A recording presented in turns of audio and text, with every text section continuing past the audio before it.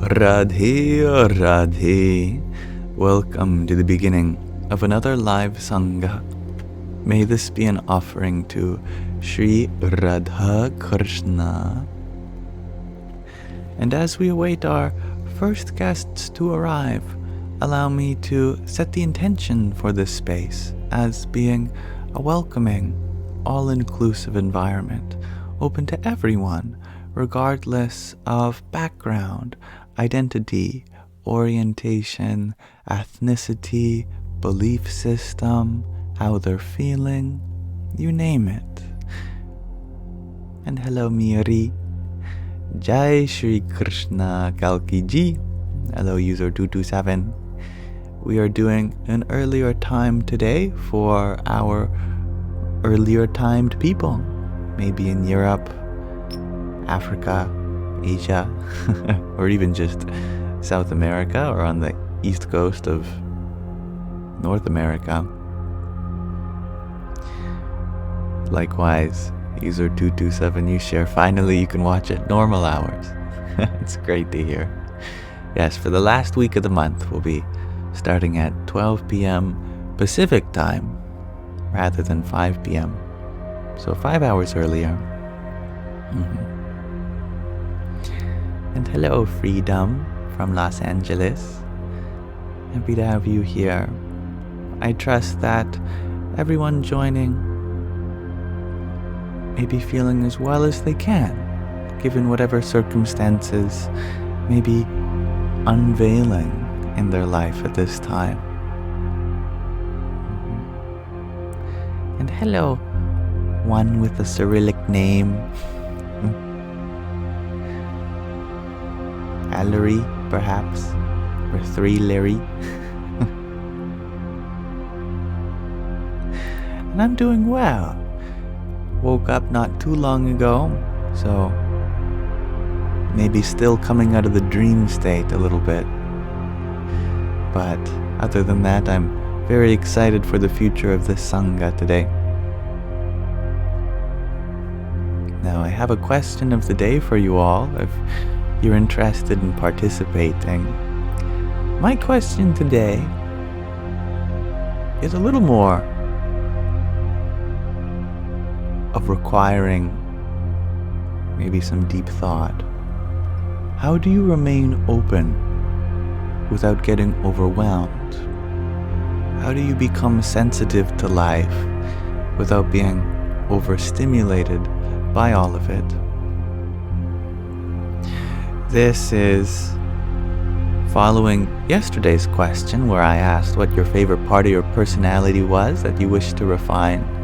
And the overwhelming majority of answers, interestingly enough, was surrounding this theme of being really empathetic or accepting or sensitive, but they'd like to know where to set boundaries with that sensitivity without getting overwhelmed, overstimulated, or being taken advantage of emotionally, etc.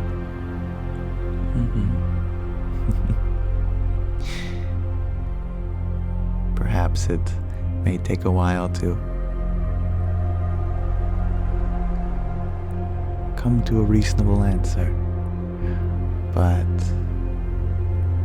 let us contemplate on it together. And Eva Marie, you share that, especially as a healer, this was one of your hardest lessons. I'm happy that you can relate with it. Natalia, you share to engage with curiosity.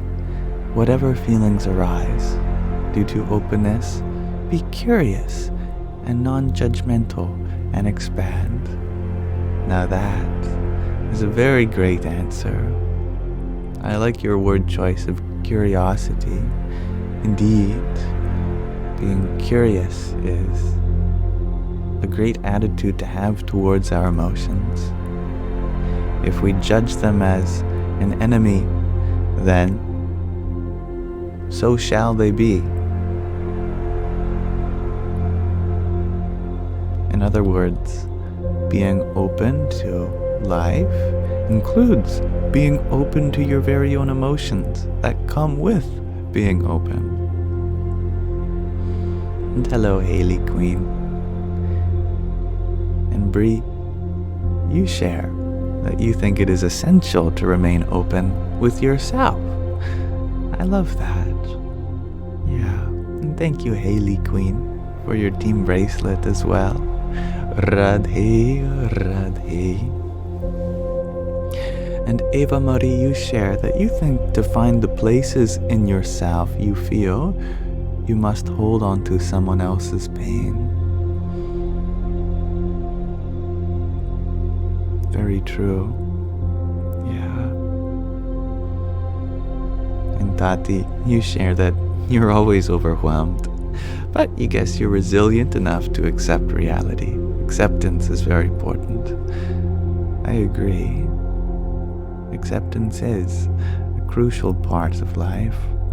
Without it, we are always rejecting the objects, sensations, people, places, and things in the very place that we experience life. And thank you, Charlie, for your rosa. Radhe, Radhe. Joey, you share. To remove negative emotions. Yeah, I see the truth in that. Being able to harness the positive ones and dissipate the negative ones.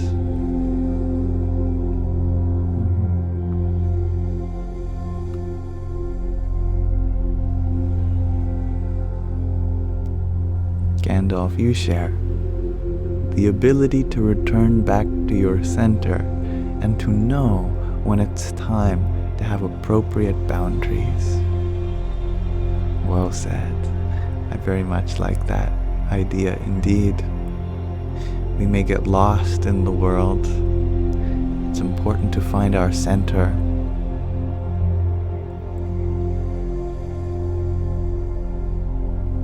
Felipe,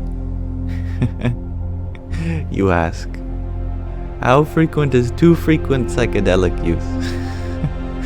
Well, in relation to the question of the day, if you're getting overwhelmed by all this openness, then maybe it's a good time to take a step back.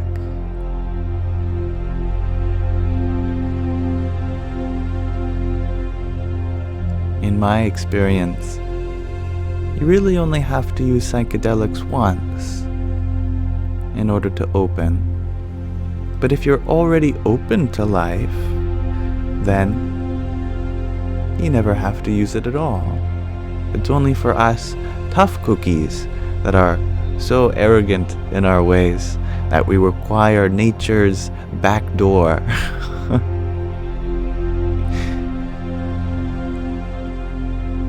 And thank you, Inevitable, for your rose. Orion Tatsa. And Carrot, you share. With a sense of humor and setting boundaries. I like that. Yes, humor is very important. If we're not cracking jokes, at least some of the time, or if we're not finding at least some part of our life funny, then it gets really serious really quickly. Charlie, you share that you find it most important to treat every situation with love and respect your own boundaries. Well said. Yeah. Was it Jim Carrey who said in his now infamous graduation speech that in each moment you can choose either to serve love or serve fear? And choosing that love, that's what's going to take you places. And Joey, you also share the technique of slow breathing. That's a wonderful one. So simple, but useful.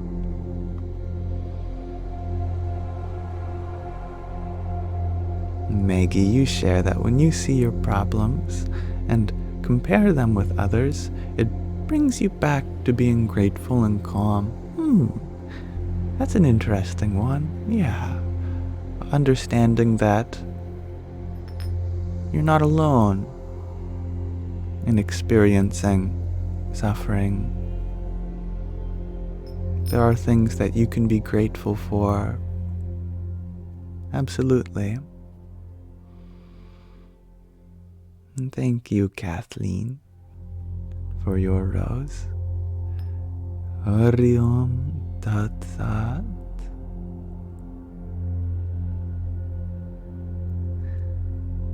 G, you're wondering about Dakshina Kali.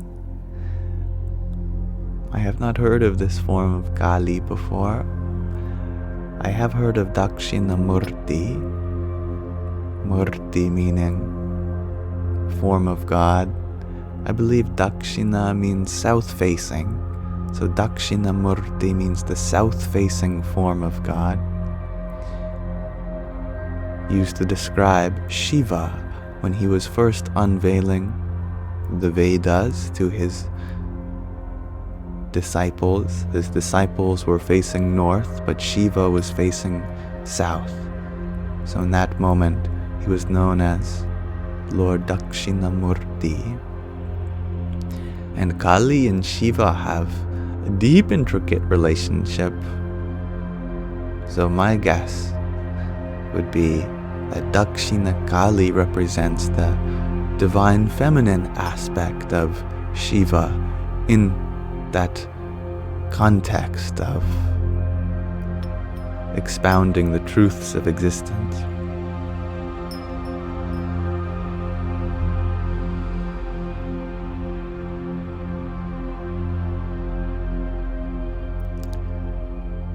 Back to the question of the day, Leah, you share that you try to check in with yourself to be sure that you're available for your children to speak with you if needed. Remind yourself of your dharma. Your duties, responsibilities can certainly be empowering and grounding. Yeah.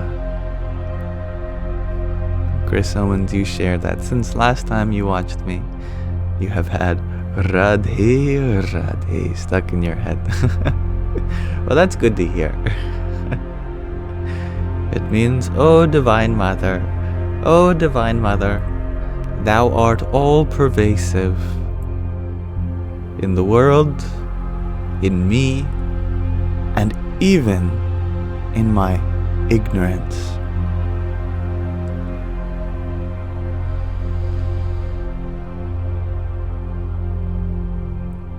Moratia, you share your meditation experience, where you unlocked a new sense of awareness and openness yesterday, but you were so scared, your heart couldn't stop beating, you couldn't stop expecting something to happen.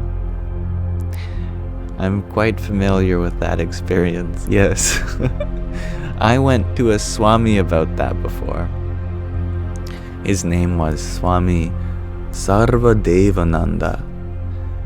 And I told him that there's so much fear in my heart through meditation, but I know that if I just kept pursuing, there's something beautiful on the other side.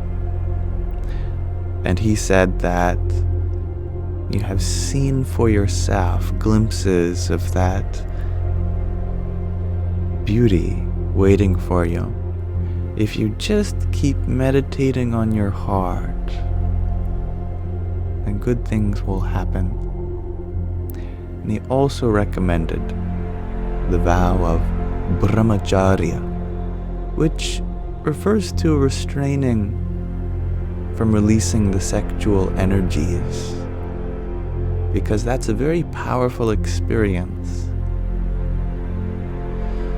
But if we keep the sexual energies inside us, they convert into a mythical energy known as ojas, and from that ojas, the very nectar of immortality, your vitality increases 100-fold, and nothing can fear you, nor can you be afraid of anything.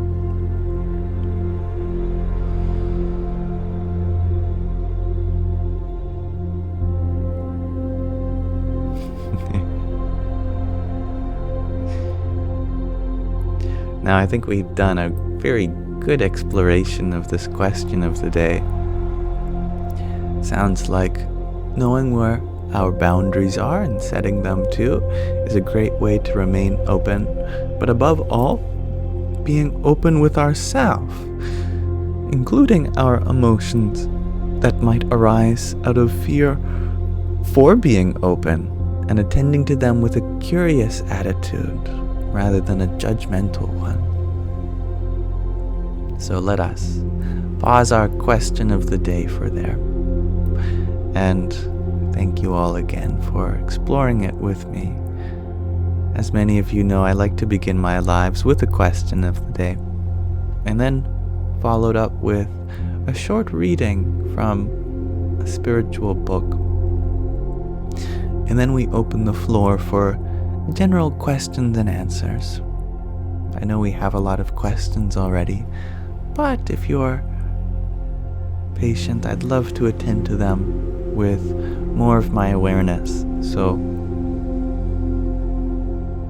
without further ado, let's finish up with our introduction of reading from our book, and then we can open the floor to discussions on the universe. How does that sound?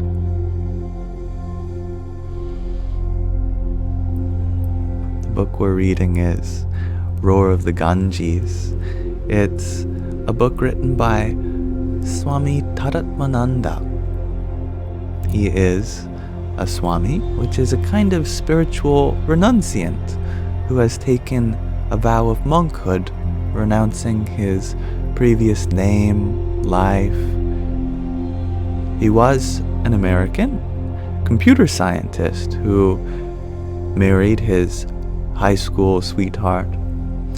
But after separating and not finding happiness in himself, he began to go on a spiritual quest, which ultimately led him to India. Now he is the, leader, I don't know what the formal term for his position is, of a center in New Jersey called the Arsha Bodha Center, where he has satsangs every week and a very amazing YouTube channel that I have learned a lot of Sanskrit from, among other things. His disciple, or devotee, Sky Guardian, is actually a frequent member of our Sangha too. And so he has sent me a copy of his book with prayers and best wishes from Swami Taratmananda Ji. I had asked Swamiji if it was okay to read this book on this Sangha, and he gave his approval. And he said that I didn't even have to encourage anyone to buy it because he'd be making it as a free PDF soon. So in case you wanted to get your hands on it yourself, you can for free in the near future. I also asked if it was okay to make these readings public. That is, clip them and put them in a dedicated playlist on my YouTube channel, and he expressed that it was okay as well. So, I'm very lucky and grateful to have this book here. This chapter is called Path from the Past. Monday, March 13th. After breakfast, Vijay, his friend, and I set out to visit the nearby Kailash Ashram, named after Mount Kailasha, the mythical Himalayan abode of Lord Shiva. This ashram is considered by many to have the highest standard of teaching among all those in Rishikesh, the city he is staying in North India. The head of the ashram, Swami Vidyananda Giri, taught an Upanishad class every morning at 10 in the morning. Vijay had regularly attended those classes and invited me to accompany him to observe the highly traditional style of teaching there. We followed a footpath next to the river, winding our way through the maze of rocks and boulders scattered by the seasonal floods. Before reaching the Ram Jula Bridge, we left the river bank and walked through a vacant expanse of grass and rocks to the Kailash Ashram. Its compound and buildings were clean and well-kept, but seemed barren, lacking any trees or gardens whatsoever. We were almost late for class, so we immediately climbed the steps to the lecture hall. Swami Vidyananda walked in just behind us, carrying 2 thick books.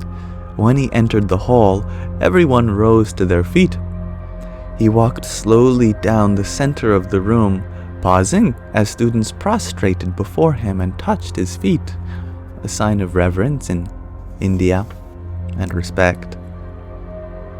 He wore a single, unstitched ochre cloth wrapped around his waist and thrown over his left shoulder. He stepped onto an elegant, hand-woven carpet covering the raised dais and sat cross-legged behind a low wooden table. As he opened and arranged his books, the students bowed with folded hands before returning to the mat-covered floor to sit erect, alert, and ready to begin their studies. Hello, painted lady. Vijay and I sat to the right, behind the 50-some men present. To our left, a dozen women sat separately. I leaned towards Vijay and whispered into his ear, "Are all these residents of the Kailash Ashram?" In India, you can not just stay to study at spiritual hermitages, but also live there for some time. "No," he said softly. "Only the brahmacharis, the students in front wearing robes, are staying here. Others are coming from different ashrams to attend these classes." "Do any of the women stay here?" I asked. Vijay shook his head.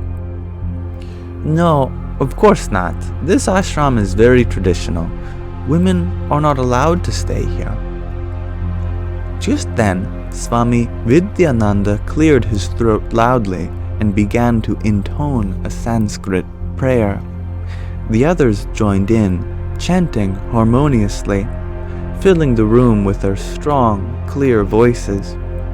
I had seldom heard a group so meticulous in their cadence and diction. It is customary to begin every class with a prayer or two, but here Swami Vidyananda led his students for nearly 15 minutes of chanting. They began with Vedic hymns, followed by prayers to various gods. And we will be doing a Vedic hymn at the end of this live stream as well, together. To various gods, including Ganesha, the remover of obstacles, and Saraswati, the goddess of knowledge. They concluded with verses praising the scriptures, the guru, and teaching tradition. All this they recited from memory. The Swami then adjusted his wire-framed glasses and peered out into the hall, perhaps taking note of who was absent today. Swami Vidyananda Giri was not a teacher to be taken lightly. A large, big-boned man of North Indian stock in his mid-60s. He was an imposing figure, both physically and intellectually. The corners of his mouth were habitually downturned in a perpetual scowl, making him appear intense and serious. Intellectually, he dwarfed those around him. He had taught Indian philosophy and Sanskrit in universities for decades before becoming a sannyasi, a renunciant. He later received the title Mahamandaleshwar, an honorific given only to India's most important spiritual leaders. And I'm curious about the Sanskrit of this. Maha means great. Mandala sounds like the circle that we often have on tapestries. And Ishvar means God. So the great circular God. Perhaps there's a better way to deconstruct that. Nonetheless, his scriptural learning and command of logic, together with his reputation for being highly critical and sarcastic, made him a formidable scholar. Although mere erudition is not the goal of spiritual life, Swami Vidyananda was trained in a scholarly tradition which embodies the Vedantic teaching methodology essential for leading students through the process of self-discovery. His class on the Brihadaranyaka Upanishad was a brilliant example of traditional scholarship.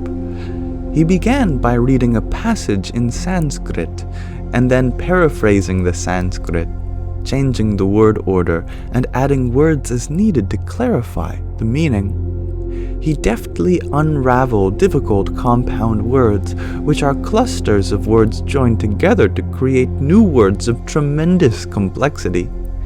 He referred to intricate grammatical rules as he deciphered the passage. All of this he expressed in pristine Sanskrit. Finally, he explained the entire passage in Hindi, heavily laced with Sanskrit words. Then he turned to a Sanskrit commentary on the Upanishad, written by the 18th century philosopher Saint Shankara. He explained the commentary sentence by sentence with the same thoroughness as the original passage. He occasionally dilated a point by citing a relevant section of another text, often quoting long sections from memory. Many times he referred to a sub-commentary, Anandagiri's commentary on Shankaracharya's commentary, a meta-commentary, if you will. In the tradition of Vedanta, Shankara stands out as one of its most prominent figures. He wrote commentaries in graceful Sanskrit on many Upanishads and other scriptures, including the Bhagavad Gita. This one. His commentaries not only clarified obscure passages, but also examine opposing points of view. In addition to these scholarly works, Shankara wrote beautiful Sanskrit devotional poetry. He also composed profound original texts in which he unfolded the vision of Vedanta with a clarity perhaps unequaled by all teachers preceding and following him. His works are the cornerstone for the tradition, specifically known as Advaita Vedanta, non-dualistic Vedanta, considered its most uncomprising form.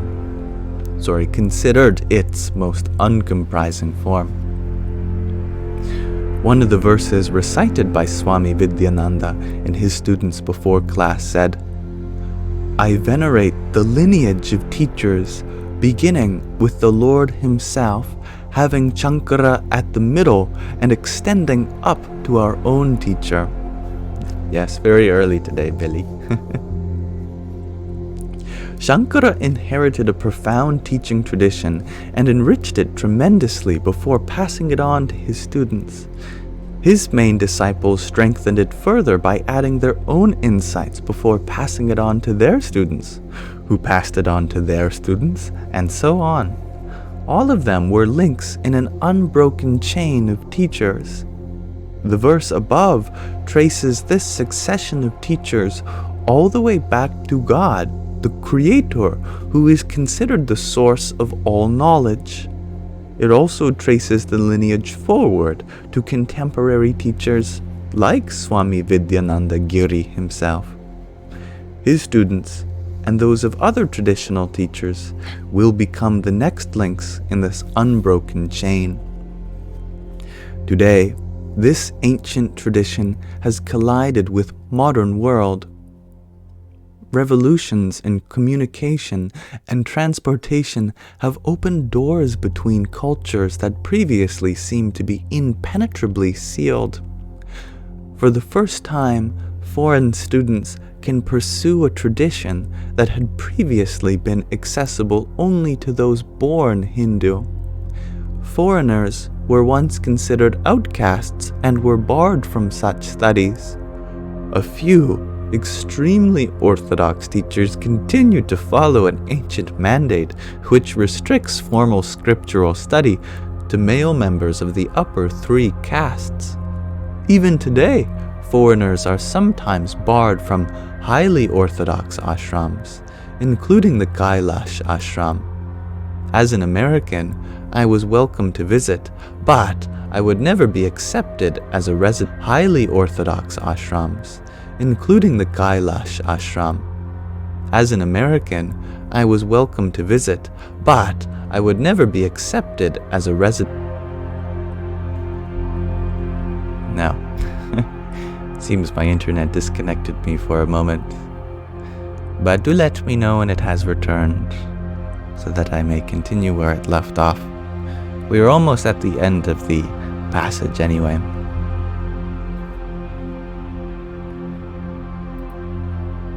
It has returned. Oh, good. All right. Yes, Swami Vidyananda believes this tradition should be protected by teaching only in Sanskrit and vernacular Indian languages. Most traditional teachers, even if they are not opposed to teaching foreigners, generally teach in Hindi, Gujarati, Tamil, or other Indian languages. This creates a virtual barrier for most would-be students not born in India. On the other hand, many gurus who teach in English are not a part of Shankara's tradition.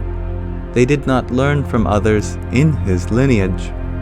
Also, some English-speaking gurus, including well-known ones, are unable to comprehend the difficult Sanskrit of the Upanishads and other scriptures, and many are unfamiliar with the traditional teaching methodology of Vedanta. All this, according to Vijay, means that finding a traditional guru who teaches in English is extraordinarily difficult. Alright, let us pause our reading there.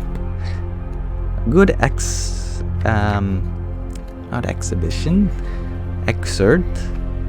on the nature of some of the traditionality and orthodoxy still in Vedantic teaching. Nonetheless, we are very blessed in the modern age to receive the spiritual wisdom that used to be behind so many communication and cultural barriers. Now, thank you, Mistra, for your subscription. I am very happy to have you here, and I hope you enjoyed the little sticker pack that comes with it. I know it's not much, but I look forward to being of any service to you.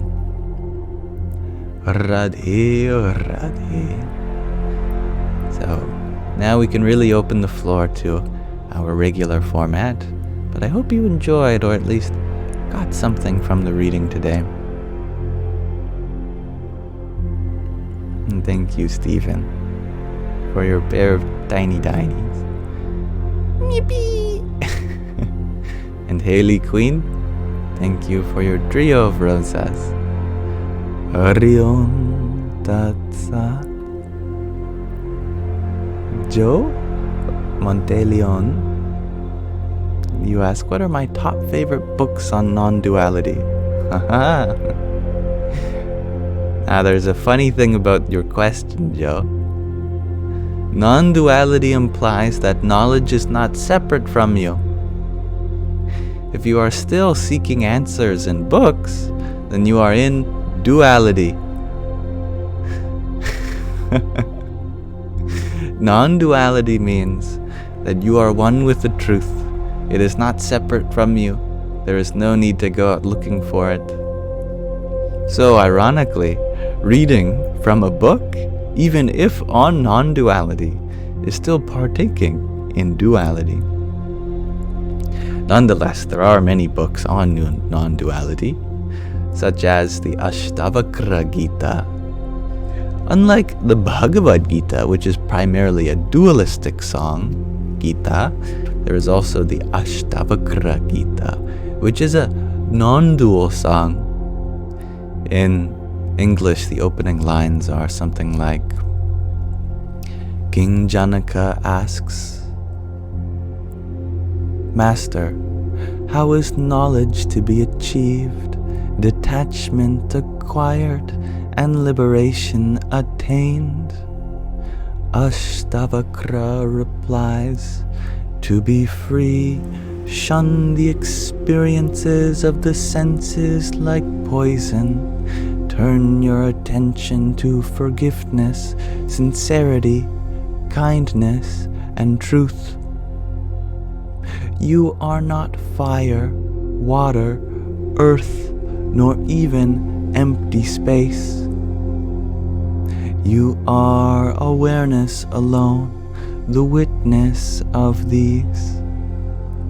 Abide in awareness with no illusion of person, and you will be instantly free and at peace. Very wonderful song, and of course I'm just making up the tune since I'm unaware of the original Sanskrit. This is just the English translation that I'm aware of. Very direct. Thank you, Michael, for your rose a moment ago. Radhe, Radhe. And thank you about Sophia for your heart me. Jai Sitaram. And Usha, thank you for your heart me as well. Jai Sitaram. Moretia, you ask, is a culture of light also susceptible to darkness? Does everything balance out? There is always an absence of light.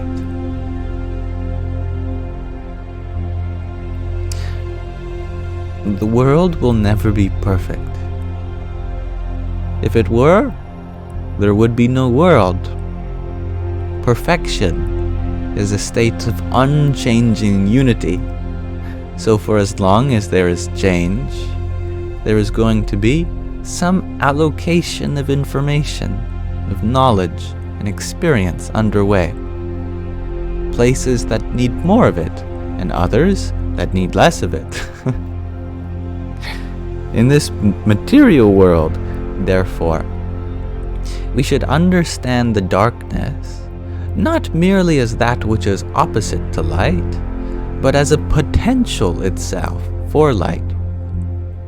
That way, we see the problems of the world not as something needing to be fixed, but something which compels us into fixing. The difference is, from one perspective, darkness is a bad thing, but from another, it's a good thing because it allows us to be of service. And that ability to render service is what gives this moment meaning.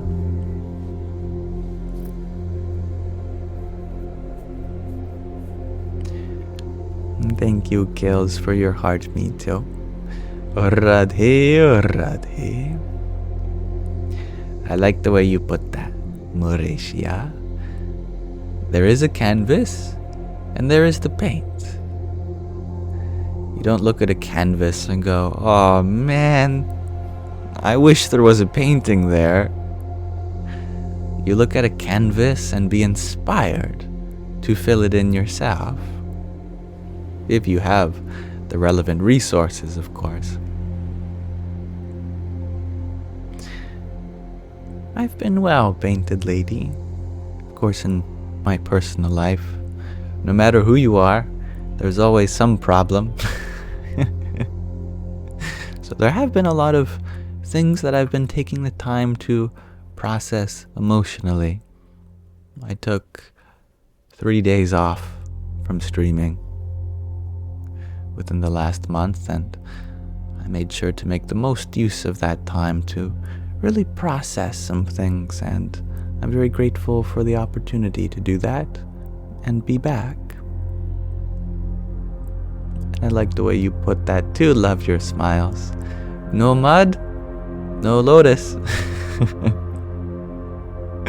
So simple. And hello, Lundi.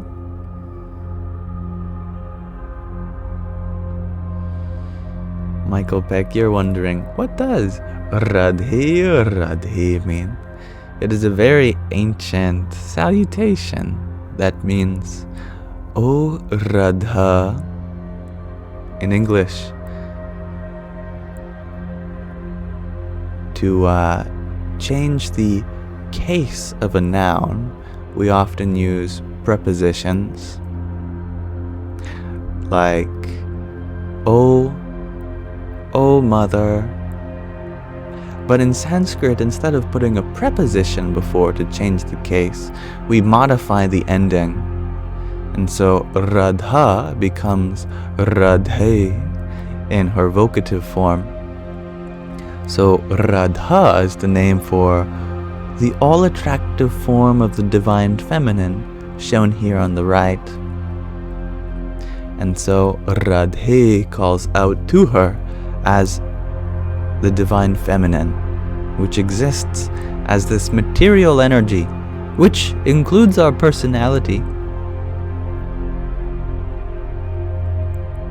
Mother Nature, we call her, and we are but offshoots of her. So by calling out to her, we acknowledge the divine feminine within everything and everyone.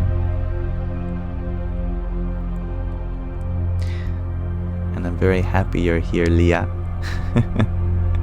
It is no mere sacrifice that I do this for you all, because I don't feel like I'm missing out on anything else. I am very grateful to provide this space with the opportunity to be of any service, and any enrichment you find in it is none other than your own effort being applied to discover that fulfillment yourself.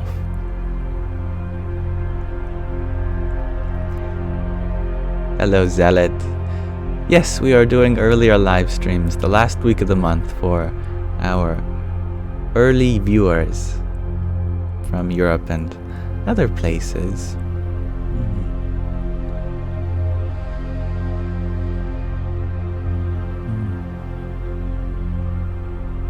G2 Infinity, you ask, what's got you so aglow today? We can all see. I don't know, maybe it's the lighting. I'm not quite sure. I really don't feel that different. Simbanala, you share the question: how do I heal emotionally from a physical accident with a lot of physical pain? Emotions are definitely very related to our physicality. We feel that fear like a hole in our heart. We feel excitement like butterflies in our stomach. We feel anger as a piercing sensation in our head. And we feel embarrassment like having a frog in our throat.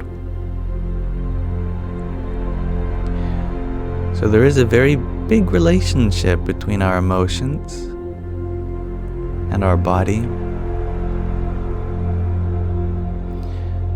A big emotion that can arise from an accident is the feeling of guilt. Like you could have been more aware. Oftentimes this leads to a kind of vow that we take with ourselves to think more in the future. Oh, if I just thought more, it wouldn't have happened. This often leads to overthinking. Let your awareness permeate your feelings without judgment. You don't need to judge yourself for the condition that you're in right now. Your body is healing, and pain is a reminder that you are healing.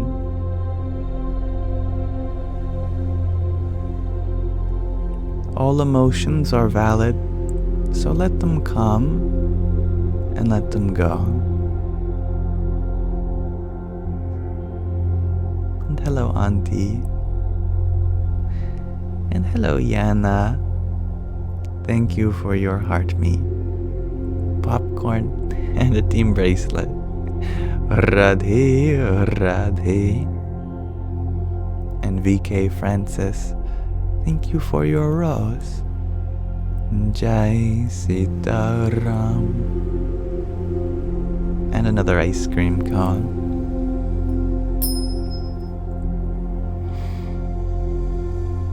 Amanda Michelle, you're curious about my reason for not wanting to build a life with another, the yin to your yang. It's a good question. And the truth is, of course I want to have a relationship like that with someone. It is a part of our natural instincts, and there is so much meaning to be found through the forging of such a relationship. However, I also recognize that that's what I've been doing lifetime after lifetime. I've had so many families in my past lives. Maybe it's time for something different in this one. Instead of finding a relationship with someone else and building on that one-pointedly, why don't I build that relationship from the inside? Such a relationship, now that is eternal. In marriage, the saying goes, till death do us part. But your relationship with your higher self, now that you can never be apart from. So I believe that that relationship is the most significant in my life, and so working on that will be of the most benefit to me and everyone around me.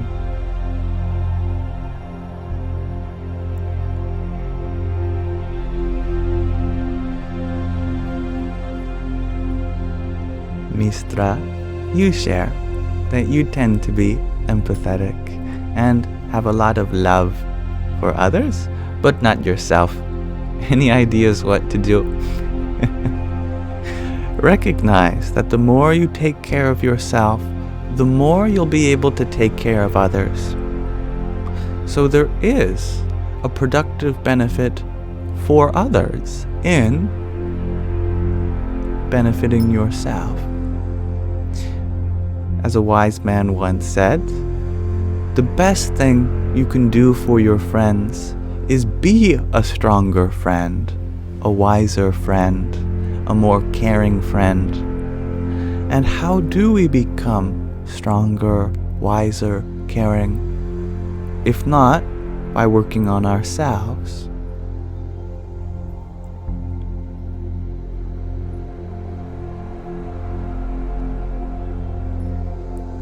Eva Marie, you ask, why can't having that relationship with another be a portal to connect with the universe? Oh, indeed, it can be. However, it is near impossible to do so without having an attachment to the form.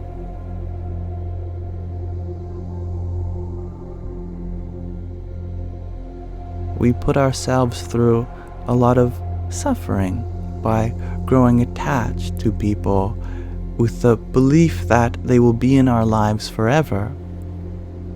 And when that is not the case, we suffer.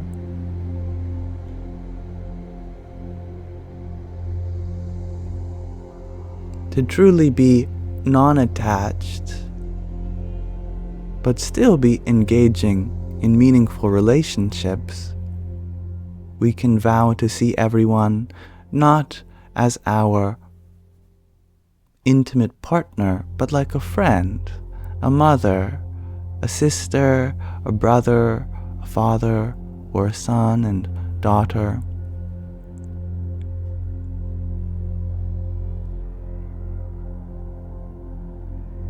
That way, we recognize our eternal family.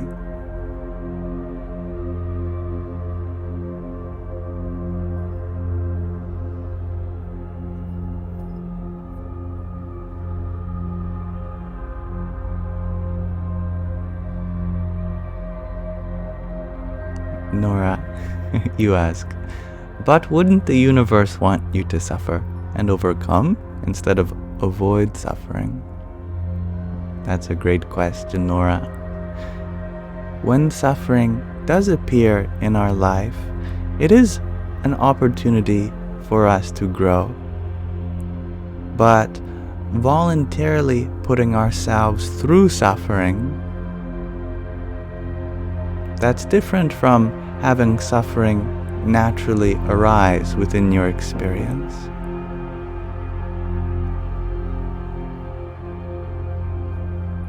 Now, I recognize that this is a sensitive point, since in our culture, we have built it on the framework of the ultimate goal being to have a family.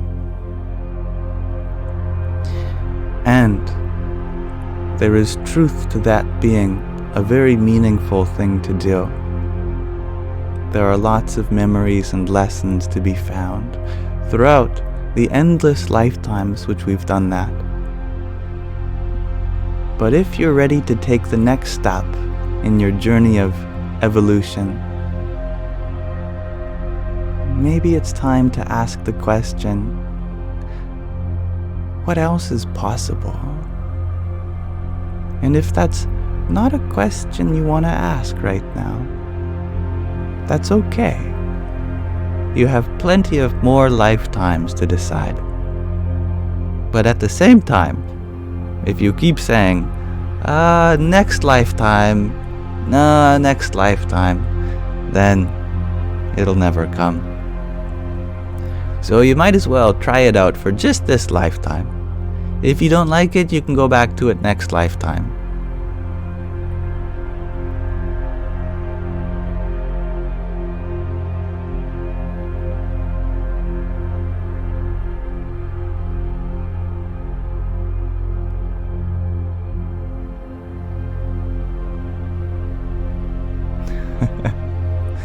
Thomas, you ask, why does your subconscious keep lying to you? Remember, the subconscious, though mysterious, is not something separate from us. It is programmed by the thoughts we tell ourselves during the day. My father, for example, he's always complaining about the terrible nightmares that he has, and the fears he has about someone breaking into the house.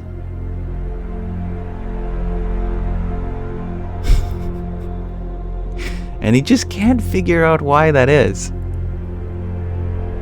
But on any particular evening, he's usually watching a violent movie, or reading about the horrors of war, or listening to a podcast on some genocide that happened somewhere. He is feeding his subconscious with all this graphic material. No wonder the subconscious contains scary stuff. That's why it's important to have balance, that we can be aware of all the negativity, but it should be balanced with positivity, so your subconscious isn't a breeding ground for fears, anxieties, worries.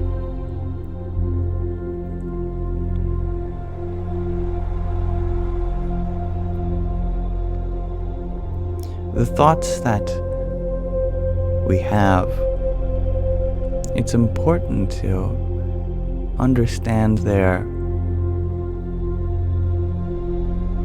tone. In our mind, are we constantly saying to ourselves, I'm so dumb, I shouldn't have done that, why am I like this, I need to be better?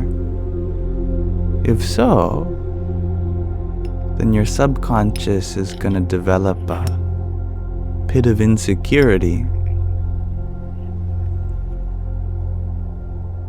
On the other end of things, if we keep telling ourselves, I'm the best person in the world, nobody does things better than I do, I'm so attractive, I'm so smart, so funny,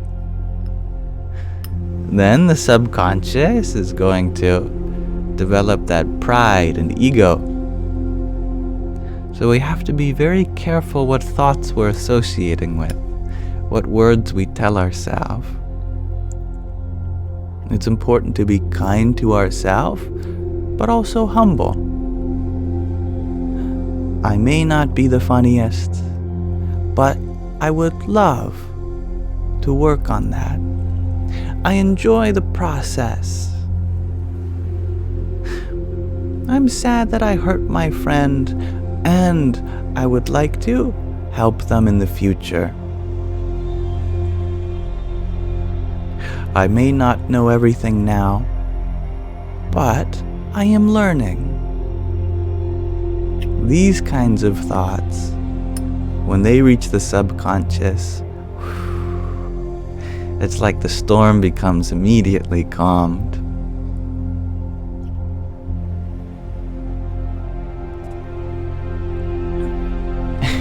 And thank you, Maya, for your finger heart. Radhe Radhe.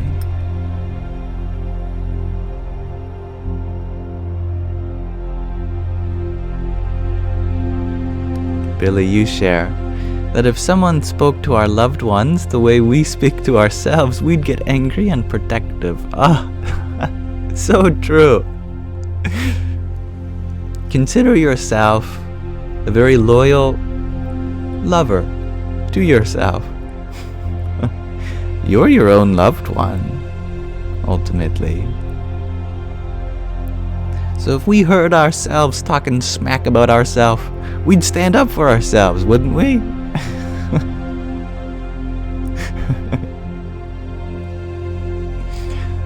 That's a great idea. Thank you, Billy. And thank you, Zealot, for your half-dozen cloud breaths.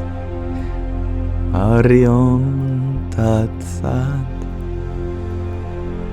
Dhanista, you ask, how do we learn to detach?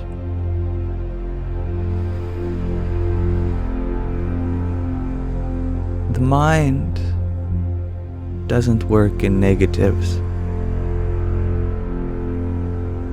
That's a negative by itself, which means I have to introduce the positive in order for that sentence to then make sense. The mind doesn't understand in terms of negatives, but it does understand in terms of positives, on actionable things we can do. Detach is a negative. How do we become detached from the world? By attaching yourself to that which is your very own spirit soul.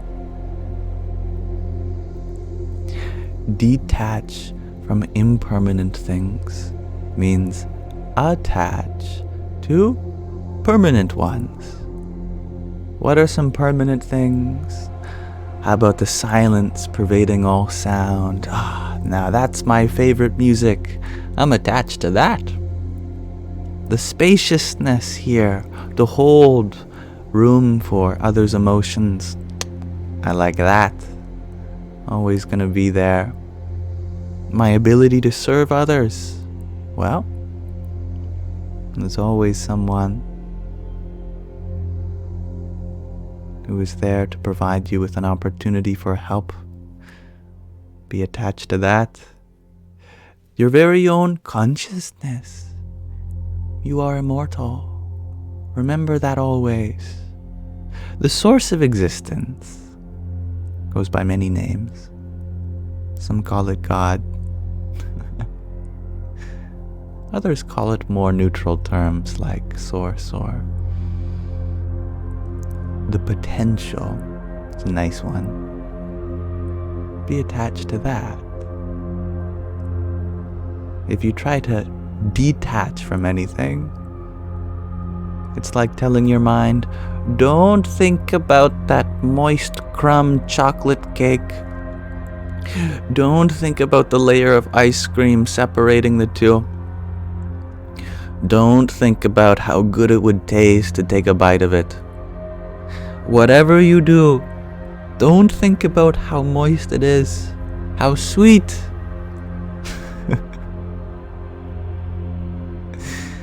And now you're hungry, Blackheart. So don't detach from anything. Become attached to no thing.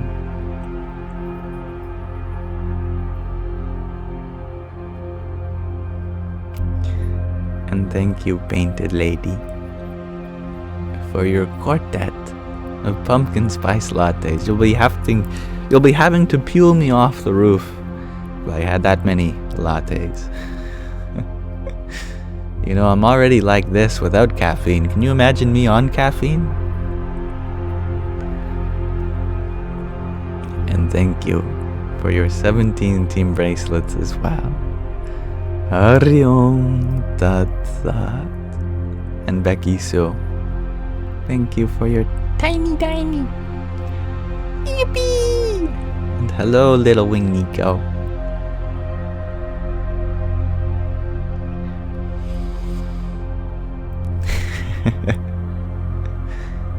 Tomas, you ask, can I get some positive digits in my bank account?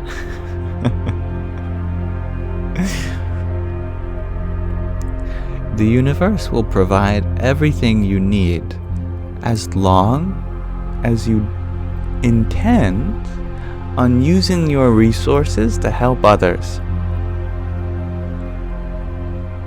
It's funny. Statistics show that most people, or at least a significant portion of lottery winners, go bankrupt very shortly after getting their earnings. Many celebrities have to declare bankruptcy after they're no longer in the public eye. When we try to gain resources for our own personal benefit, they all seem to just vanish.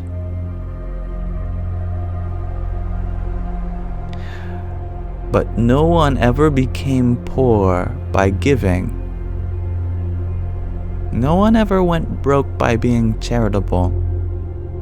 There's a subtle law at work which states that when one becomes selfless, they are afforded the whole universe to give.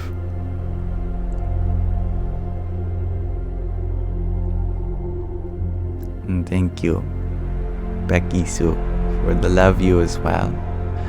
Hari Om Tat Sat. And Little Wing Nico, thank you for your fire, finger heart, and friendship necklace. Hari Om Tat Sat.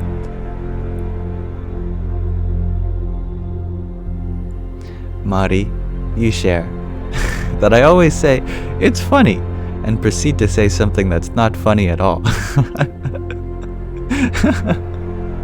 That's pretty funny. And thank you, Ginseng, for your friendship necklace and your balloons. Hari Om Tat Sat.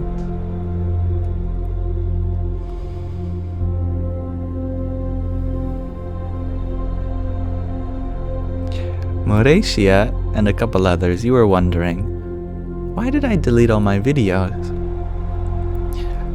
Now, if you want a full explanation, in the link tree in my bio on my profile, there is a FAQ, Frequently Asked Questions page. There you can find a lot of answers to a lot of common questions. So I recommend going there. However, in short, I took all my videos down because I felt bad about them.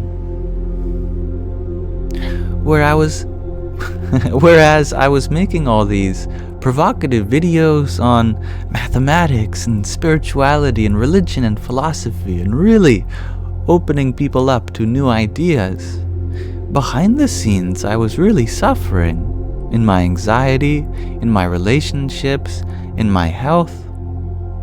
I felt like a fraud because I was expounding all these stimulating intellectual concepts, and none of them were helping me just be human, just be happy.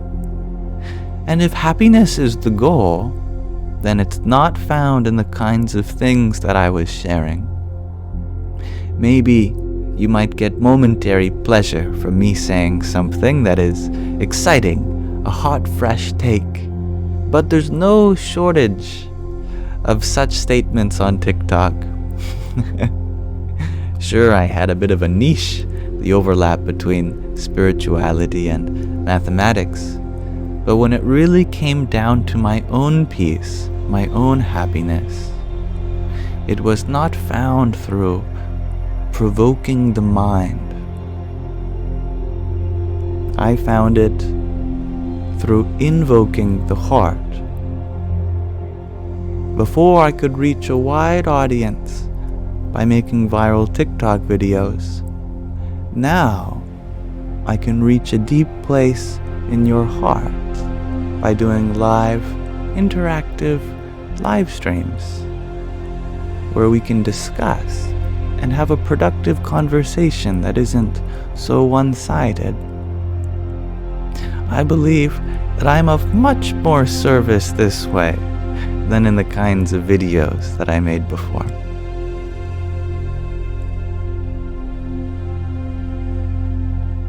And thank you, Becky Sue, for your disco love. Hari Om Tat Sat.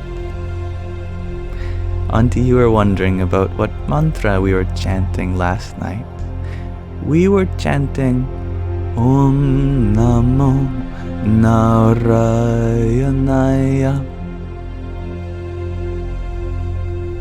Om Namo Namo Naranaya Naranaya.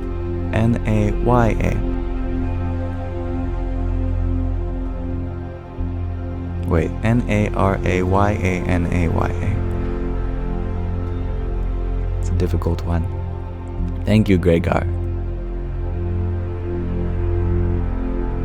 And thank you, Adob Darker, for your heart me. Hello again.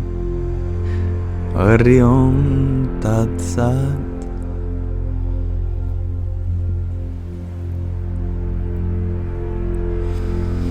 Anna, you share that mantras are so satisfying to sing, right? We all love to sing. We all have that part of our mind that is engaged in meaningful repetition of rhythm and tone. Sometimes it's a pop song. Other times it's a conversation that we wish we didn't had. But the purpose of going through a thought again and again is no different than hitting a geode with a hammer over and over again until you find the beauty within. Sanskrit is a very poetic language. it used to be an intonated language too, which means that you literally sung it. It was a language that we sung to each other. Om Namo Bhagavate Vasudevaya Jai Sitaram Namo Namaha. Thank you, Rabiu, for your rose. Hari Om Tat Sat. Thank you, Jensing, for your gourdet of roses too.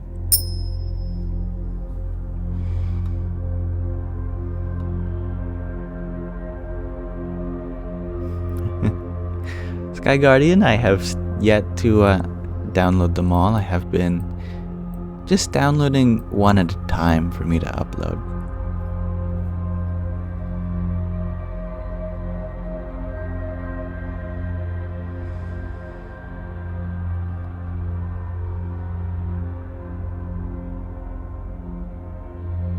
And thank you, Haley Queen, for your tiny diny. Yippee! Belle, you're wondering if I believe in twin flames.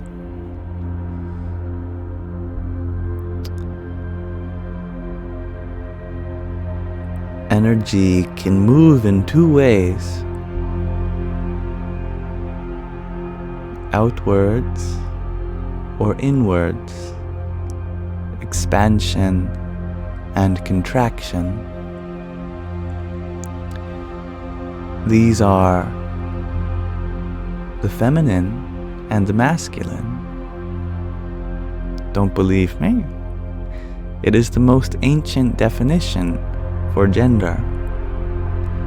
That which seeks to expand, to nurture, to sing, to dance, to express itself. That is the feminine. Still to this day, when people imagine a singer, a dancer, a nurturer, and occupations which takes one's energy and lets them flow outwards, and we likely imagine someone feminine. Even children we consider very feminine, boy or girl, since they are so expressive. Their energies just pour out into the world. That is known as the Shakti.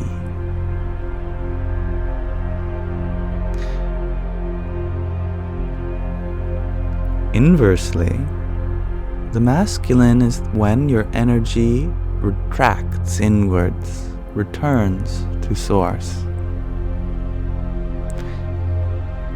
Still to this day, whenever someone is engaged in something that takes one's energy inward, like contemplation, like discipline, meditation, philosophy,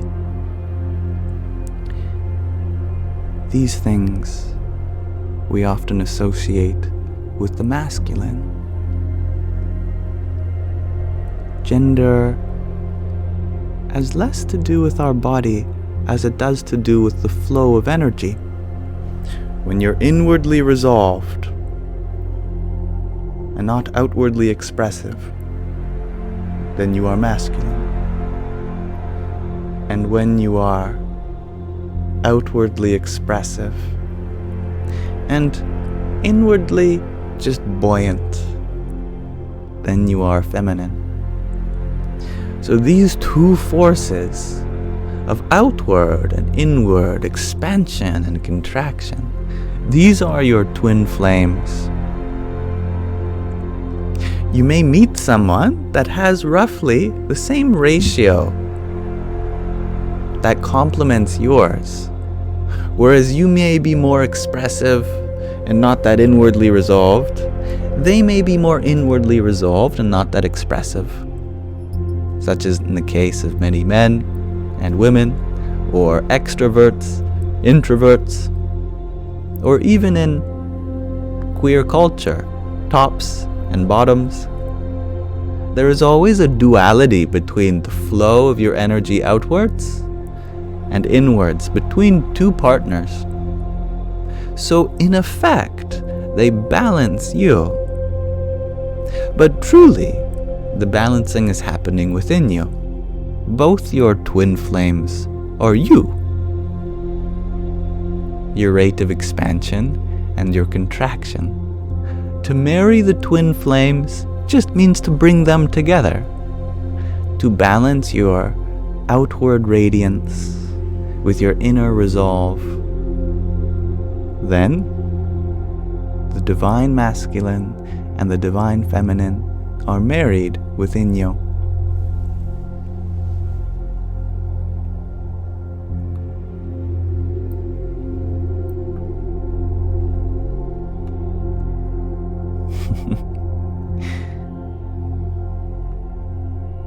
And thank you, Mistra, for your flowers a few minutes ago. Ariom Tatsat.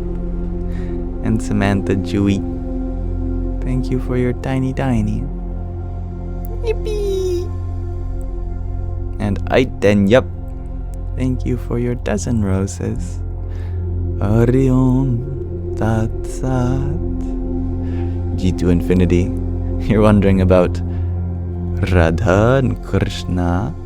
They personify the divine masculine and divine feminine. Krishna refers to that ultimate stillness within, the all-attracting form.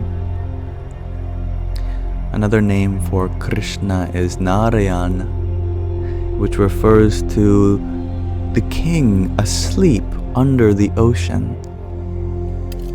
Radha is the Shakti that emanates from Krishna. The force of Maya, material energy, Jiva, individual personality, and Yogamaya, the relationships between them. So we all have both within us? Ask G2 Infinity. Oh yes! Your Paramatma, your higher self, is the divine masculine. And your Shakti, like your body, your personality, is the divine feminine, as gifted to us by Mother Nature.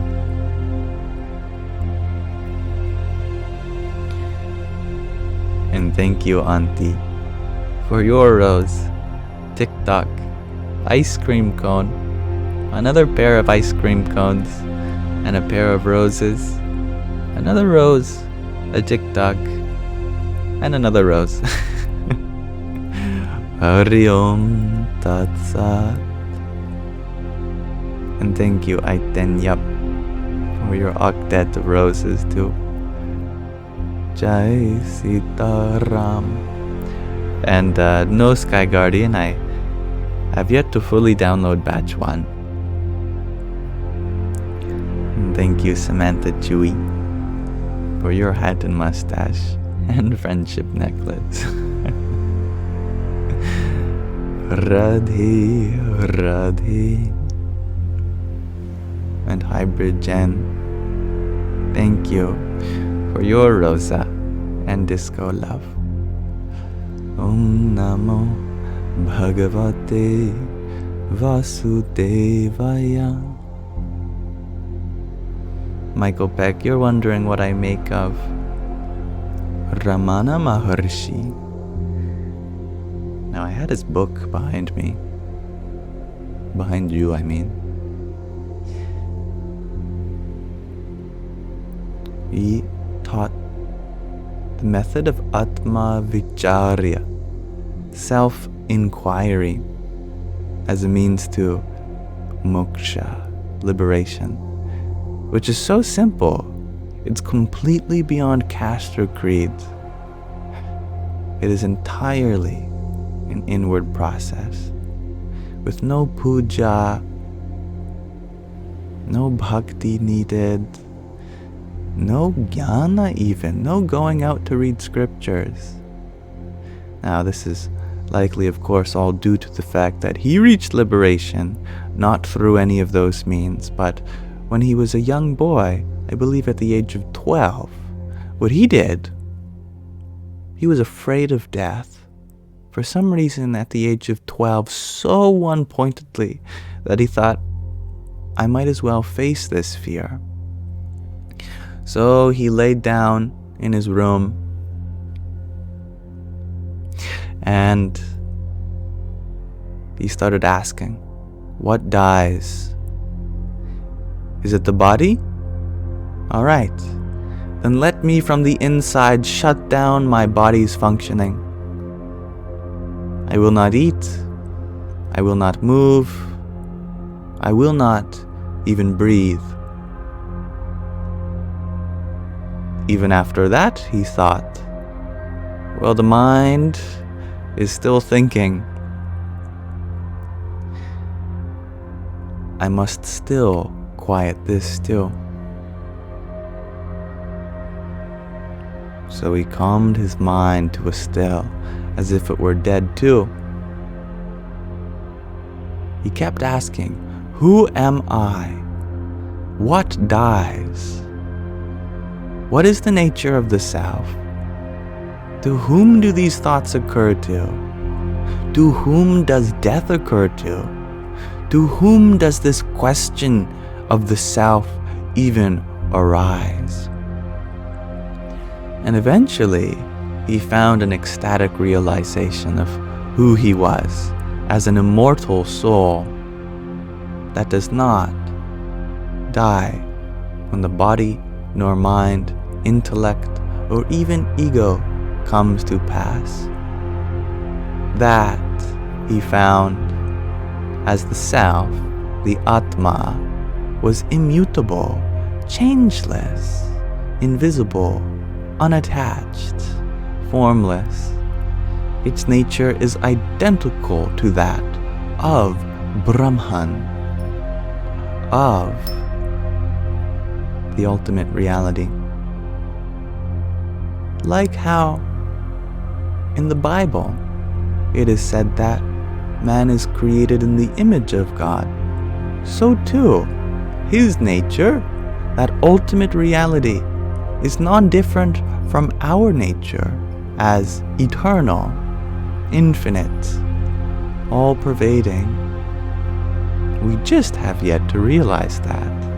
And in ignorance of that nature, we commit so many atrocities in the name of a temporary self. If only we understood our immortality, how much more relaxed we would be.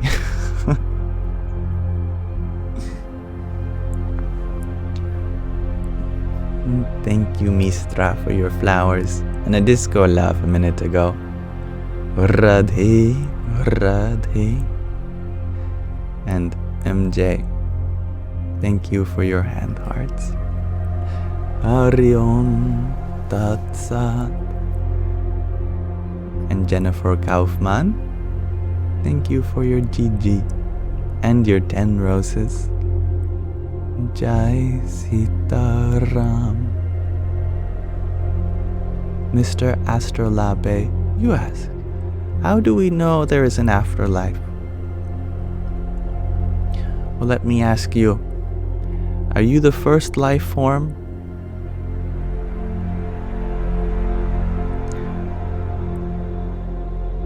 No.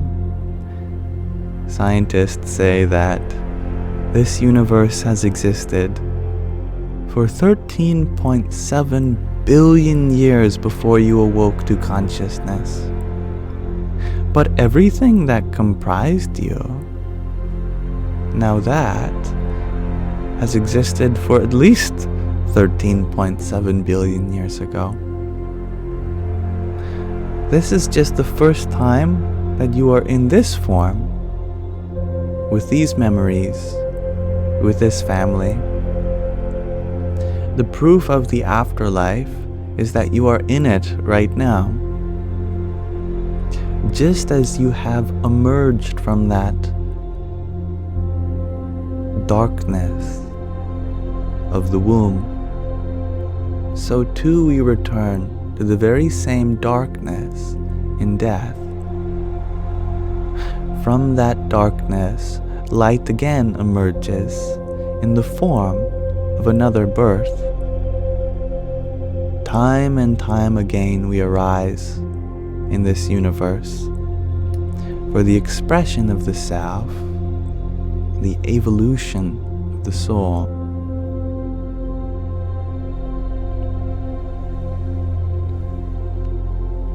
And thank you. Thank you, Mistra, for your disco love. 5 roses. And Becky Sue, thank you for your ice cream cone, cloud bread, and rose. Orion Tat Sat. And VK Francis, thank you for your cloud bread as well. Jai Sitaram.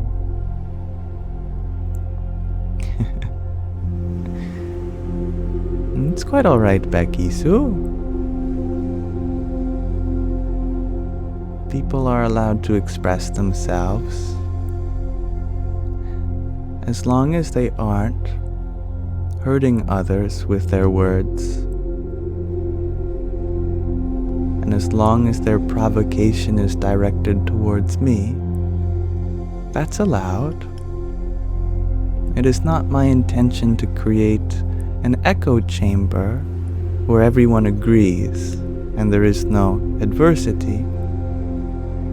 I would like people to express their beliefs, especially if they're in opposition to the words that I'm sharing, because only then can we truly be accepting of all perspectives instead of trying to diminish any particular representation.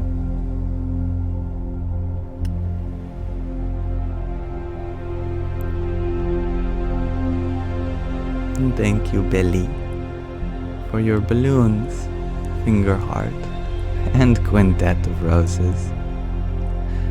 Radhe, Radhe. And thank you, Hybrid Jen, for another trio of disco loves.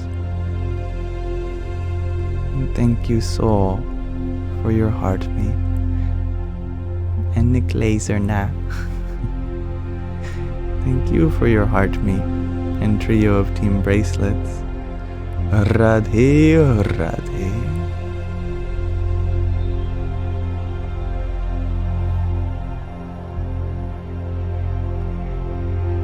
Jennifer, you ask, do we lose our individual consciousness when we die?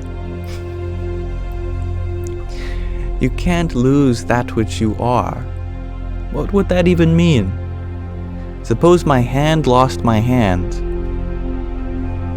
What? Suppose you took a hammer out of a hammer. As long as something has an identity, that identity is one with the thing. That is what the word identity means. One with. Being consciousness means that is what you are. It's not something you have. Although we may use it in a sentence like that. We have consciousness. But then we're speaking from the position of the body. But we are not the body. A more factual statement would be our consciousness has a body. Then consciousness becomes the subject again, rather than an object. What makes consciousness distinct from everything else in our experience is that it's always the subject. When we talk about it as if it were an object, then we're confused about its nature, because it's always the agent of action. It is before the verb.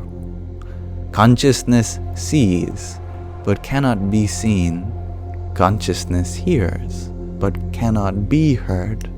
Consciousness has, but cannot be had. Consciousness loses, but cannot be lost. Fire cannot burn it. Water cannot wet it. Wind cannot dry it. And even a surgeon's scalpel, refined to the atom, cannot pierce it. Anna, you would like some words of affirmations. Maybe Krishna. Actually, no, let's let Lao Tzu affirm you. In the Tao Te Ching,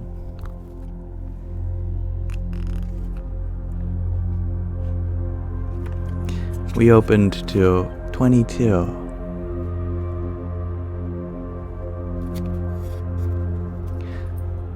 Yield, and you need not break. Bent, you can straighten. Emptied, you can hold. Torn, you can mend. And as want can reward you, so wealth can bewilder.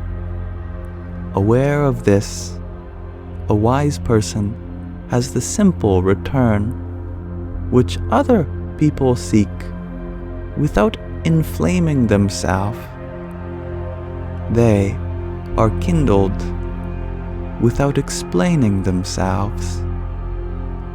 Is explained without taking credit, is accredited, laying no claim, and because they do not compete, finds peaceful competence.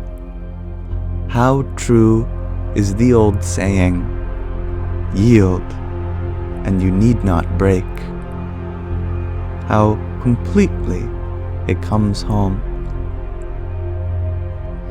So, wherever there is an absence in you, recognize that very absence as the source of presence. When we feel that we are hurt, that means there is healing. When we feel like we are broken, that means you have the capacity to grow. It means you're not there yet, which is a good thing, because you can look up to all the places you have to go.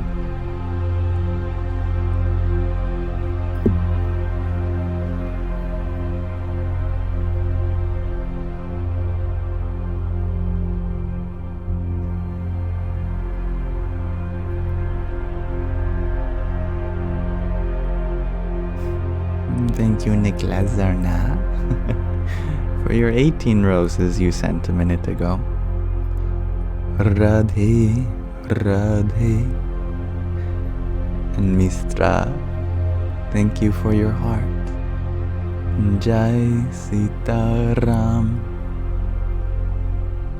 Mr. Astrolabe, you're wondering, what if everything that is physical, what if everything is physical, including subjective experience? This is a contradiction. Because everything physical means the collection of all objects. You have now asked if an object is subjective. See, it's funny. The word objective doesn't mean true. And the word subjective doesn't mean arbitrary. Objective just means in relation to objects, the physical. And subjective just means in relation to the subject, the metaphysical. So by definition, that which you are is a subject, not an object. But in our culture of viewing science as the almighty, because science is objective, meaning it studies objects, We associate that term with being absolute, being true. So in a funny way, we have indirectly proven, just by definitions alone, that who you are as a witness to the world must be a subject to it, and not an object among them.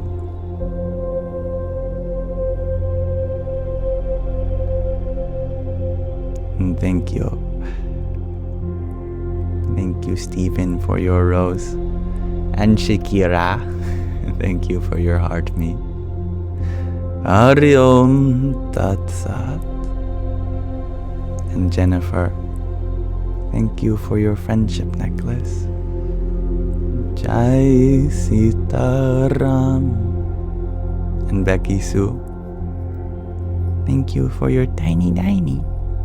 Yippee! And Digna Naturaleza, thank you for your heart me. Om Namo Bhagavate Vasudevaya. Thank you, Sophia, for your rose. Radhe, Radhe. And Tatastu. That is precisely so, Druid.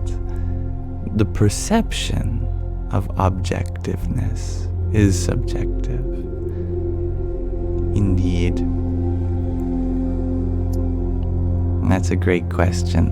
In addition to your last, Mr. Astrolabe, we could just be creating the subject in our biological information system.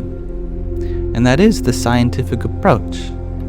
In science, what we do is we hold the world, the objective world, as absolute. And then we see everything as arising from it. For example, we consider the universe as existing before we were born and will exist after. And from the universe, our bodies have come through chemical reactions. From our bodies, organs like eyes, nose, tongue, skin, ears, our senses arise through electrochemical stimulation. From that convenes the mind as the converging point of all the senses. And from that mind develops thought, such as the intellect, our sense of self, and eventually consciousness. This is the scientific approach, and there is nothing wrong with it. Its hierarchy is structured, and it makes sense. It is an outside-in approach, where we posit the world to be objective, and that is absolute, and that objectivity gives rise to subjectivity. However, you could flip the system on its head and start the other way and work down instead of up.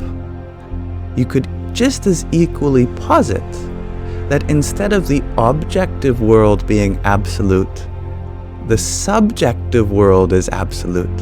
In other words, this existence does not start with the universe, it starts with consciousness.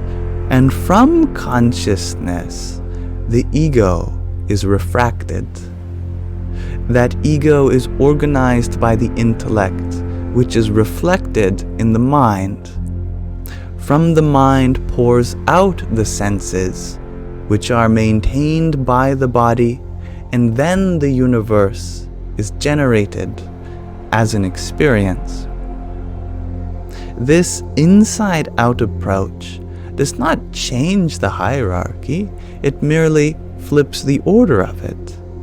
There is no disagreement with science. The only difference is that the subject is viewed as absolute and everything else as secondary. The reason this is important from a spiritual perspective is because your spirit is the place from which you experience the world. You do experience the world from the inside out, so it's important to have a perspective that is in parallel with your lived experience. We cannot experience the universe as separate from ourselves, because the very idea of experiencing demands a subject to be experiencing that which is experienced, the world. So spirituality takes us inward rather than outward, and explains the entire same system, just from an inverted process.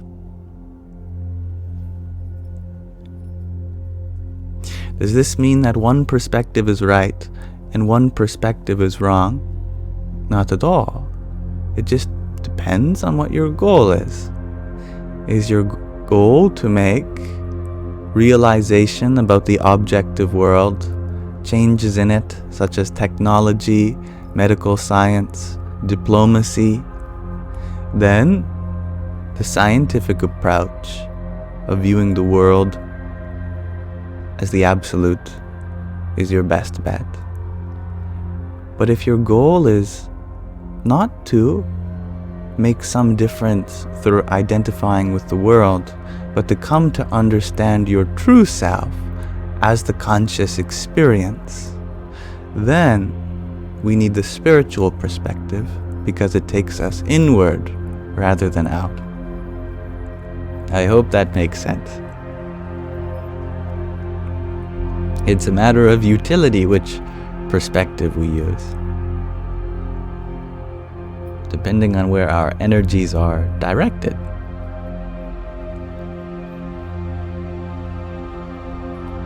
Thank you, Sophia, for your rose a few minutes ago. Radhe, Radhe. And Jasmine, thank you for your tiny tinies. Yippee! Billy, you're wondering, has my knowledge and understanding blown my parents' minds? They're always going to see me as their baby boy, in some regard. No matter what I say to my mother, the conversation is going to end with, "That's nice, dear, but did you eat today? Have you washed behind your ears?" Hello, Valentine. I'm reminded of an excerpt from the autobiography of a yogi, a book by Paramahansa Yogananda, where his guru, Swami Sri Yukteswar Giri, he was talking to his mother, who was still alive, and Yogananda heard his mother say, "You're not my guru. You may be the guru of others, but you're not my guru. Stop lecturing me on spirituality. I am still your mother." And so he walked off sheepishly.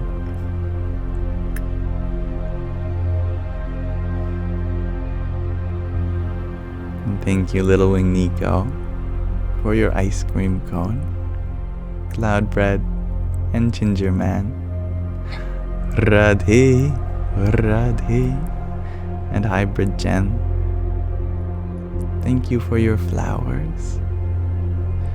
Om Namo Bhagavate Vasudevaya. And Becky Sue, thank you for your cloud bread, ice cream cone, donut, an ice cream, a popcorn, a cake, and a bubble tea. Oh, you're fattening me up today, Becky. Thank you. Radhe, Radhe.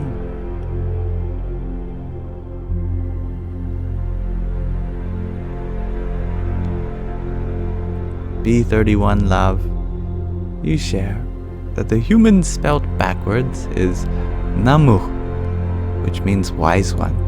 It's very interesting. I know that Homo sapien literally means wise man. Sapien, meaning wisdom or wise. And thank you, Moretia, for your rose. Hari Om Tat Sat. Lazuli Lake, you share that you feel overwhelmed in your classes. How should you handle the pressure? Remember that pressure is always external, and you have power to accept it or not. When there is an external motivation, then we are gambling with our happiness, because a time will come where our expected responsibilities are not going to be fulfilled. Even a straight A student will eventually get a B, a C, or even an F. If they identify with the outcome of their action, then at some point that outcome is not going to be favorable. Because truthfully, the outcome is independent from our action. You could be the best student in the universe and still get bad grades from time to time. That's because our action is our only true possession. We may feel like we have influenced the outcome, and that may be true. There is a relationship between our effort and the result. But it's more probabilistic than deterministic. So don't be so hard on yourself to result in anything that you identify with. Instead, understand your true nature to be in the effort that you apply. As long as you have done your best studying, then that's all you can do. That's all you are as a good student, is one who studies well. If you get a bad grade, there's nothing more you could have done. That's no mistake on your part, since you've done what you could have.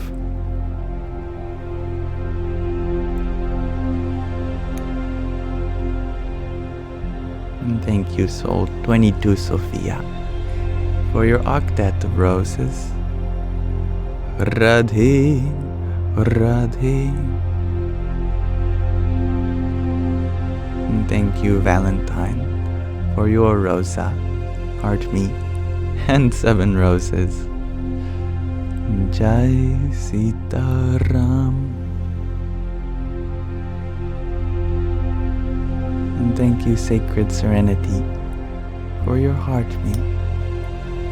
Om Namo Bhagavate Vasudevaya.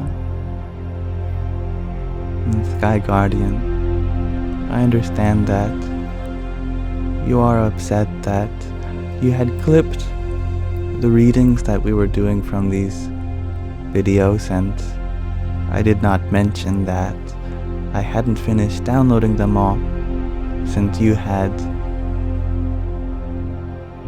removed them to save up some space for some new ones, which makes sense. Of course, if I had known that you needed my confirmation not to delete them, I would have, but I hope you can understand that I did not know when you were going to delete them. And with the other things that are going on in your life, you are certainly not expected to restart all over again. I am very grateful for what you have already done, and you can take all the time you need to be with your mother during this time. No pressure.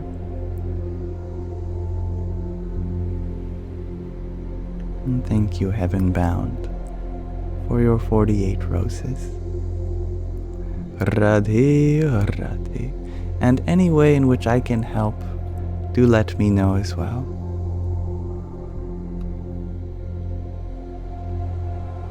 Valentine, you are wondering, are you in the right place at the moment?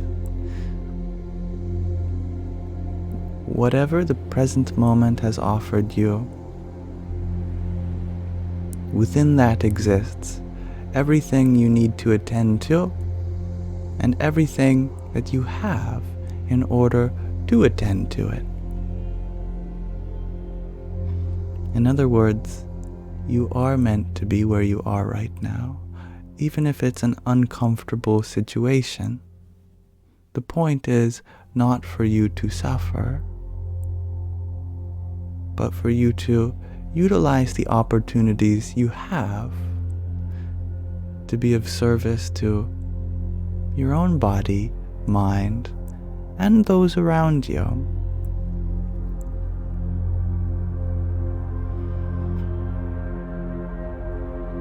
And thank you, Vince of York, for your heart meat and team bracelet. Jai Sitaram. Soul 22 Sophia, you share that you are struggling with daily life. No time to do what you want, only things you have to do. In such times where it feels like our responsibilities outweigh all of our ability to engage in recreational things, maybe it's time to reflect on what responsibilities we have taken up and see if there's any responsibilities that we have bit off more than we can chew. Otherwise, trying to find in the small areas ways for us to have fun, even while at work, even while working, whatever that looks like for you. The key to a stressful life, well, the key to a stressless life, I should say, is not in having no work, but in not being attached to the results of your work.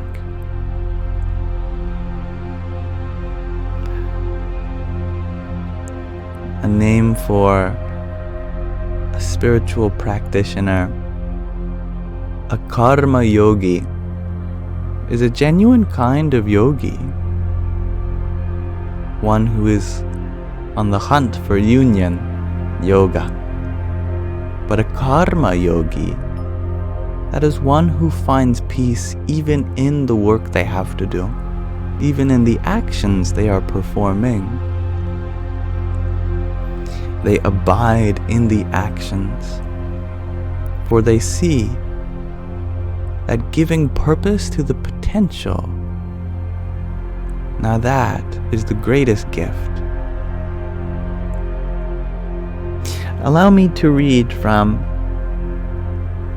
my journal, in which I've thought about this question just yesterday.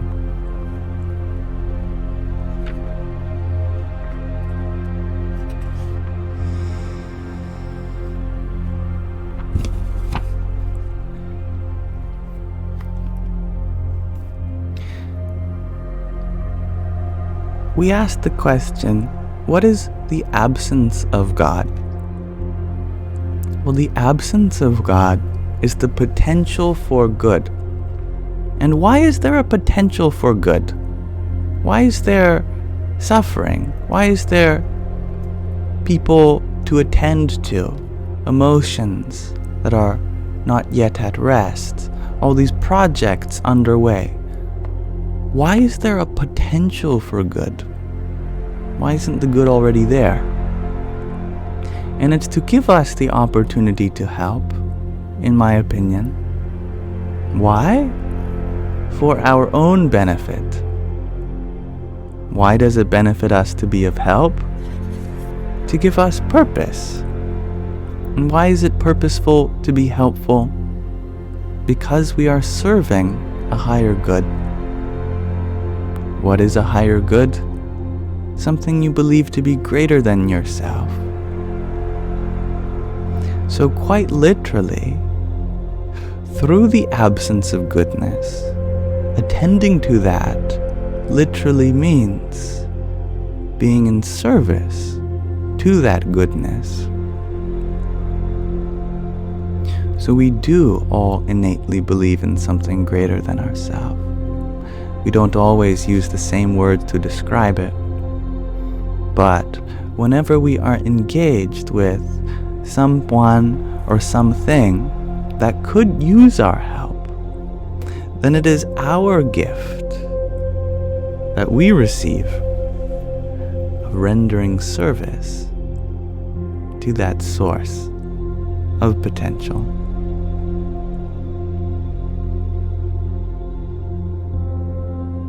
And thank you, Sai Haiki, for your 6 roses.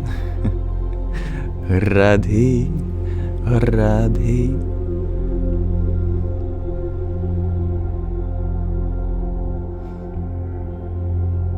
Alchemist, you ask, how can there be an absence of God? God/universe is everything. It can't be without it. Consider God not as that which fills the universe, but that which contains it. The emptiness itself is the source. And that emptiness does pervade everything by holding it in your grasp. God is the absence, because in that absence, it makes room for creation. It is from the absence that we have something to do, to engage in, to fill with our own presence.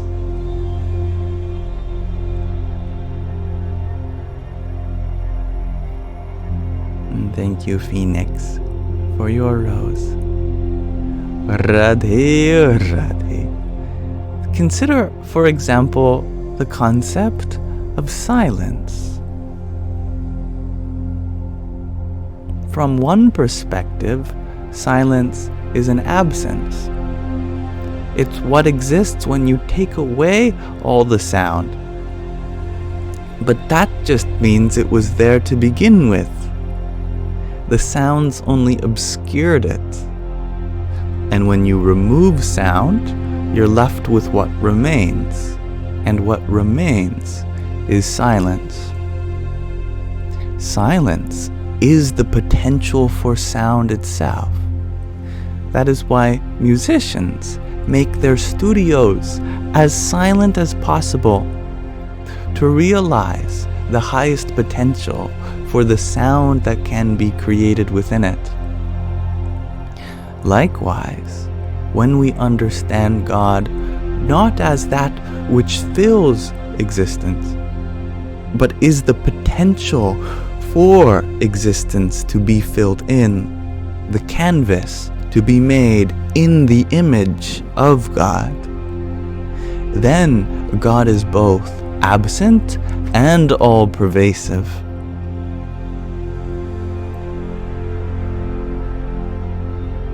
And I like the way you put that, Kiki. God gave you the potential to do good. What is the potential to do good if not an absence? What does the potential to do good mean?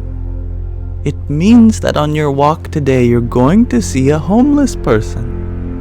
It means that when you get home, someone's going to be angry.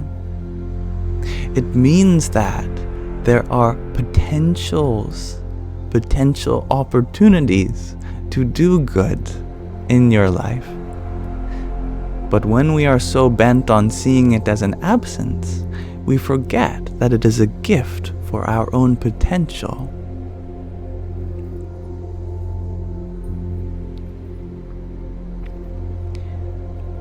And thank you, Digna Naturaleza, for your 27 roses. A whole cube of them. A 3 by 3 by 3 cube Radhe, Radhe. Shadow the Ghost.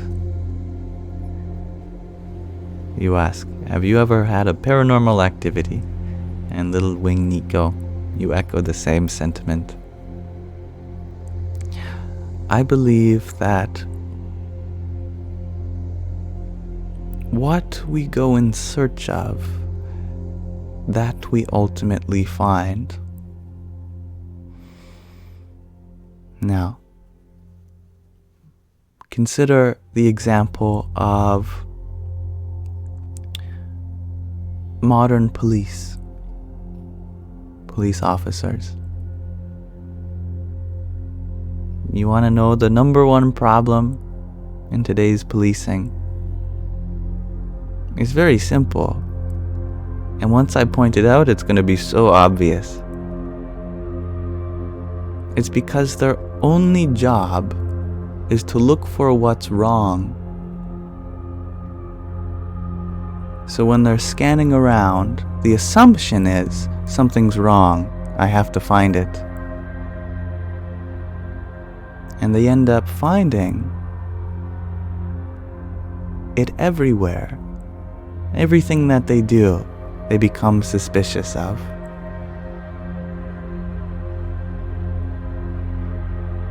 If, however, there was a balance, that not only should they look for what is wrong and try to restrict that, but also look for what is right and try to enhance that, then there would be no problems.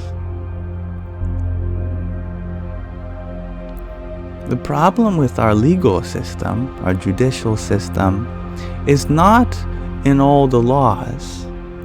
It's that we don't have guidelines for what to do.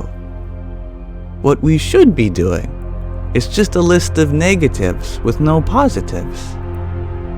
There's no reward for being a good person, other than the relative reward of not going to jail.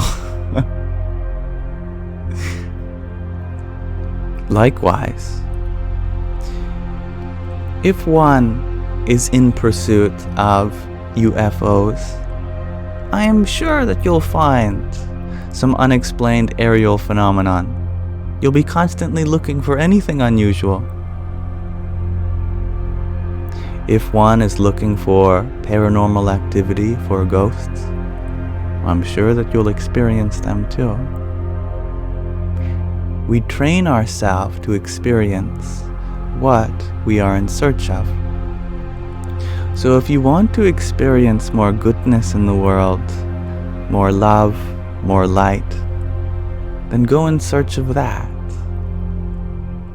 Next time you hear the news of some atrocity, think about the silver lining. How there is now so much potential to do good. How these people are getting some help. How lovely it is that people care about these issues. And how supportive the audience is to those who were hurt in the misfortune.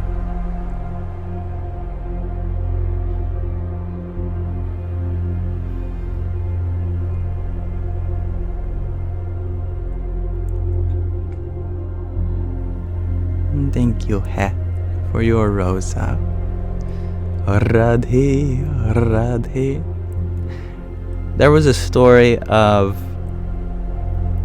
an accountant who filed people's taxes, and they were trained to look for mistakes, areas of fraud, and staring at the data, they would become very acutely aware of inconsistencies and areas where people were lying.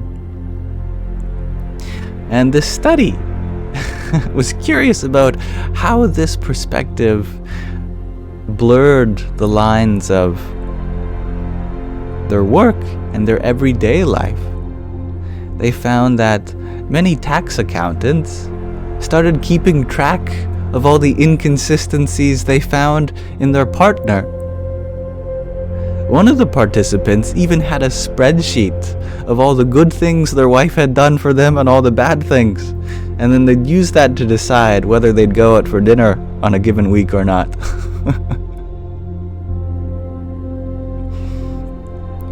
On Thursday at 4 p.m. you lied about this. On Saturday at 9 a.m. you called me a good husband. So it is so important that whatever we do, we balance it out with looking for positives, looking for the good. Otherwise it'll bleed into so many other aspects of our lives.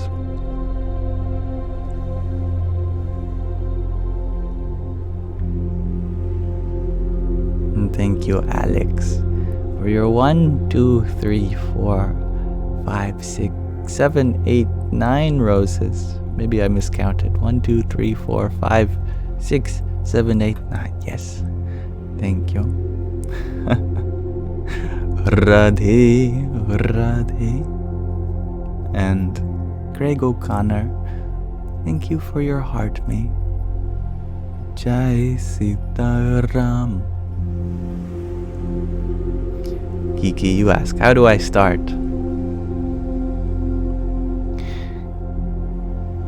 I remember when I was feeling really anxious many months ago.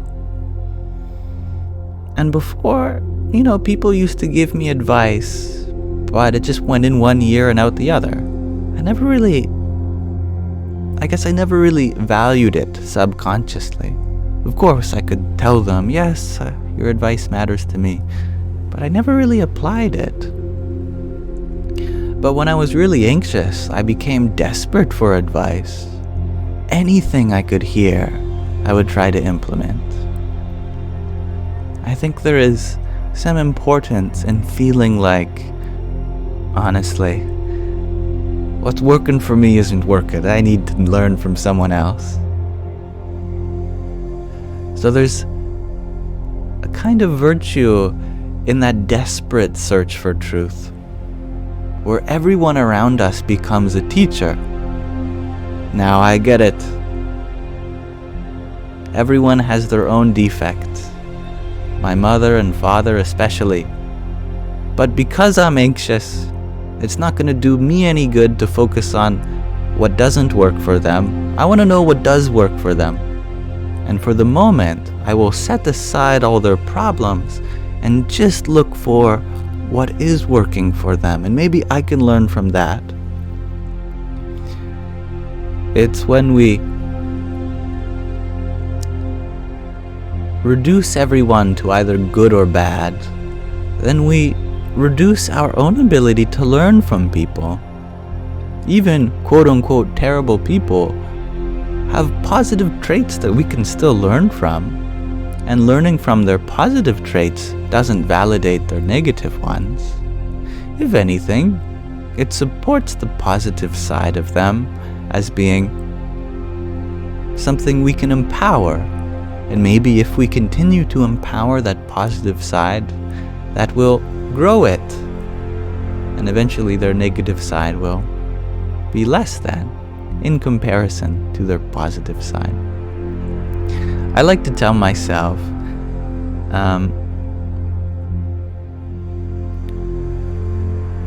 never deny the ability for someone to teach you something.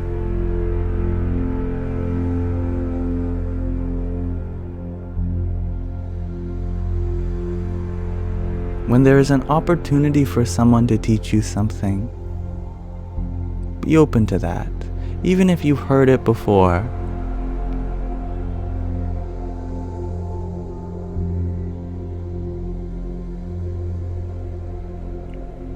And thank you. Thank you, Craig O'Connor, for your TikTok. Radhe, Radhe. And Soul22 Sophia. Thank you for your half-dozen team bracelets. Jai Sitaram. And thank you, Rania, for your rose. Hari Om Tat Sat. Anna, you are wondering, who or what are my biggest teachers? Many people. I've learned so much from my parents, my friends, my school teachers, my grandparents, my sister. I've learned so much from many people that I've learned via the internet, like great saints throughout history. I've learned a lot from many, particularly Indian philosophers, mystics, gurus, not because of their nationality, but because of the culture of spirituality that is present around the region which is known as Bharat, which includes India, Nepal, Tibet, Sri Lanka.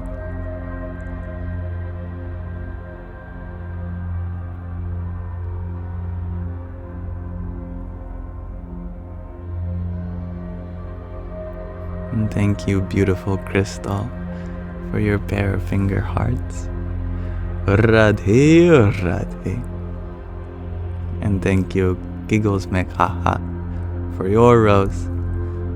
And thank you, Adam, for your rose as well. Jai Sitaram. Hello, blisters on me fingers. Sounds like you very enjoy internet slang and buzzwords.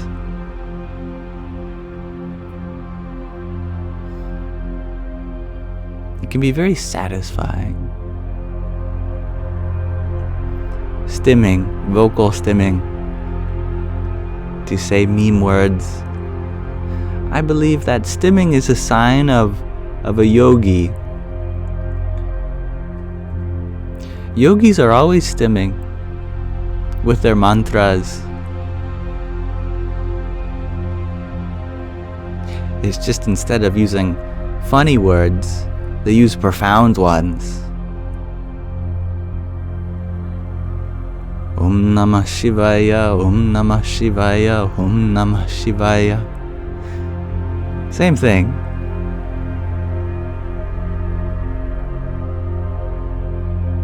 But it begins to have a profundity to it, a utility. There becomes a productivity to stimming when your object of stimulation becomes spiritual itself.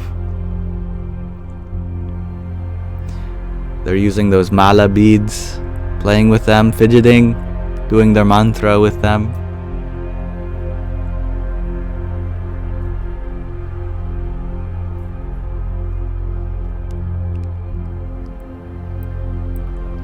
The difference between yogis and the neurodivergent is that the neurodivergent are lacking a spiritual culture to bring out their spiritual qualities. That is the only difference.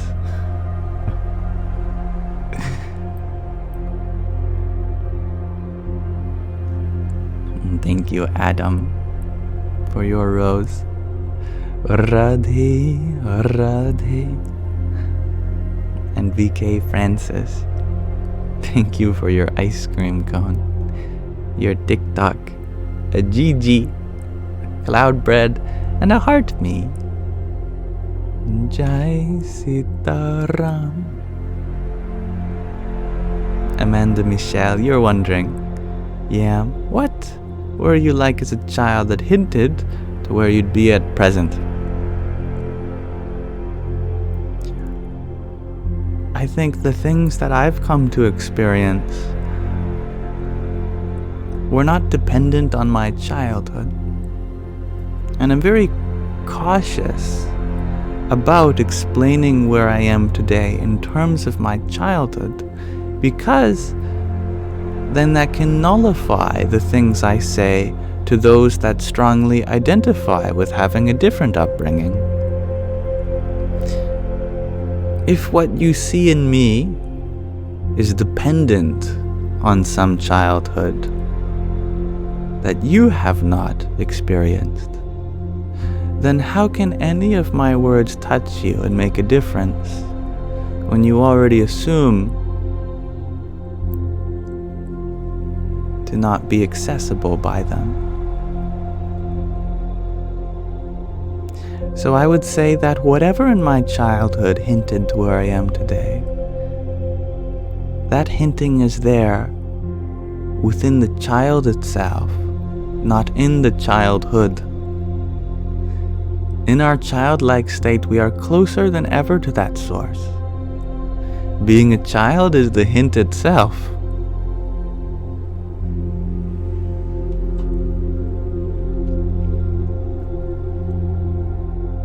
Thank you, Rinske Ble. I'm not sure if I'm pronouncing your name right. Rinske Ble. Thank you for your rose a moment ago. Radhe, Radhe. And thank you, VK Francis, for your pair of team bracelets. Jai Sitaram. And Little Wing Nico, thank you for your finger heart as well. Hari Om Tat Sat.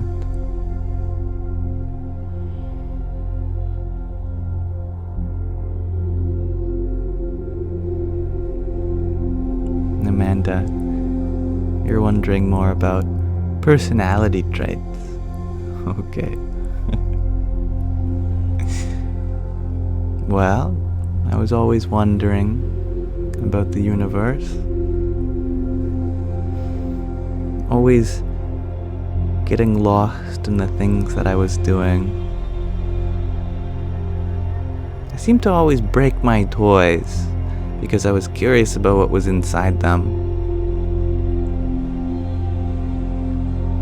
I remember feeling different, but not really caring,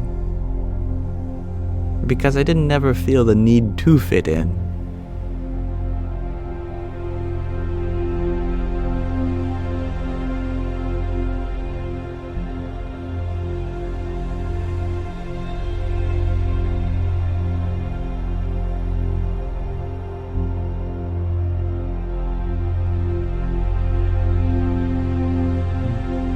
Thank you, Lulu, for your paper crane a moment ago. Radhe, Radhe. And thank you, Angela, for your rose. Jai Sitaram. And thank you, Nix, for your rose as well.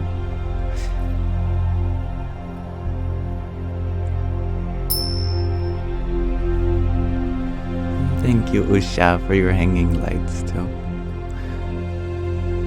We are like a big strand of hanging lights, connected by the tapestry, woven by the golden thread of time. Each of us, a source of light, ready to impinge upon the darkness all around. And thank you, Nish, for your heartbeat. Hari Om Tat Sat.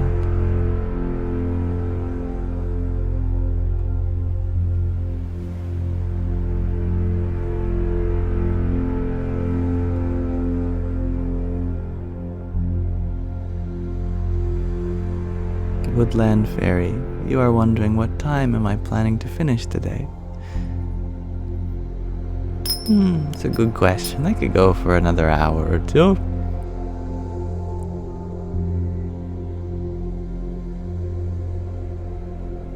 And thank you, Steffi, for your heartbeat.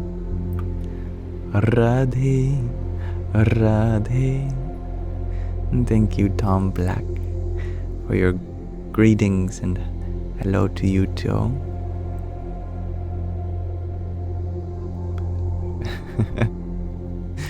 Now, I think it's a good time to read from another section of the Vachanamrita. This is a very small, physically speaking, but a very big, spiritually speaking, text on the discourses of one such great spiritual personality known by many names, most commonly Swami Narayana.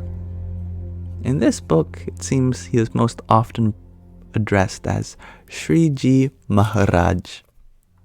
And this book contains a set of discourses he has had.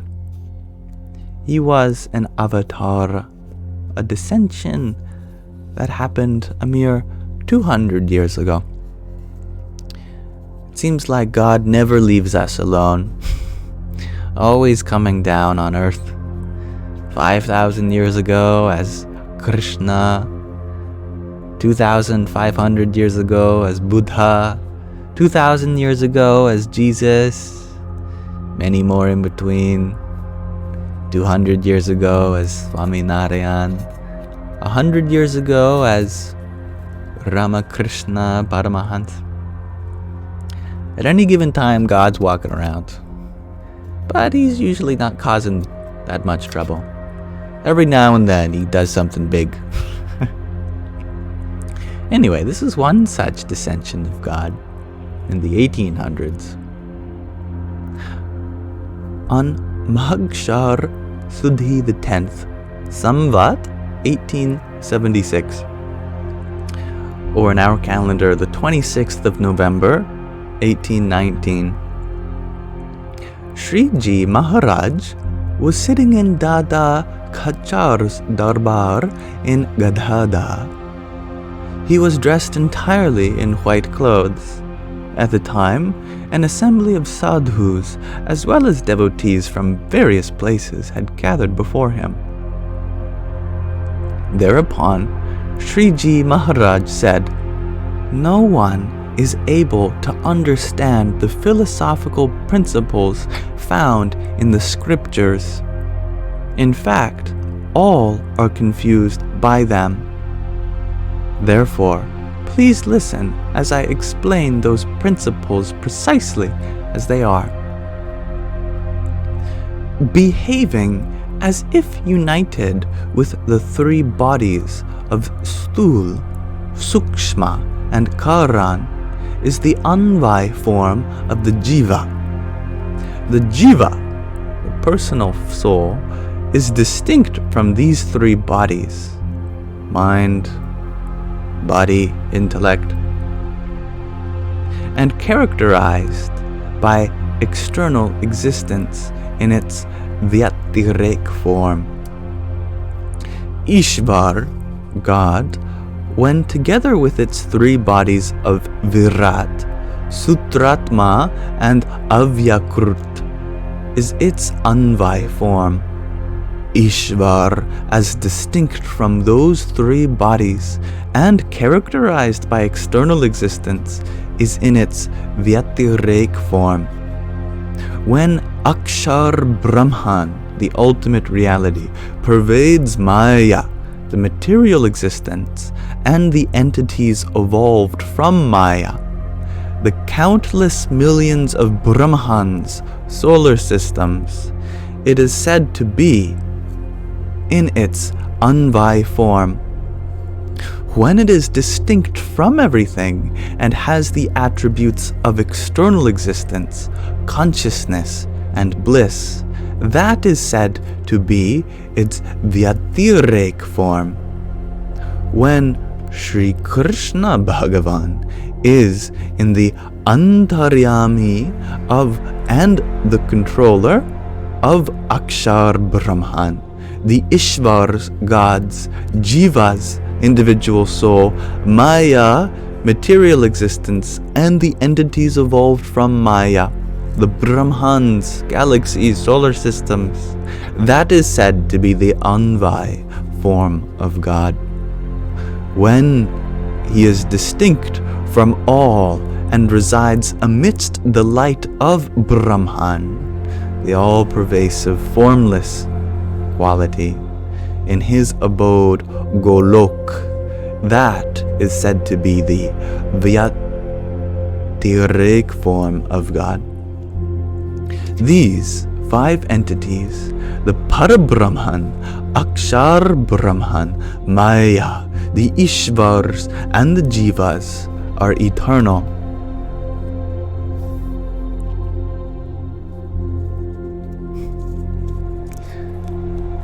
Very dense one, that is. Many terms to deconstruct. We'll meditate on that, perhaps. Now, did I forget to put up the... Yeah, there it is. There's the Vachana Amrut. There's the cover. And it's gone again. Thank you all for listening. So here we have many parts of our existence being labeled as eternal.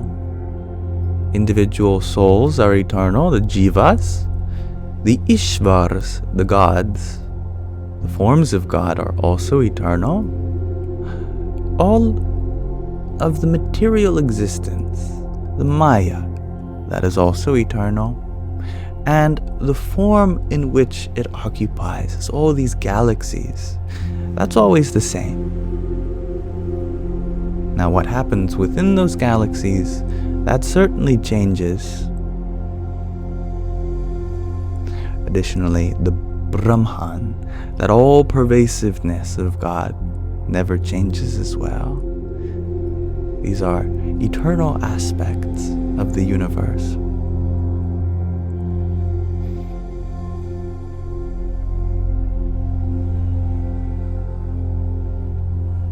Thank you, the sampler, for your tiny a moment ago. Yippee! Sky Guardian, you share. Yeah, Mule. That batch 2 and 3 is still there, just batch 1 is gone. Okay, well, I'm happy to hear that the losses are minimized.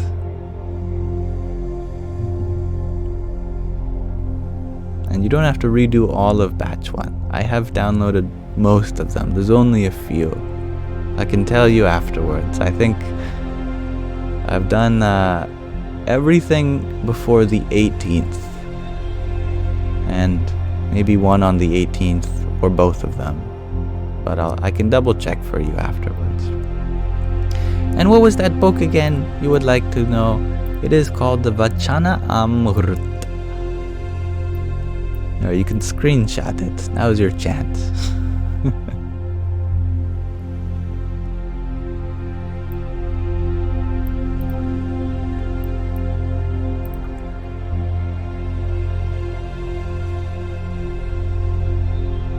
Riley, you're wondering how long we've been live so far. 2 hours, 28 minutes, and 20 seconds.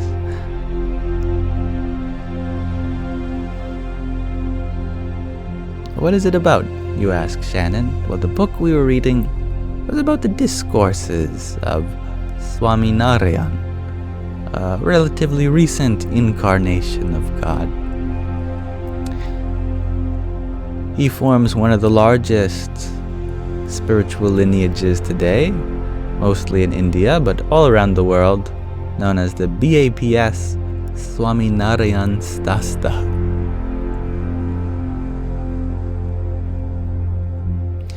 But in some sense, they are not really a religion on their own. They are one expression of the Sanatana Dharma, the eternal practice that humanity has always been engaging in some form or another.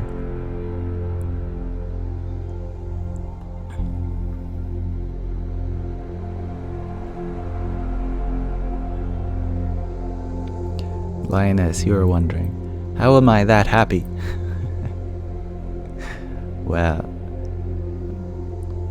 I must confess that how one portrays themselves on the outside can be different to how they are feeling on the inside. Although it seems that I am expressing myself happily, that does not imply I am necessarily happy. There are many people, particularly with the advent of the internet and social media, that portray themselves as living a happy, successful life, but on the inside, they are very much unhappy. But I will tell you a story that illustrates how one can come to know what's on the inside. This professor was once standing in a hallway, and he was known for being a particularly great teacher. He could make a lesson out of anything. And indeed, while he was talking with a few students outside his classroom, the bell rang and one student was rushing to go to their class, and he bumped into the professor, and out of his coffee cup, coffee spilt, and it went all over the floor and on their shoes and everywhere. And instead of getting angry, the professor used this as a lesson. He asked his students, "Why did the coffee spill from the cup?" The first student said, "Well, you were standing in the wrong spot." The second student said, "No, because that student bumped into you." Third student said, "It's because the bell rang." Fourth student said, "It's because that student wasn't looking where he was going." There are many different interpretations. And the professor said, "You are all wrong. It's much simpler than that. The coffee spilled because it was in this cup. If it had been any other liquid, if it had been in that cup, then it would have spilt as well." Likewise, what comes out is not a matter of circumstance, but merely is a reflection of what's within. If a person is angry all the time, it seems like every time they open up, anger pours out from them. Now, the angry person might say, "It's because of you and that and this didn't get done and blah blah blah blah blah blah blah." They are pointing to external things for why anger has come out of them. But much like the cup, well, whatever was inside of them would have come out. If that person was filled with bliss, then only bliss would come out of them when they open up. If they are filled with sadness, then it doesn't matter what happens, sadness will come out of them. When they open up, when there is a sincerity to express what's within,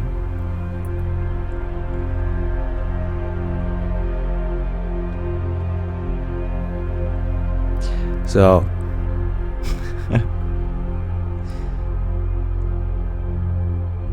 if ever you catch me angry, if ever you catch me really sad, and this is a repeated occurrence, then I recommend going somewhere else.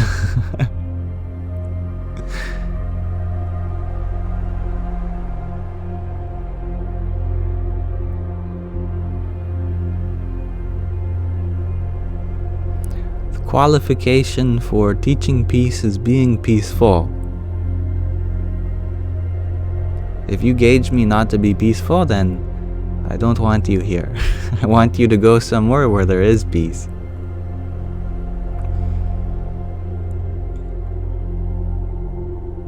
And thank you, Kevin, for your heart. Radhe, Radhe, and Muresia. Thank you for your trio of roses. Jai Sitaram. 31 Planes, you ask, have I ever had anger or sadness inside and didn't want to do alive? Well, there have been days that I took off to process my emotions. relatively recently as well. And instead of going live, I just sat with them so I could process them.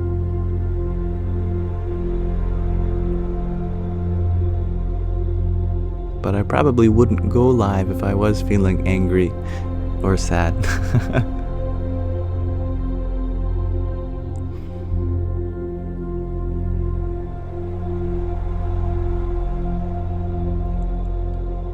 But yeah, of course, there are sad things in my life, things that can provoke anger. No one is ever in one emotion. We may have a dominating emotion. Like scientists say, inside an atom, there is a nucleus. Inside a nucleus is protons and neutrons, various kinds of hadrons. Hadrons are bundles of quarks. A proton is 2 up quarks and a down quark. But that's kind of a simplification. Actually, a proton contains an infinite number of various kinds of quarks and anti-quarks of every kind and every color. But there's 3 dominant ones. They're called the valence quarks. So we may simplify the proton model and say that it's 2 up quarks and 1 down quark. It's maybe a little more accurate to say it's mostly 2 up quarks and 1 down quark. All the other quarks cancel out, and so they don't have any external effect. Likewise with our own emotions. We might have infinite pairs of emotions happening all at once. But we simplify our emotions by only referring to the most dominant one. And whenever I am feeling sadness or some other negative emotion dominate, then I take time to process it until it subsides and a more positive emotion becomes dominant once more. But that's not to say when I do go live, those other emotions aren't there in the background. But I do feel generally better in all my emotions when I do go live, because it helps me focus on the positive. And all of you are such bountiful expressions of love that I cannot help but feel healed myself just being in your presence. So thank you.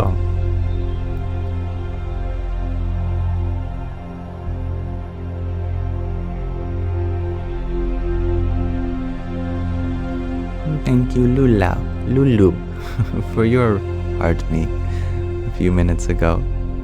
Radhe. Nick, you ask a wonderful question. Should we follow our heart even if it means hurting someone else's? Now, sometimes it may appear that we hurt others when we're setting our own boundaries. But if they get hurt simply by having to respect your boundaries, then they set themselves up for that by crossing yours to begin with. So, if following your heart means setting boundaries that respect your own wishes and well-belonging, and by setting those boundaries or enforcing them, we seem to hurt others, then that means they were impinging on our boundaries to begin with, and they have only hurt themselves. If, however, following your heart means crossing others' boundaries, then this is not something we should do. Following your heart means respecting everyone's boundaries, especially your own.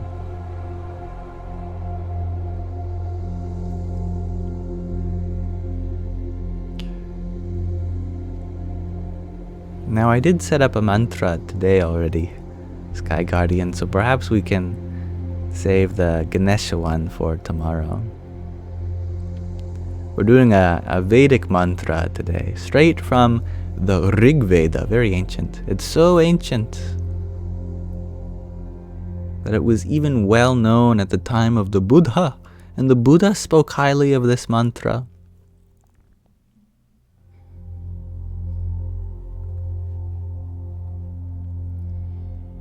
Thank you, Sammy, for your 30 roses. Hari Om Tat Sat. Joe Yogi, thank you for your 11 roses. And 9 cloud bread. Jai Sitaram. And thank you, Asma, for your heart, me too. Om Namo Bhagavate Vasudevaya.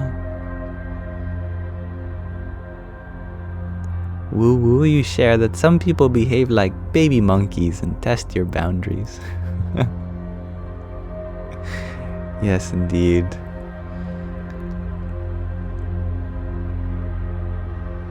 What is the point in having boundaries if there was no need to set them? The very fact that you set a boundary means that there is room for being tested in that way.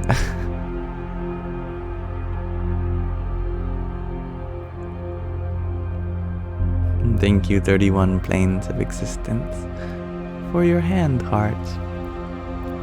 Radhe, Radhe. Michelle, you ask, why is it so hard to set them? We simply haven't had practice setting them. It's not a common thing to be taught in our culture.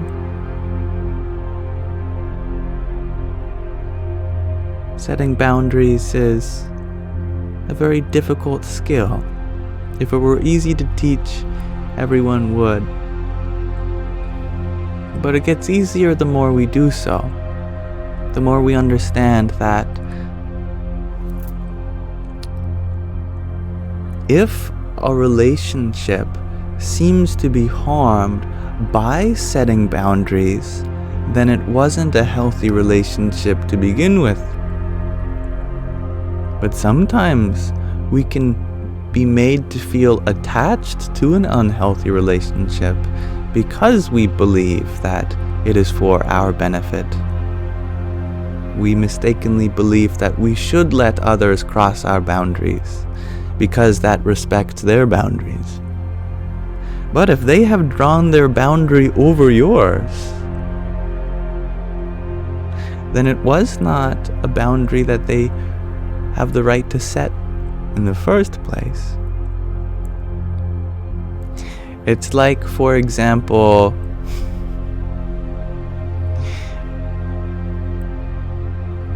if Canada suddenly said, alright, I understand that the US has existed long before me, but let me just redraw my border to be around Washington. America says, you can't come here. You're within my borders. You're crossing my boundaries. Canada says, no, actually I drew them right here. You're crossing my boundaries. It doesn't work like that. So too with relationships. Sometimes when we're enforcing our boundaries, other people may get defensive and go, whoa. You're crossing my boundaries.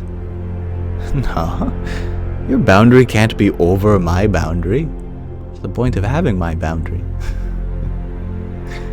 So people may get defensive, but they shouldn't. And you don't have to worry about enforcing your own boundaries that way. Because they are to maintain a healthy relationship, not to cause difficulty.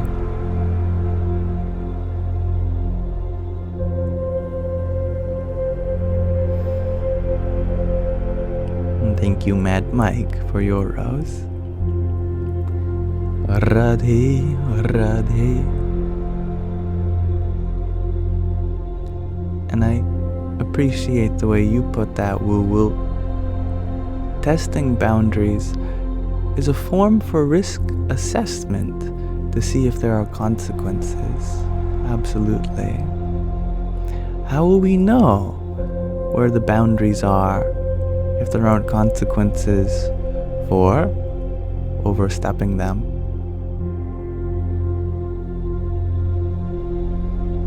And thank you, Graham, for your rose. Hari Om Tat Sat. And as you wish, Sky Guardian. And thank you, Chakra Magic for your 7 roses. Radhe, Radhe. Little Wing Nico, you share that my voice is like soothing honey. Oh, that's lovely to hear. It must be the Yamsox I put over the microphone. Blocks out all of the sharp frequencies, makes it nice and smooth. And thank you, Marcus, for your heart, me. Hari Om Tat Sat. 31 planes of existence.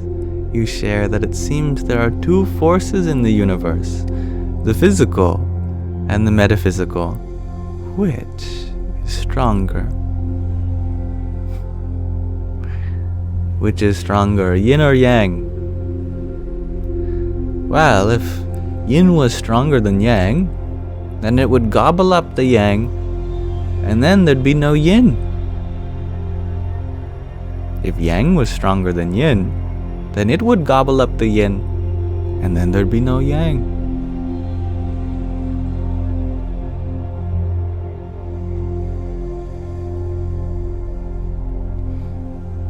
And thank you, Mayaya, for your pair of roses. Radhe, Radhe. And thank you. This is my show for your heart, me. Hari Om Tat Sat. Thank you, Sammy, for another 20 roses. Om Namo Bhagavate Vasudevaya. Ragnhildur, you ask for any thoughts on trauma bond and the way out. I'm unfamiliar with this term. Is a trauma bond something that you have with the source of the trauma, such as an abuser, perhaps? Kind of Stockholm Syndrome? Just my guess. Yes? Yeah, that's difficult because trauma is a very deep experience you share with someone. We really see the deepest parts of each other through that trauma. And so there is almost like a responsibility there to heal and be healed. Now, it can be a beautiful arc when enemies come together as friends, but that has to happen after some distance, some space. If you're in the same environment since the trauma, then you're not going to be able to remedy that relationship. It requires some deep introspection on both sides. And for you, that's easy. But for the other person, that's not something we can control. Whether they choose to reflect on their actions, we can only ask them to, but never do for them. So until that time comes, it's important that we give them the space to process, just as we give ourselves the space to process.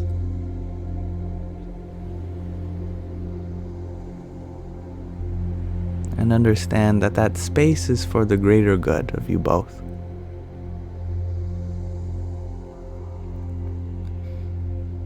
And thank you, Kat, for your rose.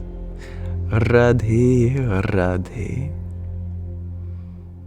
Ellis, you ask, does the storm of identity rage through the calm of reason, or is it driven by irrational emotions? Good question. There is the mind, intellect, and then identity. And then after that is the awareness. The awareness is what guides the identity. The identity guides the intellect, and the intellect guides the mind. And if we want to continue that further, the mind guides the senses guide the body, and the body guides the world.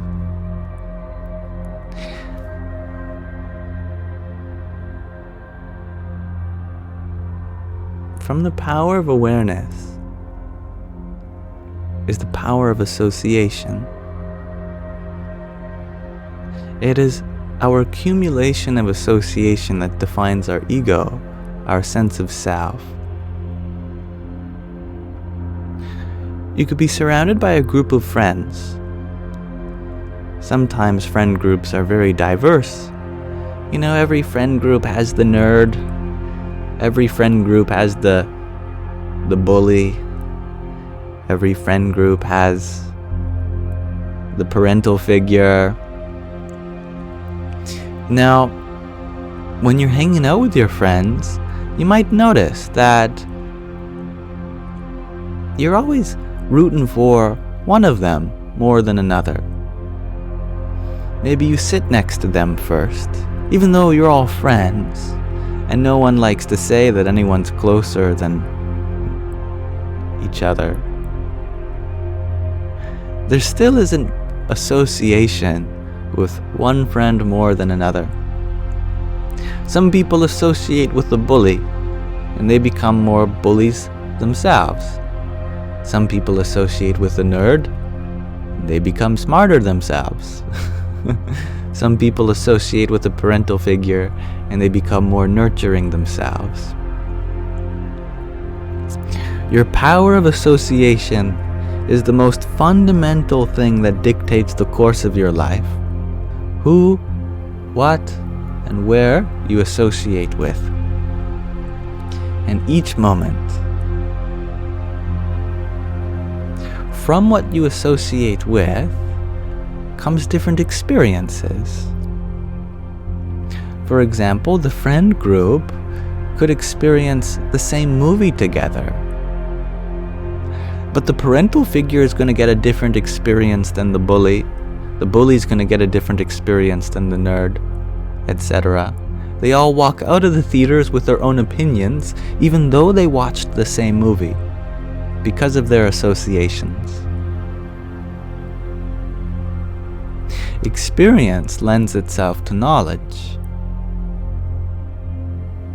Now you could study how to put together a car for your whole lifetime.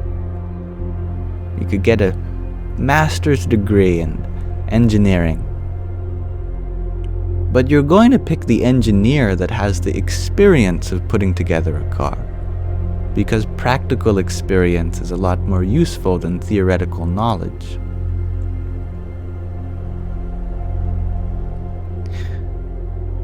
The experience that we get through our association is what determines the knowledge we use with our intellect, how we make decisions, rationalize, reason, and choose.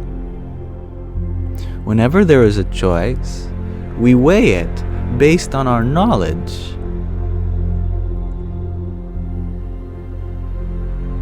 Like the trolley problem. What knowledge is more meaningful to you? Not being held responsible? Or saving more lives, for example? The decision you make with your intellect depends on what knowledge you keep with yourself. The knowledge based on your experience from your associations in life. And therefore your mind is cold. It is shaped by your intellect.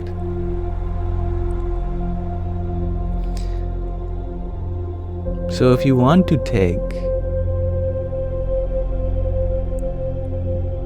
a stand for the greater good, if you want to take charge over your life, if you want some leverage over this whole cacophony of existence, it all starts with the power of association.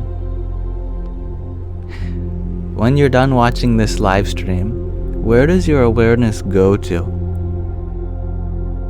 Does it go to the next influencer who is sharing drama?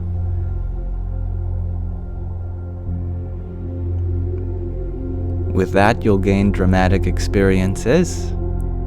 From that dramatic experiences, you'll shape your intellect to make the dramatic choices.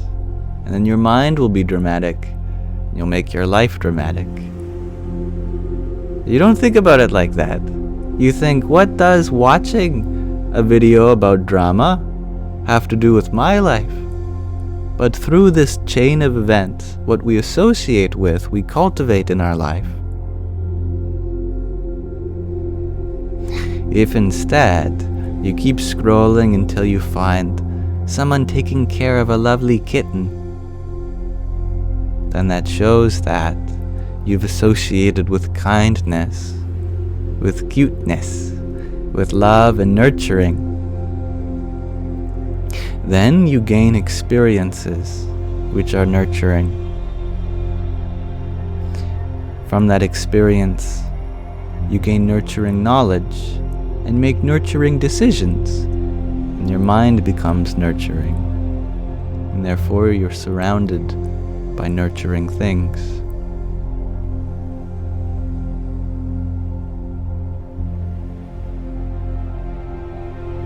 Where you spend your attention, that is where you invest in. The secret to manifesting the life that you want is in where your awareness goes.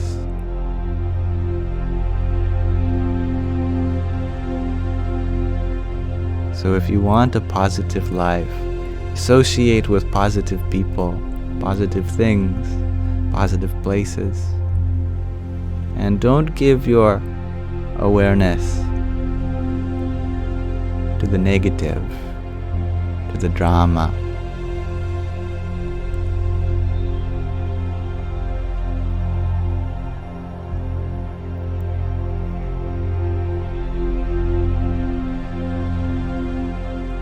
And thank you, Kat, for your rose a few minutes ago. Radhe, Radhe. And little Ning, little Wing Nico, thank you for your ice cream cone. Hari Om Tat Sat. Zana, you ask, do we always get our karma back in this life or in another? In both. The karma we get from a past life is called your samskaras.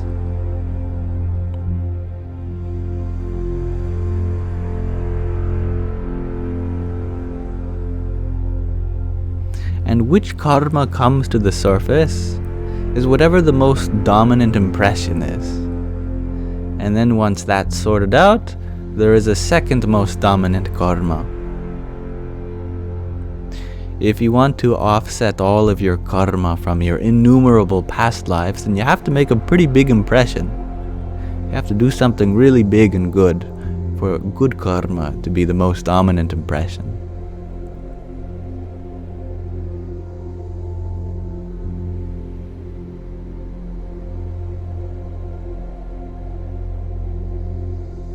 Thank you, Daisy, for your 11 roses. Hari Om Tat Sat. Alice, you are wondering, can one truly identify and spiritually be an animal like a wolf? I am sure that we have all had our share of animal past lives. The human soul isn't in another category from the souls of animals or plants. Souls only come in one form, and that's the soul. It is the same soul in a human, in an animal, in a plant. Maybe if a very previous or dominant lifetime in your past was in a wolf, then you're still invoking many wolf-like tendencies.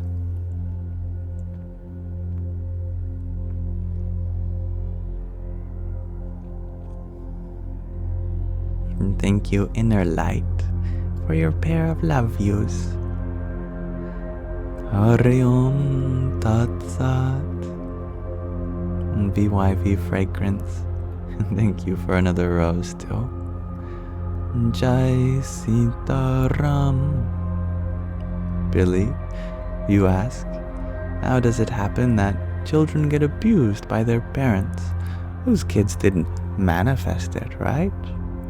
It's a very sensitive topic. Of course, we need to think about this very carefully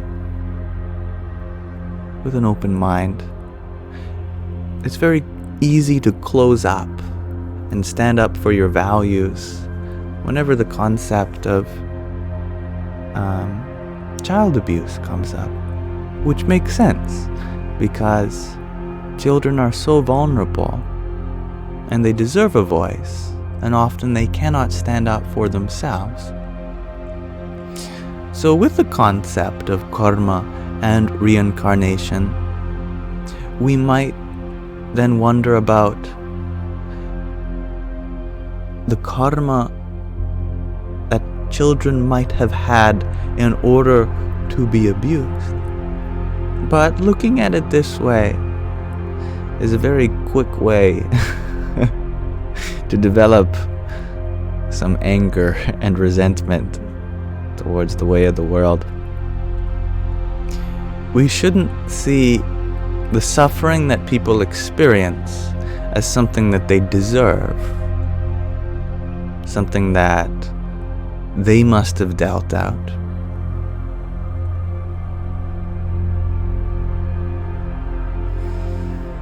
Now, at the same time, instead of looking at it in reverse, seeing a child who is suffering, and then inferring that they must have been a terrible person in their past life, it's a little easier to go the forward direction. We could see a terrible person, and then if karma has anything to say, well, their next life is probably not going to be easy for them. For example, you could say that many Nazis probably reincarnated as Jews because that's their karma. They didn't understand how much suffering they went through, and so they had to experience it firsthand in their next life in order to then have the compassion for it. And when you put it in the forward direction, then it kind of makes sense that the suffering isn't to punish them. It's so that we cultivate understanding.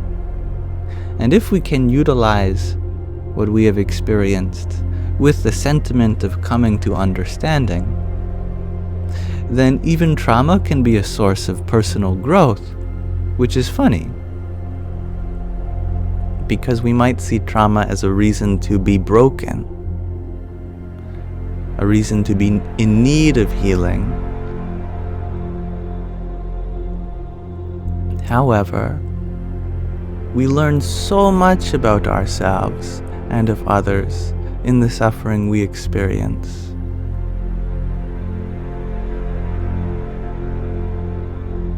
There are many traumatic things that I've experienced from both of my parents, and I could be resentful towards that, but it's not going to do me any good, because holding them to some standard that I have set for them is ultimately not going to help me grow, nor is it going to help them grow. So with the suffering that we experience as children, it is important to have forgiveness and not look too deeply into the why and extrapolate backwards. We should look forward to what we can do with what we've experienced, how we can learn and grow. There is so much potential.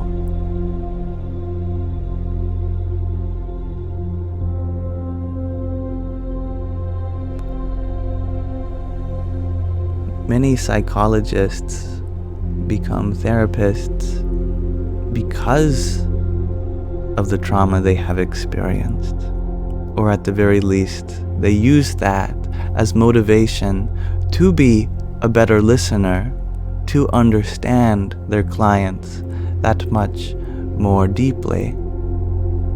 So you could say that the trauma they have experienced has helped them become a better listener, more compassionate, empathetic.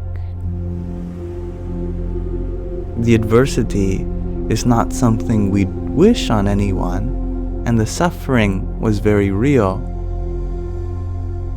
But surmounting those challenges as we grow truly does shape us into better and beautiful people.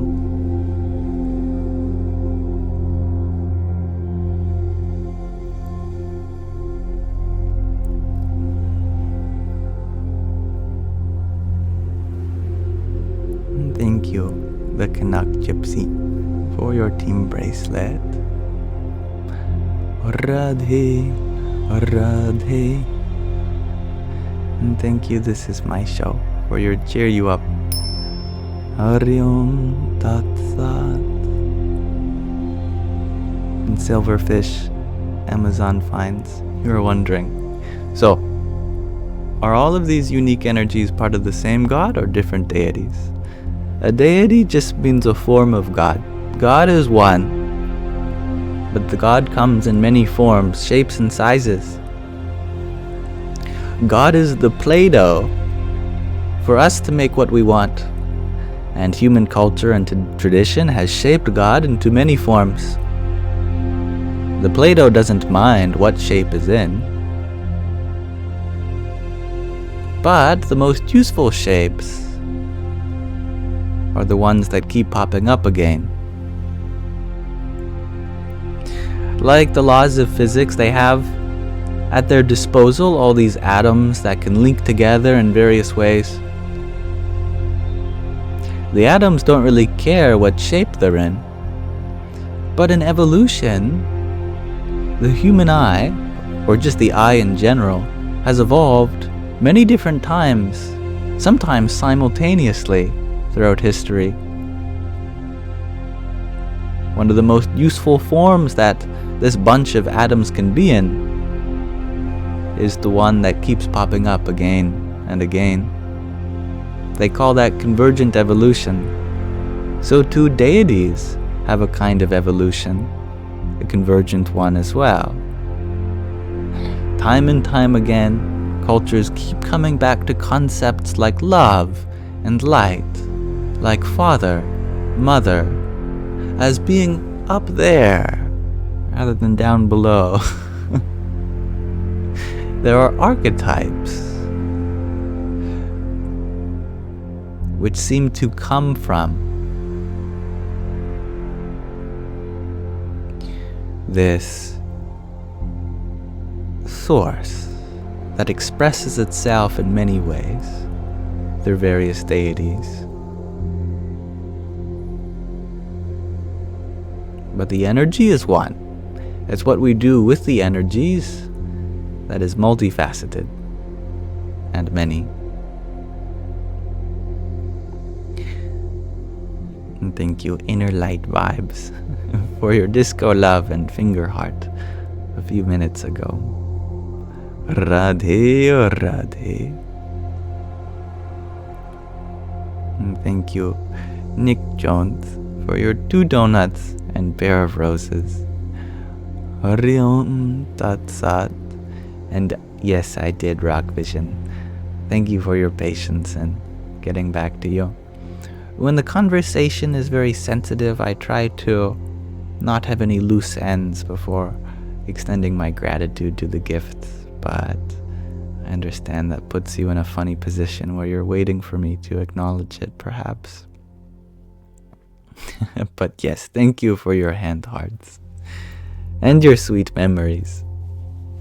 Radhe, oh Radhe. The Canuck Gypsy, thank you too for your 2 roses. Jai Sitaram.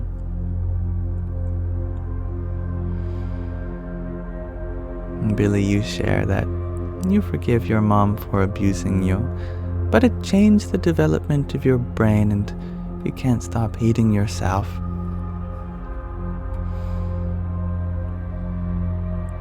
That's very understandable. I would recommend to try to reframe those words about yourself.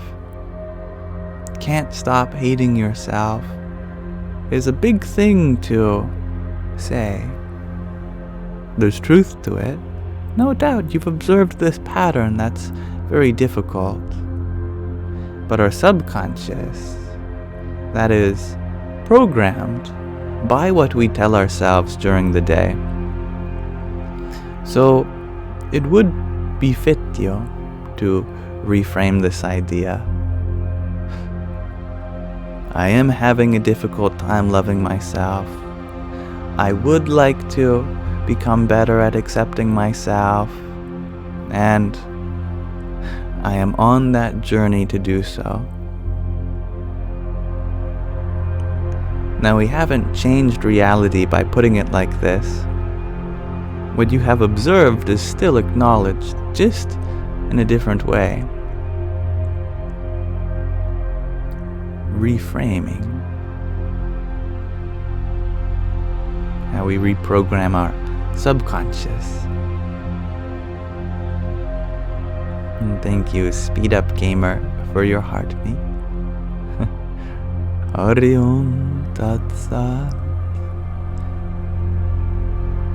Ben, you ask, where does the idea of reincarnation come from? It's a good question. Are you wondering, like historically, where it emerged in various traditions, or within our experience, what kind of observations we could make to come up with that idea?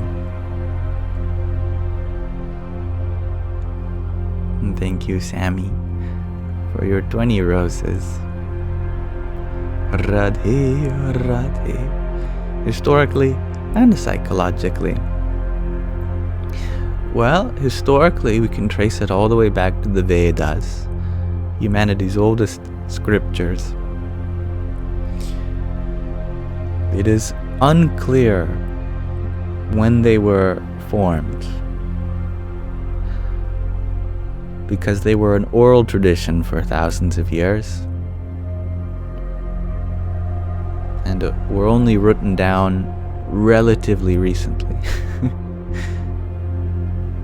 That is, within the last 5,000 years. But through some very complicated linguistics that I won't pretend to understand, etymologically it seems like the themes and words of the Vedas can be traced back maybe even up to 12,000 years. But that's a pretty liberal estimate.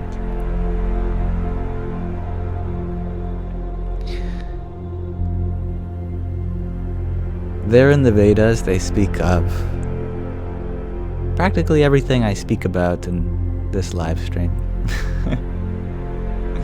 I do see the Vedas as authoritative on spiritual matters, not because that they're ancient, but because time and time again I'll have some realization and then think really highly of myself for having this realization, only to find that actually this comes from the Vedas too. But the Vedas come in 2 parts. There's the Karma Kanda, which is all about ritual and religious affairs. And then there's the Jnana Kanda, all about philosophical and spiritual knowledge.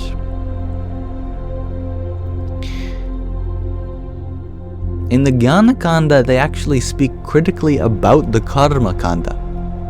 That would be like having a book whose first half is dedicated to religion, dedicated to material success.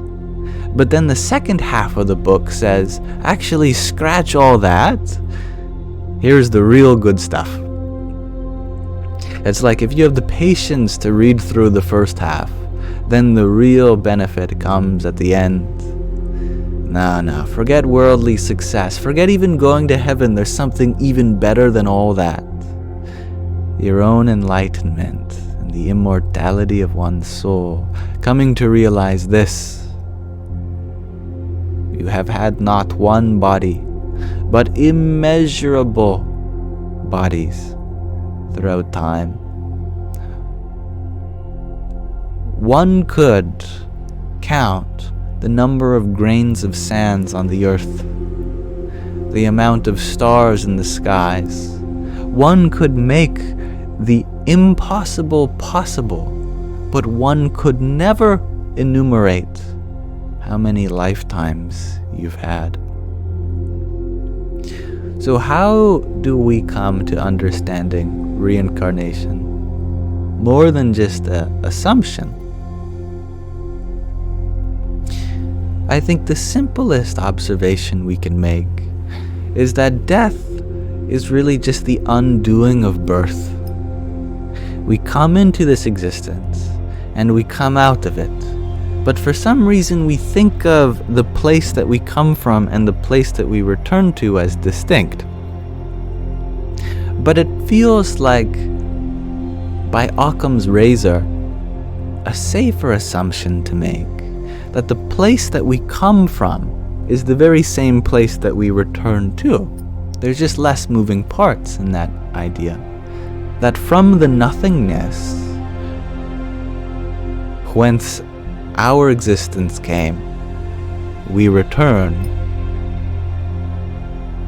I really like the way that Stan Lee, the creator of many characters in Marvel Comics, puts it. When he was asked what he thought would happen after death, and he very frankly said, nothing. I don't believe much of anything happens after death. And then he leaned forward. But I can't imagine that nothing lasting forever.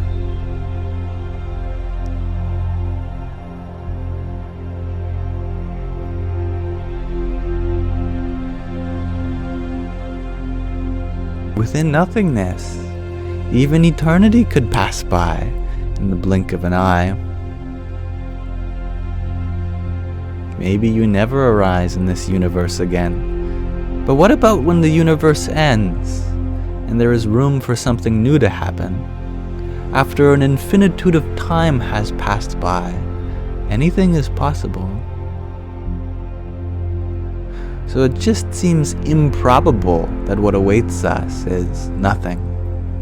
When we see everything in our experience only going from one form to another,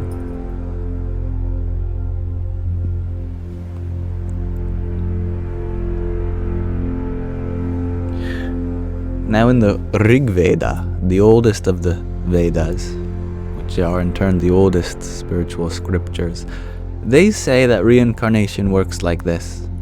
And again, we're quoting the Rig Veda, so it's going to be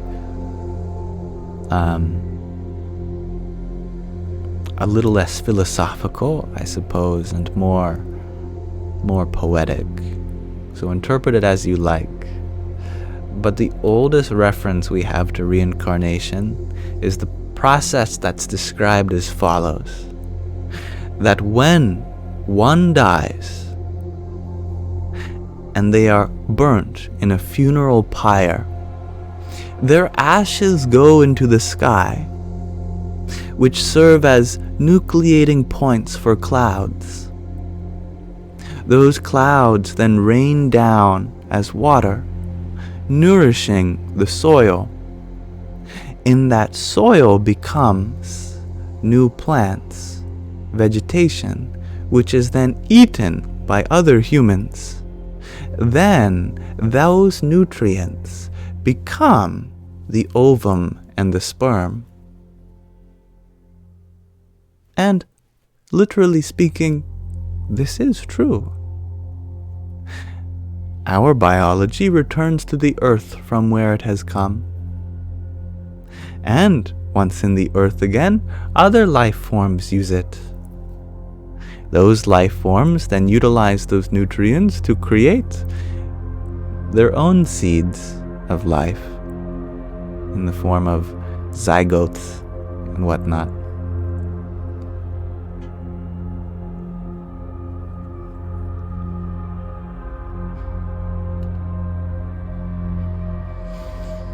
And thank you, Allison Parks, for your confetti.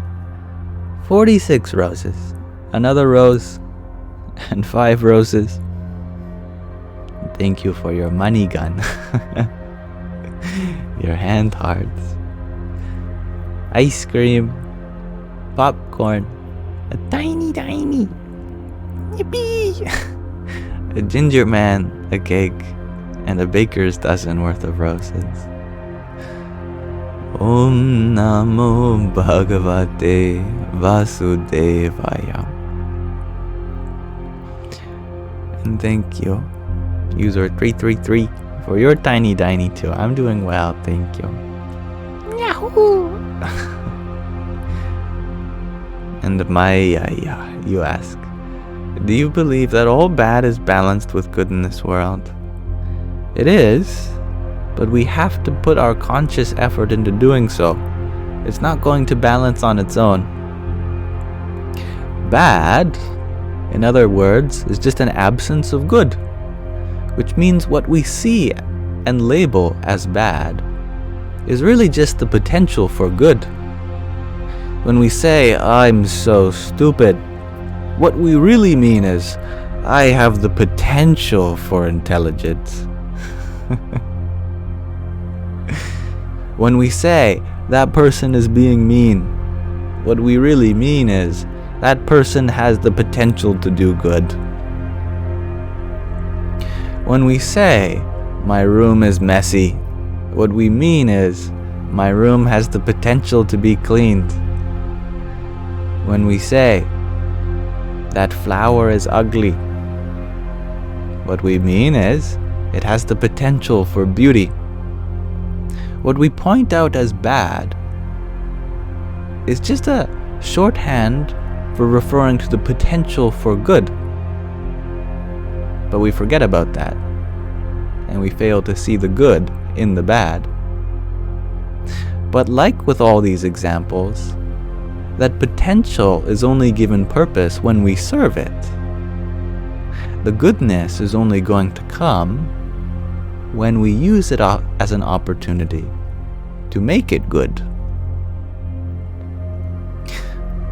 That mean person is only going to become kind when that potential for kindness is served. When we feel stupid, that potential for intelligence is only going to flourish when we give ourselves the opportunity to learn. So the balancing of good with the bad comes naturally when we serve the potential for good in the bad, but it's not going to come without effort. It requires intentional, conscious service. And thank you, Allison, for you're amazing. Radhe, Radhe. Simulation, you ask, will I be stupid in your next life? Will you have the potential to be smart? Now when you phrase it like that, of course you will. We all do.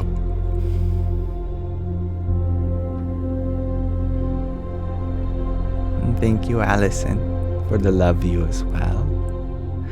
Radhe, Radhe. User 333, you share that some days are better than others. Today is not one of the better. And that's okay. Food seems to taste so much sweeter when we've spent all day being hungry for it.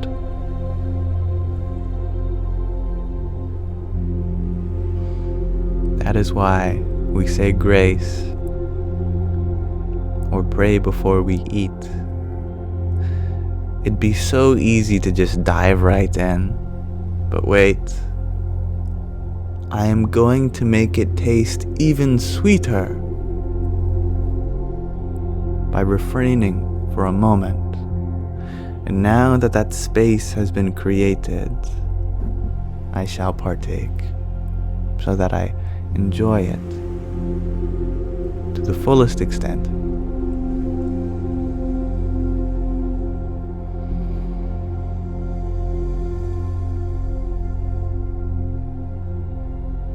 Thank you, Mayaya, for another rose, and thank you, Allison, for your 25 roses. Radhe, Radhe. Unless you ask, doth emotion sculpt the contours of reason with the chisel of irrationality before spirituality? Very well asked. Without emotional intelligence, it's very hard to have logical intelligence. Without EQ, there's no hope for your IQ. You could have 200 IQ, but if you have no emotional intelligence, then you're still going to make stupid decisions.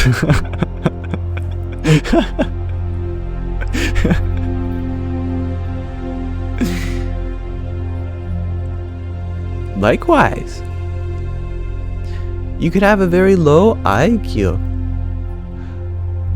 but enough emotional intelligence to make wise decisions. So when it comes to making decisions, how reactive to our emotions we are is the most important.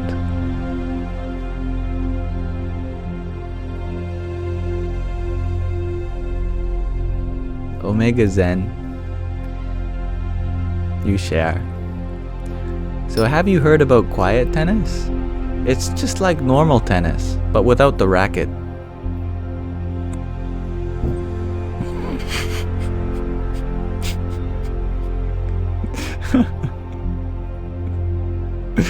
That's good. Thank you for that. And thank you, JR, for your popcorn as well. Radhe, Radhe. Franny, you ask, did you put a sock on your mic? Yes. This is my product placement. It's Yamsox. See, there's yams on it.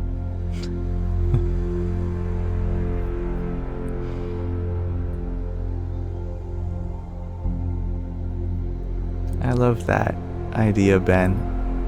Maybe reincarnation is an extrapolation of the day-night cycle we experience in consciousness.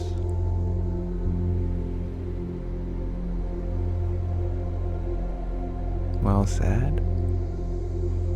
In our light vibes, you ask, what are my thoughts on astrology and numerology? I haven't adventured down those avenues for self-expression. I have learned that as far as happiness is concerned, happiness is beyond number, beyond star sign. Happiness is not dependent on the numbers in your life, like how much time you have left, or your bank account balance.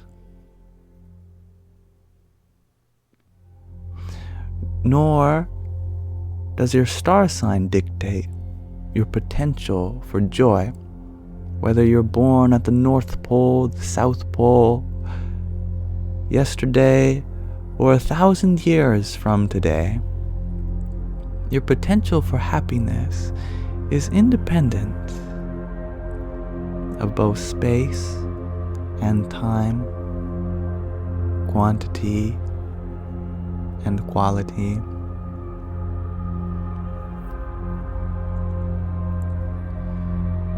And thank you, Lucas, for your 225 roses. One for everyone here, thereabouts. Radhe, Radhe. Alice, you share that you apologize if this is inappropriate. However, you ask if on the off chance I am in search of a spouse. Well, if you see in me someone who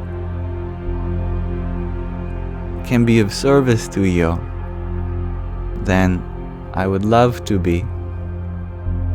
And I am honored that you see such good qualities in me. And for that I am only grateful. However, I can be of much more service to everyone when my love is spread a little more equally.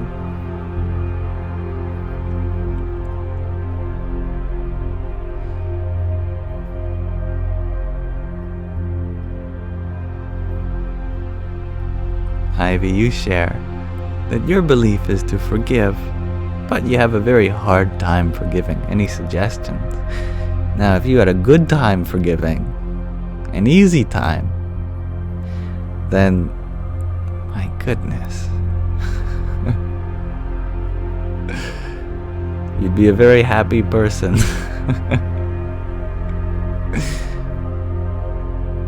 Forgiveness, if it were easy, we'd all be doing it.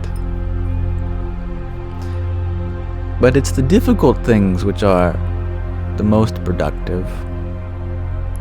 We don't go to the gym because it's easy, but because it's hard. We don't go to the moon because it's easy, but because it's hard. Likewise, we don't forgive because it's easy, but because it's hard. But every time we do so, or at least make an attempt, we learn more about our own ability to forgive in ways that we can, or in ways that we're not ready for yet. And if you find yourself not ready to forgive something or someone, then forgive yourself for not being ready. Forgiveness takes time and a lot of patience.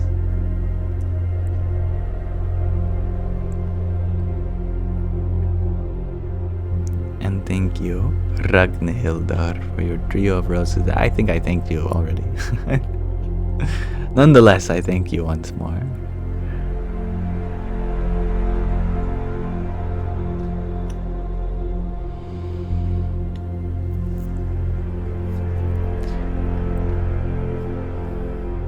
Kiri, you ask, do you think the heart grows fonder with distance?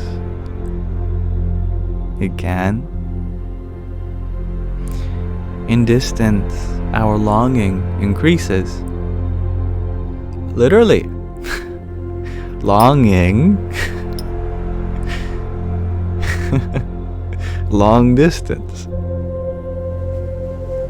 But in longing, we become closer in another way.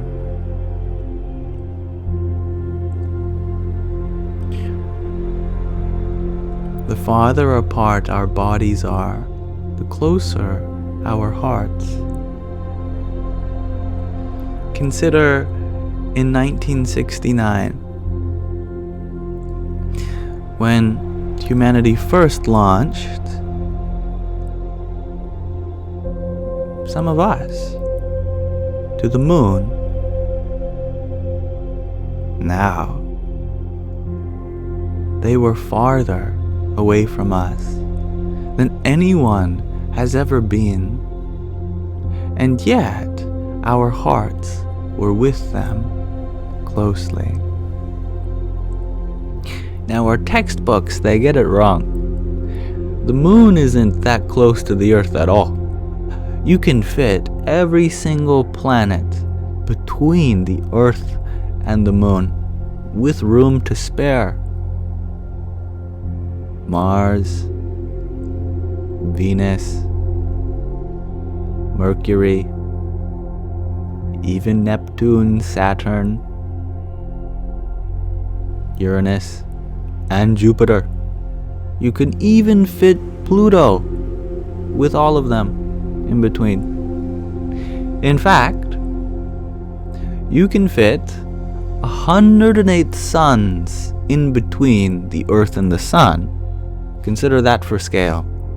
The Sun is so big, and yet it's so far. You can fit 108 suns between here and the Sun. The same is true for the Moon.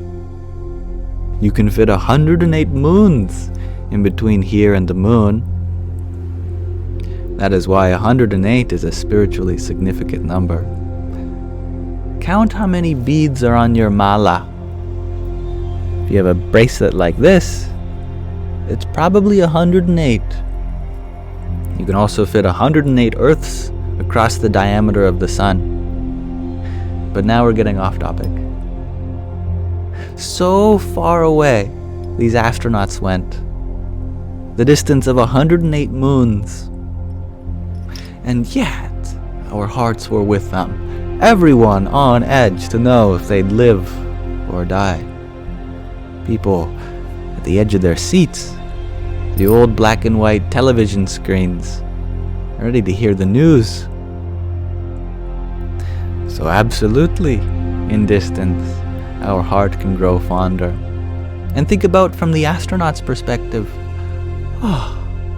They're so far away from Earth, and yet there's so much love for it now.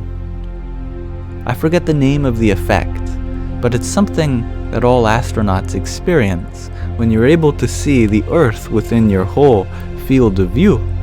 You get this impression that everything in life happens there. All of the commotion, all of human history, all the love and loss, pain, misery, joy, and bliss, it all happens there, on that rock, floating through this space. It really opens your horizon, widens your perspective.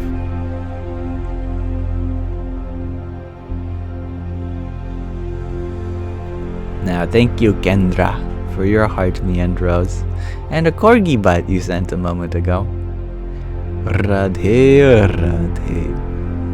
And MJ, thank you for your hand hearts as well. And octet of roses. Jai Sita Ram. Harriet, you share that we spoke about detachment in previous lives. Two ways to interpret that sentence. How do we be detached from a series of unfortunate events?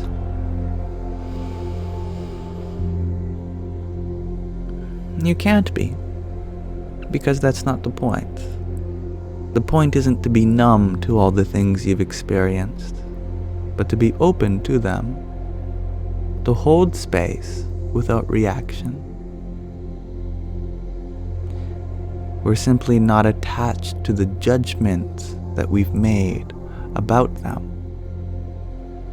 We're not attached to reacting a certain way anymore when we think of it. We're open to new perspectives. to understanding what we've experienced in a different way. I've spent so long being resentful, for example. Is there any way I can look at this with forgiveness? I've spent so long being anxious. Is there any way I can look at this with gratitude? And that's a difficult question, because we're not taught how to do that. When we experience trauma, we're taught to get angry, get upset. And that is one part of processing our emotions, because the suffering we've experienced should not be invalidated. But we think that to find acceptance, to find gratitude, to find forgiveness, we would be validating that suffering. But actually, in some sense, we are invalidating our happiness by not coming to forgiveness, acceptance, and gratitude. To validate our happiness, we must learn to move on. Move on, not to get rid of these parts of ourselves, but move on from our own negative bias towards what we've experienced. But this is much easier said than done. That's for sure. It takes a lot of courage and bravery to stand up to our own abuse from within and look at it with openness.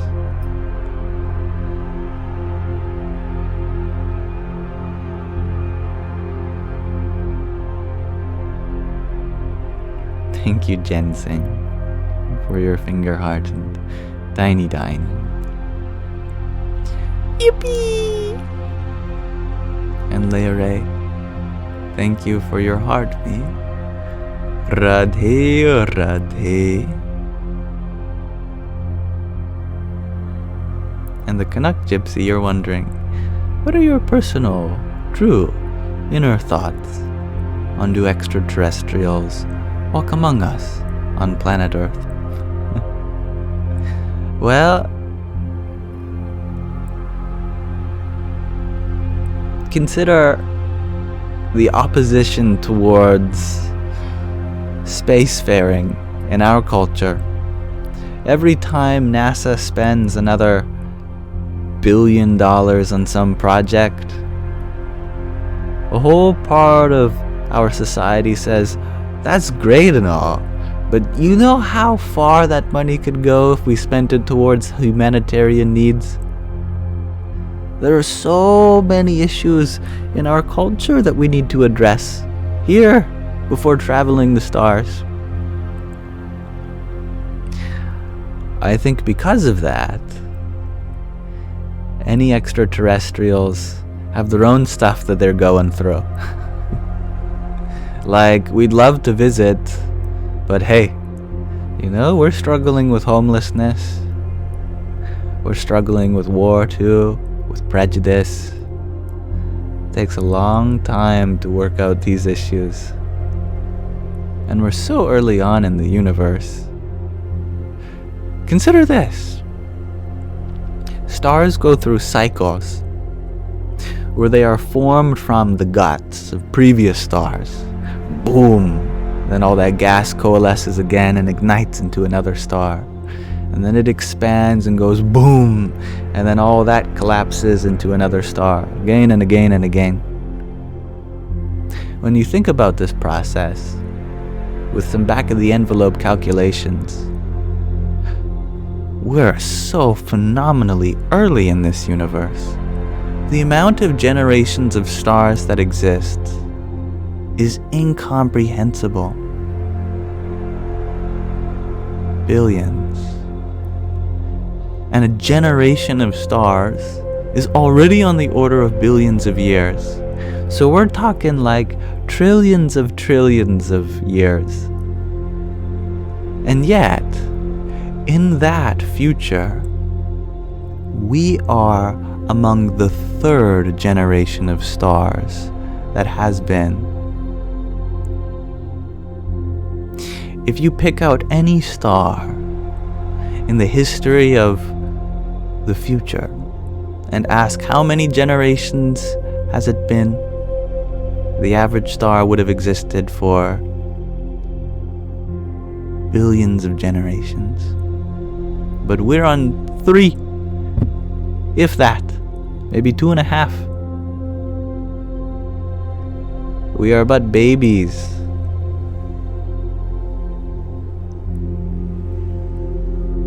Our universe is in its fetal stage.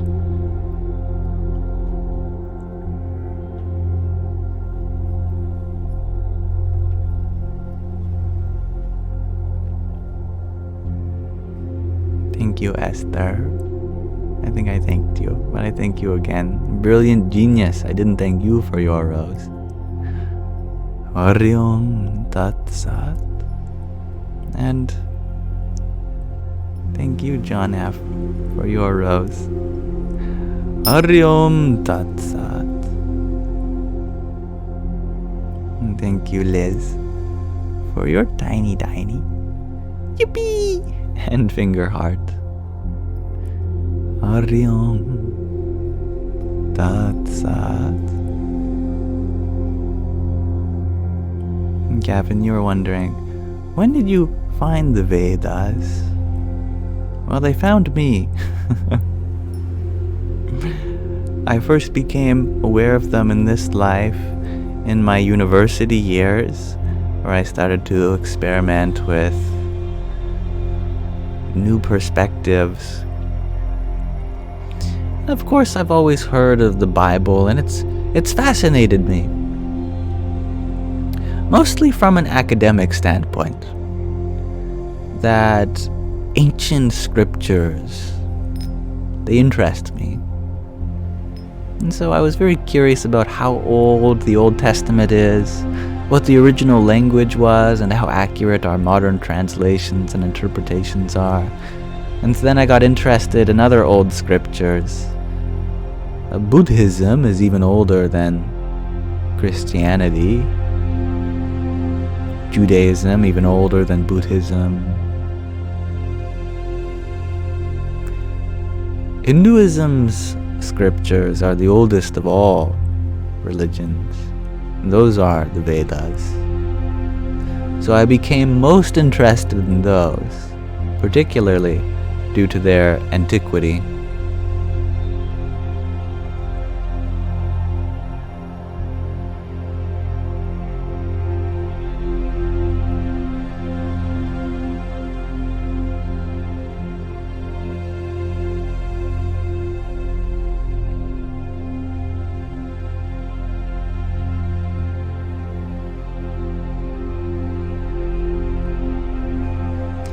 That's a beautiful aspiration, Harriet. Not internalizing the world around you, something that you will have to continue exploring.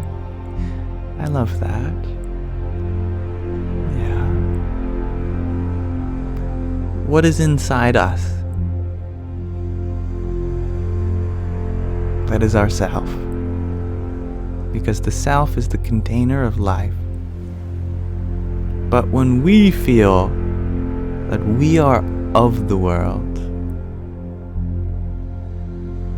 that the world contains us, then we have been internalized by the world. It's important to see yourself as something beyond the world. Like that perspective you get when you're flying in an airplane, and all the little people and cars and trees, they just look like little ants.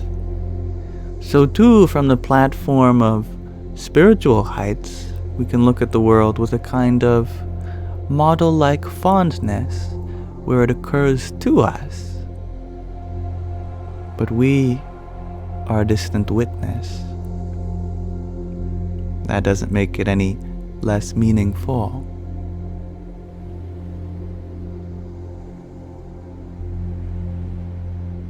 we still interact with the world, engage in it. We do so from a platform of stability.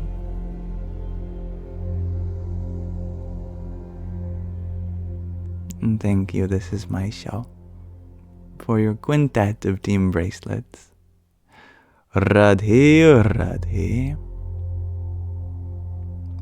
Cami, you are wondering,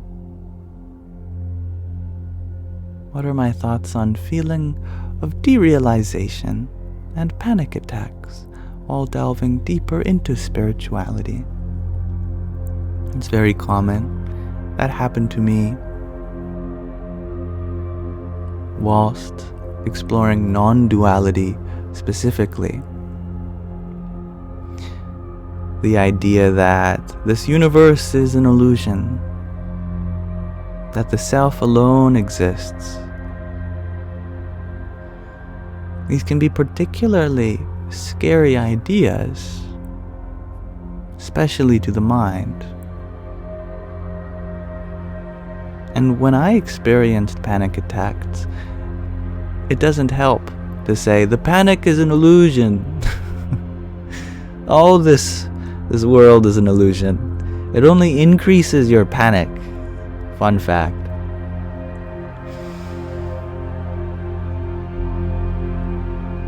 So, in my experience, I have not found non-duality to be of that much help when it comes to pursuing peacefulness.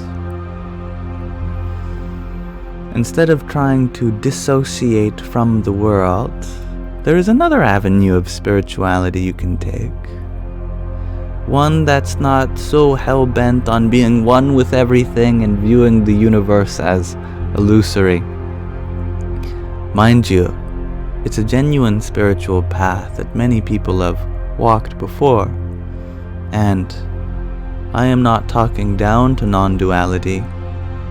It's just not a path that worked for me. I was not brave enough to walk it.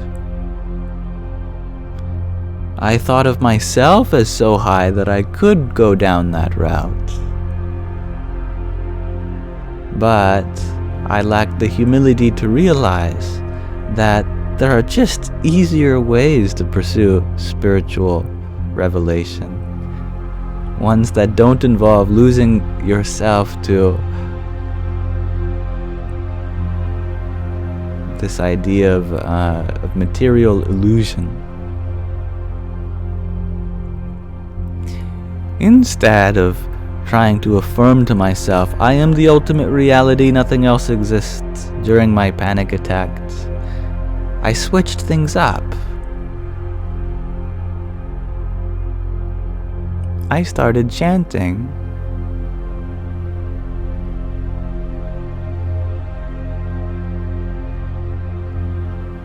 And it's quite alright, Gavin. As long as those people aren't being disrespectful to the audience. If the disrespect is pointed my way, that's okay. I want their voices to be heard.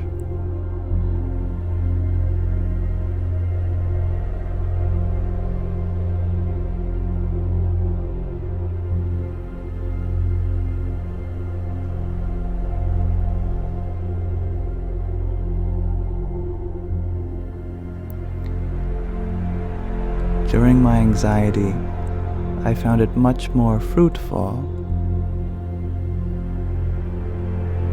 to reminisce on what I am grateful for in this world. For me, it was the Maha Mantra. Hare Rama, Hare Rama, Rama Rama, Hare Hare, Hare Krishna, Hare Krishna, Krishna Krishna, Hare Hare. And I kept chanting this. It doesn't really mean anything as a sentence. It's just three names: Hari, Rama, and Krishna. These names refer to whatever good there is, whatever potential there is for light, for love, the very source of existence. Instead of claiming that I was the reality, I called out to it as separate from me, as if I was begging them for any kind of purpose, meaning. And the most ironic thing is that the chanting itself is what made the moment meaningful. It is the calling out to a higher power that gives meaning to the present moment. So I don't believe that knowledge alone is sufficient for peace. There must be a component of bhakti, of a devotional sentiment to something greater than yourself.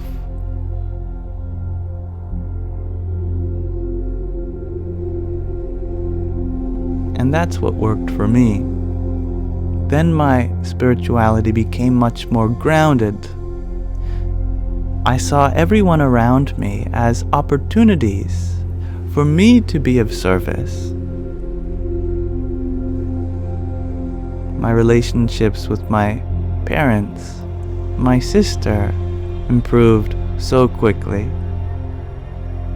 My weight, which was below average for all my life, actually went into the healthy range for the first time. I was able to quit my addictions, such as vaping nicotine. I even found it to be an effortless transition to celibacy and vegetarianism. Through bhakti, through devotion, through karma yoga, through engaging in selfless action, spirituality becomes grounded again, rather than just ethereal knowledge when meant to awaken you.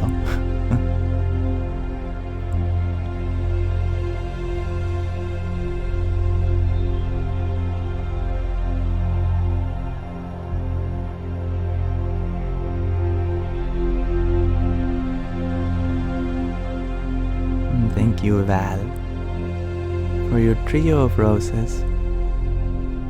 And thank you, Vanessa, for your heart me and your hand hearts. Hari Om Tat Sat.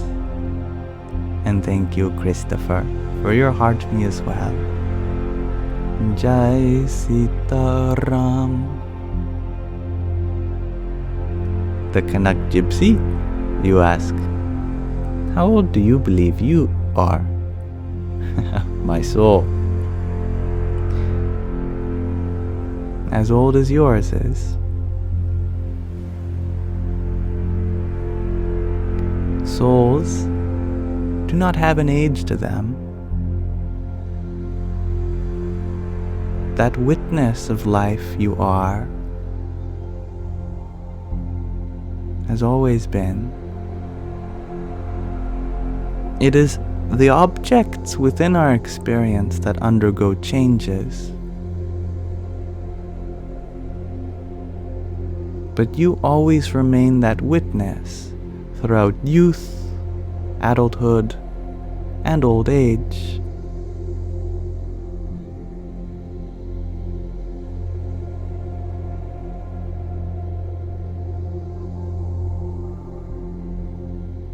When one is particularly in tune with the eternity of their soul, then we might consider them old. But that oldness is merely a reflection of the eternity of their soul that they are open to. Likewise, when we consider someone a young soul, that youngness is only a reflection of that they're identified with what is new, this body, this personality. Their sense of self is in something that has had a recent beginning. And so, we consider them young. But the soul itself does not have the quality of old or young, unless you take it to extremes. From one perspective, you could say that the soul does have an age, and that age is eternal, infinite. From another perspective, you could say that it has a different age, and that's ever new, infinitesimal. But both are just ways of expressing the fact that the soul does not have a beginning, nor does it have an end. What we perceive as age in one soul is merely a reflection of how open they are to that infinitude that they are.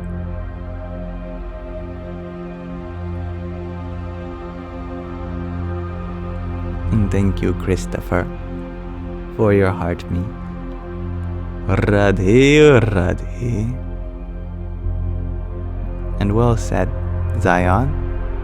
The soul doesn't have an age because it doesn't exist in time.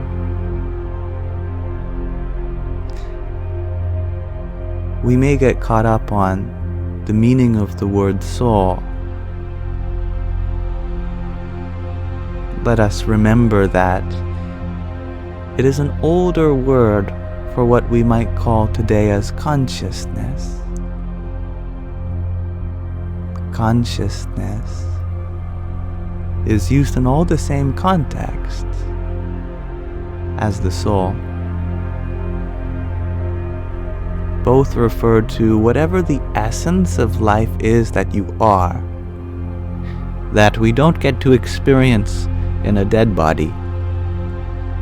The body is there, but the consciousness we don't experience.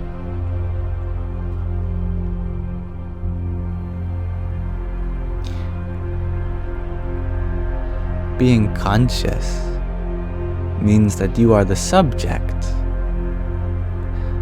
We can always be conscious of something, but nothing can ever be of consciousness. Consciousness is the awareness from where you see and hear, taste, smell, and feel. But you cannot taste consciousness. You cannot smell it. You cannot feel it, nor see it, or hear it. And when we confuse it for an object, then we get confused.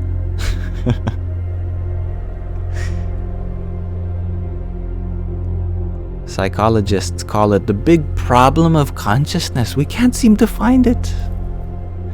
No matter how many neuron synapses that we pull apart, we don't seem to find anything that we can label as consciousness. Which is ironic, because the consciousness is from where the whole search is being performed. It's like looking for a magnifying glass with the magnifying glass that you're looking for. I can't seem to find it anywhere. But it's so close to your eye that you don't see it. So too, consciousness is one with ourself. It could not be any closer. No wonder we cannot see it. There's nothing about it to be seen, to be heard. It is the very silence, the very stillness, emptiness itself, from where presence can be held. So how can consciousness have a beginning and an end when there is no part of it that can have a beginning or an end? There are no boundaries to its form when its form is not.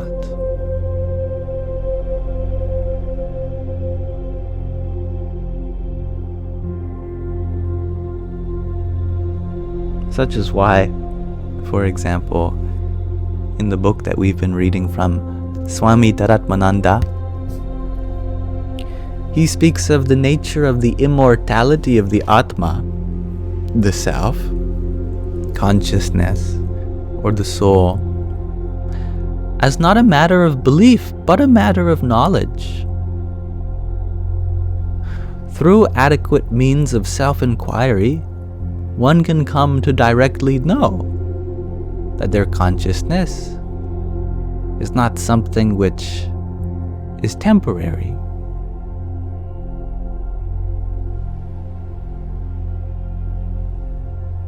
And thank you, Lily, for your pair of tiny tinies a few minutes ago. Yippee! And thank you, John F., for your trio of tiny tinies. Yahoo! And thank you, Ron, for your heart to me as well. Hari Om Tat Sat. David, you share that it just really hurts seeing someone you love going through something you can't help with. You know what that feels like.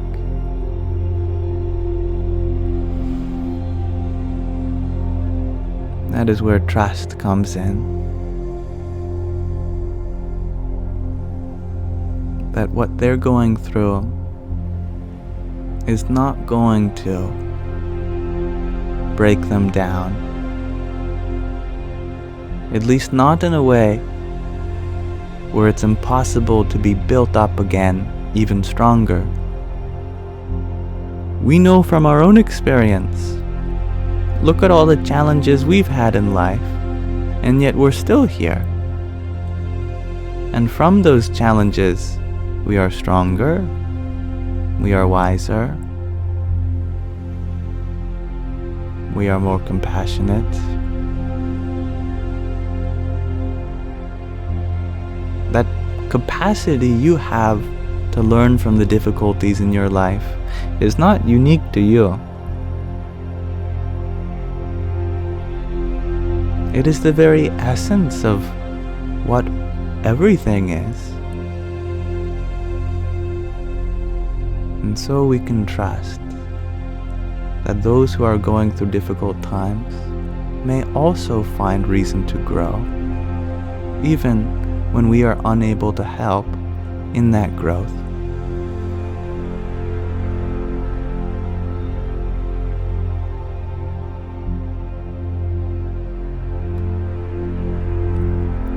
Caitlin, you're wondering, can I do a mantra, please? Yes, we can.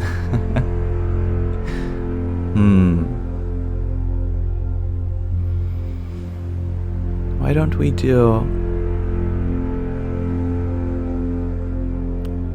we do a very simple mantra? We can chant Om. Om is the most used mantra in the universe.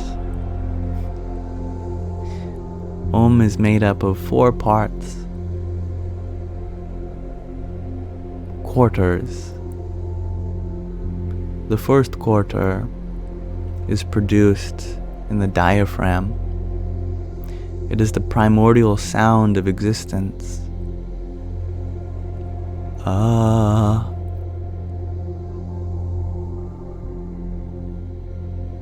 Whenever we want to just express something without anything in particular to be expressed. When we're happy, ah. When we're sad, ah. When we're angry, ah.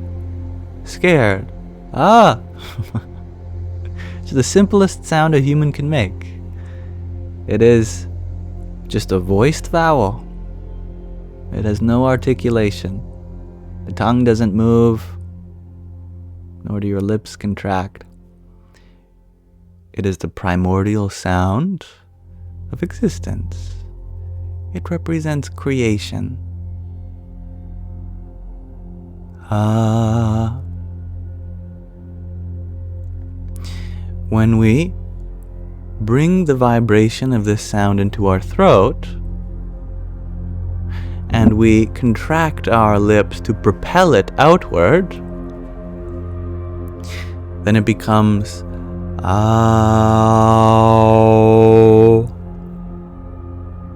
Oh. Then that represents pervasive existence, what is being preserved. Finally, we bring the place of reverberance in between our lips and our teeth, and we close our lips. That becomes Om. And that represents the end, closing up, the oblivion, the destruction of all things.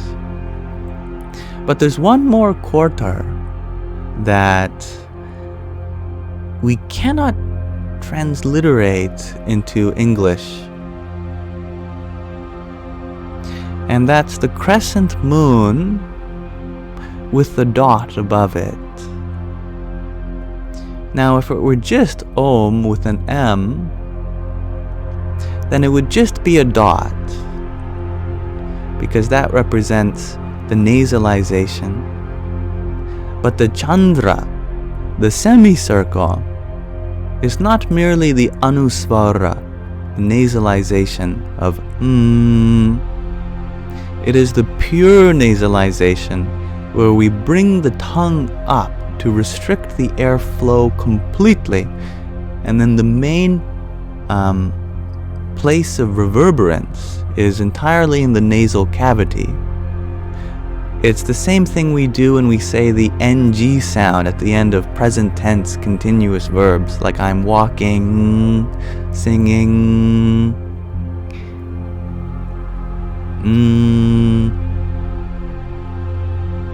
So it's a subtle shift, if you can hear, from the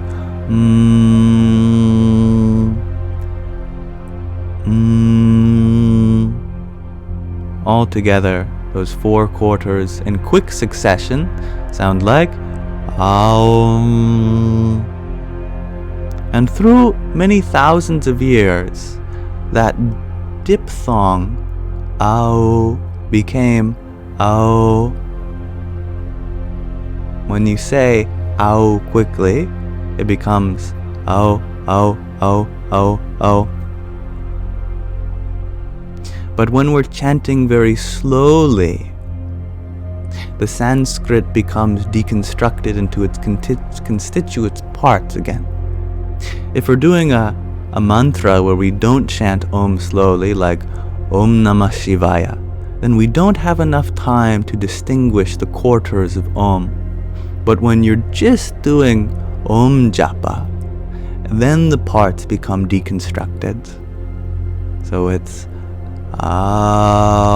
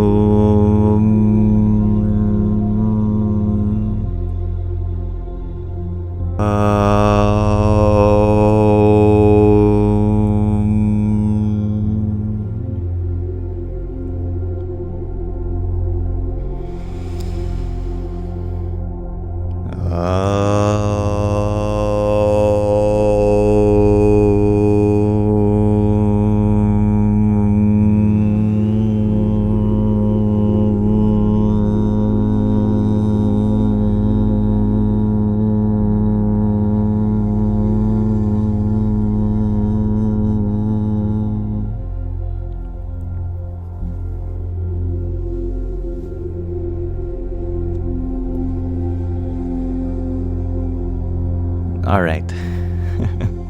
Let us pause our Om chanting there.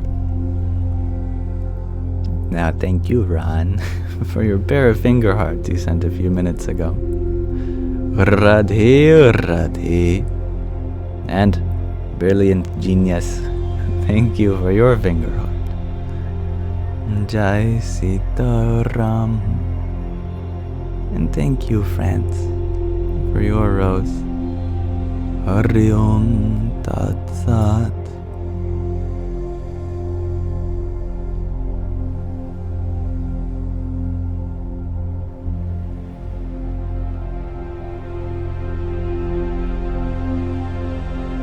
And thank you, Warrior Priestess, for your rosa. Hari Om Tat Sat. And good night, Steve. Motivational greatness, you are wondering, do you think mantras and or prayers lose their potency when spoken outside of the revealed language? I would not speak of it in terms of absence, but rather in their revealed language, they just gain that much more meaning, because then there is no room for interpretation.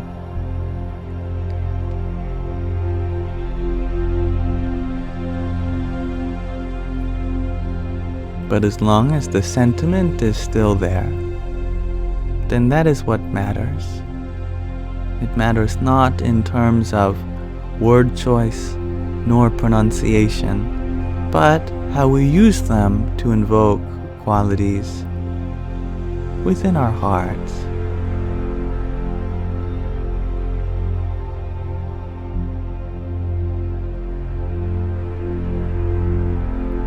Oriya, you are wondering, what is the difference for me between oming meditations and silent?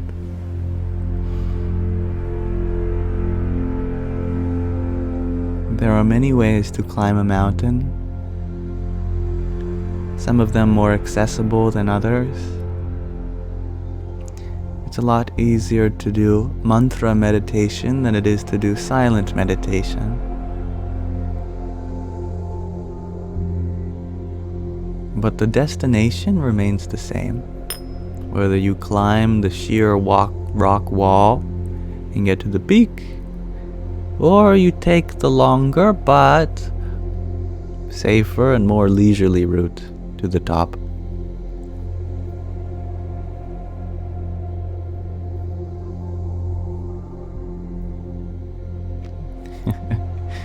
Gina, you are on the way to work just now. You're riding a Jeep.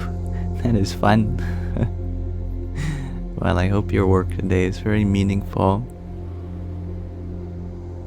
And I'm happy that you will find some appreciation in these lives Lily barfed. Thank you, Gina, for your pair of roses. Radhe, Radhe.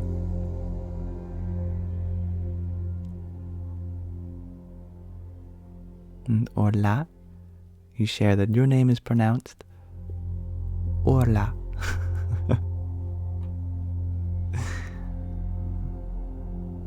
I hope that's right.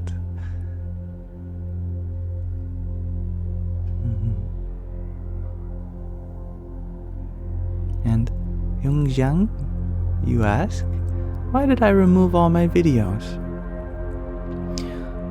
I removed all my videos because what I was sharing did not match what I was intending.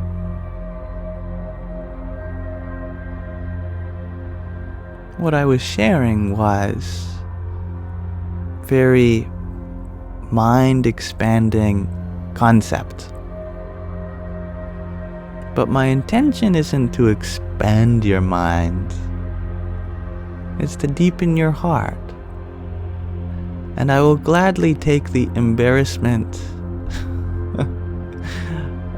that comes from removing all my videos, if that gives me the opportunity to start again from a more sincere perspective, where I'm less interested in becoming viral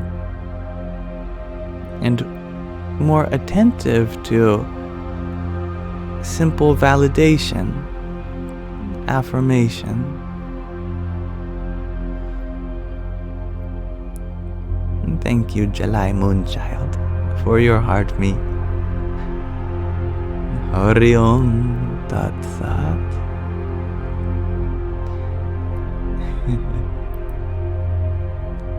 Base Shannon, you ask, can you simultaneously expand your mind and deepen your heart?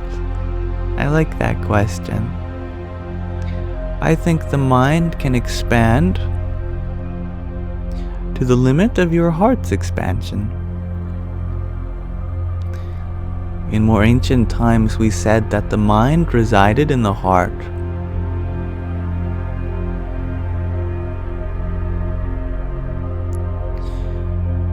So if your heart can only hold this much space, then your mind could only hold that much too. So the way to expand your mind is to deepen your heart.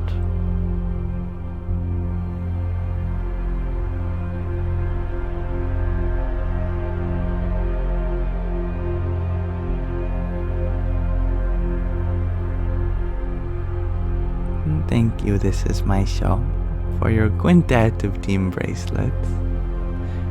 Hari Om Tat Sat. Poetic lyrics, you ask, do you believe in God?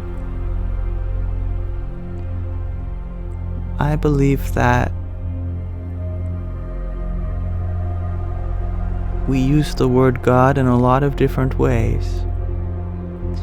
And the definition that you might have been given for God might not match with my experience, and your experience might not match with my definition for God.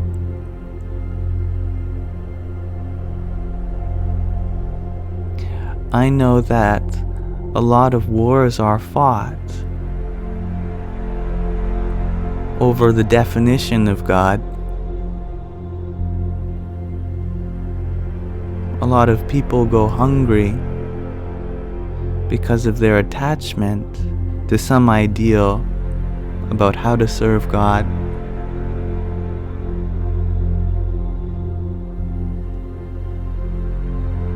And I know that many religions claim to have one way of expressing God. But if there's one thing I have learned from this life,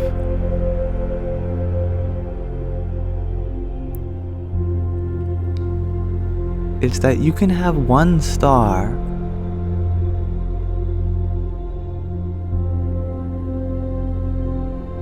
and have its light reflected on many planets.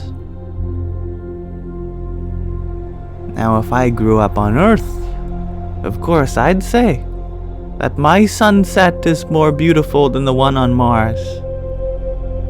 But a Martian could take offense to that. The Martian could say that my sunset is better than yours. Pluto, on the outskirts of the solar system, is saying, "Oh, you inner rocky bodies fighting over how the sun looks from over here, the distance is amazing. It makes the sun look like a point of light arising on the horizon. So beautiful. I've got the best sunrise. And you can even look at it from this distance without hurting your eyes."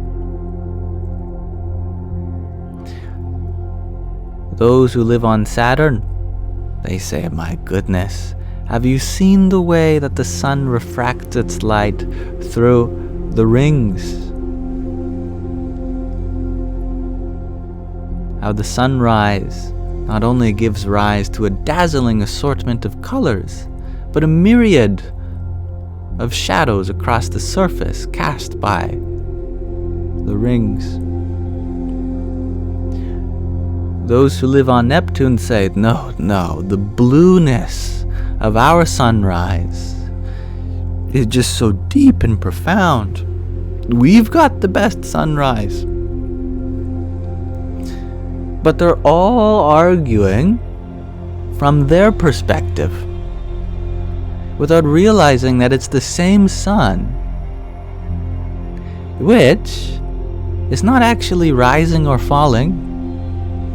It just appears like that in their own little world, which is rotating around it.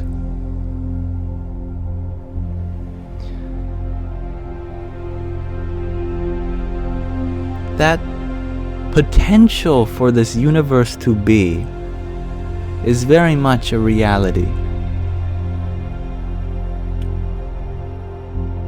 We forget that that's all the word God was meant to mean. The potential for life, for this universe, for the world. That source from which everything has arisen. But us humans overcomplicate things.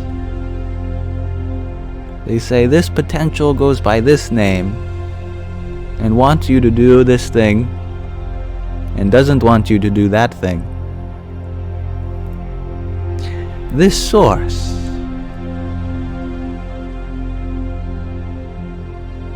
is truly beyond all human understanding. And no religion holds claim to the infinitude of that greatness.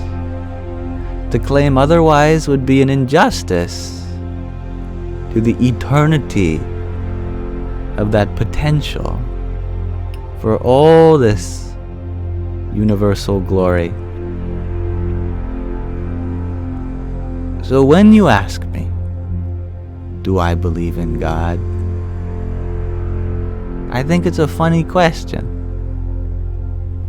because God means so many different things to so many different people. All I know is that whatever gave rise to this moment, I am grateful for that. And in my gratitude, I don't feel the need to compare myself with anyone.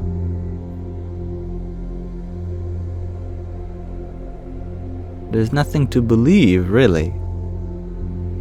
There's only just a kind of peaceful appreciation.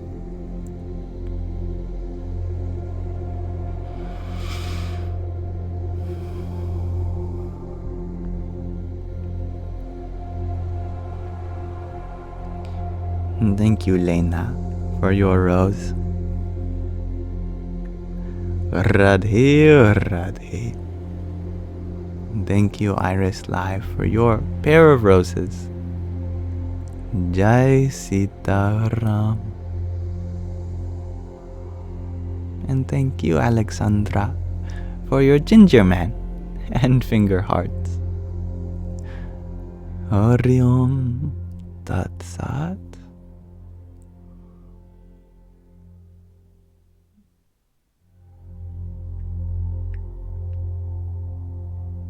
What does God mean to me? Asks Saturnus.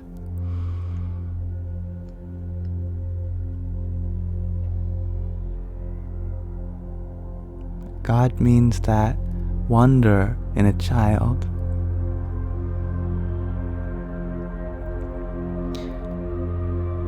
The blossom of a flower. The light in the sun. The curiosity of a cat. God is the darkness among the stars, the silence between sounds, the witness shining throughout those pearlescent eyes of yours, the patience in your heart, the capacity to grow. God is love. God is purity, existing in the innocence of early life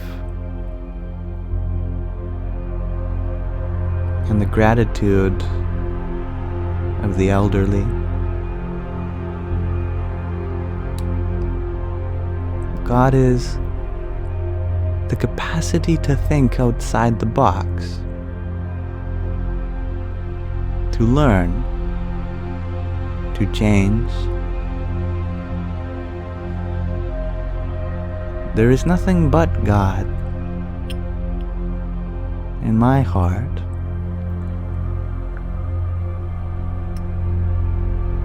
God is, God isn't. Above everything and in everything.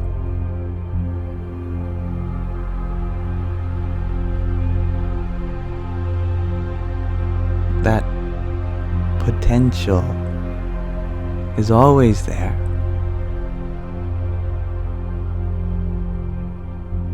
And the potency, which is yet to be unfolded,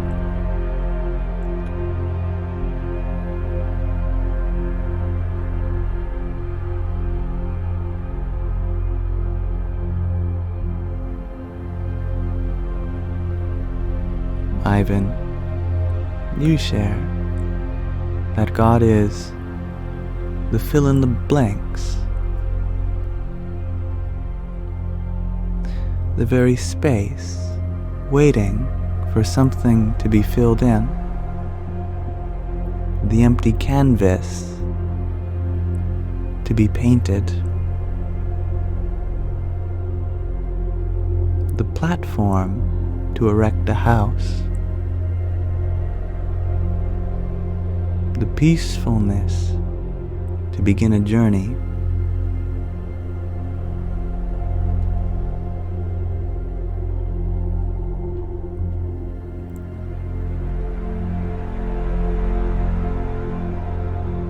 Thank you. Thank you, Iris, for another 223 roses. Radhe, Radhe.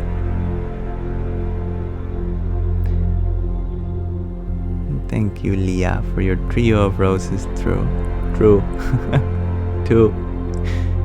Jai Sitaram. And Loopy Lane, thank you for your hand heart.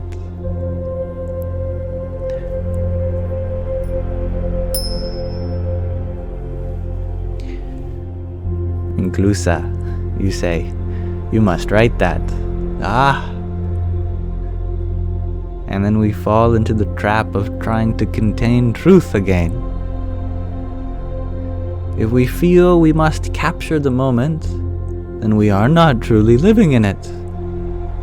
We must be encaptured by the moment without need to contain it.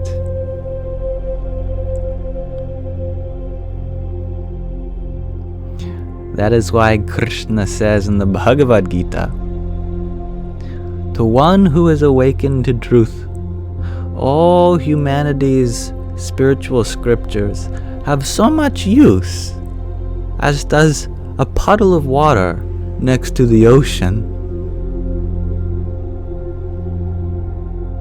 Why write down what you are experiencing now? No word could ever describe the fullness of your experience.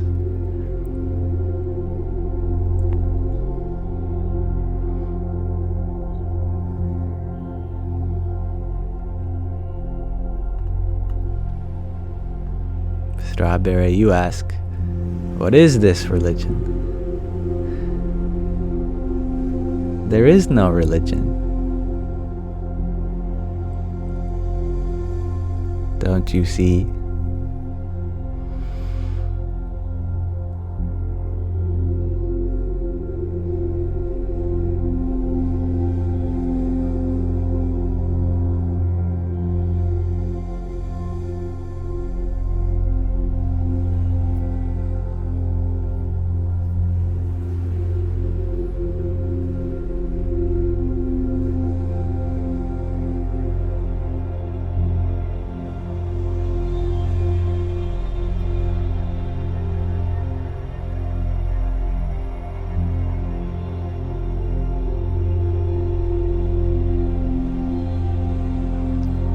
Or la, you ask, why is our ego so afraid to let go?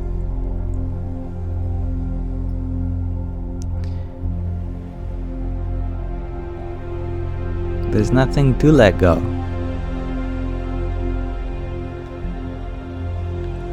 All this ego business is more ego.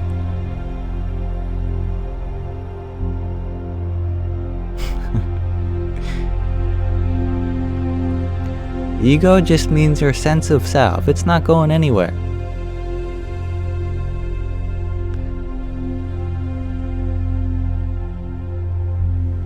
Someone was once told that they should let go of their ego. And they didn't know how to do that, so they told their devotees to let go of their ego. None of them knew how to do that either, so they just passed on the message. And then here we are, with this idea. Let go of the ego. What does that even mean? Your ego is your sense of self.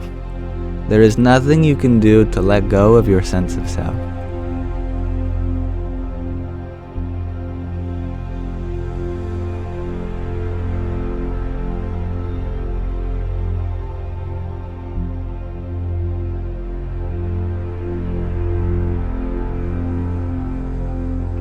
Your ego just means your accumulation of awareness.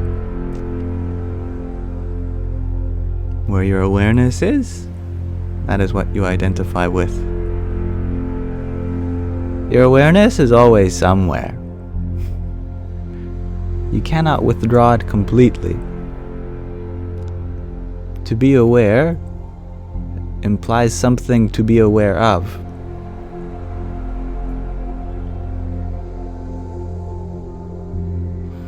Now, your awareness can be of two kinds. It can gravitate towards the good, or it can gravitate towards the bad.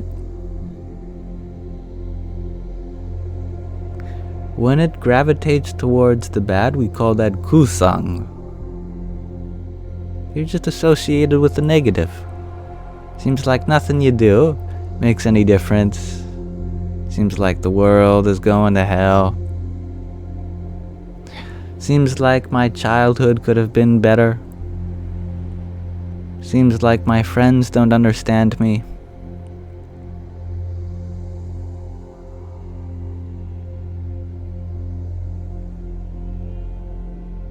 But with satsang, with positive association, everything becomes beautiful.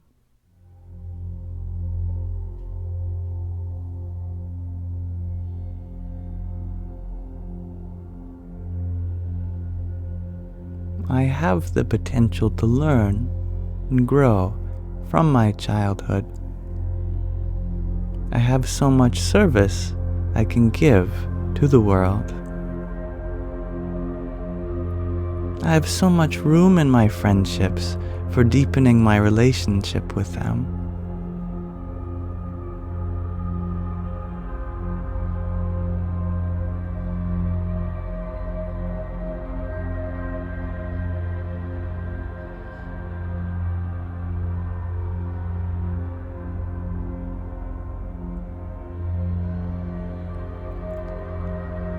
So it's not about letting go of anything.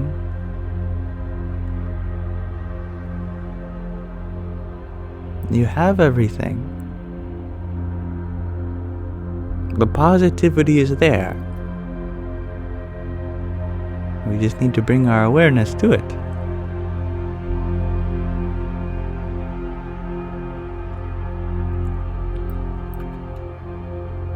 Thank you, Iris.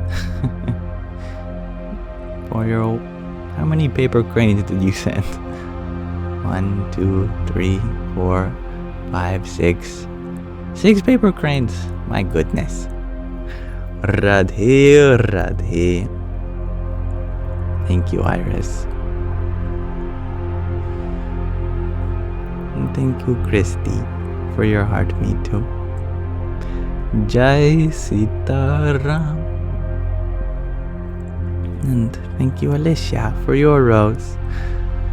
Radhe, Radhe. And Iris, thank you for your pair of roses as well. Jai Sitaram. And thank you, Lex, for your heart, me too.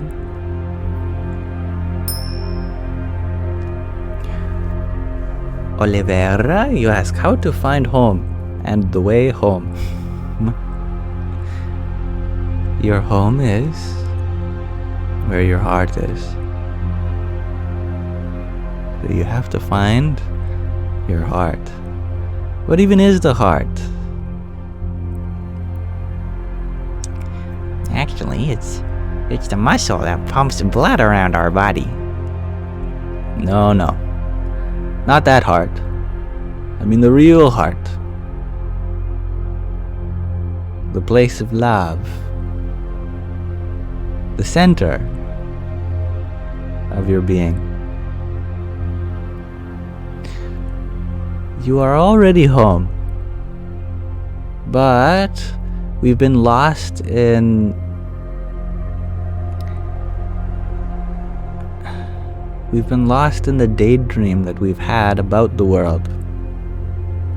That doesn't mean the world is a dream. It means we've been dreaming about the world. We have been feeling like something's missing, without realizing that the emptiness we feel is our very home itself.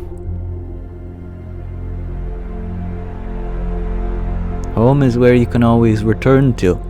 It is a kind of spaciousness. That spaciousness is what you are.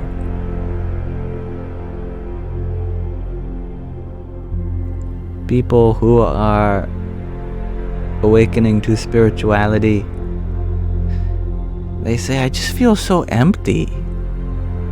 Yeah. Emptiness is your capacity to hold.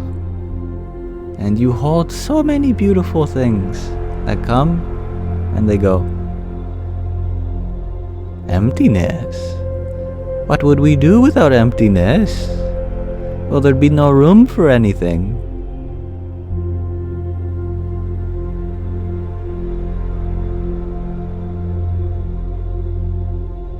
In Judaism, they call it tzimtzum. That before creation happens, there is the tzimtzum, that timeless opening for creation to follow from. How can you paint a canvas without having something to paint, such as the canvas? How can you sing a song without any silence in the background to sing through?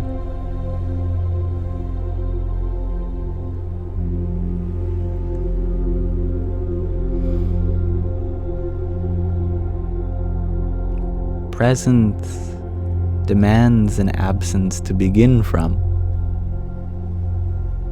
And that absence is what we are. Capacity, potential, to use positive terms.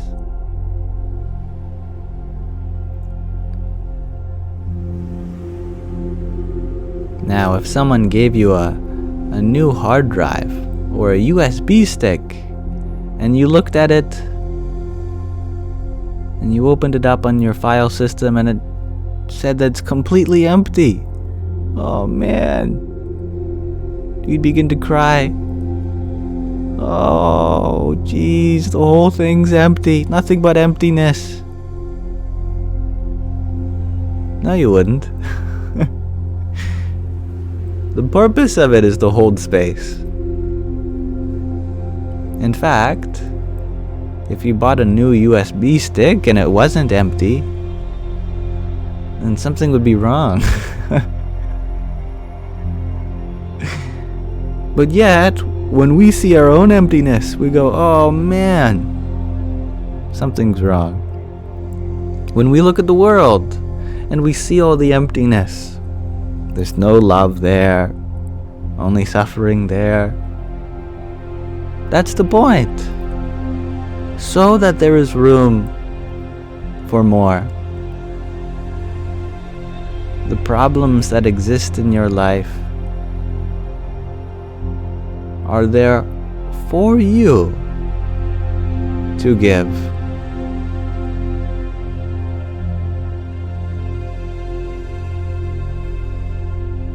Imagine if you got a new video game and you loaded it up and the video game was complete. You were at the end of the level. The credits started playing. There'd be nothing to do. Everyone was saved already. All the items were already acquired. You're fully leveled up. There's nothing more to do. Well, that'd be a terrible game. You'd give it back to wherever you got it from. The point of getting a game is so that you have all these quests to do. You are spawned into a world that has all these problems so that you can be of help. We didn't come here to suffer. We came here to attend to the suffering.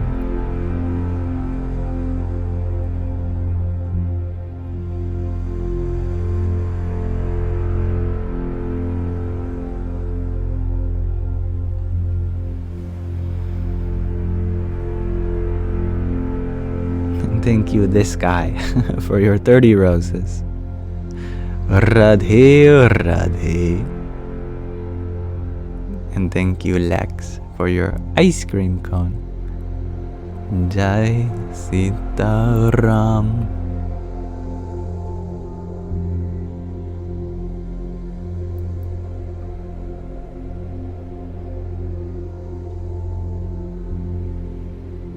And thank you, Inevitable, for the disco love. Jai Hanumanji. Juror 8, you ask, how to empty the vessel filled with loss, hate, anger, sorrow, etc., so it can be filled with good.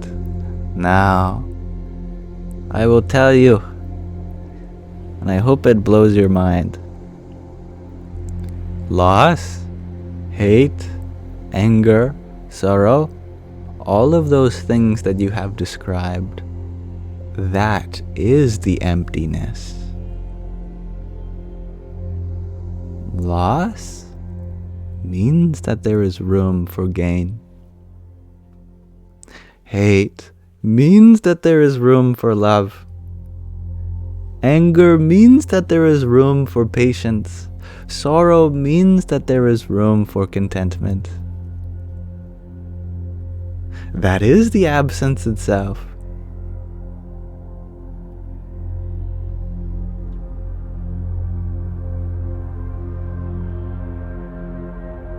You can't empty the emptiness.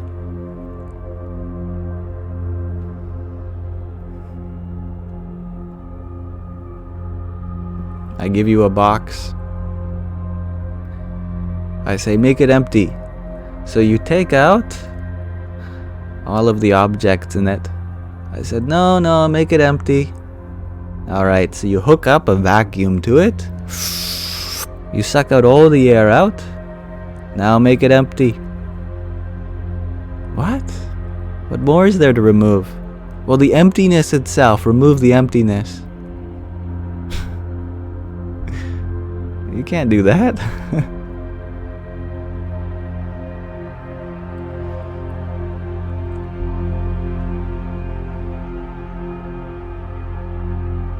To remove the emptiness would be to crush up the box and make it hold nothing. But it doesn't even have the capacity to hold anything. It's no longer a box.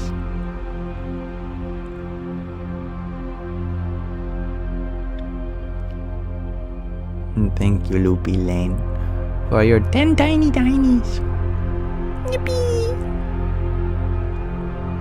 And thank you, Liz, for your heart me.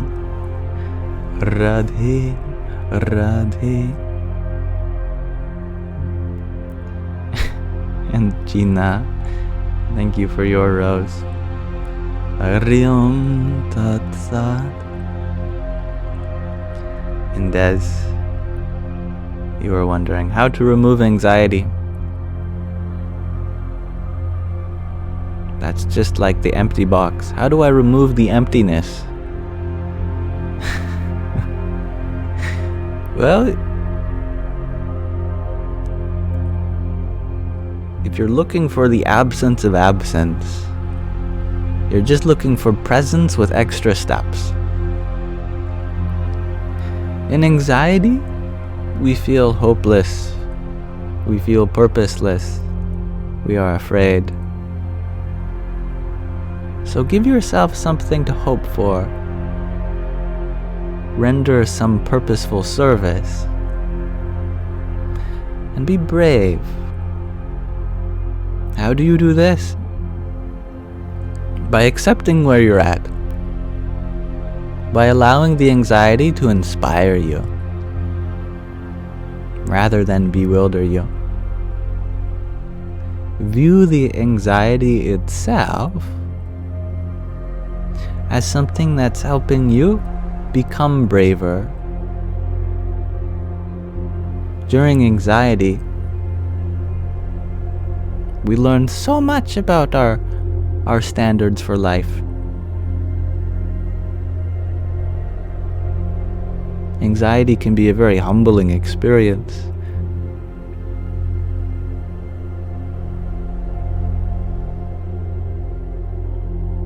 In an anxious moment, it's important not to deny that anxiety is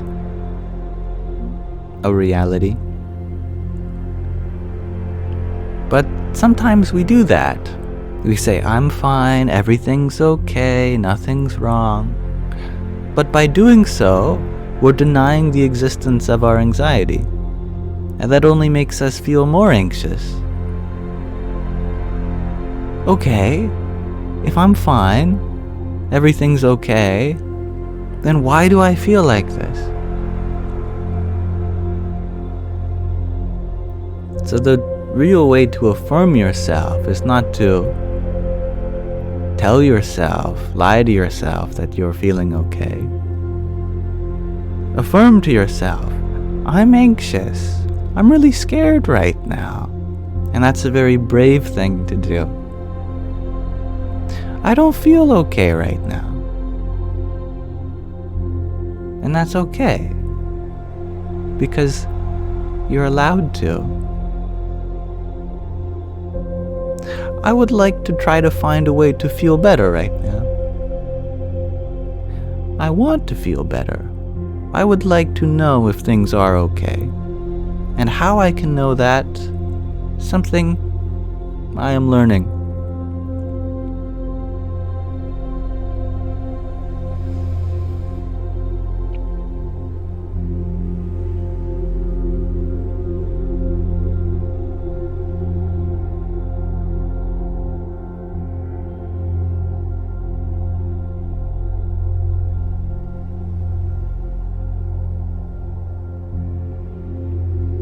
Anxious is very close in sensation to motivation, just as Orla shares. You shared that for you anxiety came up when you were being oppressed. Your nervous system knew the system was wrong. That anxiety can be inspiring because it can point the way to something new, to a healthy change in our life.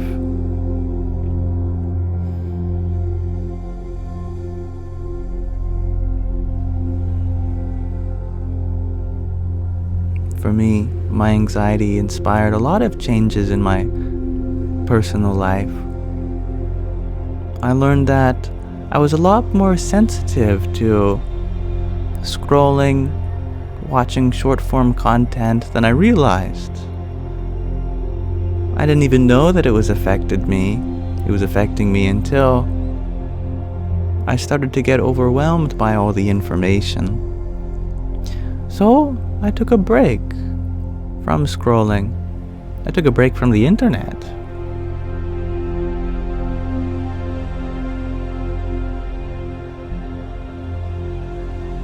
I learned that if I just spent my day doing something meaningful, then oftentimes the anxiety wouldn't even arise. Or if it did, it would dissipate rather quickly.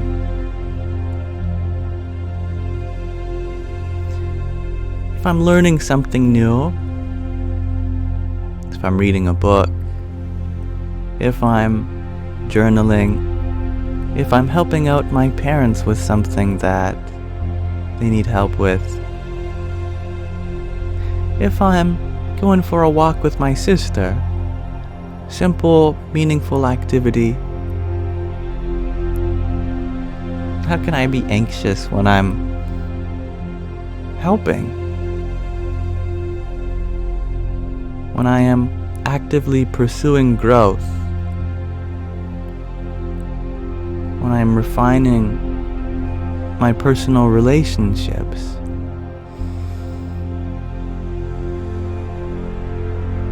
when I am forging better habits, when I'm doing everything I can to be a healthier, happier person.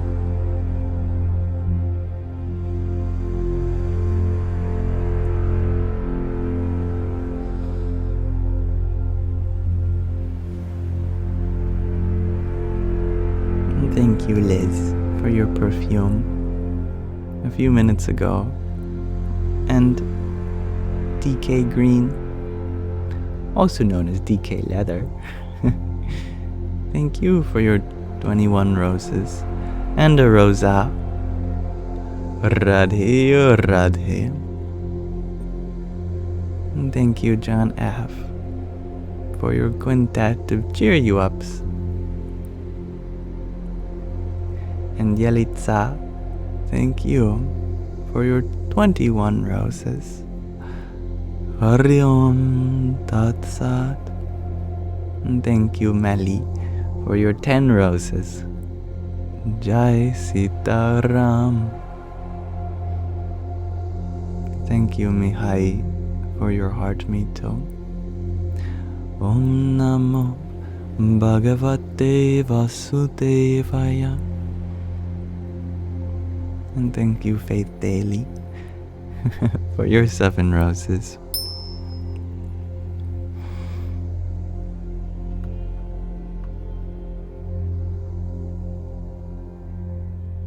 I agree with that sentiment, Christy. Purpose is paramount. And it doesn't really matter what form that purpose comes in. It's just doing anything purposefully. even if it's just tying your shoe. There's purposeful intent in that. I am doing this so I don't trip and splatter all over the road. I think I almost mixed up ground and road. The road.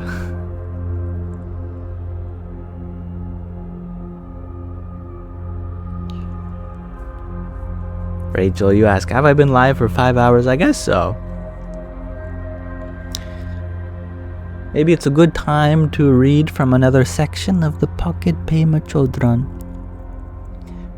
She is a lovely Buddhist nun who I very much look up to and have learned so many things from her.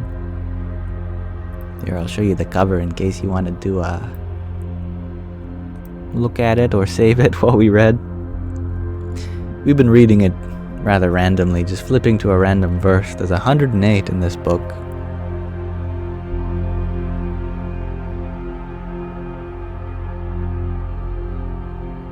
Here, let's read number 48. Connect with unconditional openness.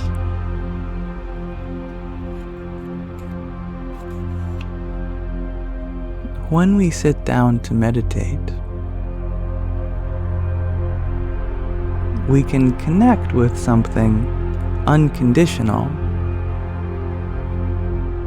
a state of mind, a basic environment that does not grasp or reject anything. Meditation is probably the only activity that doesn't add anything to the picture. Everything is allowed to come and go without further embellishment.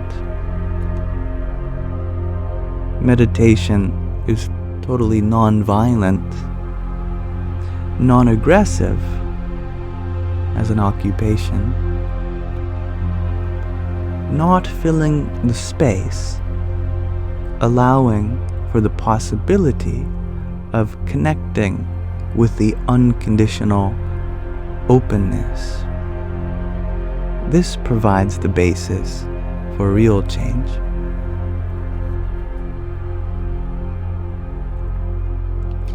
Connect with unconditional openness. A lovely verse from a lovely woman.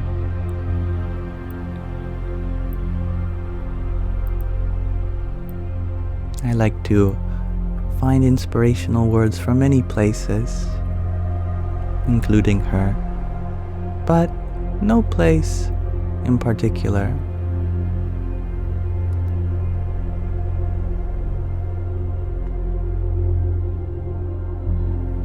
Yalitza, you are wondering, what would I recommend you do to be a consistent person? It comes hard to you. The best practice you can have for consistency is forgiveness. Sometimes when we put so much pressure on ourselves to be consistent, then we miss the greater picture. That consistency doesn't mean a perfect track record. It means that every time we miss a day, we go back to it the next. And we go back to it the next through forgiveness. If we don't forgive ourselves, how can we go back to it? How can we allow ourselves to have made that mistake and continue where we left off? So consistency of forgiveness is the most important part.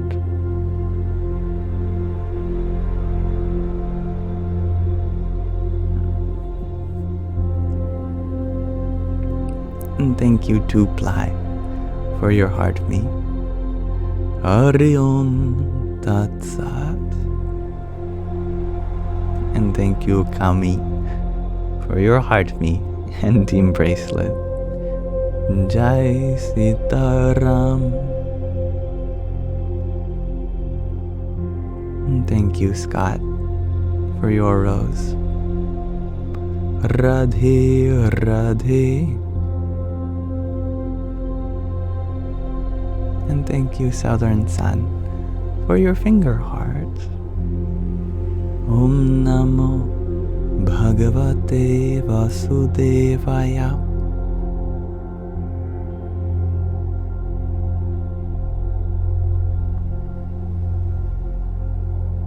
Deborah, you shared a few minutes ago that you would love to hear me sing Listen, Listen, Listen to My Heart song by Yogananda. Perhaps we can do it for one of our chanting sessions. That sounds lovely. I have heard some songs by Yogananda, and they are very lovely. One of my favorite things about Yogananda's singing was that he didn't care if it sounded good, because it wasn't a social thing. It wasn't about how you sounded. It was about the meaning that was carried by your words.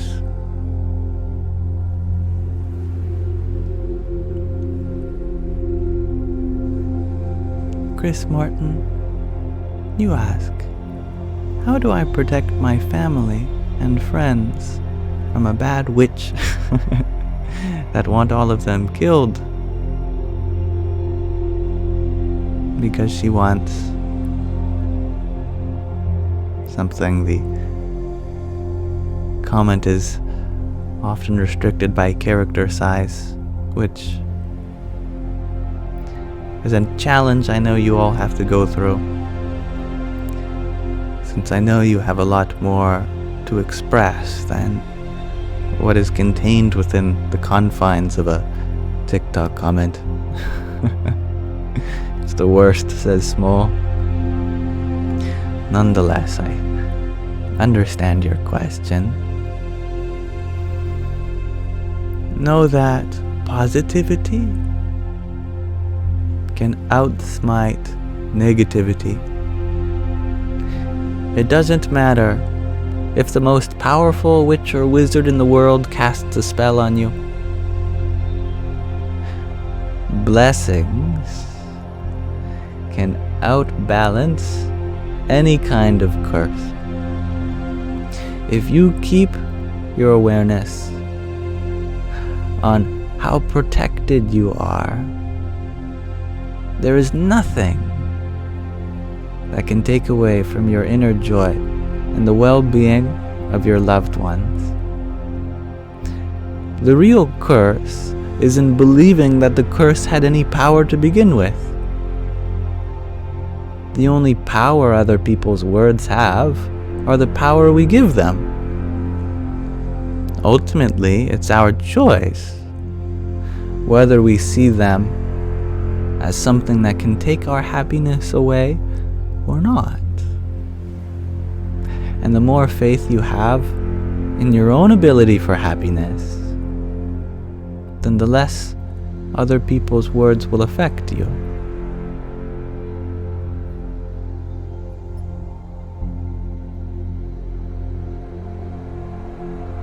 And thank you, Inevitable, for your balloons. Radhe, Radhe. And thank you, Kata, for your heart me. Hari Om Tat Sat. And thank you, Vicky, for your pair of roses. Jai Sita Ram. And thank you, Giuliano, for your ice cream cone, your cloud bread, your TikTok, and your Gigi. Om Namo Bhagavate Vasudevaya. And thank you, Christy, for your rose as well.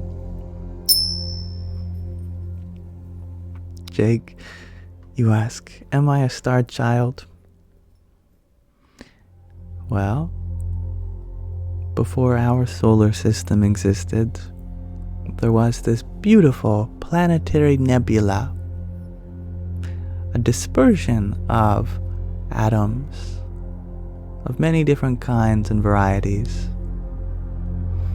And from the gravity between that massive interstellar cloud of dust coalesced our star and all of our planets. You could say that we really are made of stardust because that nebula was formed from the explosion of a previous star. So if by being a child of means that we have descended from, then yes, we are all star children, because everything is made up of what came from those stars.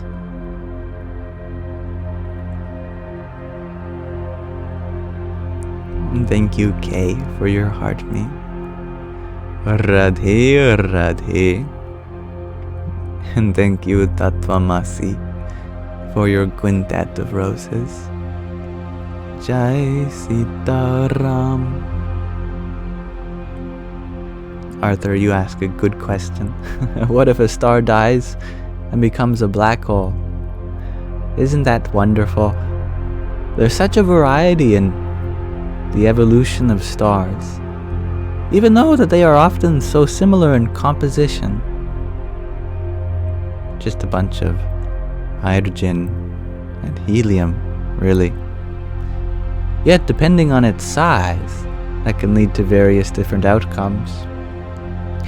A relatively small star just burns away, and it merely becomes a white dwarf. Now a larger star, now that might explode. And the explosion can lead to a supernova, which sheds its layers in the form of planetary and stellar nebulae. Really big stars, in that explosion that can collapse their core into a neutron star. And if that neutron star is spinning really quickly from the conservation of angular momentum, like a ballerina retracting her arms when she spins so much quicker, that can lead to pulsars, magnetars. There's a whole bunch of varieties of neutron stars. But if that inward pressure of explosion is really, really big, then even that neutron star can collapse past the Schwarzschild radius into a black hole. What a variety! It's amazing.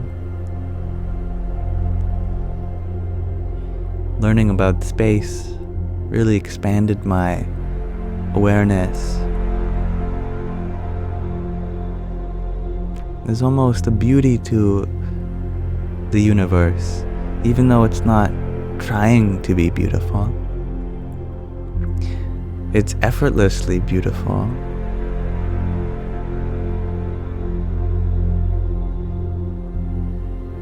And I think it's amazing that we get to witness it.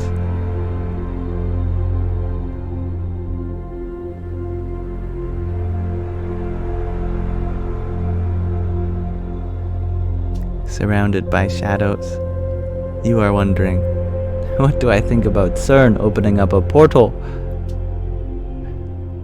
Yes, below the surface, on the border of Switzerland and France, is the Large Hadron Collider, a huge circular tunnel with the most powerful magnets accelerating protons to near the speed of light, colliding them, smashing them open. You know, we really haven't evolved that far from cavemen. Whereas before we would just smash rocks together to see what's on side. inside. We've just scaled down what we're smashing together. Particle accelerators are sometimes called atom smashers, because that's really what they are. If you take a hydrogen atom and you take away its electron, then it's just a proton. And they're getting billions and billions and billions and billions and billions of those and smashing them together, seeing what's inside. Should you be worried? Is that going to open up a new porthole? Well, the good news is no. And the reason that is actually very simple. Hear me out. See, the energy that is required to smash those protons together, now that's larger than any other thing that humanity has ever done. But it's not even close to the particle accelerators that already exist in the universe, like in supernova or around black hole accretion disks. In fact, even before humanity has existed, these atom smashers have existed around the universe by natural means, which bombard our planet every moment. And so there's actually even higher energy particles hitting us from space than we are colliding underneath the ground of Switzerland and France. The reason it's underground is just because it's a very fragile system. If a truck drove by and it was on the surface, then that could misalign all the magnets that keep the protons all in a perfect circle. So I wouldn't be worried about that experiment because it's creating energies that already exist all around us. But you could say that it's opened the window of our own understanding. It's a portal of knowledge through which we have learned so much about the universe. It was from the Large Hadron Collider and related experiments at CERN that we came to know of the existence of the Higgs boson, the particle that gives all the fermions mass. Or at least the quarks and charged leptons mass. I don't think people know exactly how neutrinos get mass, sometimes called the God particle. A portal of wisdom, that's a great way to put it, surrounded by shadows. Yeah. And see why you share. It's nice to know what is going on under your home country. Oh, are you, do you live in France or Switzerland? It's very exciting. And Faith Daily, you ask, why do people call it the God particle? They call it the God particle because it's very important. Without it, the universe really wouldn't exist, at least not in any form that we could recognize. Now, to be fair, you could say that about almost every particle, that they're all equally important. The importance of the Higgs boson is that through a very complicated mechanism that I don't even begin to understand, it is what actually slows particles down from always moving around at the speed of light. Because you could say that everything wants to move at the speed of light. By default, everything would be light or massless, like the photon, the gluon. But you can't exactly make physical stuff out of everything moving at the speed of light. You need to slow it down in order to have stars and atoms and planets and galaxies. And so the Higgs boson acts like that. It's like a thick soup that slows the movement of everything down by giving particles mass.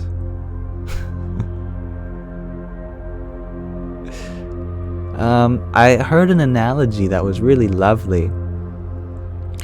It'd be like walking through a crowd as a celebrity. As a celebrity, your default is to walk fast. You don't want to be noticed by anyone. You have a destination you want to get to. But the paparazzi gives you weight, gives you an importance, and that importance slows you down, because then you're navigating everyone. That's what the Higgs boson does. It's like the paparazzi for the universe, giving everything a kind of inertia.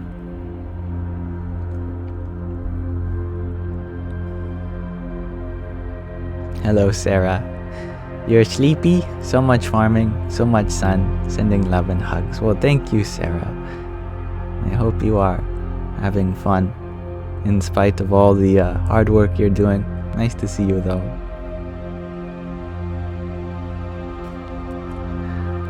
Billy, you are wondering, if I were in a car traveling at the speed of light and turned on my headlights, would anything happen? You're quoting Stephen Wright. It's a good thought experiment from Einstein's time.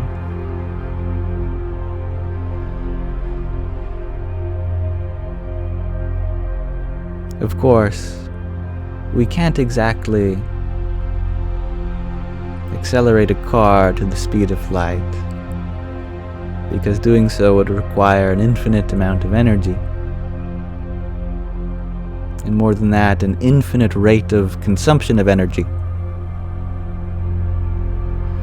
When you look at your dashboard in a car, you see that there's a dial for RPM, how many revolutions per minute. Well, you'd have to make the pistons move at the speed of light. You'd run out of gas so quickly. Not to mention, to get the car moving at the speed of light, you'd have to first get the pistons in the car moving at the speed of light. So you need an engine for your engine that also has to already be going at the speed of light. So there's nothing we can do to make matter get to the speed of light, but we can get arbitrarily close. But the point still stands. Even if you were moving at 50% the speed of light, and you turn on your headlights, is the light coming out of your headlights moving at 1.5 times the speed of light? And we know this from everyday experience, that if you're on a moving car and you throw a ball, then the velocities add up. That if someone's on a moving train and you see them throw a ball to their friend, then that ball is going even faster than the train. What Einstein discovered is that velocities only add on really slow timescales. When things are moving really fast, they don't actually add anymore. There's another factor that divides it out. You add them and then divide them by another number. It just so happens that when the speeds are low, that number you divide by is very close to 1. And if you divide anything by a number close to 1, it's roughly the same as the number you started with.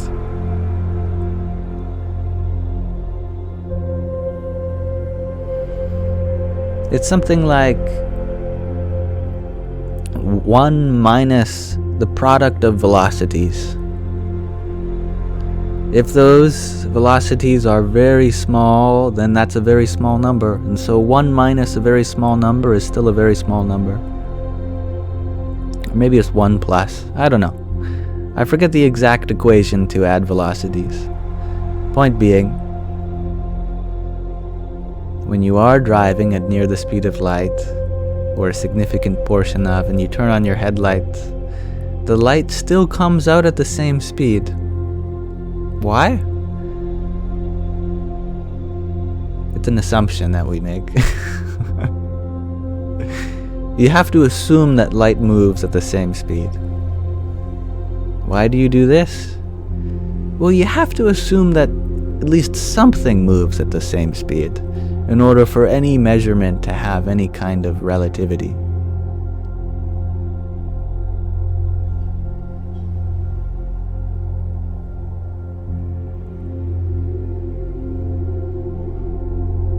Thank you, Liv, for your hat and mustache a moment ago.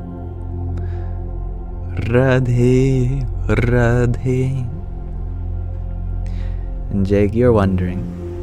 They say the universe is expanding. What do you think it's expanding into? What's past the universe?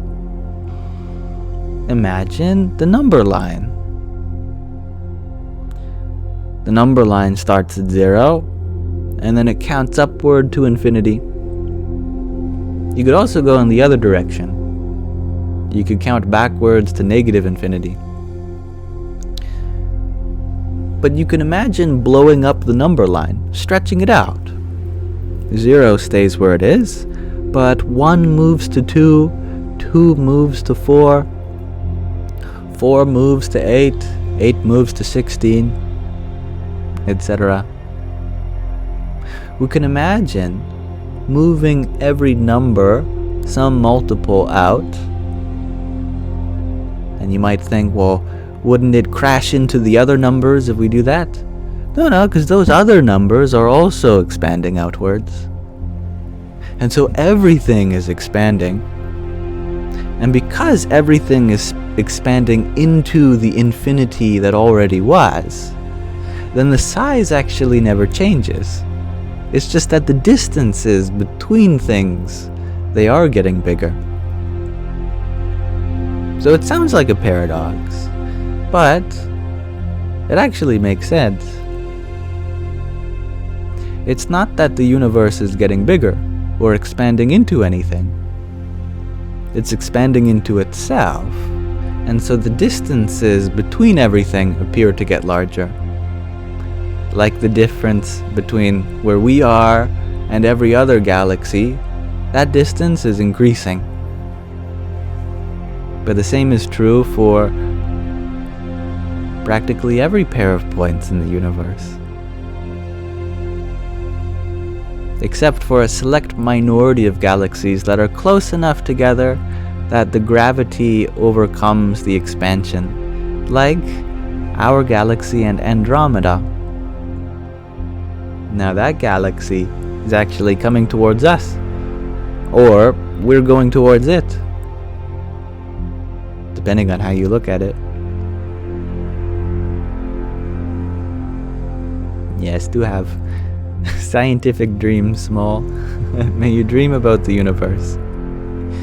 Is it also shrinking simultaneously? Asks No Limits. Indeed. From one perspective, you could say that the distances between things are getting bigger because the space is expanding. But you could just as equally argue that no, everything is getting smaller, including our reference point for distance. So, our measurement of distance is getting smaller, but the distances between galaxies are actually the same. So it looks like they're getting farther away, because our definition of the meter is shrinking.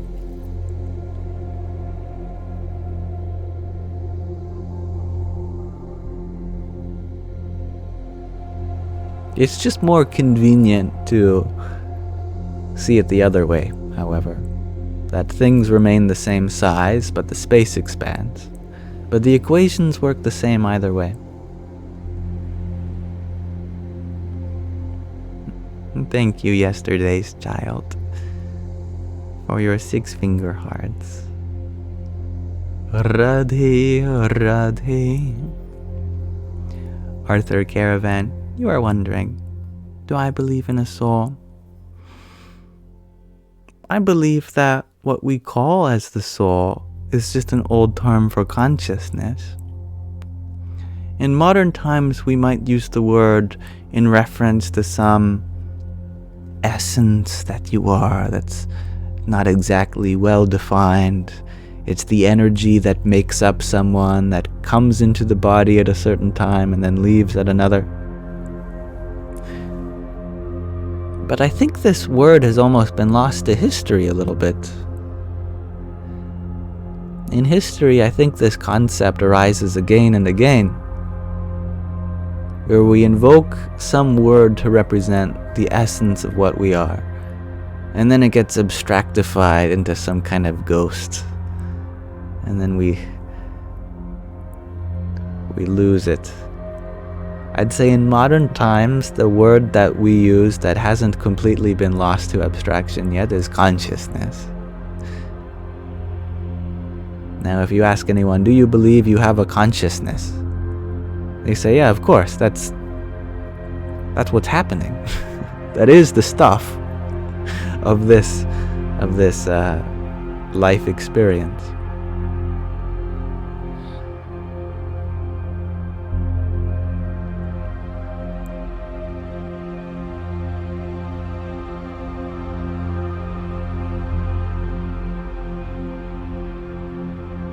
Shilo, you are wondering, what about karma?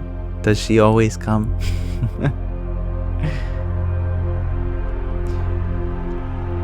Karma is not something that depends on the action, but depends on our intention of the action. So, even if you cause others to be hurt without intending to do so, then there is no karma. But if you then do not help those that you have inadvertently hurt, then there could be room for karma yet again.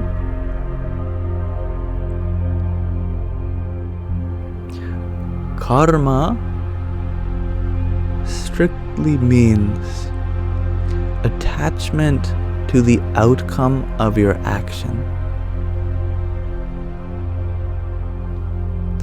So if you are doing some action for a reward, then you are bound by karma. And if you do an action out of avoidance of some punishment, then you are still bound by karma. For example, if you did something good only because otherwise people would be mad at you, then it doesn't matter that you did something good, there's still karma.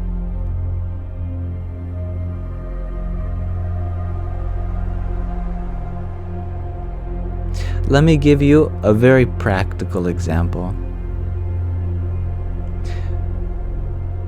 When you are in school, grades measure our progress. But as the famous saying goes, when the measure becomes a target, it ceases from being a good measure. This is the law of karma. That when we are attached to the outcome, then that says nothing about our action. You could get a good grade, but only do so because you tried to get a good grade, and afterwards all of the knowledge is lost, simply because you know what your teacher is looking for. Also, you could do your best studying, but somehow miss what the questions were asking and end up getting a bad grade. Therefore, the grade really isn't a measure for how well you are versed. At least not an absolute measure. It's more probabilistic. That is why it's important that we don't do things for the sake of the outcome. You're not studying so that you can get good grades, but for the sake of learning itself. Otherwise, then we stake our happiness on something out of our control. And when that thing that's out of our control becomes negative, we say, oh, I've had bad karma. And when it becomes positive, we say, oh, I've had good karma. But the truth is that the karma had nothing to do with your action and everything to do with your expectation of where that action leads you. So to be free from karma simply means that we do our actions without an incentive for some reward or some avoidance of punishment, but for the sake of the action itself. We study so that we are learning. We heal so that we are growing, not to become healed, past tense, as if it's some outcome. We enjoy the process, the journey, rather than the destination. And if any of you are curious where this comes from the Bhagavad Gita, which is a scripture 5,160 years ago. The second chapter is all about karma. In fact, the third chapter. The third chapter is literally titled Karma Yoga. You wonder where we get the word karma from. Where does that even come from? Well, it's not an English word. In English, the word is action. Yoga is also not an English word. In English, the word is union. So karma yoga means action union. It means being one with your action.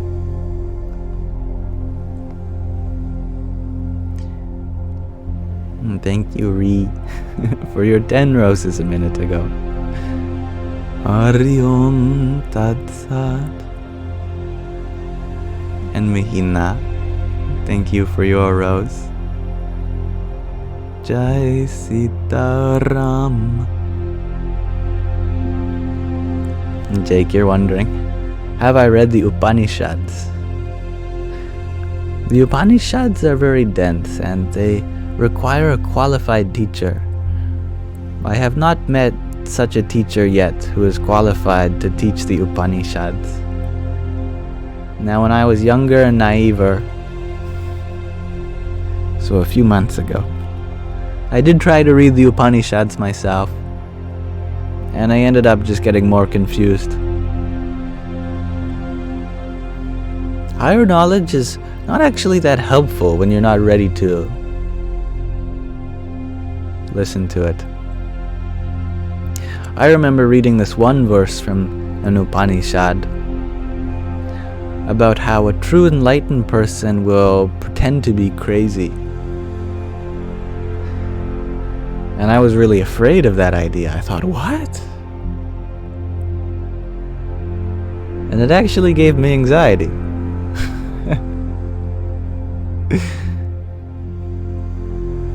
And then I came to realize that I'm just not ready to understand it.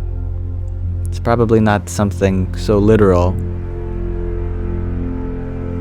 It has to do with humility and not being attached to some sense of reasoning over others.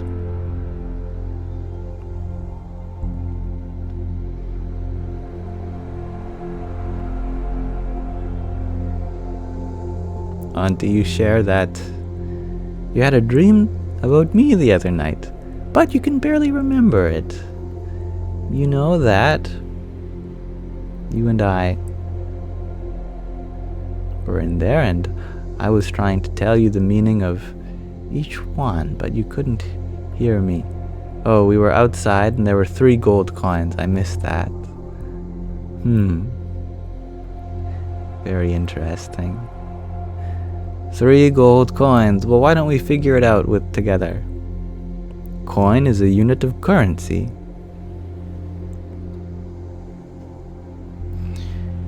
Currency is something we use to invest. We can either invest in the stock market or our well-being. We can invest in our body by purchasing food.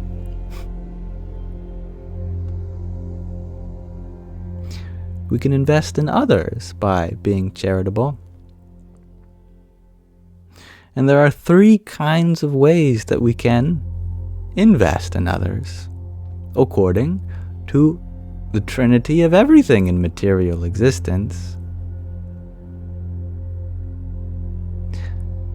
trinity of the gunas: tamas, rajas, and sattva. Tamas is the guna of heedlessness or arrogance. Rajas is the guna of passion or excitement.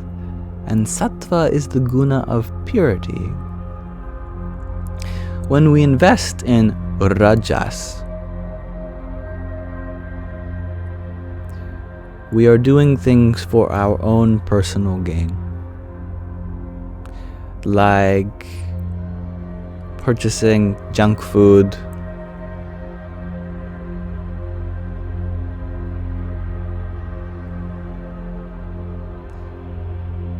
when we are investing in rajas,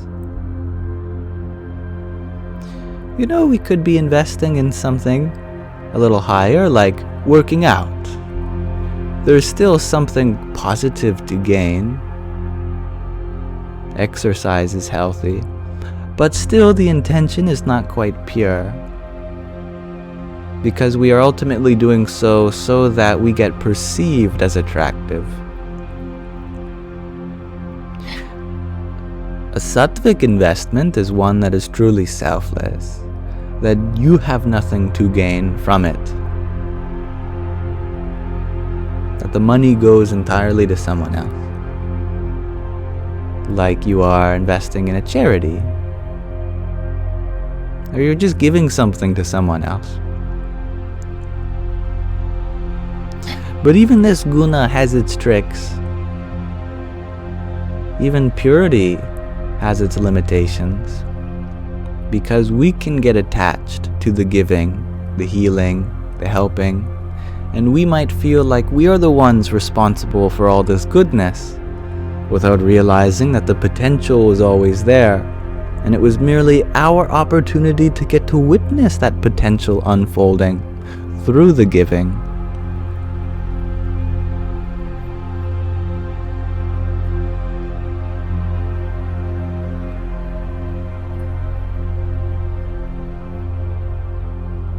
And thank you, the answer, for your rose.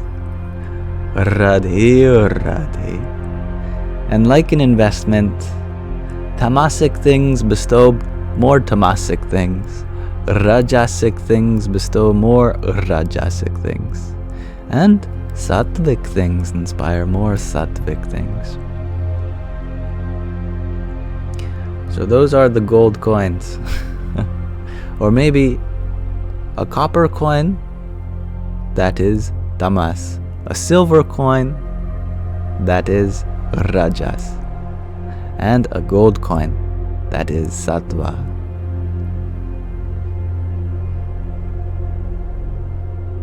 And thank you, Samantha, for your heart meme. Vasilika, you ask, what does Radhe Radhe mean? It means salutations to the Divine Mother.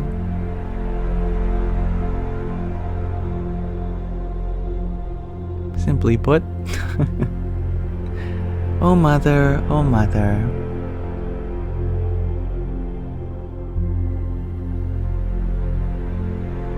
Just happy to be here. You share that you have made so many bad choices in your life. How do you try to be a better person? That makes 8 billion of us.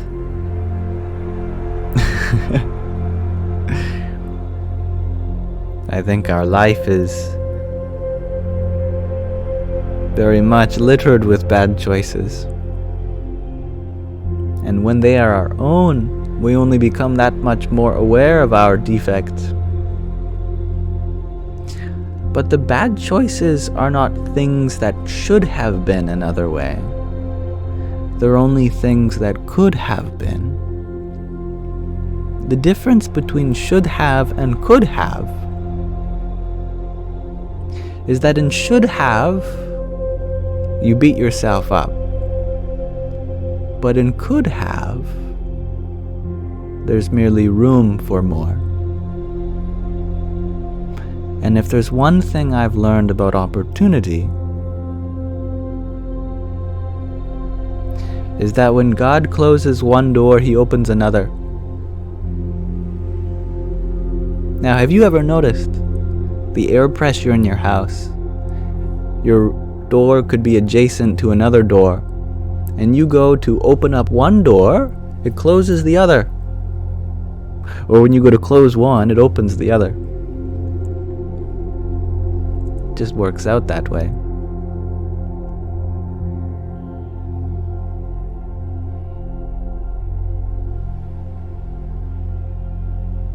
Even the biggest sinner in the universe has a chance for redemption, to use biblical terms.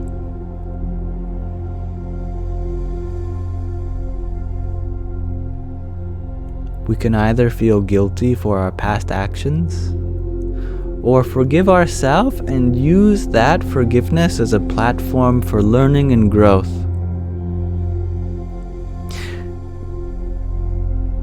We just learned one way not to do something. That helps us learn more about how we can do something. By learning what doesn't work, we narrow down what does work.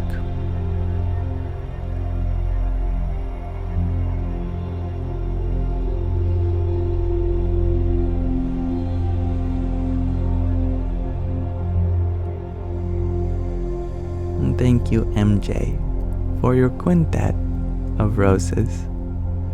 Radhe, Radhe. And thank you, Auntie, for your 1, 2, 3 roses and a pair of ice cream cones. Hari Om Tat Sat. And thank you, Gina, for your pair of roses. Radhe, Radhe. And Abby, thank you for your rose too. Om Namo Bhagavate Vasudevaya. Brendolyn, you ask, how do I tell my crush I like him?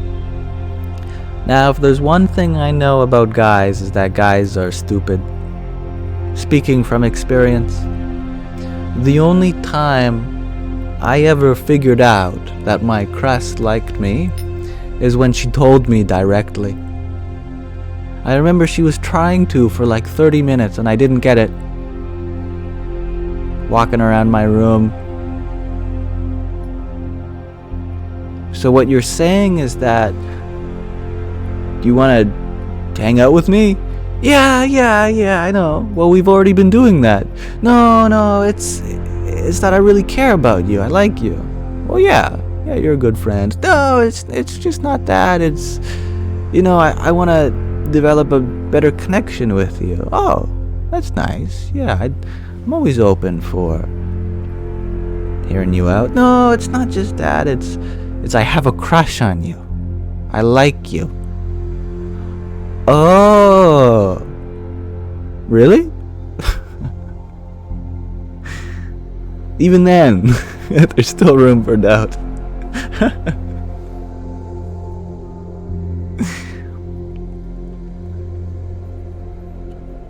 And thank you, Arthur, for your quintet of tiny tinies. Yippee! And the Canuck Gypsy, thank you for your rose. Radhe, Radhe.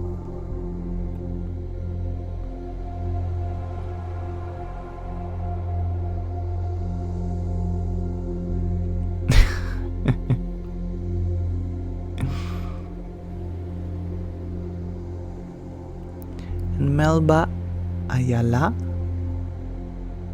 you're wondering about the nature of someone who has taken their life. I assume this was in relation to our talk on having the potential for happiness even if we made bad choices. And oftentimes indeed, there could be other choices someone could make when it comes to taking one's life.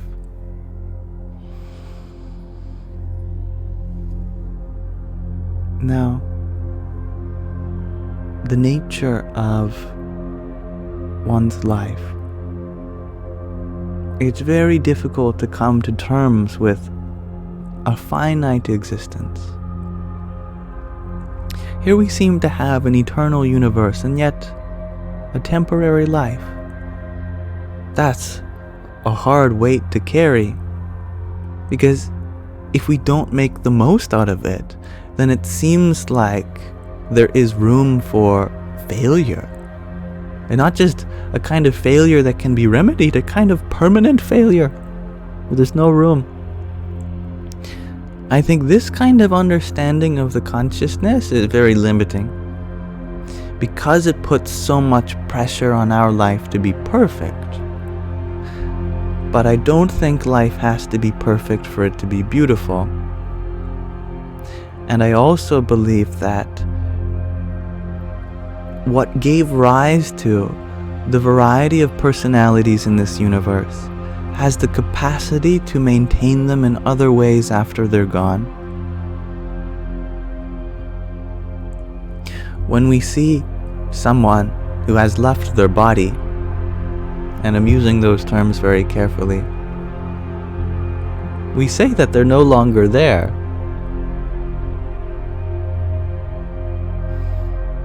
We don't carry around the bodies of our loved ones after they pass on, because they are not there anymore. But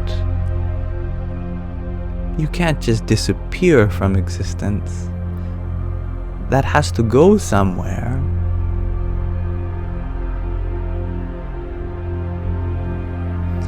I believe that the energy which comprises a soul, even if it's not exactly energy in the way that matter is energy or heat is energy, it's still a kind of substance, you could say.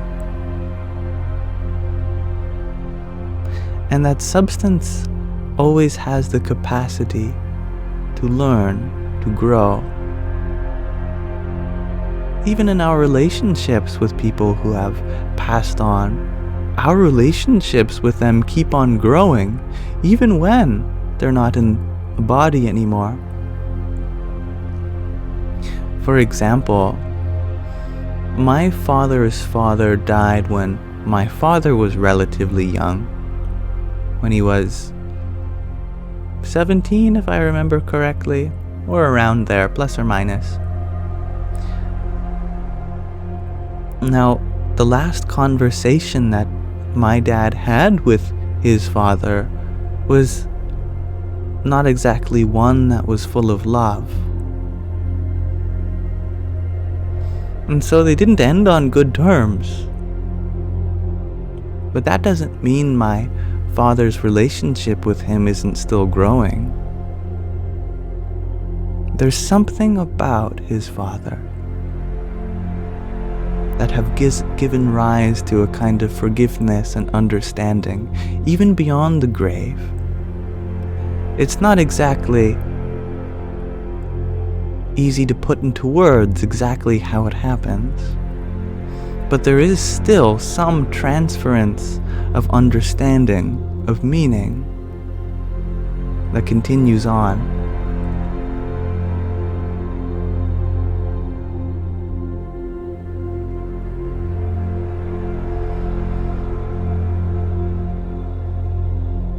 And thank you, the Canuck Gypsy, for your rose a minute ago.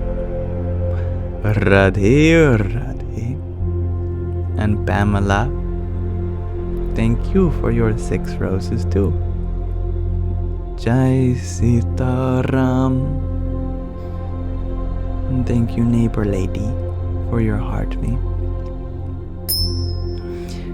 And Amanda McCormack, you share that you always make sure you tell the ones you love that you love them before you leave, no matter what the emotion at the time, because you never know. And that's such a good practice. Yeah. Of course, no one wants to pretend like it's the last time. So it can be difficult for people to get to that point. But what a powerful thing that is, to know that no matter what happens, you said I love you. And I don't think that's a choice you'd ever regret. Many people regret not saying I love you. We regret what we didn't do, what we could have done. So it is important to give purpose to the potential if it's there. That's a great thing, Amanda. And I'm happy to hear that. And Liz, you share. So you're saying I can still bother people after I pass? Oh yes. Your capacity to bother is just as eternal as you are.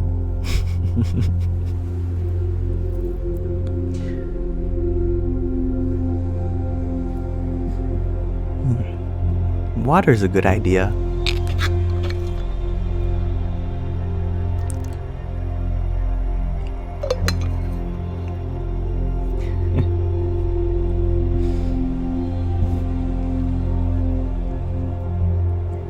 And thank you, Shalisho, for your rose and heart me. Radhe, oh Radhe.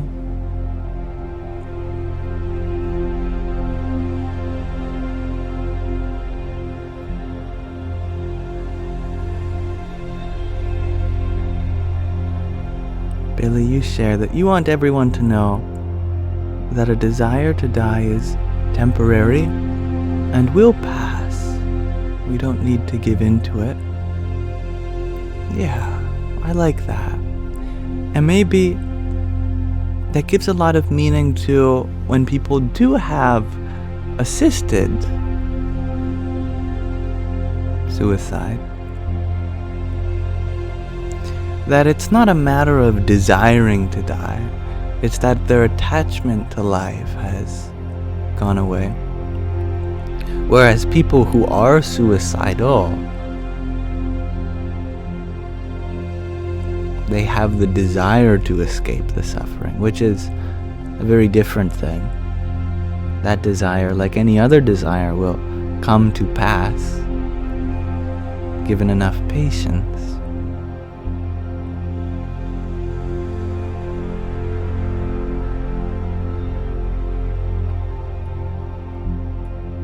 And Faith Daily, you relate in that your aunt just passed and was very mean the last time you saw her 11 years ago, and you still feel it.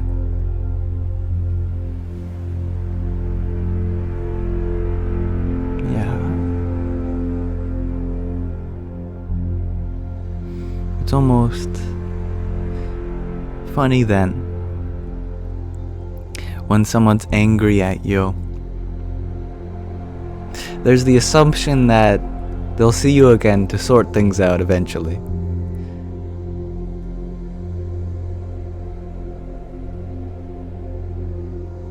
The next time someone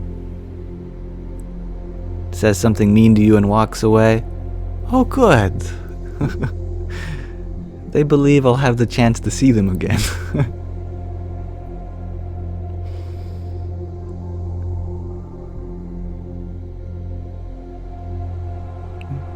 Always a good reminder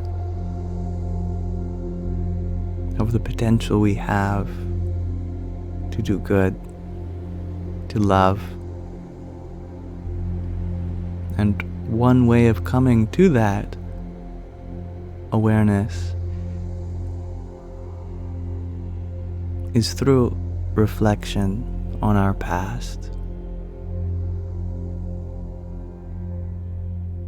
Good evening, Mothering Addiction. I'm very happy and grateful to be here with you all. And Arthur, you share that you think sometimes we see the reflection of ourselves in those that have passed. Yeah, I know what you mean.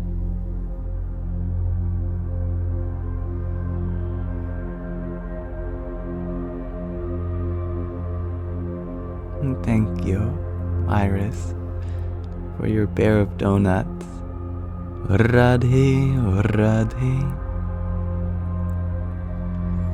Lay Space, you share that we should do breathing exercises. Breathing, now that is a very powerful thing. Don't put anything past your breath. The first thing an actor does before walking on stage is taking a deep breath. The first thing we do before diving into water is take a deep breath. In the morning, the first thing we do is take a big breath.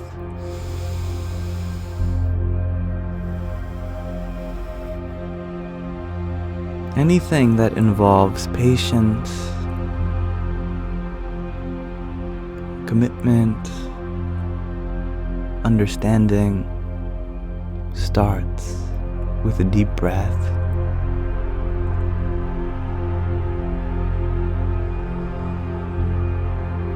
What I like to do is, I have a mantra that I do with my breath, and I do it on the inhale, and I do it on the exhale. And that does a few things. It keeps my breath consistent. It also keeps me focused on my breath consciously. Makes my breath deep since my mantra is pretty long. It's actually kind of hard to fit it within a breath.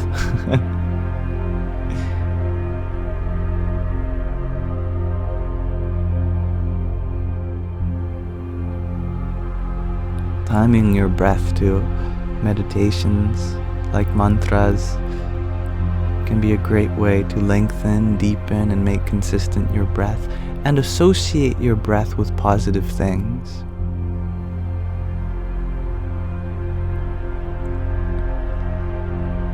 And Jack Sparrow, you ask, can I define what love is? Can I define what silence is? Well, every word that I use to describe silence only takes us further away from the very thing that we're trying to describe. It's actually when I stop speaking that the best definition for silence comes.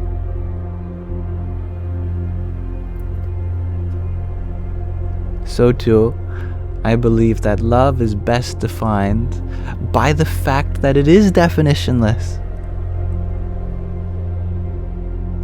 If there's one trademark of love stories, it's that love breaks boundaries, crashes walls, surpasses borders.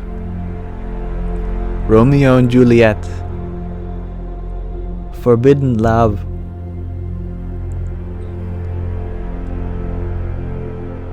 It seems like any time you try to define love, there's an exception to it.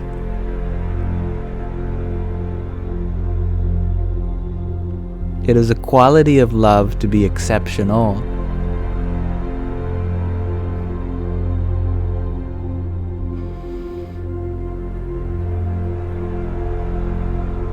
And although we're only speaking of it in terms of what it's not, it still tells you a great deal about what it is.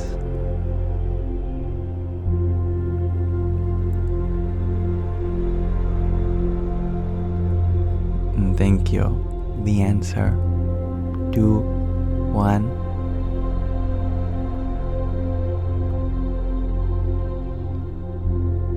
OG, you're wondering, how can I ease my anxiety? Your heart rate's been putting you in the hospital. I've been there. I begged and begged my doctor to figure out what's wrong with my heart. So she set up an ECG for me.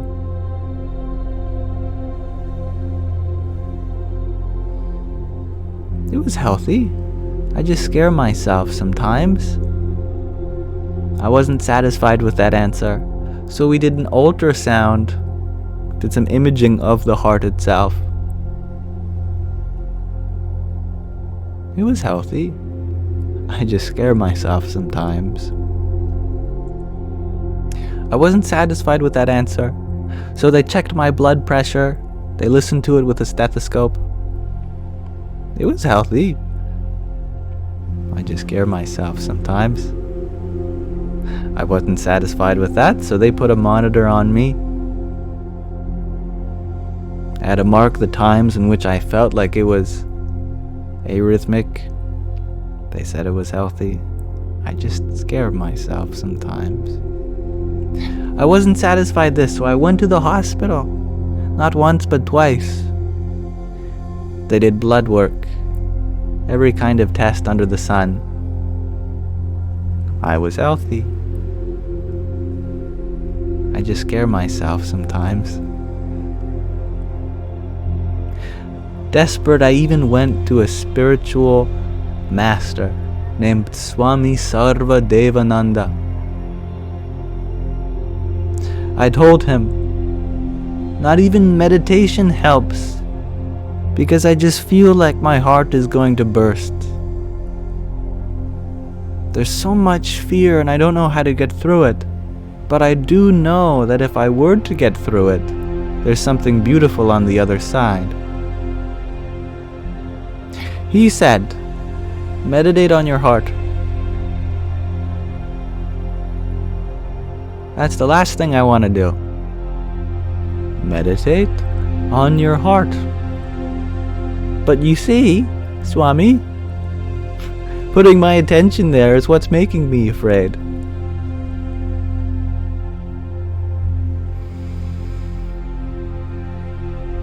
So I didn't meditate on my heart.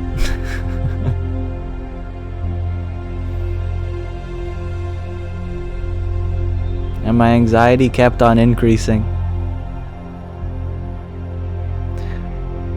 I tried to study Advaita Vedanta to understand that all my bodily organs, they could stop, but I'd still be whole.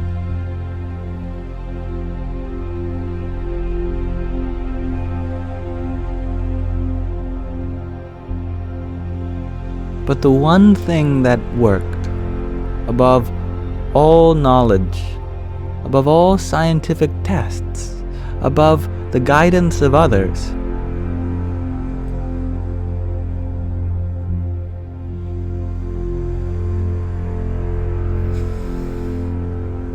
was to just start singing.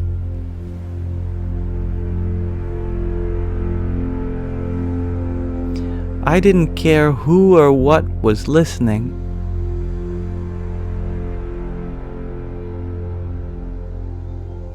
Because it wasn't for me anymore. It was for the song to be sung. It was for how I'm feeling to be expressed. I started chanting.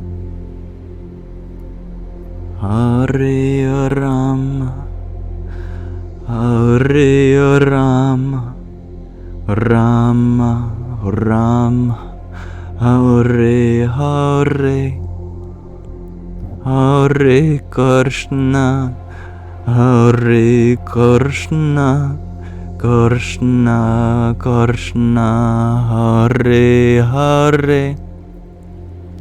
And I continued chanting. Hare Rama, Hare Rama, Rama Rama, Hare Hare, Hare Krishna, Hare Krishna, Krishna Krishna, Hare Hare. And I wouldn't stop chanting. Hare Rama, Hare Rama, Rama Rama, Hare Hare, Hare Krishna, Hare Krishna, Krishna Krishna Hare Hare. And eventually, I found my purpose. It didn't really matter what I was doing, what I was going through, as long as that moment was purposeful. The words Hare, Rama, Krishna, they simply refer to the potential of life.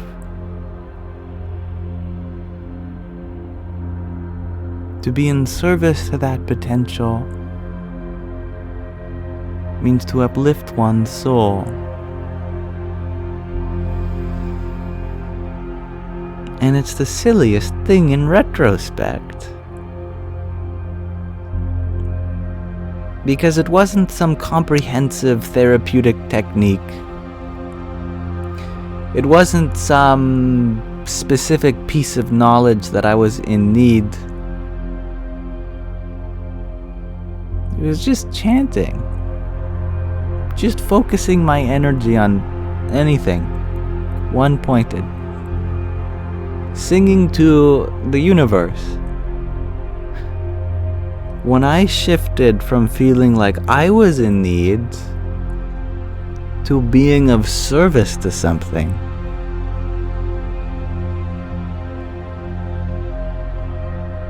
then the current started flowing and the love started pouring. And the anxiety didn't quite go away. It just didn't matter so much anymore. It was the potential for goodness that really mattered, not just the lack of it.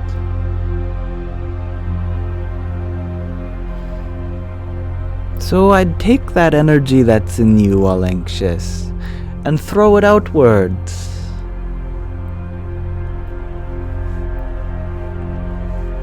In that light of your awareness, anxiety just dissolves.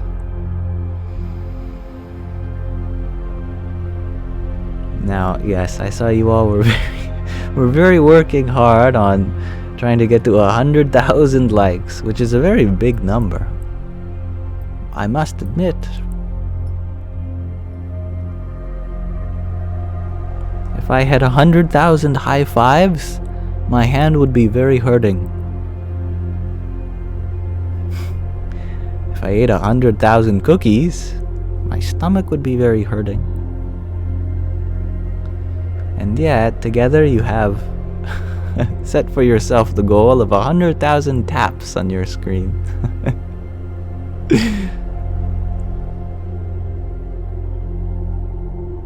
It goes to show that even an arbitrary goal is still worth being fulfilled.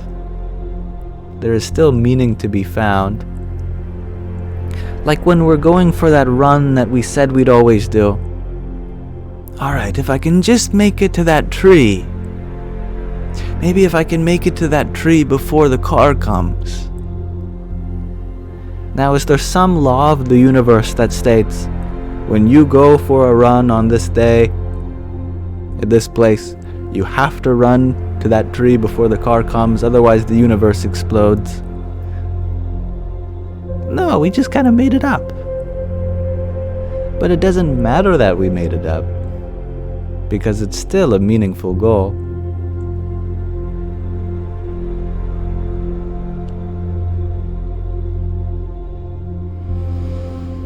And thank you, Imp Kitty, for your ice cream cone and heart me, and your pair of rosas a minute ago.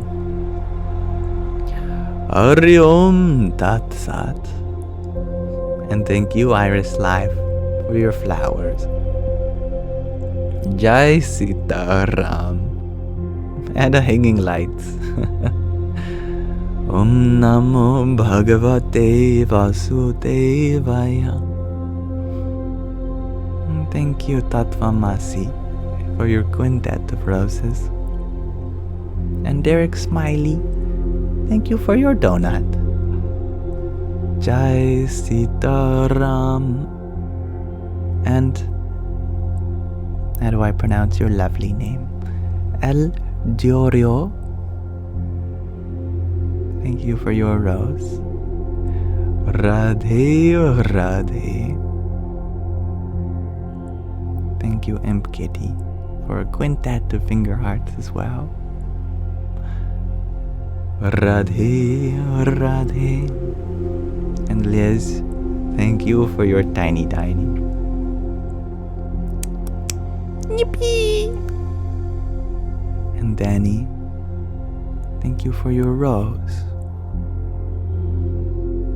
Bradley, you are wondering, do you believe that God punishes? I believe that suffering is existing.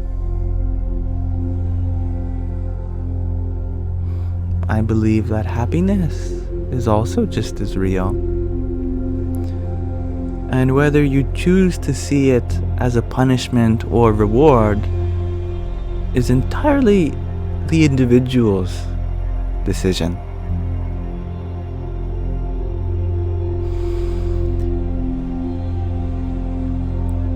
Punishment is a very elementary way of motivating oneself. It can work, but people have their breaking point too. At some point, people become too punished, and then they give up. So negative reinforcement has its limits. Fortunately, the source of existence is much wiser than that. They know of even more powerful ways to motivate us to do good.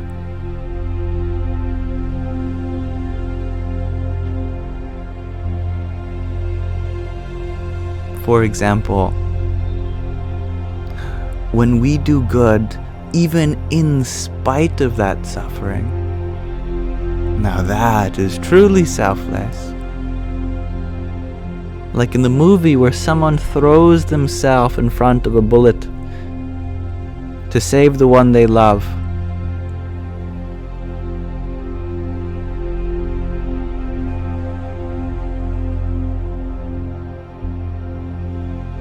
Now, if the avoidance of suffering was inspiring that, then why did they submit themselves to suffering?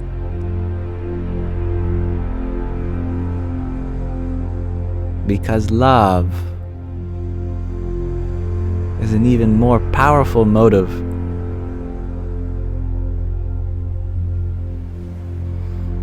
So it is possible to go through your whole life without the concept of punishment being what motivates you, and achieve even higher things than those who are motivated by punishment.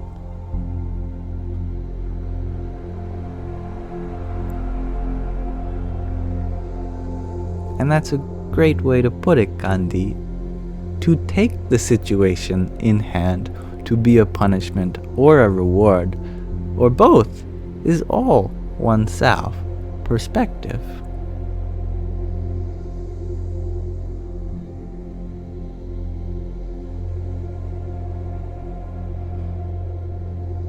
And thank you for sharing, Candy.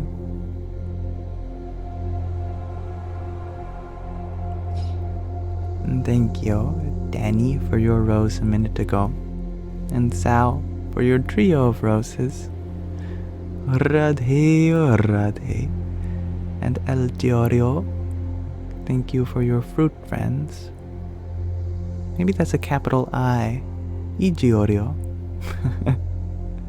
I'm not quite confident. Do correct me. But your fruit friends, thank you. Those do sound delicious right about now. Jai Sintaram. And Mihina, thank you for your rose. Radhe, Radhe. And Audrey D, thank you for your dozen roses and a tiny. Yippee! Dude, you ask, how can I be more like you? Peaceful.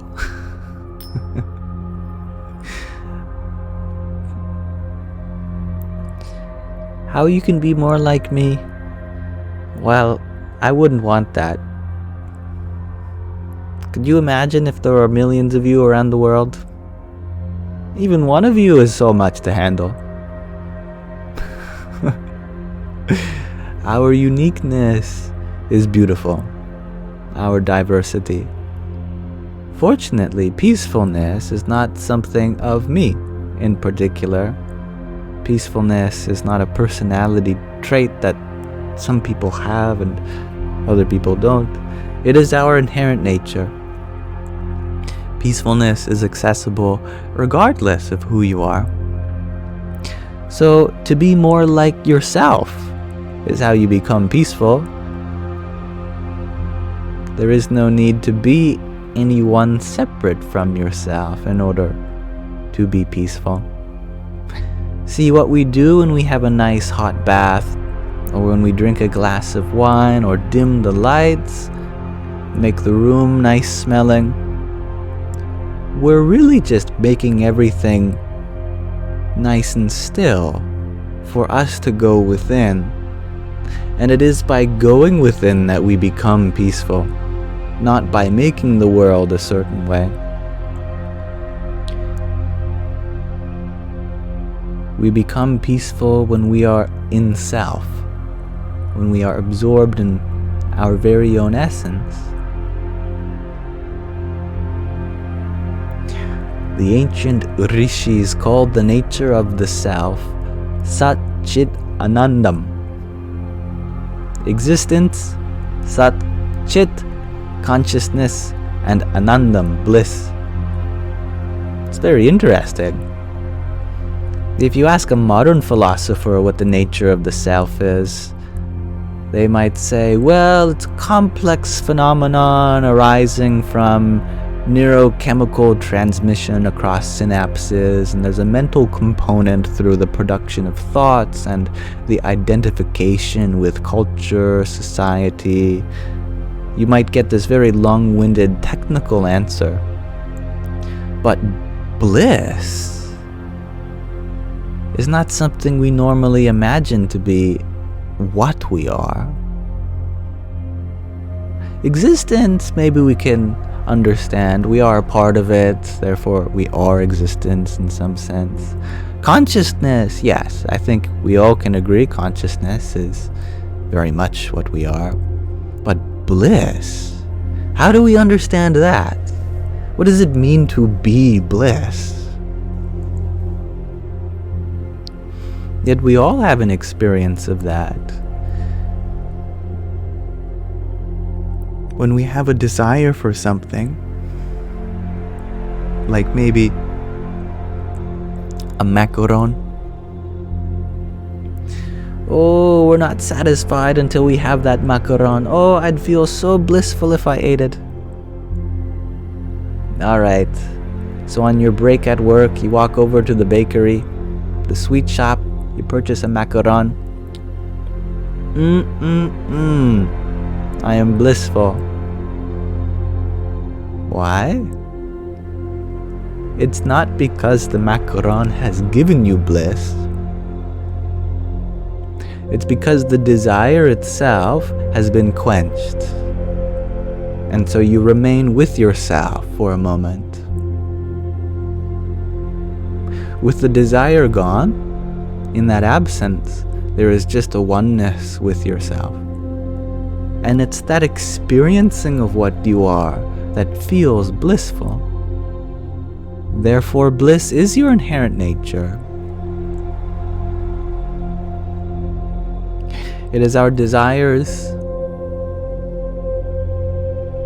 which seem to point the way to bliss, but only because we've got our sense of direction backwards, since they are really pointing from bliss. If one simply waits out any desire, then you'll find that bliss just the same. I am sure that anyone who has gone through an addiction also knows this to be true. That the happiness that you experience through your addiction is not so different from the happiness that comes after you've transcended your own addiction. It was almost like we were only just borrowing happiness from the future. Like when we take out a loan from a bank. Yes, we get the money now, but we're taking it from ourself in the future, because our future self has to go and pay that debt back. Likewise, when we have a night partying, we genuinely do experience happiness. But because we are taking out a loan from tomorrow, during the hangover tomorrow, we now have this debt that we have to pay back. So we didn't create any new happiness, we only took it from the future. And then in the future, we feel this absence of happiness. Where did it go, you know? Well, your past life took it. Your past self. They were stealing from your future.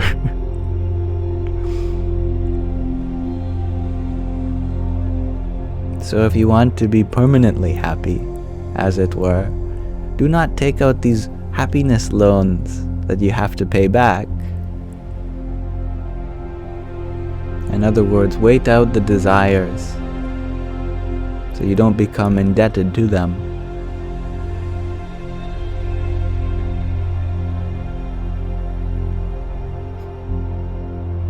And thank you, Diana, for your heart me and your quartet of cloud bread. Radhe, Radhe. Mahina, you share that you were addicted to tobacco and quit, and your son just quit. So lovely to smell his natural scent hugging. Aww.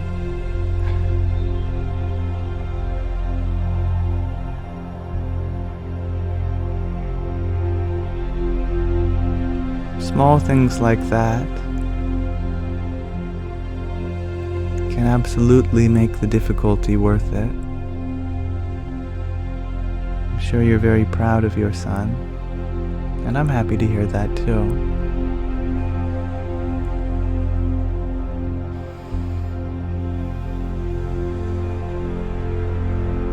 And thank you, Imp Kitty, for your 16 bracelets and a tiny. Yippee! And thank you again, Mahina, for your rose. And thank you, Faye, for your rose, ice cream cone, finger heart, a ginger man, and an applause. Radhe, Radhe. And a popcorn. You are very generous. It is never expected, but much appreciated.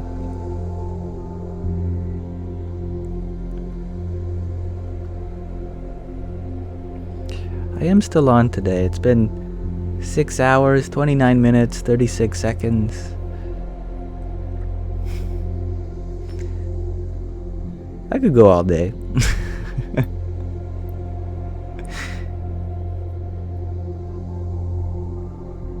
And thank you, Adriti, for your balloons.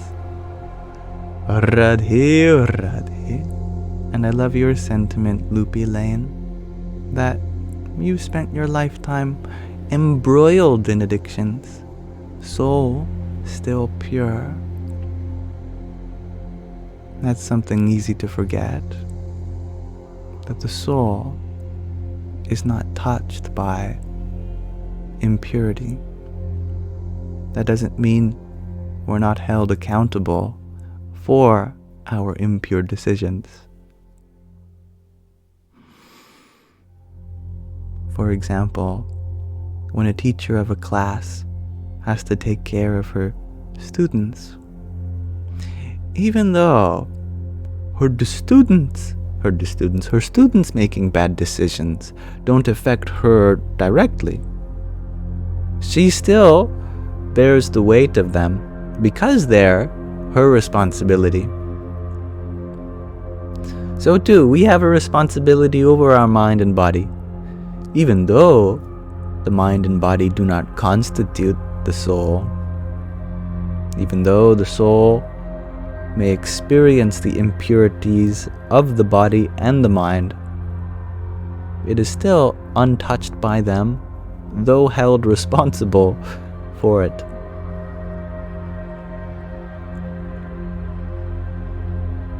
Thank you, Faye, for another popcorn. And Tatvamasi, thank you for your 5 TikToks. Jai Sita Ram. And Scott, thank you for your rose. Hariom Tat Sat. Loopy Lane, you say, yeah, and please drink some water. Alright, as you wish.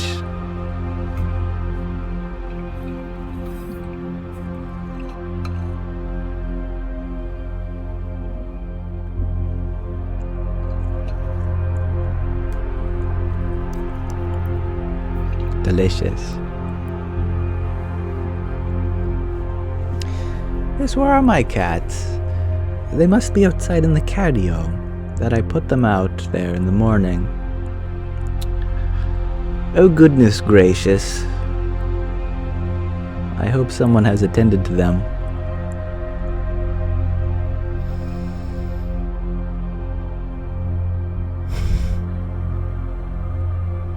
Uh-oh.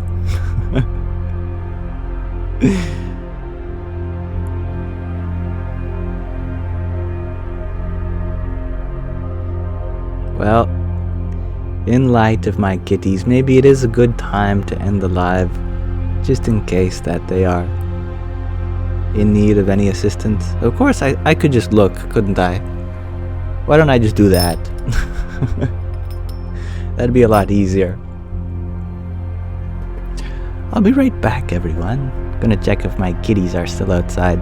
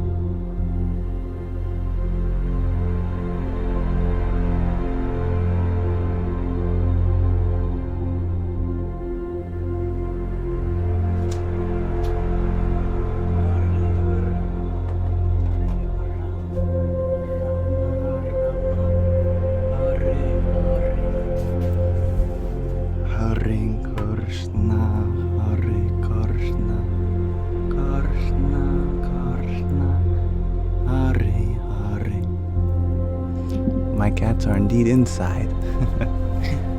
My sister came home and let them back inside earlier. So they're good. And fed. I saw them both. And thank you, Ragnhildur, for your trio of roses a few minutes ago. And you all are a very attentive audience. I must say, I didn't expect to leave with 300 viewers and return to 300 viewers. Thank you. And thank you, Scott, for your rose. Hari Om Tat Sat. And thank you, Asma, for your tiny. Yippee! A Yamathon. I like that, 31 Planes.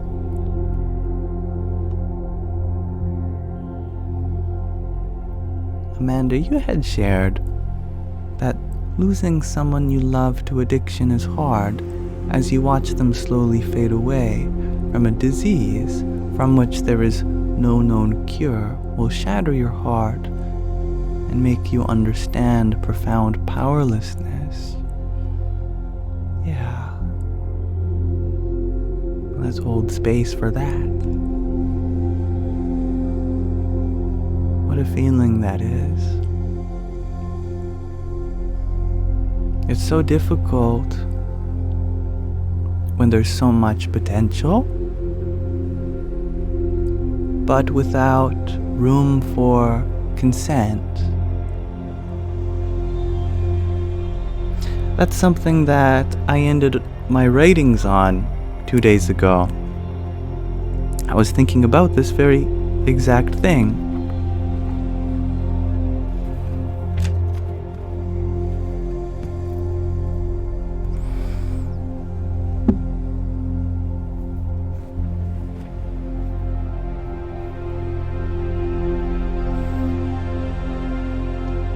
When is it our place to bring out the potential we see? And the answer in 2 words that I thought of was in consent. When we have the consent to help. But when that's not offered, what do we do then? Well, the most we can do is just offer.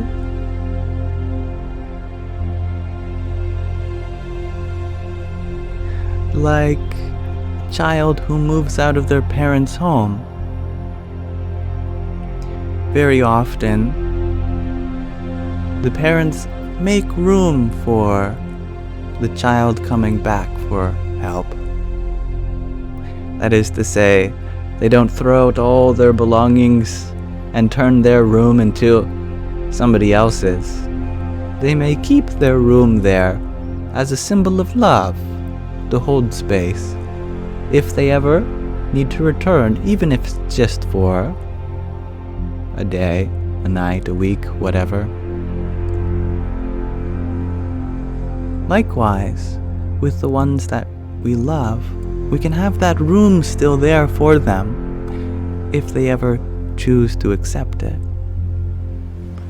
But it's also their choice not to. And although if we were them, we would choose otherwise, we have to respect that the journey they're on is something they've chosen to experience.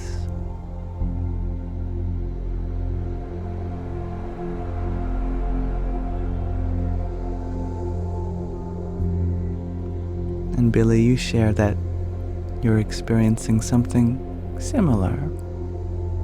That your mom is elderly and her mind is starting to go. It's difficult to come to terms with identity without memory. What's that show Severance that came out on Apple TV that explores what it's like to imagine a world where people could undergo a procedure called severance, where their identity at work is separate from their identity outside of work? It's really an exploration of identity without memory. I find that age-related memory loss is unnecessarily difficult in our culture because we put so much weight on our past accomplishments. For example, Imagine if we lived always very presently. You define your sense of self by how you engage in the moment. That's all. Then, in such a case, it doesn't really matter what you remember from the past when it comes to the essence of your true identity. As long as you are in service to those around you, as long as you are loving, then you are still the fullest expression of yourself.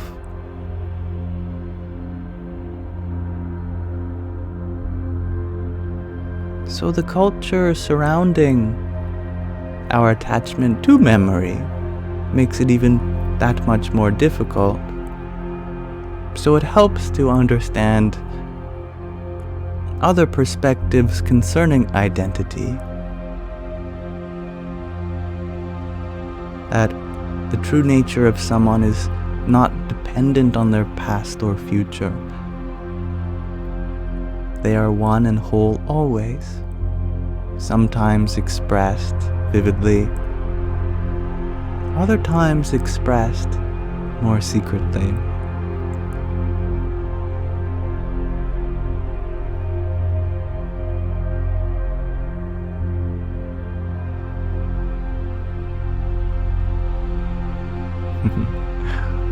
OZZ, DOZZ, Ozd. You ask, what do I think about looks maxing?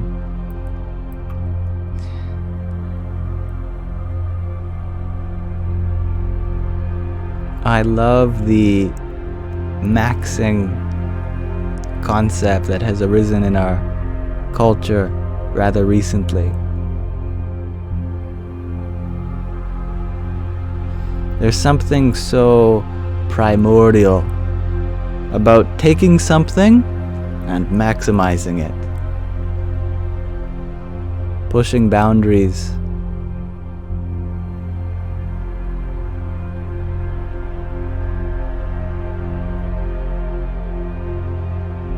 When you play a certain video game, maybe just out of curiosity, you'd like to know, what would it be like if I spent all my experience points in charisma and nothing else? Well, then a bug could squash you. But you could just haggle your way into $1 million with your charisma alone.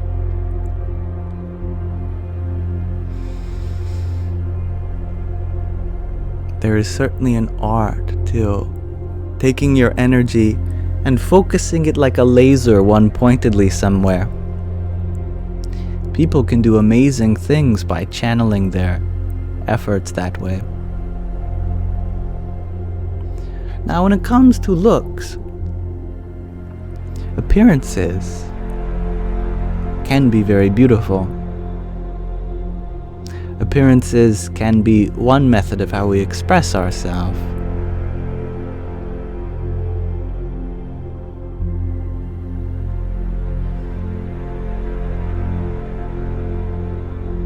But we're not going to have this body, this face forever. We may we might outgrow our clothes. And styles may come out of fashion.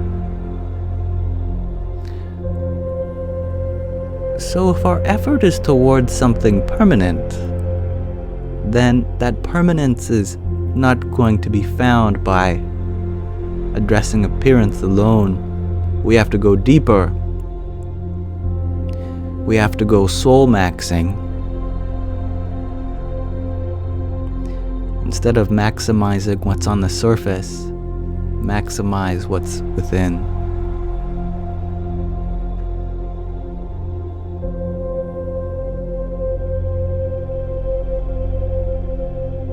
We will outglow our potential. I like that, Kelsey.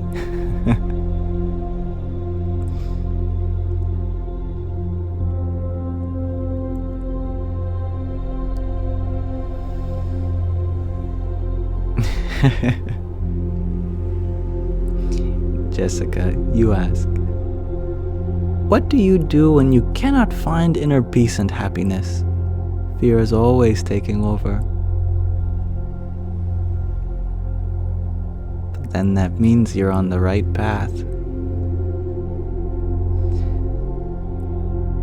If it were easy to find inner peace and happiness without fear taking over, then everyone would be like the Buddha. How are you doing today, sir?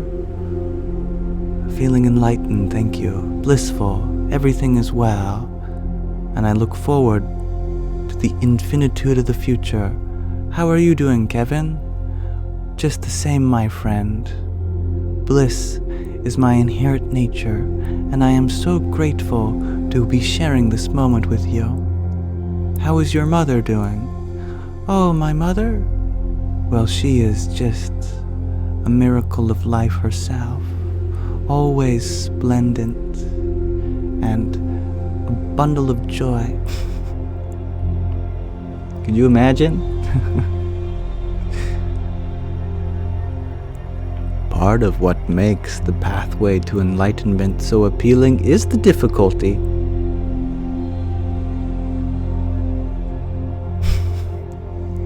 So I hope the difficulty in a funny way inspires you, because it means that you really are on the path to that inner happiness and peace within. You wouldn't be coming against such strong demons if you weren't. It's a powerful current which takes us out. If you can swim against the current,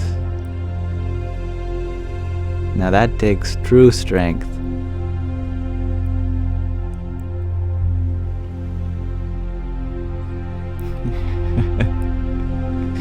"31 Planes. You share, I want to be enlightened like Kevin. Kevin wants to be enlightened like Kevin."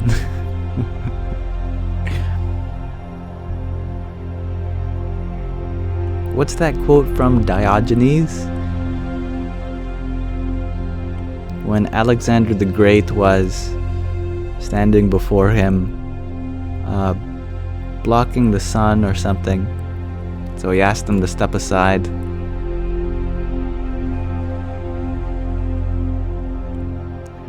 And Alexander the Great was so inspired by Diogenes' shamelessness that he said, "If I were not Alexander, I would wish to be Diogenes." And Diogenes said in reply, "If I were not Diogenes, I would also wish to be Diogenes."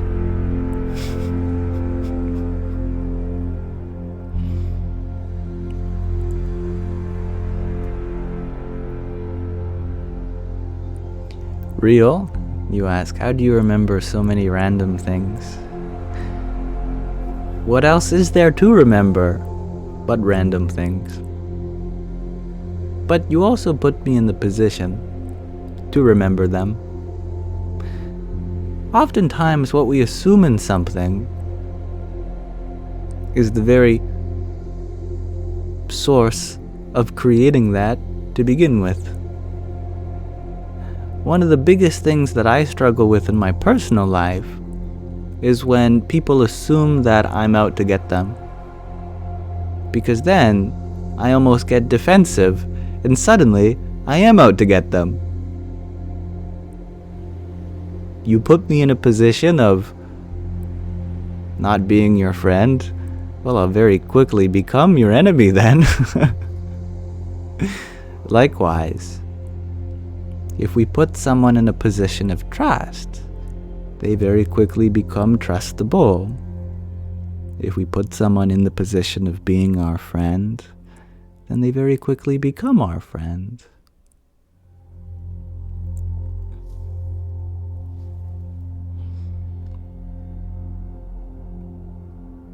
And the letter V, you are wondering, the Vendetta Kid.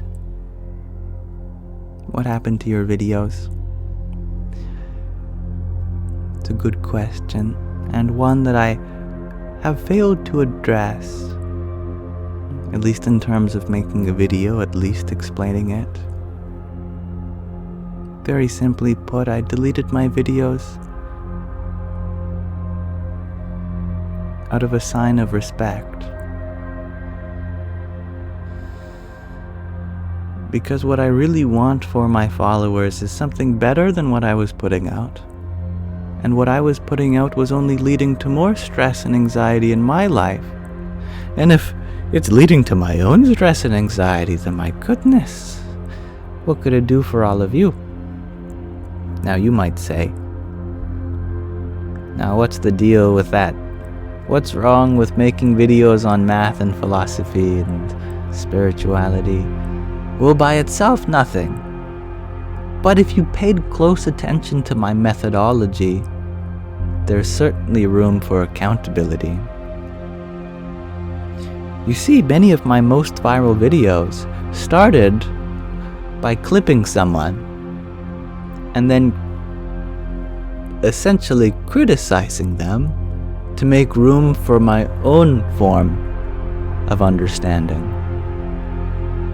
Now, it reaches a wide audience when you start comparing yourself to others. But what kind of precedent does that set?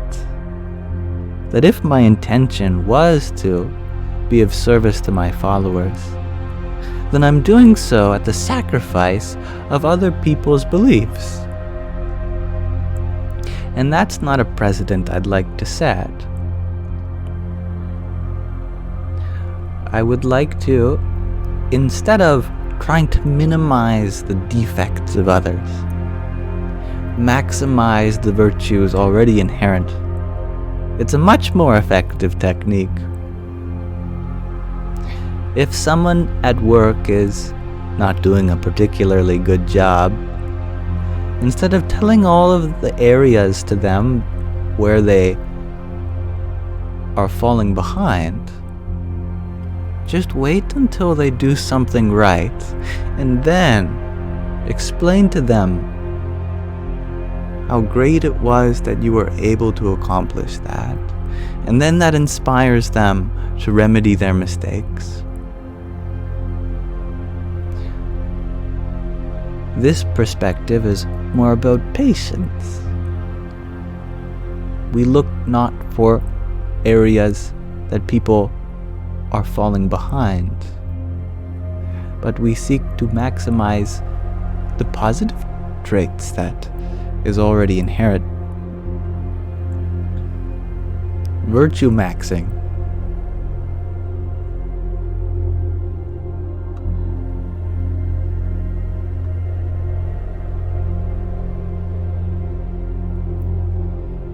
Ishpim, you share that when times are challenging, you hear Krishna telling Arjuna to fight. Arise, O descendant of Bharata, and fight. Mills, you share that it's good advice for when your boyfriend is not doing what's expected in a relationship. Just wait until he is doing it, and then reinforce that.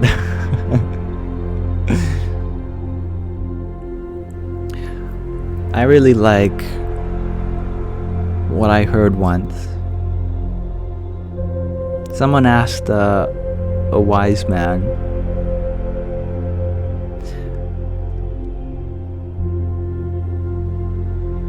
how do I deal with my husband always making stupid decisions?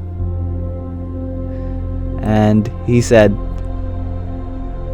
instead of telling him, why are you so dumb?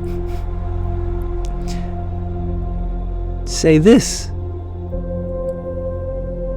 that you have such a beautiful mind. Why don't you use it?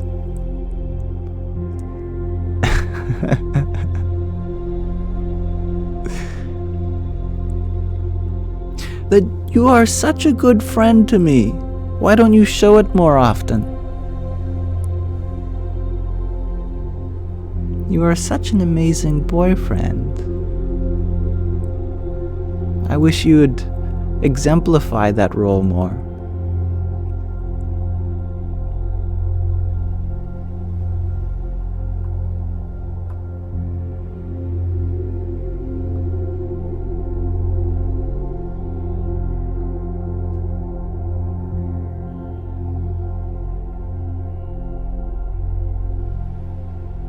And thank you, Loopy Lane, for your hand hearts.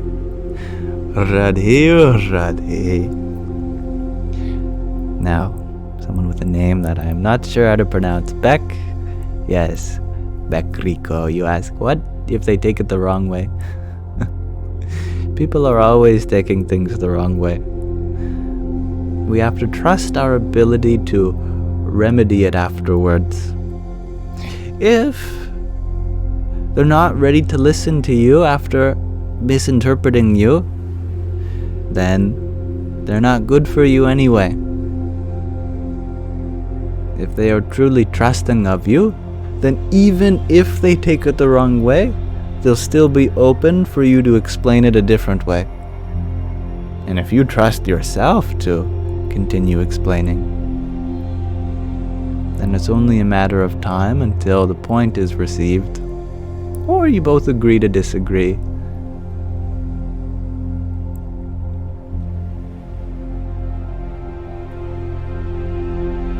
Billy, you share.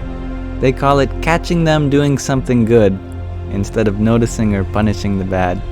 I love that. Aha! Did I catch you sweeping the floor? Yeah. Thank you. Did you buy that for me? Yeah. Thank you.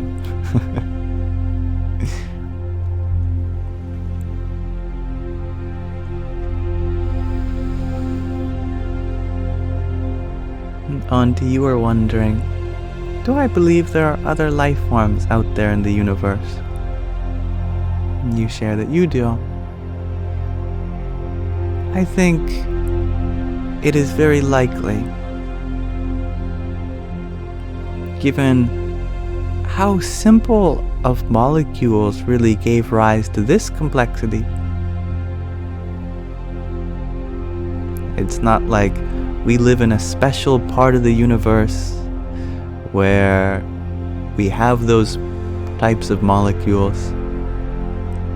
According to studies and surveys done by the James Webb Telescope, for example, the spectrum that comes off other stars and the atmosphere of exoplanets that come in between seems to appear that all the same ingredients for life exist everywhere.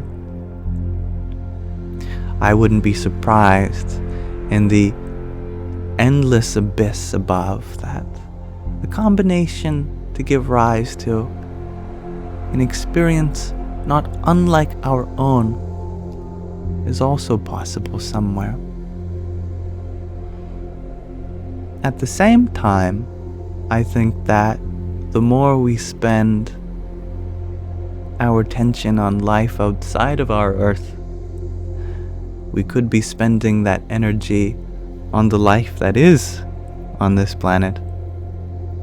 And there is lots of parts of this life that deserve our undivided attention, our love, and our curiosity.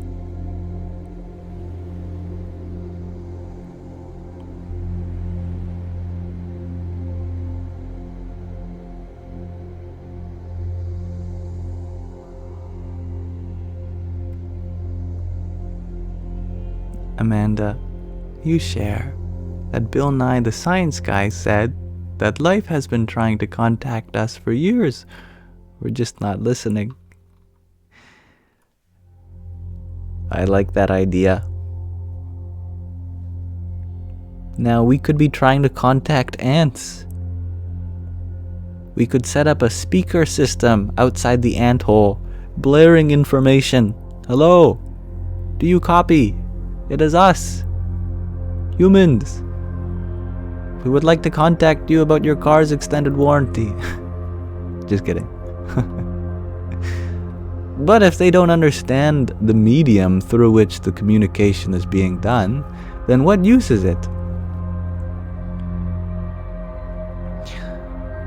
Likewise, perhaps we are like ants to those other civilizations who are trying to contact us. We're just blissfully unaware. I think that spiritual reasoning is a lot like this. It's there, all around us. We don't actually have to be going in search of it to find spiritual truths. We just don't understand the medium through which those truths are being conveyed. We pray to some source, but only receive silence in return, and we mistake that silence for the absence of an answer, when the presence of silence answers a lot of questions. We see all the difficulty in our life as an absence of growth, and yet all the difficulty has inspired us to grow up so fast. There is a language of spirituality being spoken in every particle of our life, but we don't realize that it is even something being communicated to us.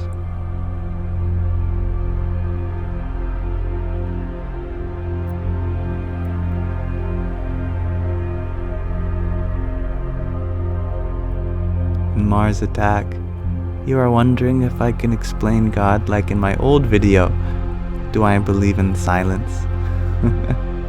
I would love to have the opportunity, and thank you for giving me it.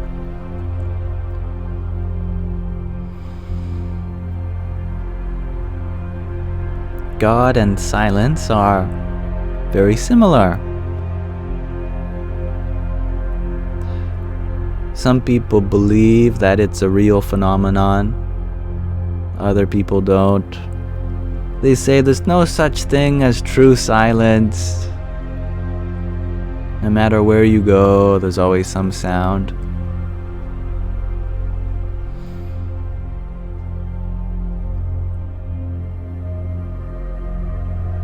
Silence is between every word, and also pervades every word.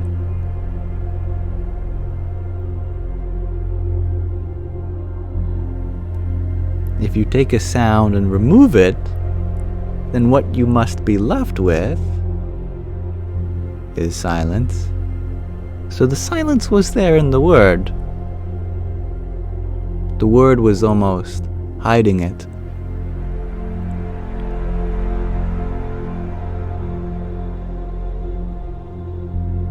The silence doesn't change the word,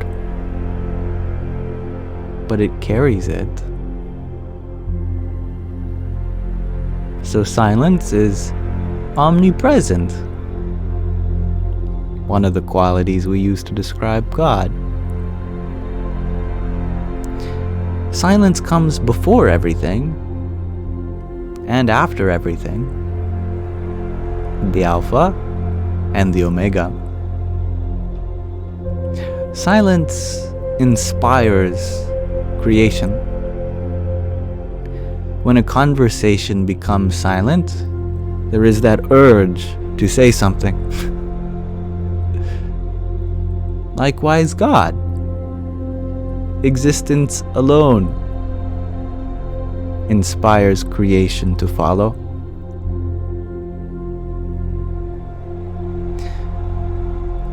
And the point that I'm getting to is not that silence is an analogy for God, like we could use it to make parallels. I'm going one more step and saying silence is God. God isn't like emptiness. God is emptiness. God isn't like spaciousness. God is spaciousness. God isn't like the potential for good. God is the potential for good.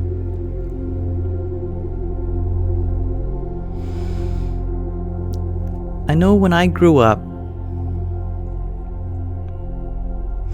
when I heard people say that where there is goodness, there is God, I interpreted that to mean, okay, God is good, meaning God is one of the things that are good. There are good things, God's one of them. But now that I'm older, I now realize that I had it backwards. It's not that God being good means that God is one of the things that is good. It's that that's the definition for God. Wherever there is goodness, that's God. God is all that is good. So that means when your mother gave you love, and in the goodness of her heart, she nurtured you, that is God. God isn't some being that's out there somewhere.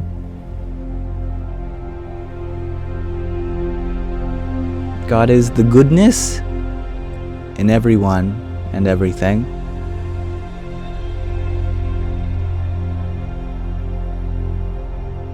But some part of you might be thinking, yeah, well, God gives that power of goodness to everyone, but He's still also up there, but He's only giving that goodness to everyone. No. Forget about the God up there. The goodness and God are one. There is no distinction. The source of life, that potential for creation, that is the goodness itself.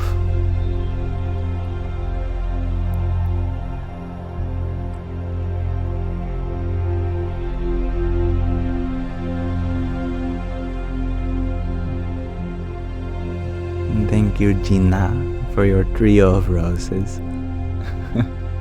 Radhe, Radhe.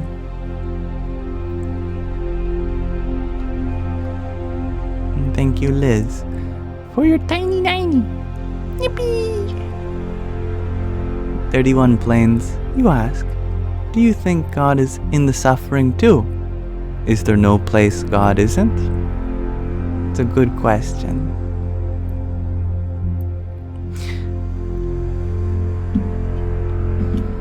Let us crack open the book that I was writing in yesterday.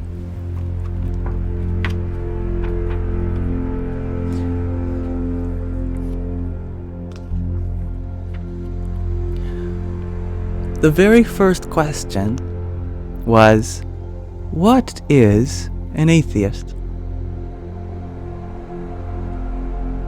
Now, I'm not interested in why is an atheist, or how is an atheist, or who is an atheist.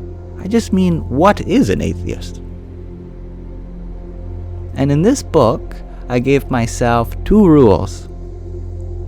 The first is that I was only allowed to use 1 sentence for the question and 1 sentence for the answer.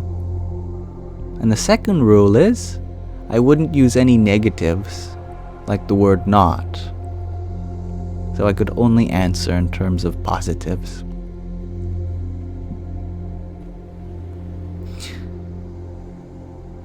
In 1 sentence, an atheist is someone who actively rejects the idea of God.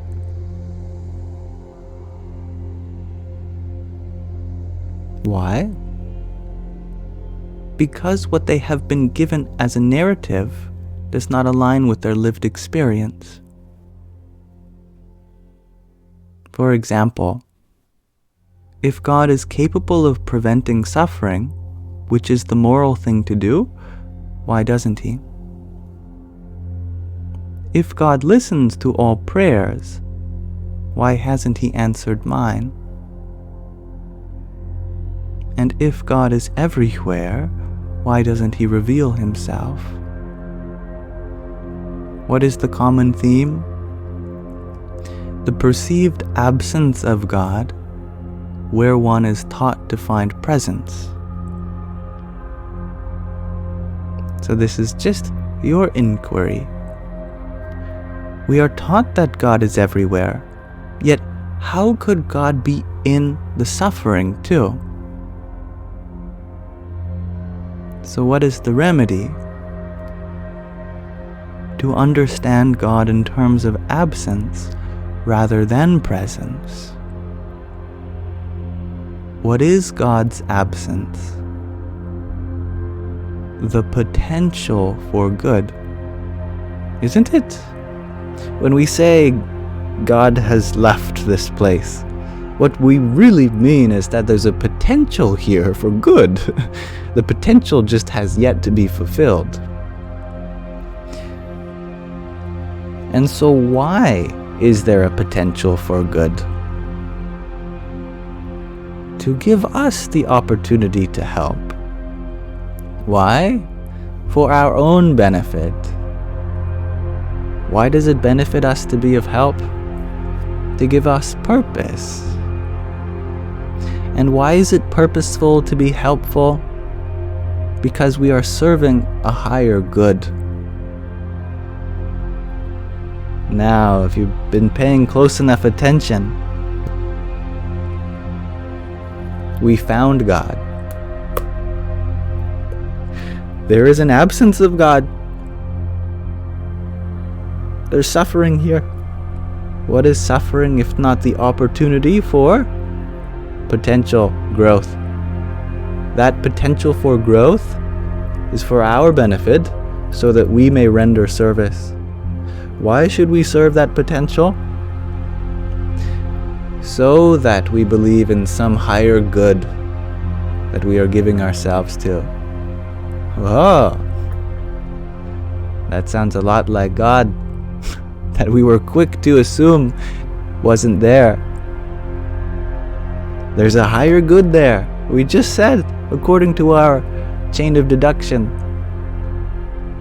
The suffering exists for us to be in service of it. By being in service of it, we are attending to a higher good. The higher good is God.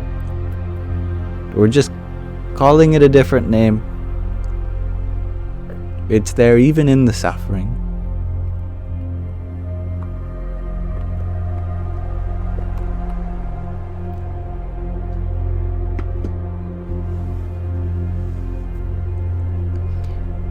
And thank you, Zeneta, for your pair of friendship necklaces. Radhe, Radhe. And I like your simplification, Kelsey. The absence of God is unfulfilled potential, and God is the pure potential. Tatastu.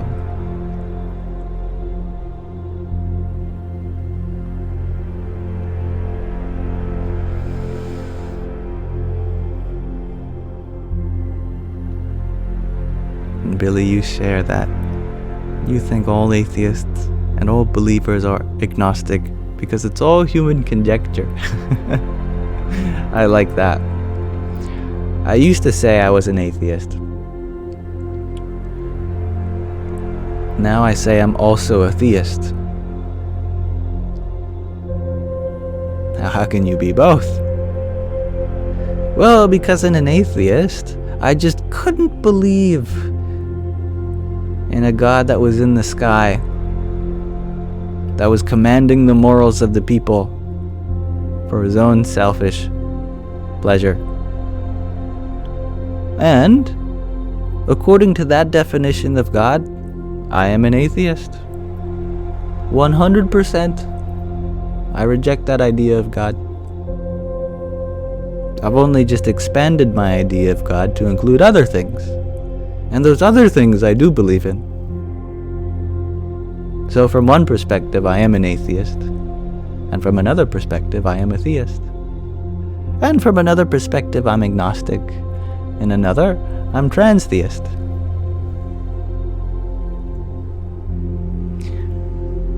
The point of belief is that it changes with our experience. as we learn, as we grow.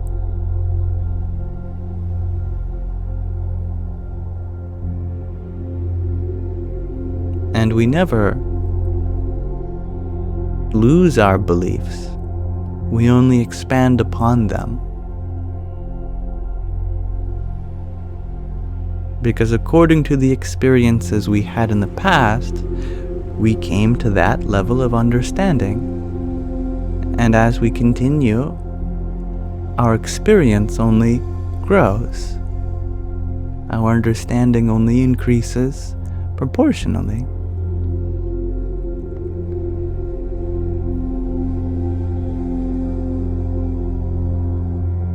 And thank you, 31 Planes, for your hanging lights. Hare Rama, Hare Rama, Rama Rama, Hare Hare, Hare Krishna, Hare Krishna, Krishna Krishna, Hare Hare. And thank you, Loopy Lane, for your flowers. Jai Sita Ram. Lil Miz, you ask, what was your experience as a child? What did you believe? I think the same thing as any child. We don't know what to believe. Now we might say that we believe in something, but we're only just relating in our parents' expression of their experience. But there's more wonder than belief. As a child, there just only is a kind of isness.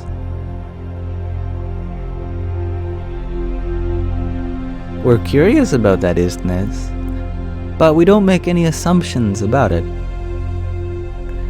We might start to memorize the assumptions that other people make, like we could be taught to assume. But we're really only memorizing their assumptions, and then over time we feel like we identify with those assumptions also. But when we were born, there was no belief. We just kind of were.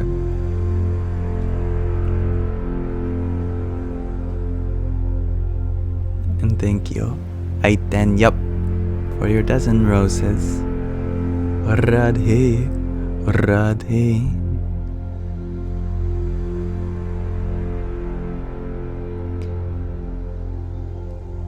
Nehemiah Kaski, you ask, do you think evil has always existed?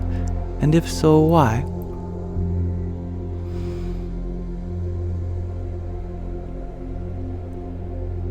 Evil is another name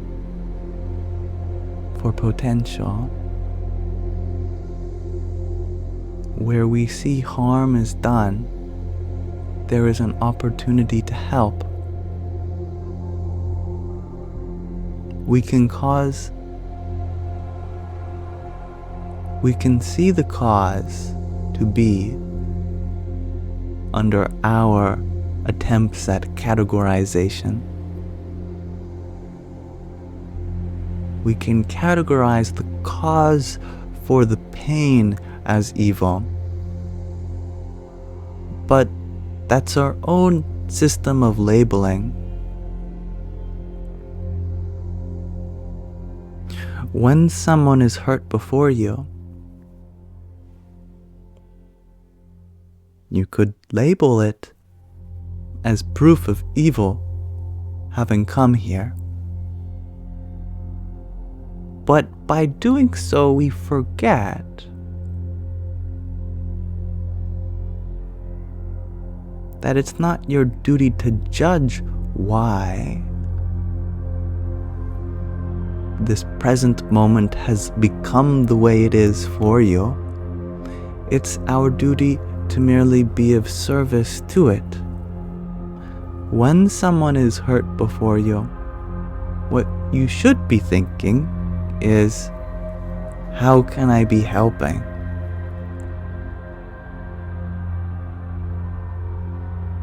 You may ask, you may inquire about the nature of this injury arising, simply so that you can be of better help, not to become some moral advisor.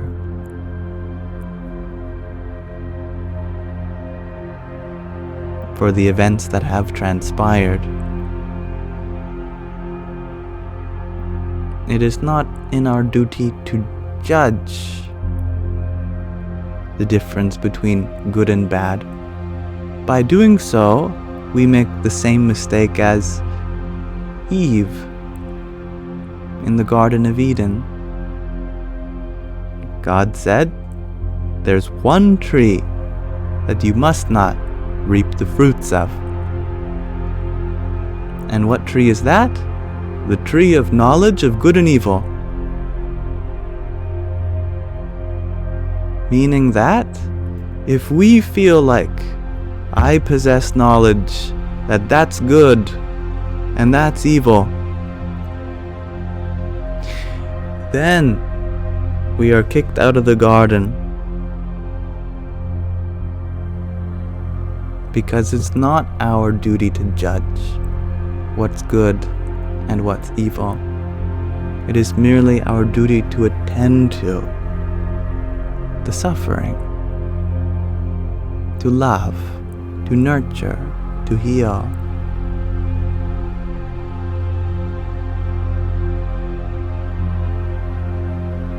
So I would take this concept of good and I would take this concept of evil and I would throw them as far as you can.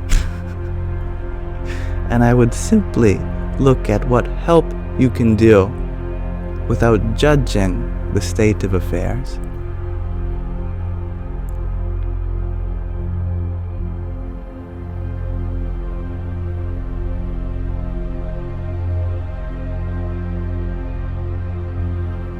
And thank you, Aitenyap, for 20 cloud bread as well. Hari Om Tat Sat. And thank you, Brianna, for your rosa. Jai Sitaram.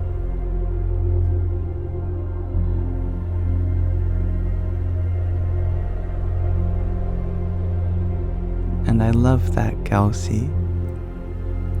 That the purpose we assign the event determines if it is a positive or a negative event. If we feel like we can be of help, then what's the problem?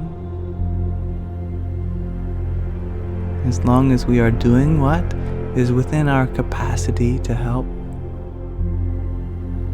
there is no good, there is no bad. There is only the potential and the service to that.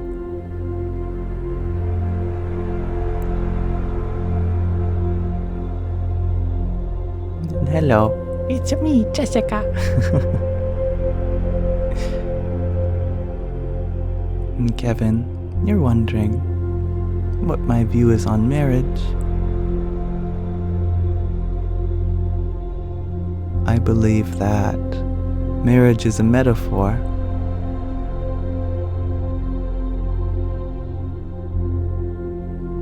Marriage is between the masculine and the feminine. These are aspects of everyone. And to marry the masculine and feminine is a process that happens within.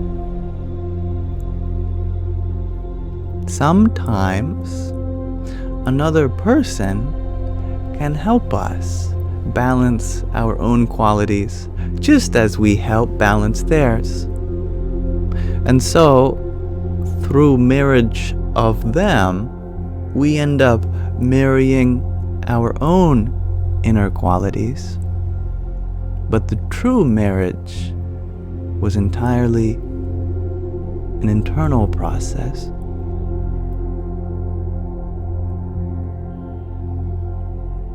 The most ancient of all definitions of feminine and masculine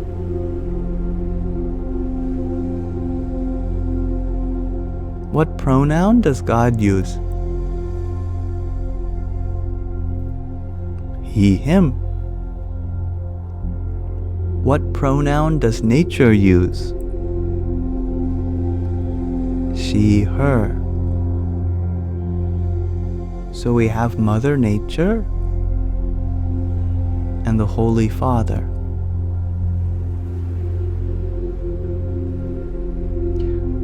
What is the trademark of nature? Well, she is all expansive. She is colorful. She is vibrant. She is activity and dynamic. That is the feminine. What is the trademark of God? God is that source, the stillness, the place from which everything occurs. So we say when someone is embodying that source, we call them masculine. And we say when someone is embodying that nature, that they are feminine. To be masculine, therefore, means to be resolved in your potential. And to be feminine, therefore, means to be fulfilling that potential. So marriage is a metaphor of the balance between potential and potency, or to use the ancient words Shaktiman and the Shakti.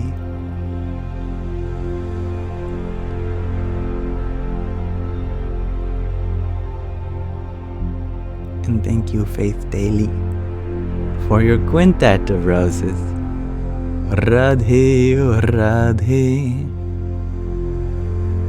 Brendan Thomas, you ask, are desires controllable by one's will, or just the free will to act or not to act on them?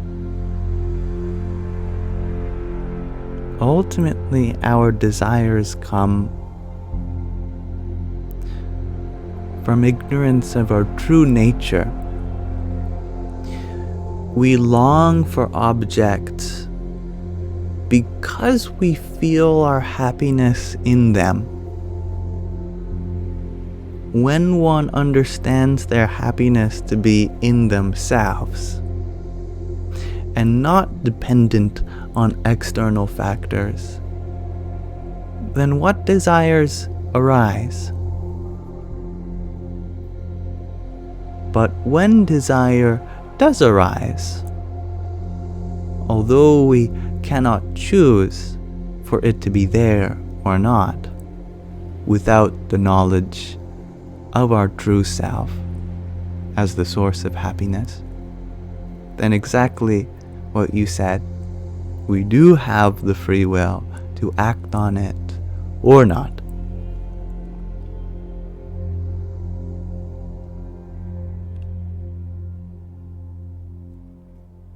Swag Maestro, you ask, can we ask you questions? Of course.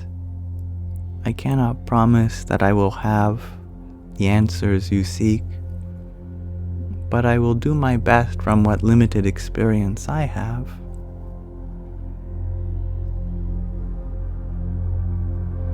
Swag Maestro, you share that you don't know how to clear your karmic debt. I understand the question. Indeed. There's some things that seem to be unexplainable within having one lifetime alone.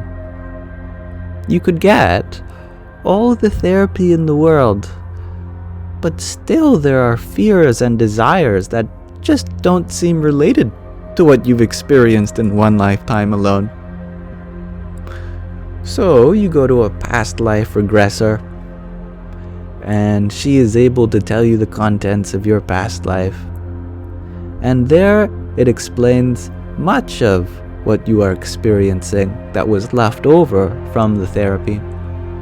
But that one lifetime in regression was not enough to come to understanding.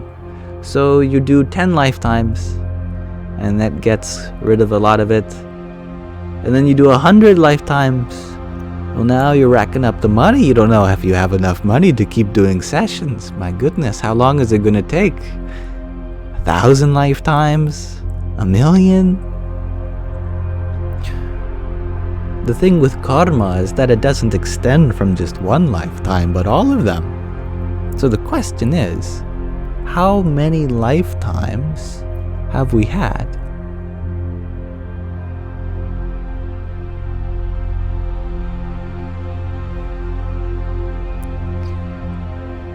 The simple answer is, no finite number can enumerate the eternity of your soul.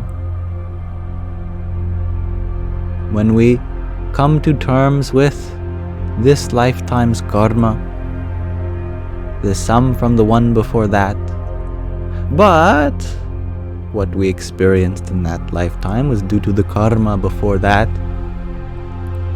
there was never a time where you didn't have karma. So, where did it all come from? And that's a mystery I cannot answer. But that doesn't mean there is no solution. Although there is an infinitude to our karmic debt, there is another way. See, karma is only the law that determines the material existence. Practically all the laws of physics are just equations that describe karma, the law of cause and effect, in some form or another. All just conservation of mass, conservation of momentum, conservation of energy, conservation of angular momentum, conservation of information, etc.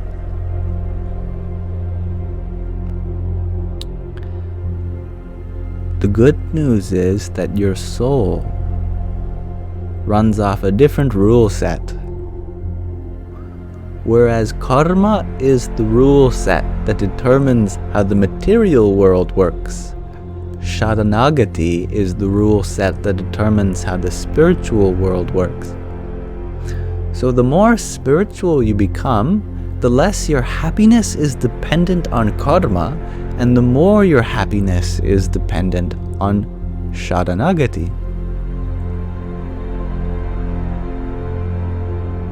To someone who's not spiritual at all, their happiness is entirely determined by karma. And someone who is entirely spiritual, their happiness is only determined by Sharanagati. So the big question is, what is Sharanagati? Well, whereas karma translates to action, Sharanagati translates to surrender. That is why someone who is opened up to their spiritual side, they could have all the good karma in the world, but still be unhappy because they aren't surrendered. They have a resistance to life, such as the prince Siddhartha, also known as the Buddha.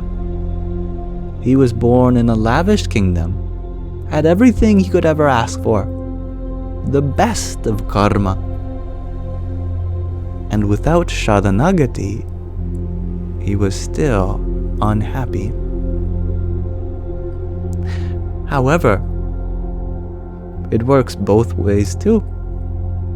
You could have the worst karma in the world and still be inwardly free.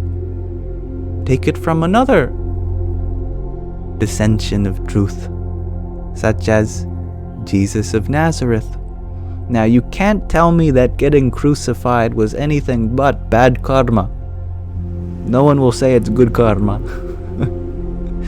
But yet, was he angry? Was he upset? Inwardly, he was still one with the Holy Father, because he had surrendered to the experience. The Sharanagati was there. So the karma is secondary to the Sharanagati on the spiritual path. To a materially minded person, the karma is what's important. But to a spiritually minded person, it is your ability to surrender to what's happening. That's what makes you happy or not. And a good question, Linda. What are we supposed to surrender of? Surrender our life or off of life? Surrender go life or off life? I think there may be a subtle language barrier, but nonetheless, I get your question. Control, says Ariat. We surrender our need to change anything. That thing should be another way. Does this mean that we sit and do nothing? No. We surrender our attachments to outcomes. Whether it's a favorable outcome or an unfavorable outcome, you're still here. You do your best effort without worrying so much about the results of your effort.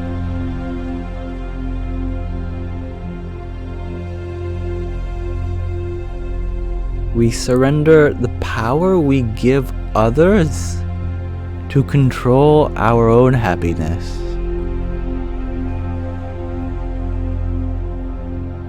We surrender our rejection of the present moment.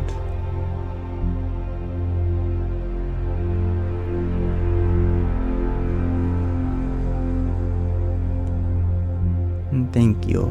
It's me, Jessica, for your quartet of roses a few minutes ago.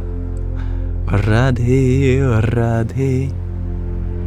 Not the average one. You're wondering if it's possible to believe in past lives and God.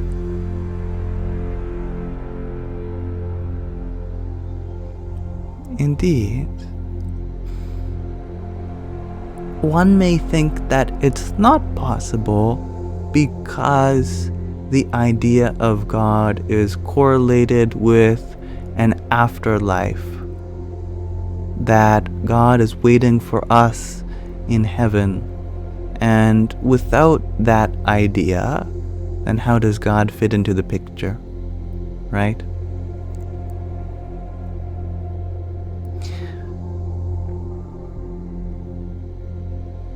So if we've had innumerable past lives, and we will have innumerable afterlives, then what really is heaven? What really is hell?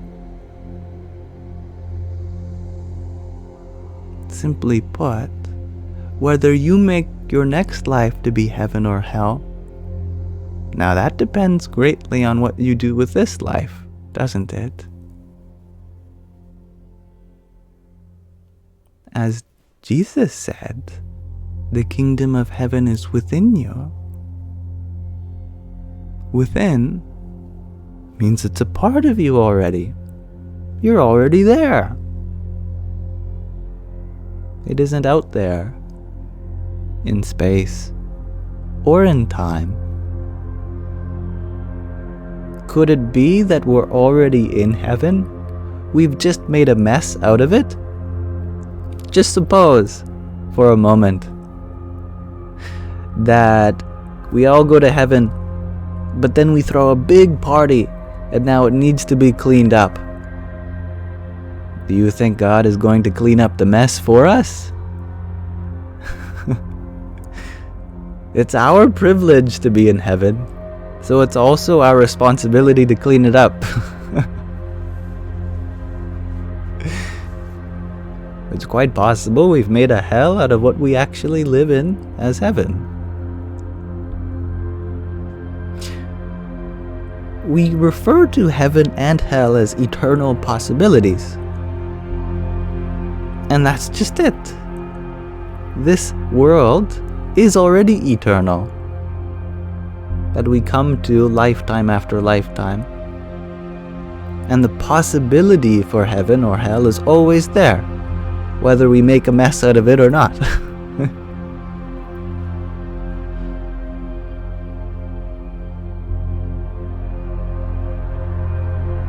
And hello, waste of time. And thank you, Alden, for your rose a minute ago. Radhe, Radhe. And thank you, Linda, for your 28 roses. Jai Sitaram. And thank you, Carlos, for your heartbeat. Ariom Tat Sat. I like that, Mills. You share that Sadhguru says, "Prove to me you're not already in heaven now." I like that. You may say, well, what's with all the suffering then? Well, prove to me you're not already in hell either. You could say, how can we both be in heaven and hell? Prove to me that they are different places.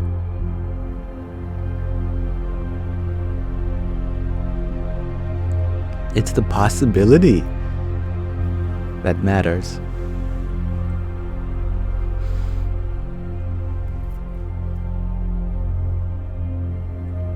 And thank you, Dipini, for your heartbeat. Hariom Tat Sat. Britta, you say, innumerable is impossible. Only 109 billion people lived before us, so max 13 lives each. Think about all of the other animals. What is it? We kill something like 10 billion animals every 2 years or something? Ridiculous. Think about all of the trees, all of the plants, all of the leaves. Think about all of the other innumerable stars in the universe, each with their own ecosystems. And think about all of the possible universes that could have been before our own. It's only when we see the human being as conscious, then it starts to make no sense. But if we open our understanding of consciousness to include all of existence, then that innumerability of the soul begins to make sense.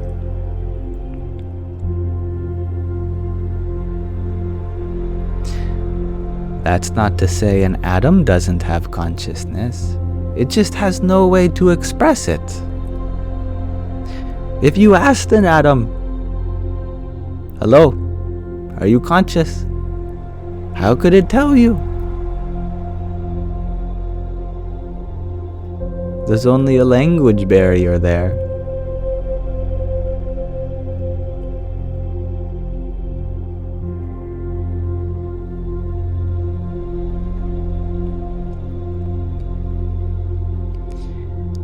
And thank you, not the average one, for your rose, your flowers, your finger heart, and your hat and mustache. Hariom Tat Sat. And thank you, Waste of Time, for your hand hearts too. Jai Sitaram. And Samantha Chewy, thank you for your quartet of roses. Om Namo Bhagavate Vasudevaya.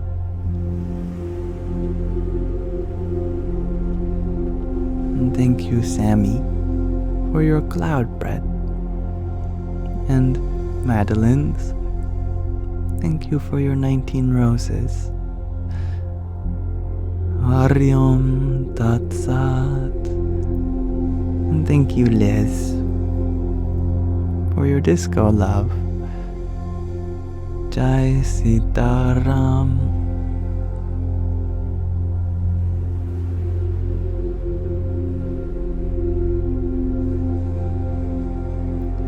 Angelica, you are wondering, what chant is that? Well, there are a couple of them. They all basically mean the same thing, which is a salutation to the divinity within everyone and everything.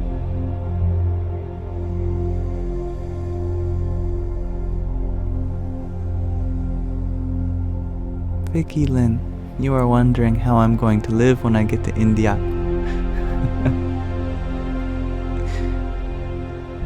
Just as I have always lived, by the grace of the universe. Whether that leads me to trouble is just another opportunity for me to become more knowledgeable in. However, the Buddhist monk that has invited me there has assured me that accommodation and everything is taken care of. So I assume I'd probably be staying in a monastery or something.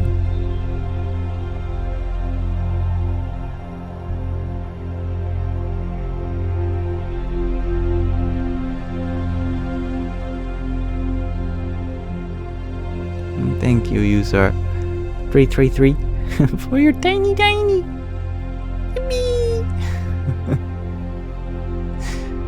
Linda, you ask, how can you express your conscience? To whom we should and will this expression help?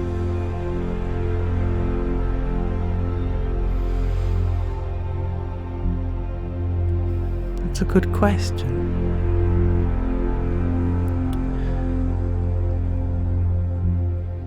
I am not so certain that there's anything we can do to necessarily prove that we can be of help, other than helping those that will let us. And that consent can only happen by their choice, whether they choose to let us help us, or whether they allow us to help them. But we cannot ever assume that anyone will let us help them, because helping someone implies that they are vulnerable, that they could be of use, that helping them could be of use to them. That forces them to challenge their own sense of being, and many people are not ready to do so. And so it would be impeding on their free will to force anyone to accept our help. What we can do is not impose ourselves and just be a source of help if anyone chooses to be open to it.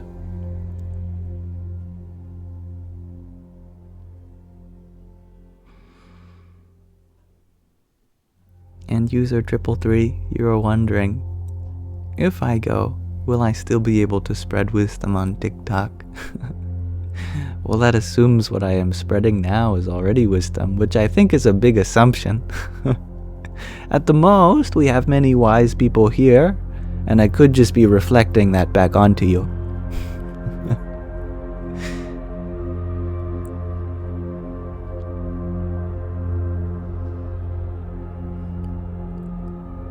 But in India, I know that TikTok is not exactly one of the websites that's allowed. So I might have to look into a VPN or some other form. That's a challenge I am looking forward to. But assuming I have Wi-Fi and ability to stream, you can count on me for extending the invitation to journey with me, virtually, at least.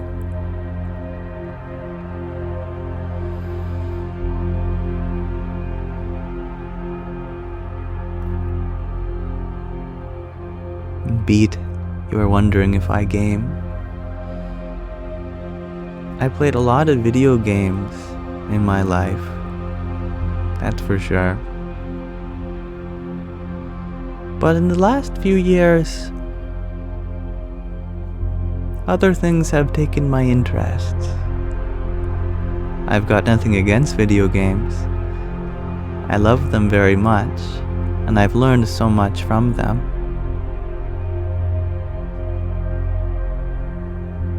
And you're wondering what my favorite video game is. I would have to say Minecraft. I've probably spent the most hours playing Minecraft out of any other game.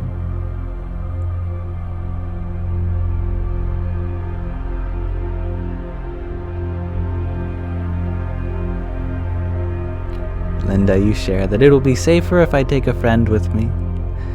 And it'll be safest if I don't go.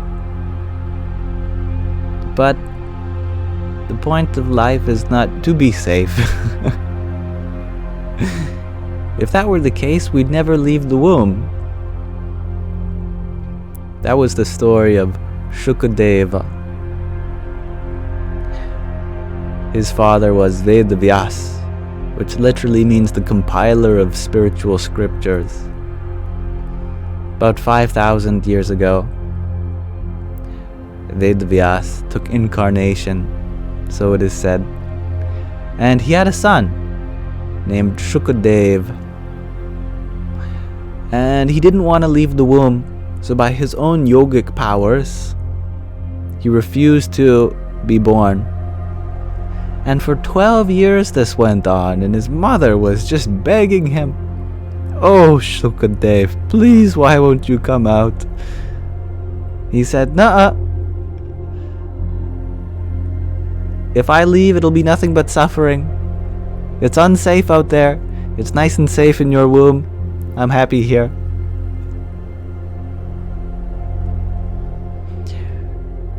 Now eventually, they did convince him to take birth.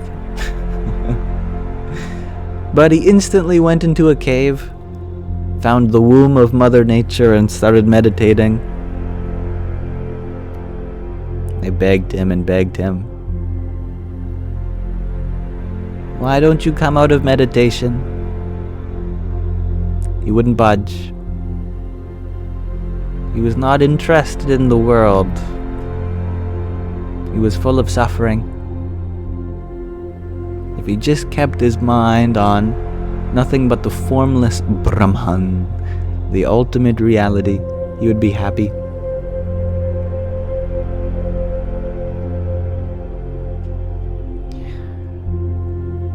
So it is not my intention to be like Shukadeva.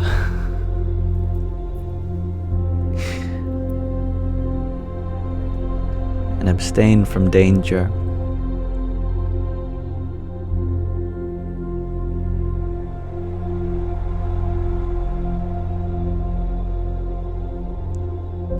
Thank you, waste of time, for your tiny and heart me.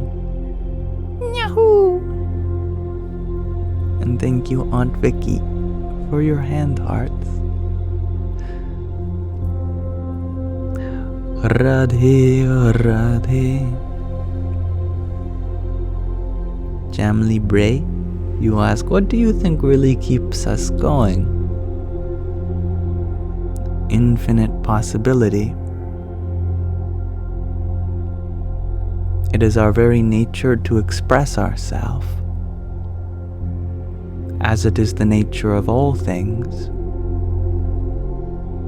The purpose of the universe is to be expressive. Let us crack open my journal where I asked this question a few days ago.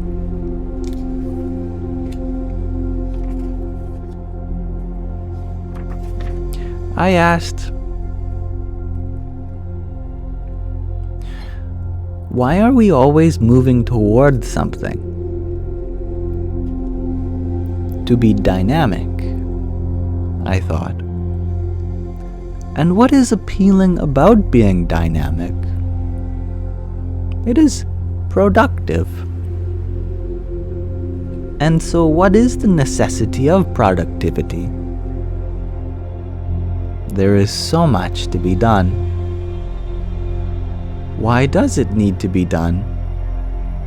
To fulfill our potential. And why does our potential need to be fulfilled? To give purpose to that potential. Why give purpose to that potential? So that we discover beautiful things. And to each answer we can always keep asking another question, but that's a good place to stop. That this constant motion continues out of that primordial urge for self-expression. And we continue expressing that self to serve that potential. Serving that potential gives it purpose, and by doing so we become witness to beautiful things. And who doesn't want to be witness to beautiful things? I think that is what keeps us going.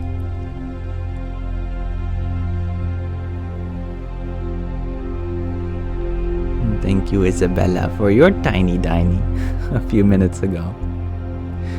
Yippee! And April Rain, thank you for your rose. Hariom Tat Sat. And thank you, Beat, for your heart me. Jai Sitaram.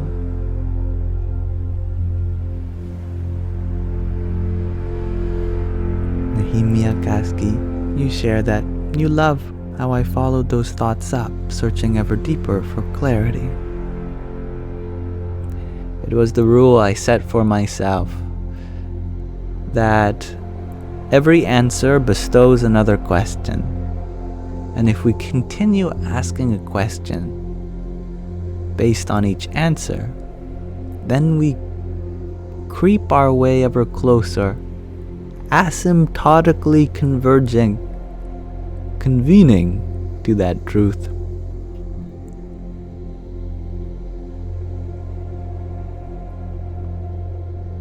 Hello, Riley. And dear Mama JJ, you mentioned that you just watched Nish the Fish on Finding Your Dharma yesterday. Oh, I love to hear it. How is he doing? I haven't been following him for a while. Last time I saw him, he had a big beard. He looked like the Indian Jesus. Or I'm actually not sure if he's Indian. He could be Polynesian or Sri Lankan. I'm not entirely confident. Indonesian. I learned lots of things from Nish the Fish, and I am so grateful to have known him in this life.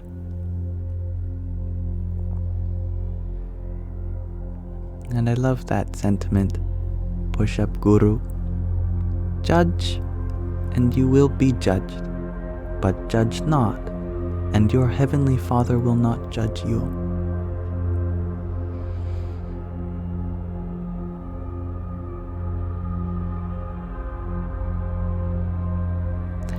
As we reap, so we sow.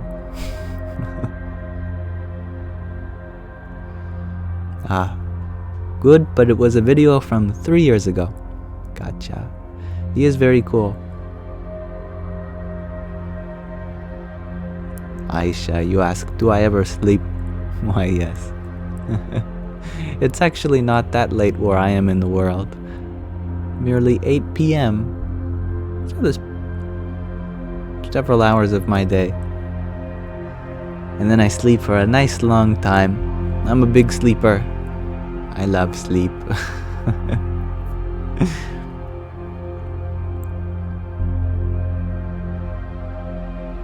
Ragnar, you ask, am I familiar with perennialism and the traditionalist school?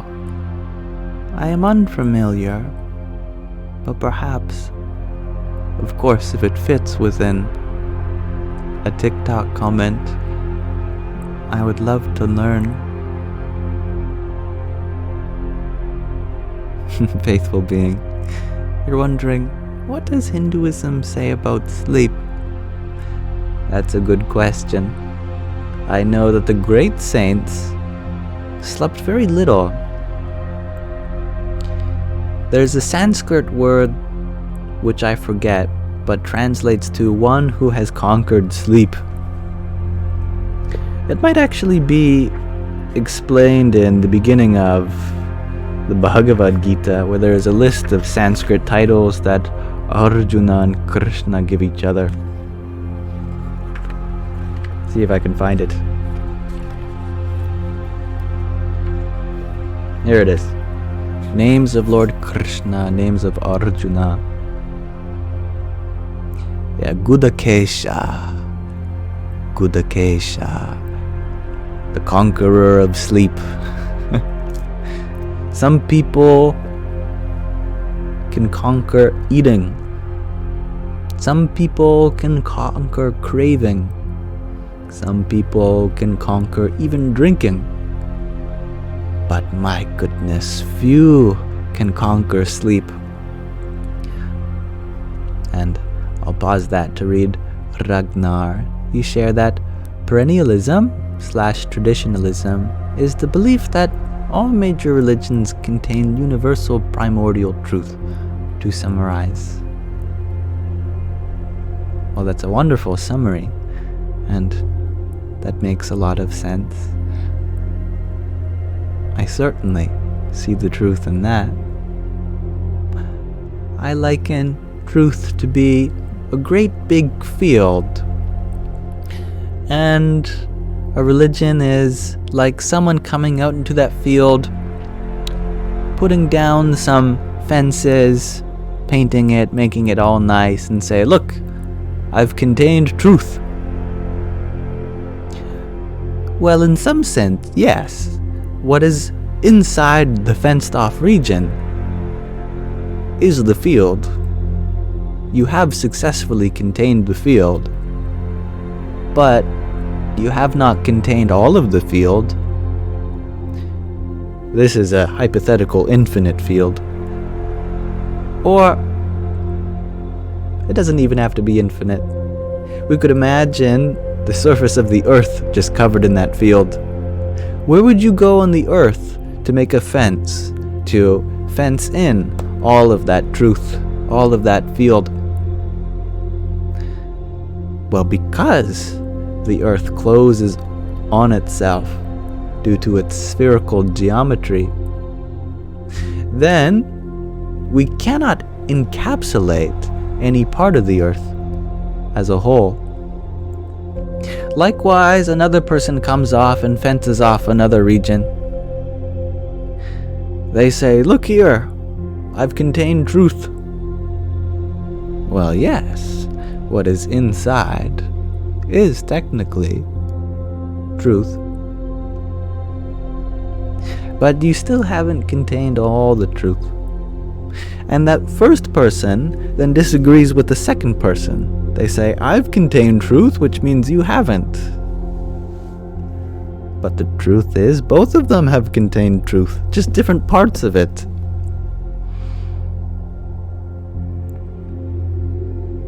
And then a third person comes and makes a fence around both of them.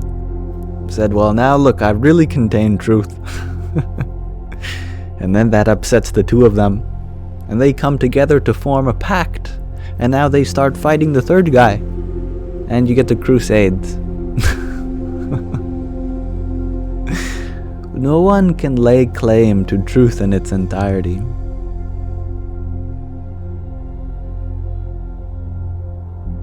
Likewise, universal truth cannot be encapsulated by any finite idea. But together, as a whole, the patchwork of beliefs seems to come together to unveil a greater tapestry.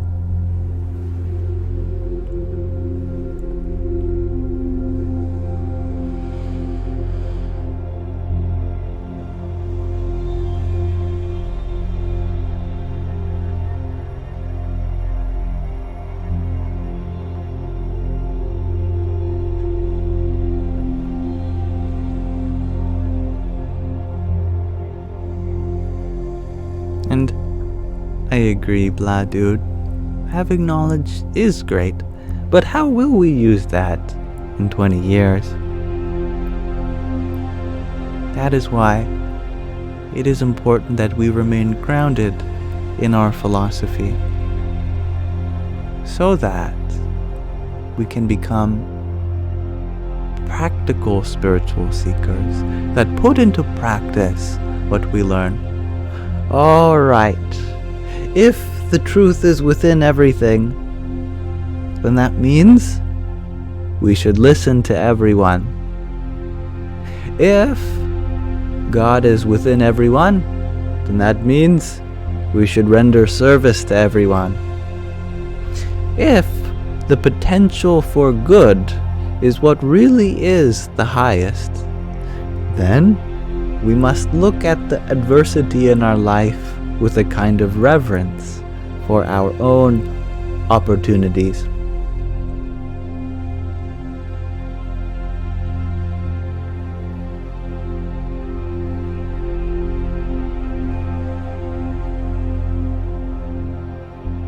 Adaptive is a good word. I like that. Ambidoll, you ask, can I make socks with both yams and kitties? I like that idea.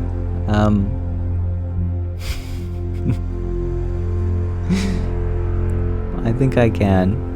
Yeah.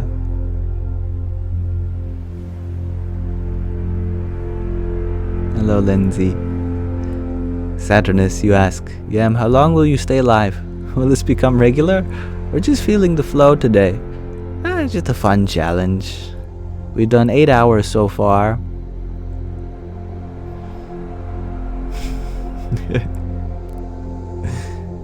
I am sure that tomorrow will be a different length of time, but I enjoy the opportunity.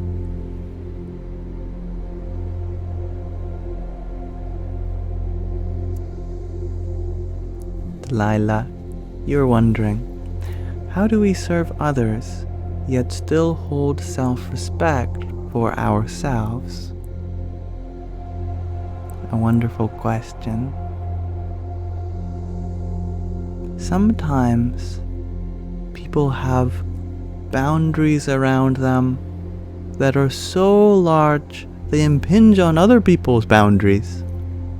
And out of respect for their boundaries, you might feel like it is in their best interest to ignore the fact that they are overstepping yours. However, even if that's something that you have accepted, it's not something that other people have accepted. So it is in everyone's best interest to be a role model to your own boundaries. That is, we should respect them, set precedent for others. For example, consider a mother. And let's say this mother is enlightened. No matter how much she is abused by her husband, it doesn't actually affect her. It's still important that she stand up for herself because her children may not be enlightened? And how will they grow up if they feel like they should be allowed to just receive that kind of abuse? So even if we are so open that we really don't mind if other people step on us, what kind of precedent does that set for other people that would hurt themselves following in your footsteps?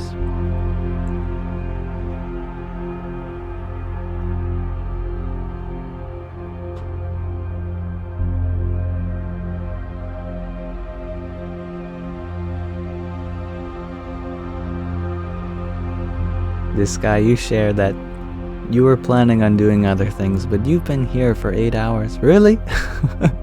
My goodness, you're just as crazy as I am. I love it.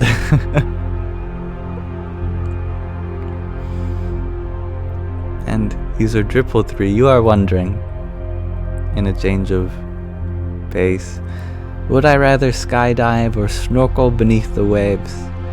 It's a good question. I haven't done either of those things. I believe that skydiving would be a lot more scary. And so I think I'd do that so that I could face my fears.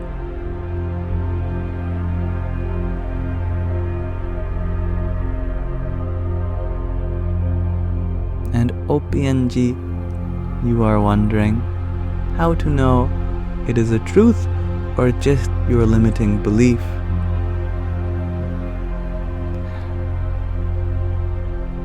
Consider it like this, that no truth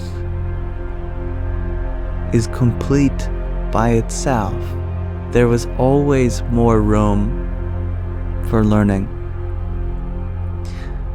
There is not a time where our limitations have completely been dissolved. We are just in the endeavor of expanding our own understanding. So, given our limitations, we know to the extent that we have the capacity to. And in the future, we may know even more, just adding to our understanding.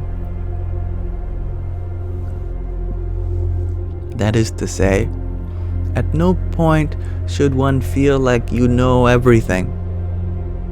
Still, there is potential for more.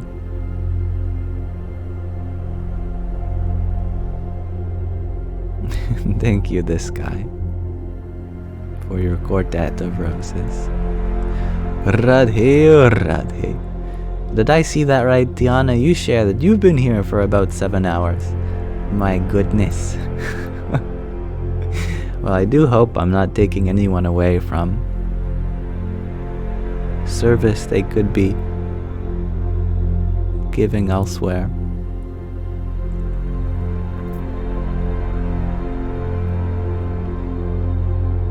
Part of me is going this long just to throw everyone off guard who watches me on my YouTube channel, who waits for my 2-3 hour live stream. I think it'd be a funny joke if they suddenly saw a live stream that was 8, 9, 10 hours. I thought, no way. I think that'd be pretty funny. I'll happily commit to such a joke.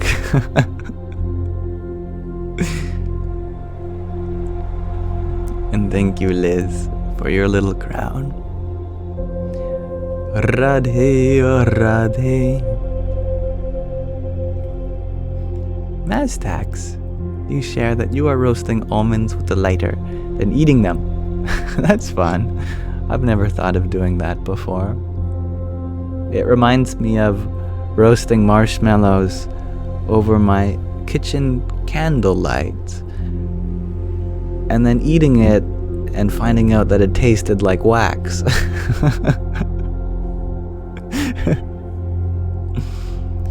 Sometimes the fuel source that we use to do something with can be influenced by what qualities that fuel source has. And thank you, Happy Tokes, for your rose. Hari Om Tat Sat. And Mahina, thank you for your rose. Jai Sitaram. Ambidol, you are curious. Is CERN affecting reality? That's a good question.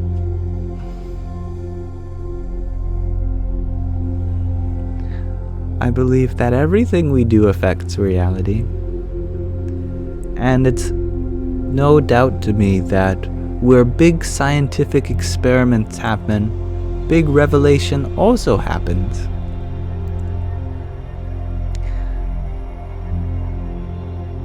When the first atomic bomb went off, at the Trinity test, as you all know, by the movie that came out a few months ago, Robert Oppenheimer, you could say the father of the atomic bomb, was standing by, witnessing. And such an intense experience that must have been, especially for the one responsible in some sense.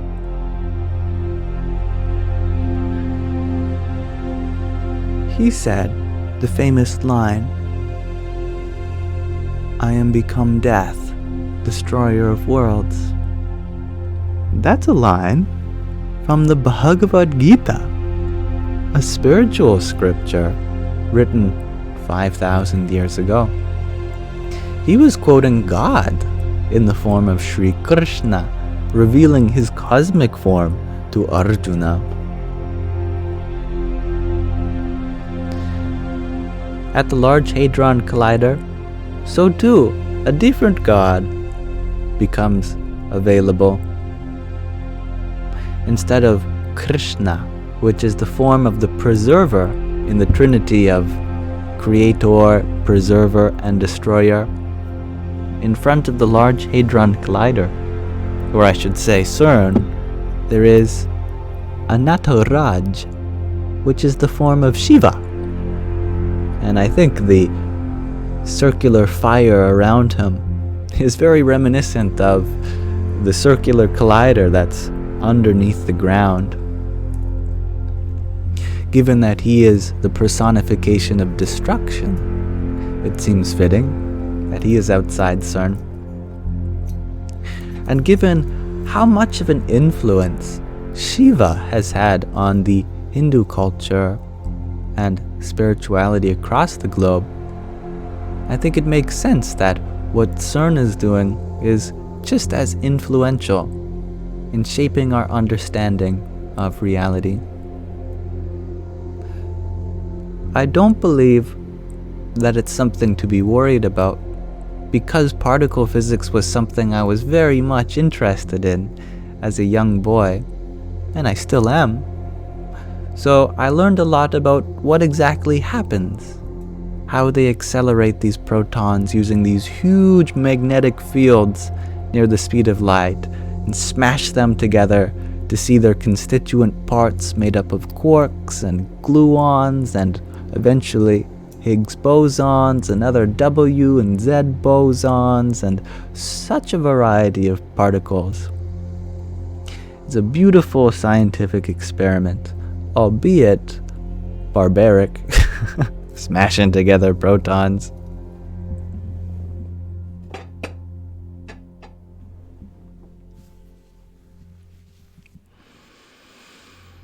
The energy released in such an experiment, although big, is only big relative to the size of the experiment, which happens on a subatomic scale.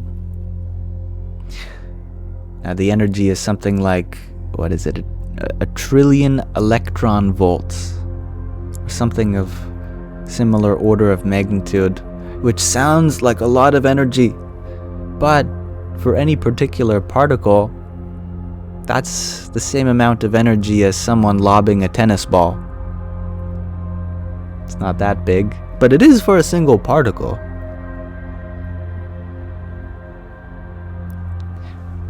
Alright, Gina. Thank you for reminding me. I will drink water.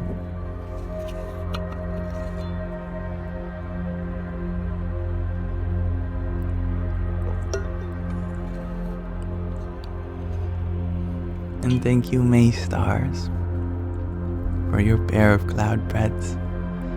Radhe, Radhe. When it comes to fear, it is only a sign of an area which you could be more aware of. We are afraid of what's in the dark only because we do not know what's in the dark. When one turns the light on, then the demon in the corner of your room appears again as just your chair with some clothes on it. Awareness alone casts away fear. Likewise, although it is true that as far as the laws of physics are concerned, we don't know everything. A lot of research has went into understanding what the limitations of our understanding could be. For example, when they were first detonating that atomic bomb, they did some calculations to ensure that it wouldn't light up the atmosphere on fire. Could you imagine that? How terrible. A bomb that was so powerful that it would ignite the air itself, and then the whole world would become a fireball. Now, although we do a lot of science for the sake of if we could rather than if we should, fortunately, health and safety has also come a long way, and a lot of very intelligent people are behind the dangers of the experiments.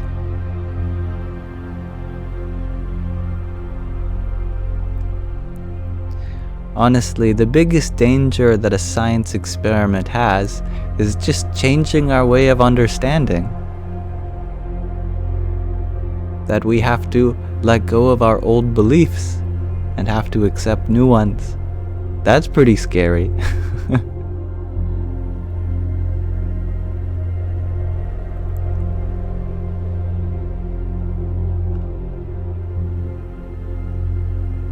Gavin, you're wondering what I do when I'm not streaming. Well, lately I've been studying Sanskrit, hanging out with my father. We've been getting into pool lately, just 8-ball pool. I really enjoy pool because it's technically a game of perfect knowledge. If you were to measure all the angles perfectly, then you should be able to win the game, as long as you start first.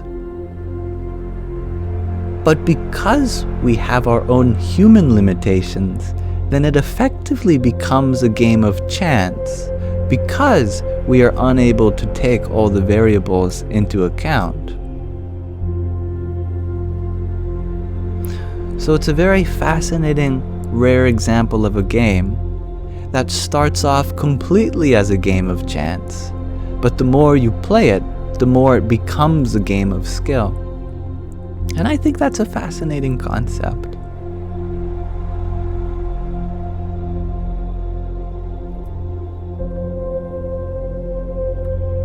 And thank you, Gavin, for your trio of rosas and a little crown. Radhe, Radhe. And Gina, thank you for your rose. Hariom Tat Sat. And I'm very grateful for this opportunity to hold this space. Thank you everyone for being here. And let me know any way I can improve in this opportunity to hold this space. And thank you for another trio of roses, Gavin. And Adam, for your rose too. Radhe, Radhe.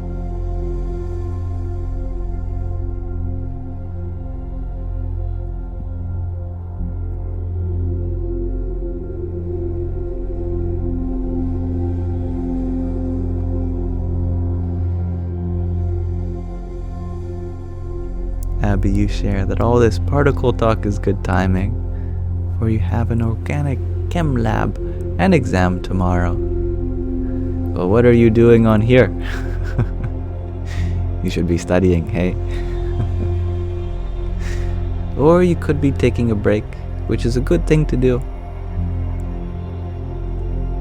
Studies have shown that when absorbing information, it's good to take breaks so that you can really lock it in.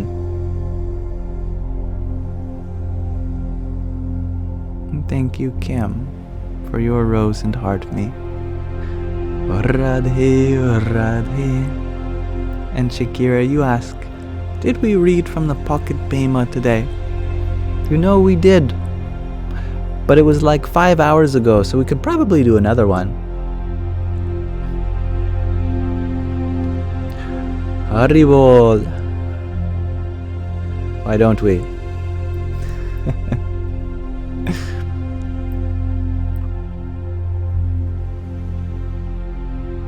She is a lovely Buddhist nun who has had her words encapsulated in 108 verses in this book.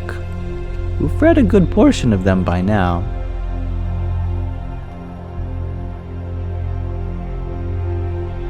Let's read number 100.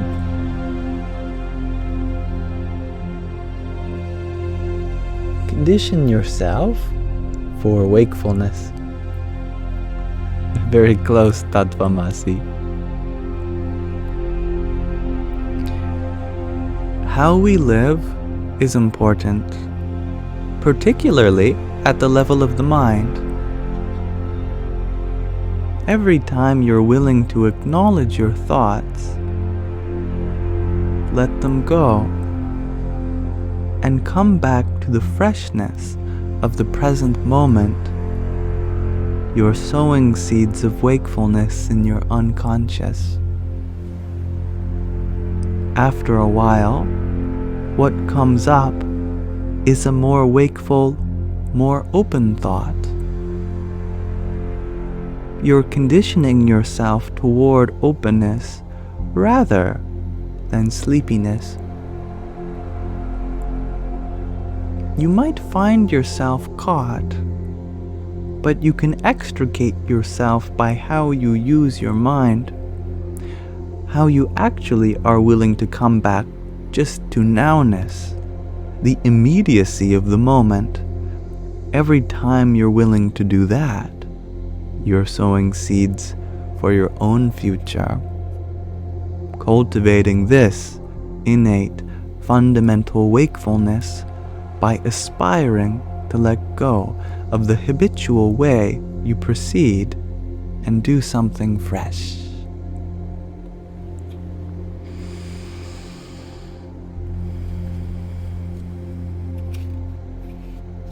Condition yourself toward wakefulness. Buddhism is like the mint of the spiritual world. Just clears your palate, gives you a sense of freshness. Buddhism is like brushing your teeth. You experience it when you wake up.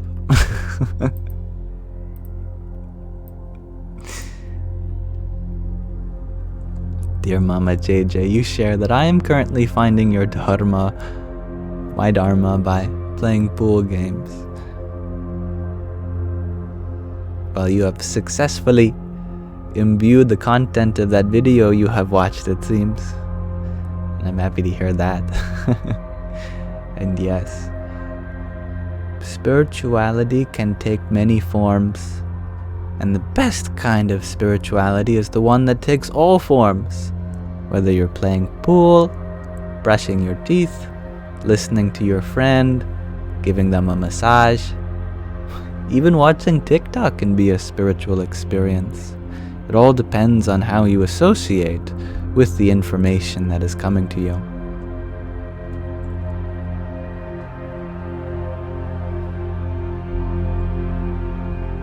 Colin05, you are wondering, do I believe in enlightenment? And what does it mean to me? I believe that enlightenment sucks as a word because it is in the form of a noun. But a noun is a person, a place, or a thing. And what is described by enlightenment is none of those three. I would choose a word that is the form of a verb to describe an ongoing process, continuous in the present moment. Enlightening, awakening, I believe in those. Liberating, releasing. So in this way, enlightenment is not a state reached by some activity. It is the activity done for the purpose of itself.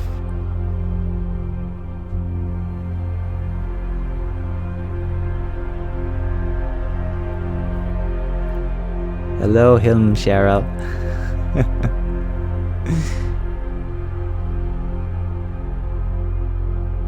Very happy to have you here. Dear Mama JJ, you share that according to Nish, your husband is your guru. He listens to your quote-unquote rants and stories but stays silent. I believe we are like a guru to at least one person in our life. Guruship is not something that is applied to everyone. What I mean is that you could be a teacher, but that doesn't mean that everyone is your student.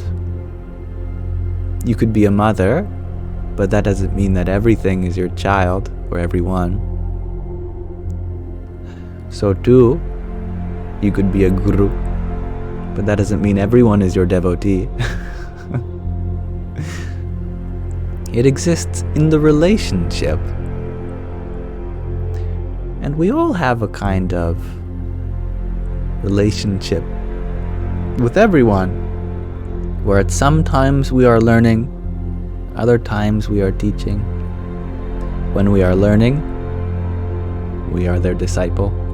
When we are teaching, we are their guru. But at no time are you said to be perfected in one role, since we have so many roles through which we express ourselves.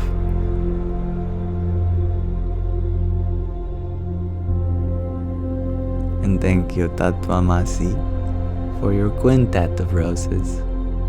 Radhe Radhe. And William Godfrey, thank you for your heart mate.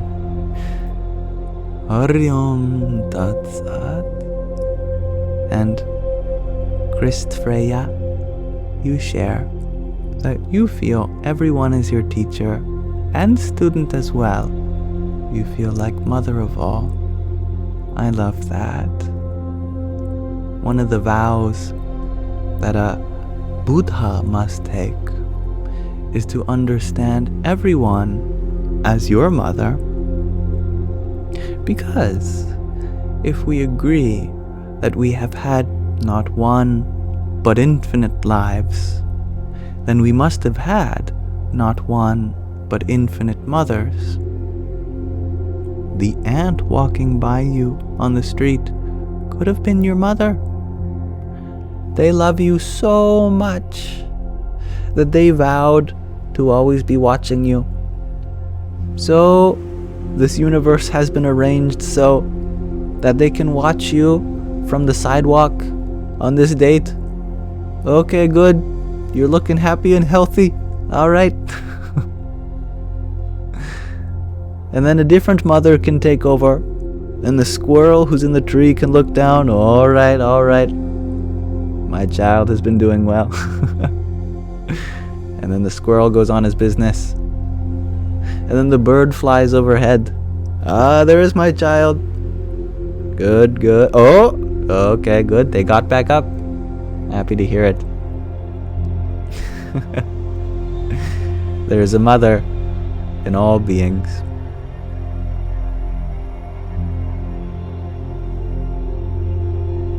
And Kelsey, you share that this is why you have a special connection with spiders. I used to be really afraid of them, and I'd be squashing them. I know. And then at some point I realized that if I really just don't bother them and I allow them their own space, it's not like they're gonna take over my room. Alright, you build a nest up there? A little spider web? Okay. Here's the deal. Your rent that you pay is how many mosquitoes I see in your net. If I don't see 5 mosquitoes in your web by the end of the day, you're out.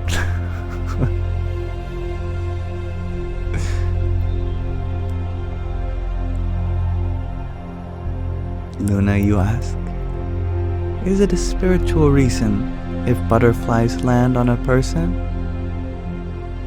I would say, why does butterflies landing on you have to have a spiritual reason?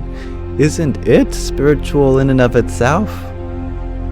Wow, what a spiritual thing for butterflies to land on you.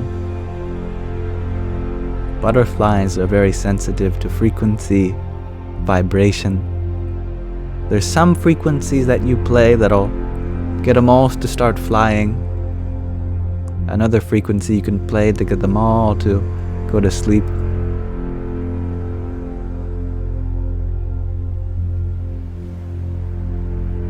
Perhaps that butterfly was sensitive enough to feel the stillness within you, to trust you that you were not a threat. The universe giving you this test.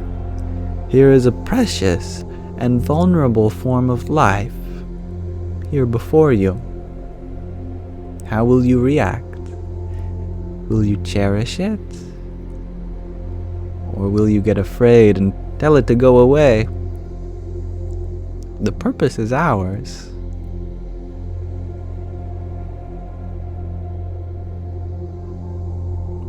And thank you, Isabella, for your trio of roses. Radhe, oh Radhe. And Colin, thank you for those sunglasses. Jai Sitaram. Luna, you share that it was the most beautiful, peaceful moment ever. I love that. I'm happy that you were able to find some peace in that experience. How wonderful.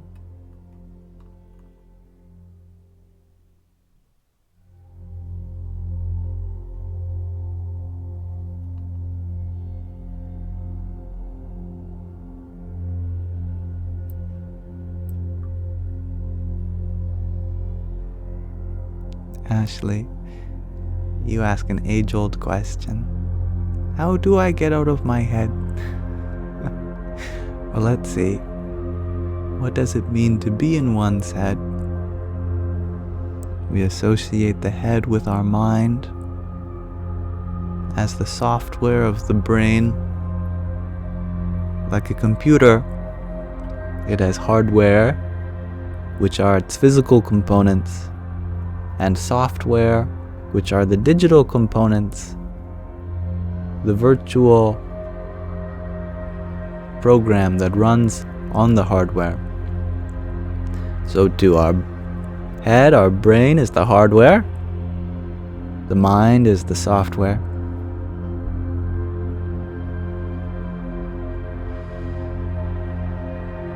When we feel like we are lost in our thoughts, and our awareness is taken away from the rest of our experience, it can feel like we're stuck in our head rather than exploring what's out there.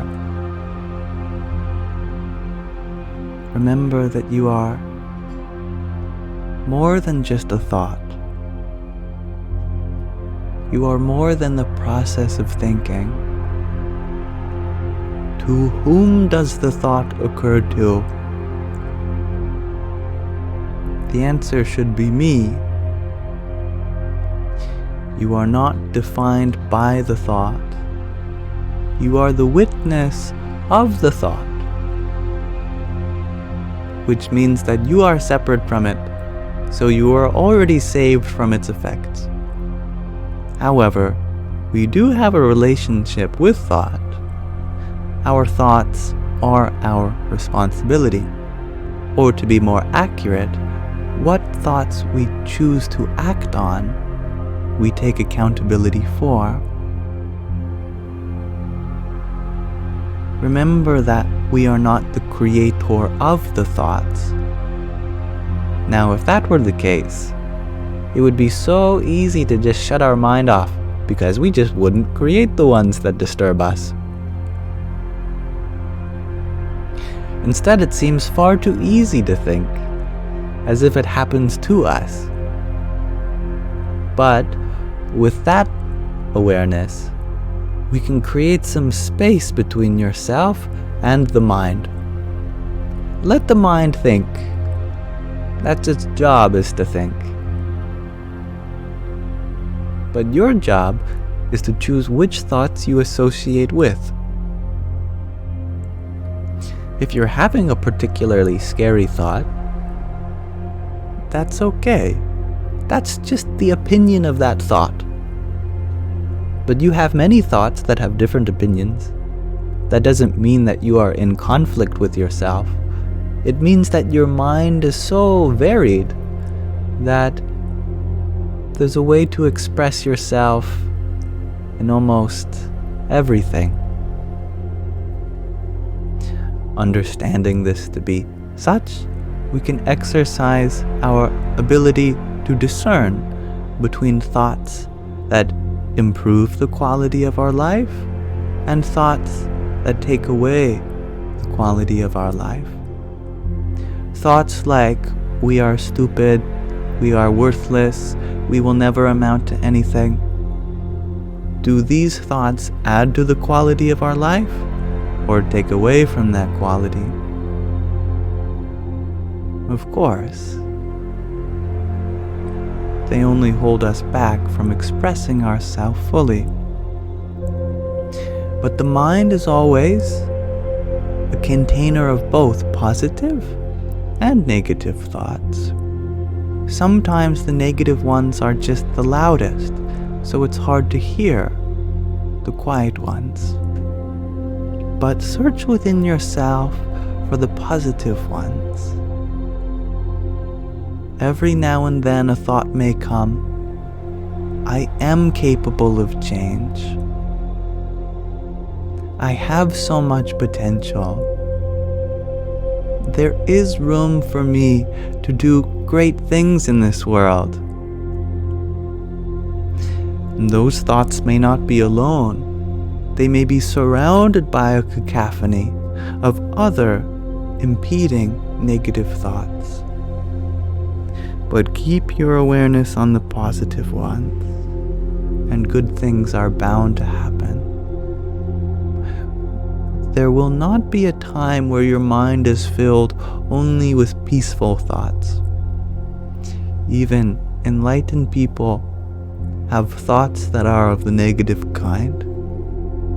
The difference between us and enlightened people is that we seem to be bothered by all of them, but enlightened people seem to be bothered by none of them. So we can take inspiration from them and understand that it is within our ability to not be identified with them, to use discernment over our mind and understand that thoughts are just thoughts. They only express ourselves if we decide that that is something I'd like to express myself through.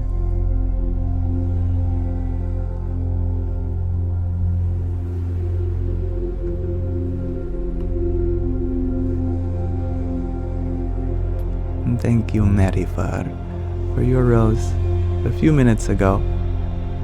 Radhe, oh Radhe. And thank you, Priscilla, for your heart me and pair of roses. Jai Sita Ram.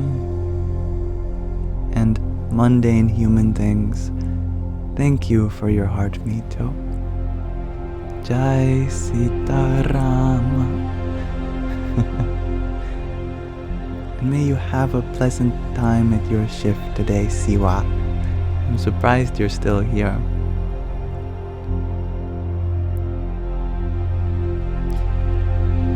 And thank you, Hiller SK, for your rose.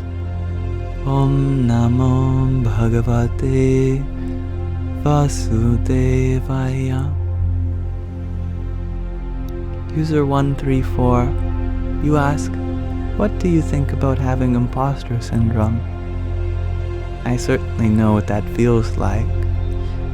Every day, there's something that I could have been more sincere about, that I could have been more humble with. And I try to look at those feelings as opportunities to do better next time. And I know that if I were to just give up doing what I'm doing, then I could never learn the lessons that I need to learn in order to do it more effectively. We have to make mistakes in order to grow from them. I believe that humility is a very important part of the spiritual path. And it's okay to not view yourself as enough from a spiritual perspective. In the world, it's just the opposite. Confidence is key. It's very imperative that we come to wholeness. In the world, we feel like, as far as worldly success is concerned, we are grateful. But spiritually, the reverse is true. It's good to see how much more you have to climb, because that keeps you motivated to learn and grow. Otherwise, we end up seeing ourselves as higher than other people. And then how can we continue to learn from them if we feel like they have something to learn from us? So a true spiritual seeker, in my opinion, is one who really doesn't view themselves as a spiritual seeker at all. You know, there's just so much to explore, so much to seek, and they really have yet to get started. Even 1,000,000 out of infinity is still nowhere near the goal.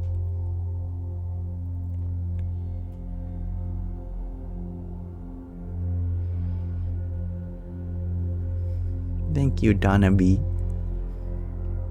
for your 27 roses. Radhe, Radhe. And thank you, Marifer, for another pair of roses. Jai Sita Ram.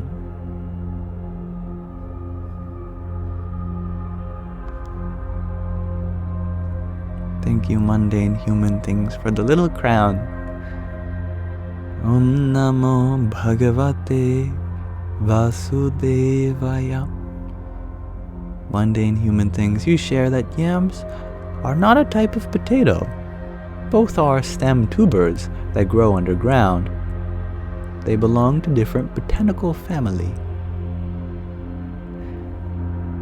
I did not know that. Thank you.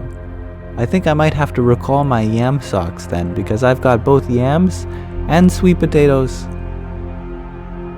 But I guess we can group them under stem tubers that grow underground.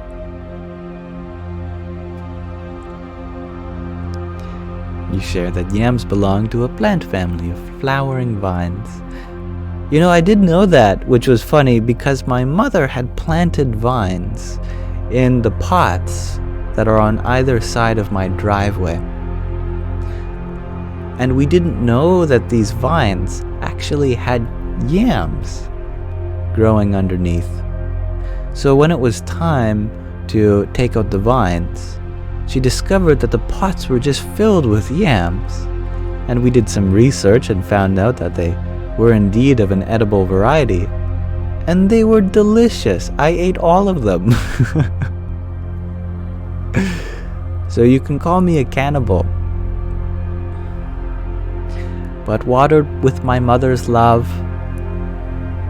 without intention of them ever being eaten, they were perfect. Nom nom nom.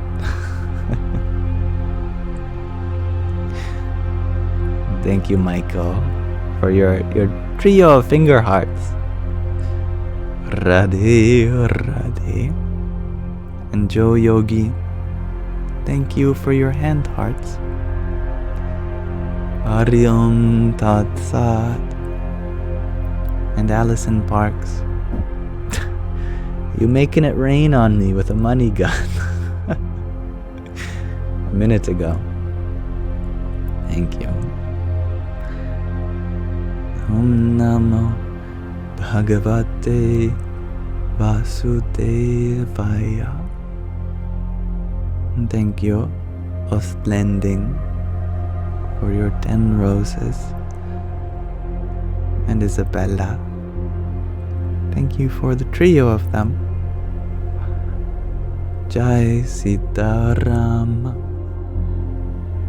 Brody, you're wondering, how do I pray? I believe there is no wrong way to pray, as long as it's sincere. I believe it should be very intentional. We shouldn't be saying the same things every time. We should try to mix things up.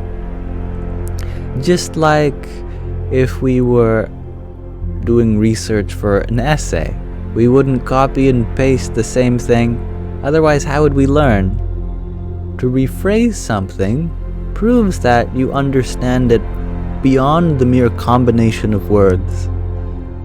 That you know the essence behind the words, which you are conveying in other ways. So in the morning, what I like to do is before my feet touch the ground, I am reminded that Mother Earth has given me this body as an investment, and it's up to me to make a positive ROI for her. What I do with this body is up to me, but I might as well take good care of it and those around me. I might as well try to leave the world in a better place than I came into it. So I express that in various different ways. I say thank you for this opportunity. I say sorry for masking your beauty. With every step I take, I conceal your lovely earth. I ask for guidance in what my full potential is. I look for the ways in which I have already been guided, and I extend my gratitude. I like to switch it up every morning.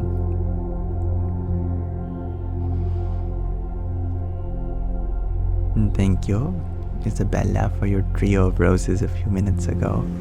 And Donna B, thank you for your 38 roses. Orium Tat Sat. And Allison Parks, thank you for your 66 roses. Jai Sitaram. 66, is that the order in the Clone Wars? Which the Emperor gives to all the clones? Execute Order 66.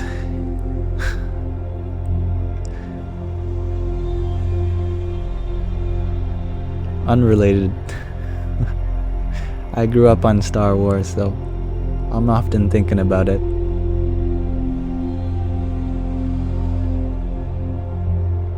And thank you, Brink Recovery, for your rose.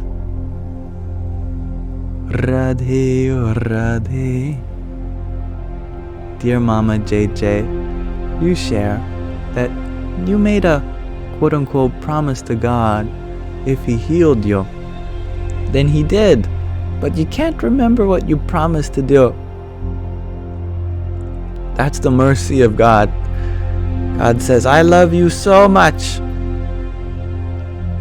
that I will heal you and take away your promise. Causeless mercy.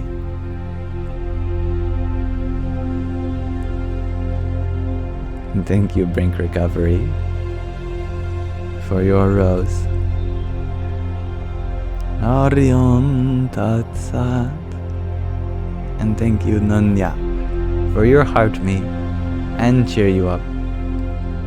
Jai Sitaram. Alright, we've been streaming for 9 hours now. I think it might be time to start to wrap things up.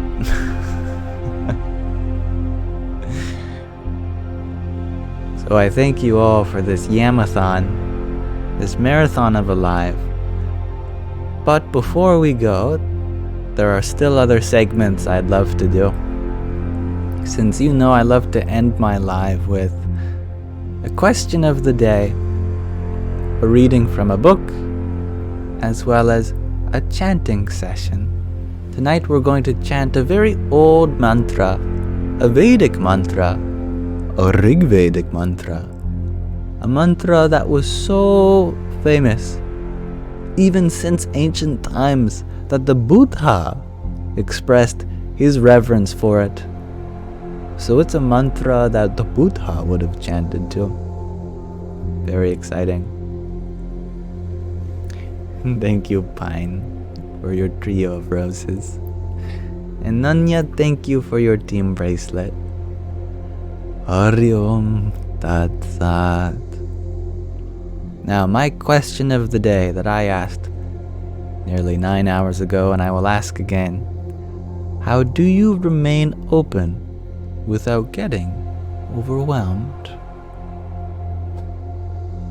Yesterday, the question of the day was, what is your favorite part of your personality that you'd like to refine?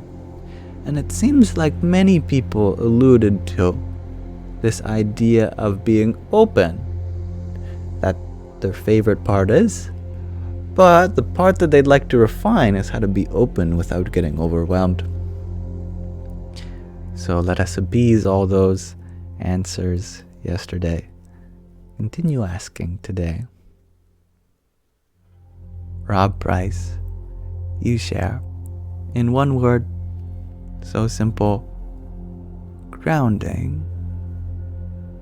Very true.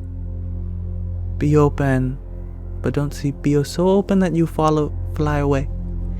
Still remain centered, despite of your awareness. Humor as well, you add. having a kind of lightness, not taking things too seriously. That's very important indeed. By not taking anything personally, says Brink Recovery. Indeed, indeed. And that's so difficult, because even if someone directly calls us out on something, it may not even be personal. They are only projecting something that they just need a scapegoat for, and you happen to be there.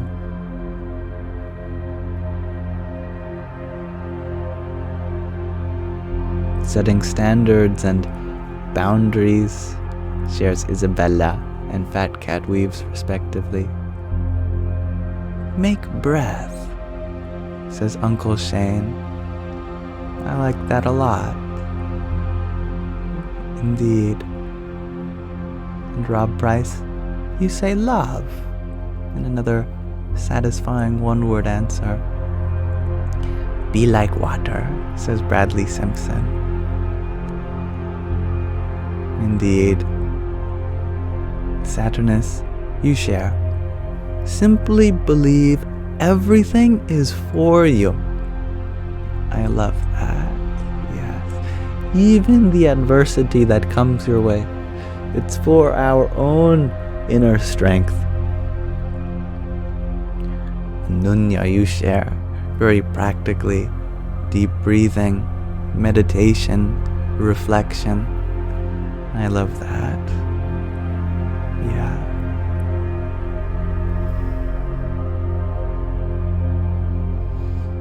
Tudor, you share that you discovered you might have a narcissistic side. How do you get rid of it?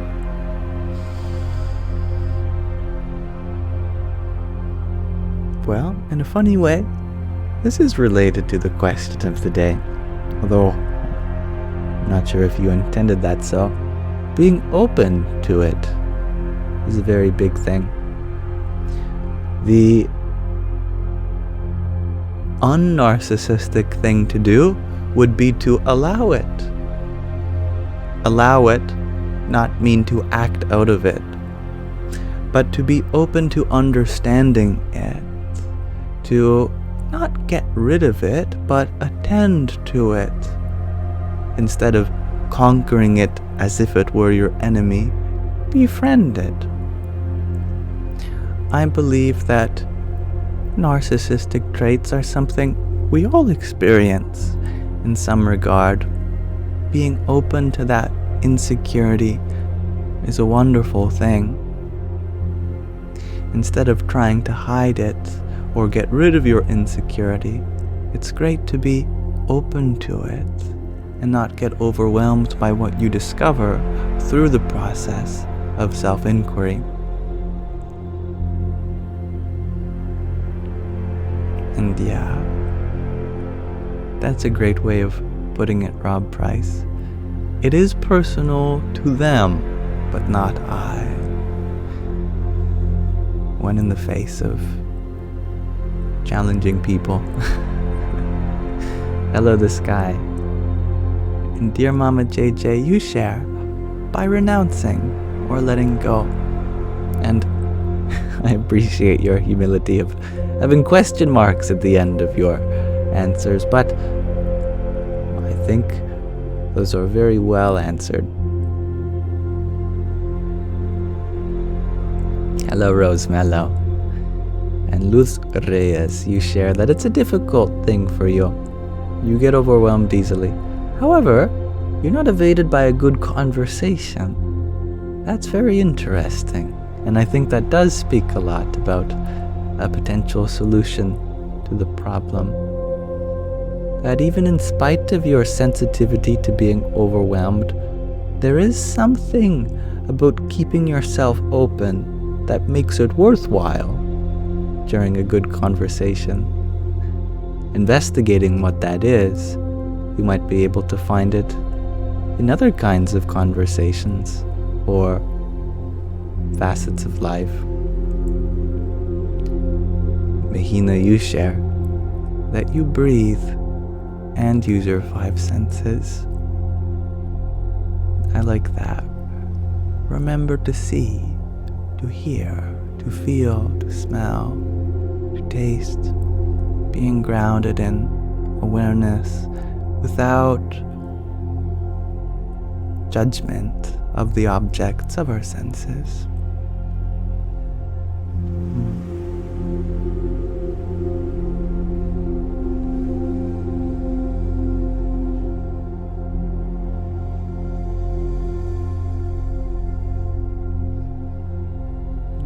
Thank you all for attending to the question of the day. I very much enjoyed this avenue of exploration together. I think setting boundaries is important, but most importantly, being open to our own feelings that arise during it. When these overwhelming qualities seem to arise in our experience, being open means not just to external experiences, but to internal experiences also.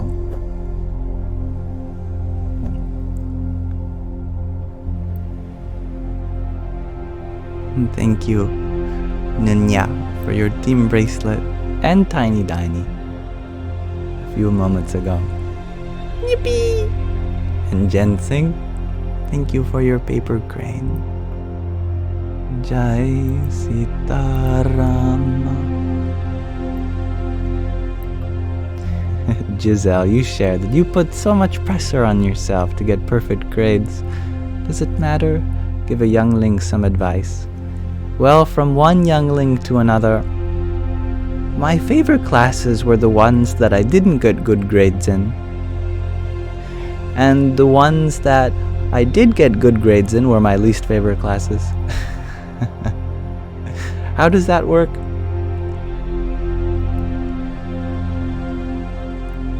I was so excited about the things that I was learning that I forgot to listen.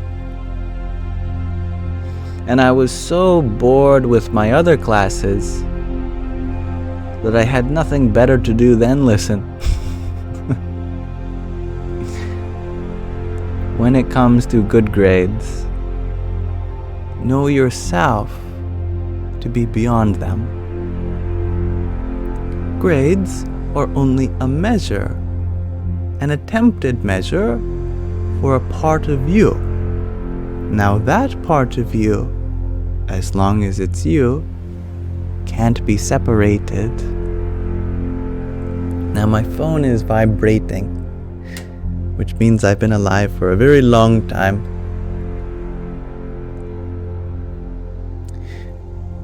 Also means we'll have to end this rather shortly.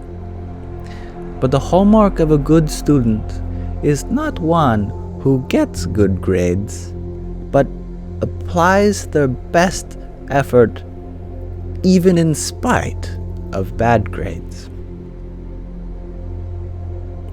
Learn for the sake of learning, not for the measures of how well you've learned. That can't be decided by anyone else. It's just a system we use to hold it together.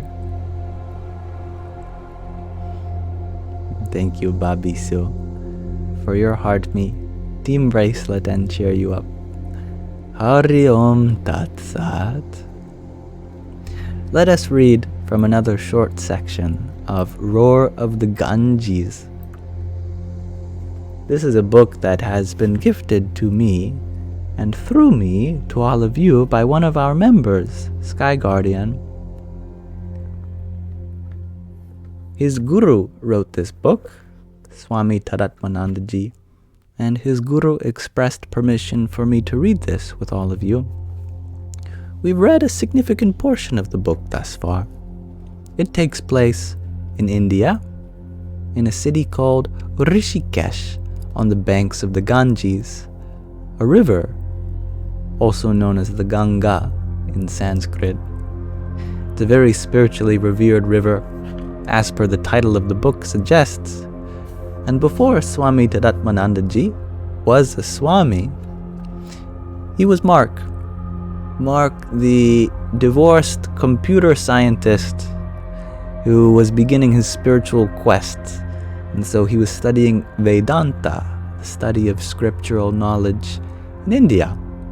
And this book is both a story of his journey in India to coming to Swamihood, monkhood, as well as a mix of Vedanta itself, spiritual teachings.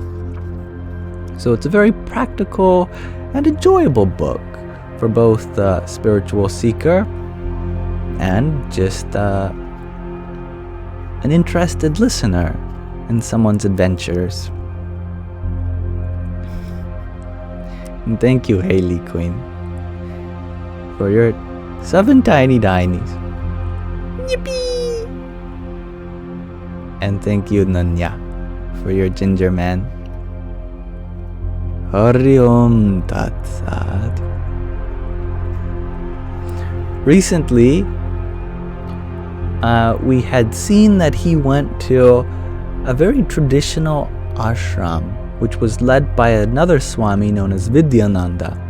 He, Mark, and his friend Vijay had went to go experience the study of Vedanta from a very traditional perspective.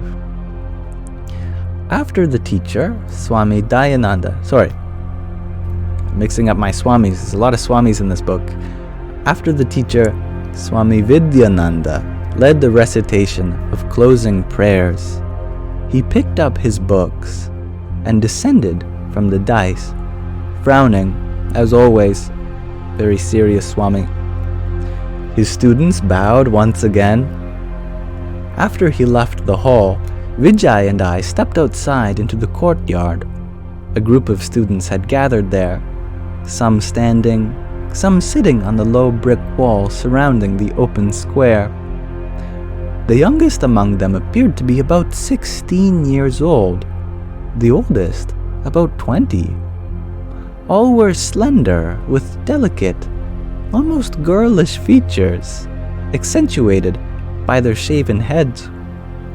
They talked softly, sometimes giggling like school children. All were dressed in the saffron robes of sannyasis, spiritual renunciants. I remarked to Vijay in a hushed voice, "They are so young. How could they have been initiated as sannyasis at such an early age? I thought it is traditional to study for many years before becoming a monk." "That is true," said Vijay, with a heavy accent as always. "But they are not sannyasis yet. They are all still brahmacharis, students like you and me. In this ashram, all brahmacharis are wearing orange cloth, but they are not taking vows of renunciation yet. Do you see, they are still having the tuft of hair on the back of the head." I glanced at their shiny domes, all recently shaved. A single lock of hair, intentionally left by the barber's blade, hung from the back of each head. This lock of hair, called shikha, or sacred tuft, is a religious emblem worn by students. It symbolically consists of 3 strands, which represent the student's 3 primary relationships: to the Guru, to the scriptures, and to God. Each strand is looked upon as a link securing these 3 sources of spiritual sustenance. The shikha is given up when the student becomes a sannyasi, although the relationships it symbolizes are never given up. 2 of the brahmacharis looked at us and giggled nervously. "They may only be brahmacharis," I quietly remarked to Vijay, "but still, they are so young. Shouldn't they wait until they are older before joining the ashram? How old were you when you first went to live and study in an ashram? I was leaving my job to join ashram when I was 23 years old. Some boys are taking to spiritual life when they finish high school, but most are starting later. Nowadays, a few ashrams are requiring that you must be college graduate before joining. How long will these students stay here? I asked. The traditional length of study is 12 years. Some might be staying that long, but many will be leaving before that. 12 years is a long time, I remarked. What will they study? First, they learn Sanskrit grammar completely, with so much memorizing. Also, they are studying texts on logic and scriptural analysis. They are not permitted to study scriptures until they complete these classes. Then they will begin learning all scriptures like the Upanishads, the Bhagavad Gita, this one, and the Brahma Sutras. They will study each scripture with Shankaracharya's commentaries and important sub-commentaries. Of course, they spend time in meditation and prayer also, but mostly they study. Do you think such rigorous study is necessary to gain enlightenment? I asked. Vijay smiled. Of course not. You already know that enlightenment is not from so much study. But I don't understand why there is so much emphasis on scholarship here. Vijay explained. To become a good teacher, traditional scholarship like this is important. They are learning how to interpret scriptures and how to use teaching methodology properly. I understand, but isn't the main reason for living in an ashram to become enlightened, not to become another teacher? Yes, that is true. So, I persisted, do you think they will all get enlightened through their studies here? Study is necessary, he replied, but enlightenment does not depend on how much they are studying. Unless they are fully prepared students and are possessing all the necessary qualifications, their studies will be fruitless. Vijay alluded to certain qualities considered prerequisites for gaining enlightenment through Vedantic study and self-inquiry. These qualities are like the prerequisites for a college class. What is taught in class cannot be fully grasped without first completing certain introductory courses. The prerequisite qualifications for Vedantic study include the capacity for discriminative reasoning, viveka, dispassion, vairagya,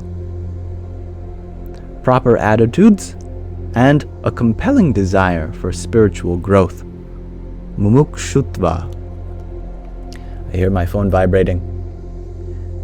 See if I can do this with one hand. Okay. Now, can I put it back with one hand? Now that's another question. Not efficiently, but the answer is yes. As we chatted, most of the brahmacharis left the courtyard. A few climbed a nearby stairway to a large dormitory-like building. I asked, what will they do when their studies are complete? When they finish their studies, Swami Vidyananda will be giving them sannyasa. They will then take vows of renunciation and get new names, their Swami names. Then they will be going to some town or village to teach and help people. I looked at two young acolytes who remained in the courtyard. They seemed so young. I had previously noticed how Indian children seem to mature more slowly than their American counterparts. Teenagers here sometimes seem quite childlike in comparison.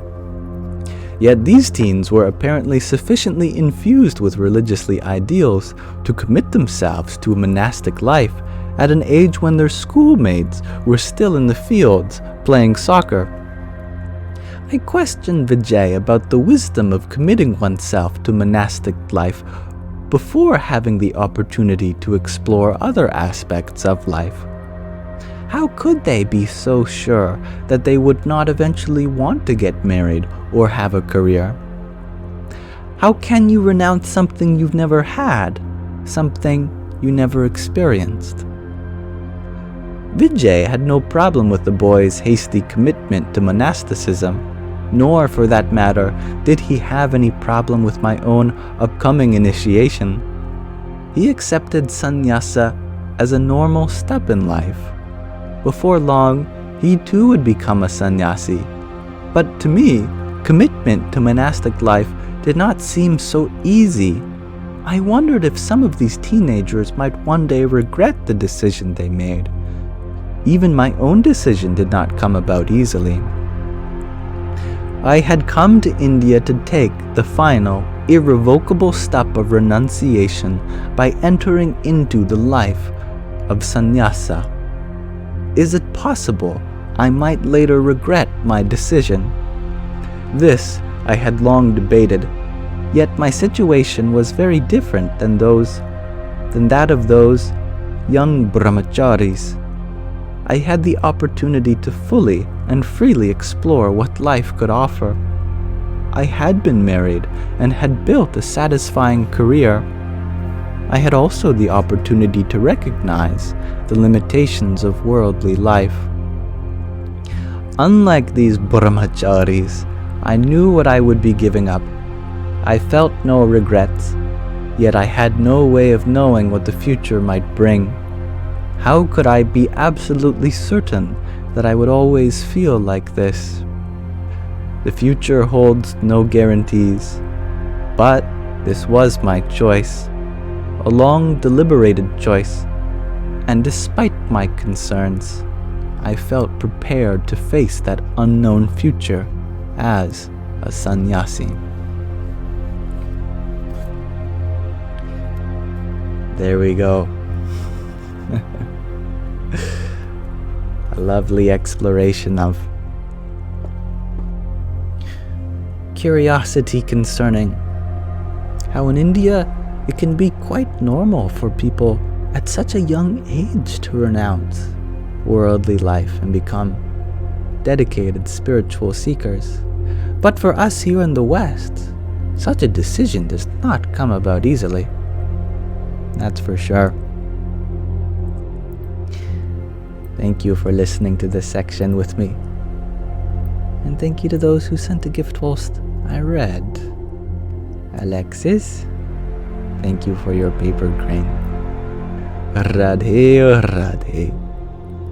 And thank you, Madeline's, for your friendship necklace. Jai Sita Ram. So we are coming very closely to the end of our live.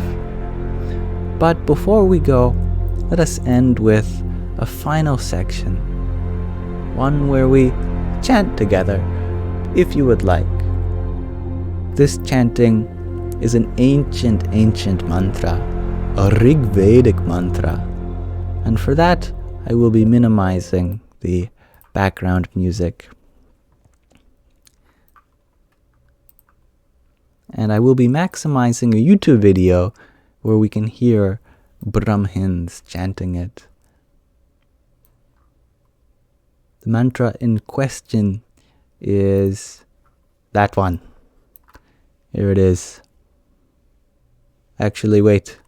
I have a better render of this. Here it is. It's a little smaller. That's Om Bhur Bhuva Svaha. What's that? None of you can read the ancient script of Brahmi. That's okay, I can't either. So we'll put it in English, or at least transliterated, so I just thought you'd appreciate how it would look, written more than 2,500 years ago, in the oldest script that we render Sanskrit in, according to our knowledge at least. Just a little fun homage to the history of it. But the mantra in question is the Gayatri mantra. Om Bhur Bhuva Svaha Tat Savitur Varenyam Bhargo Devasya Dhimahi Dhiyo Yo Nah Prachodayat. Which means something like, we meditate upon the glory of that being who has produced this universe. May she enlighten our minds. So, don't worry if the chanting does not come easy. You are welcome to just listen along, but we'll do it a couple times, and maybe during that process it begins to sound right. All right. Here I will press play.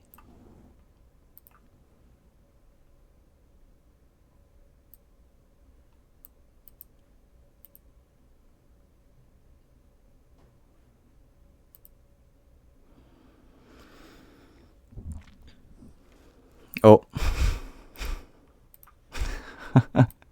I forgot to make you able to hear it. That's important. Here we go. Glad I caught that.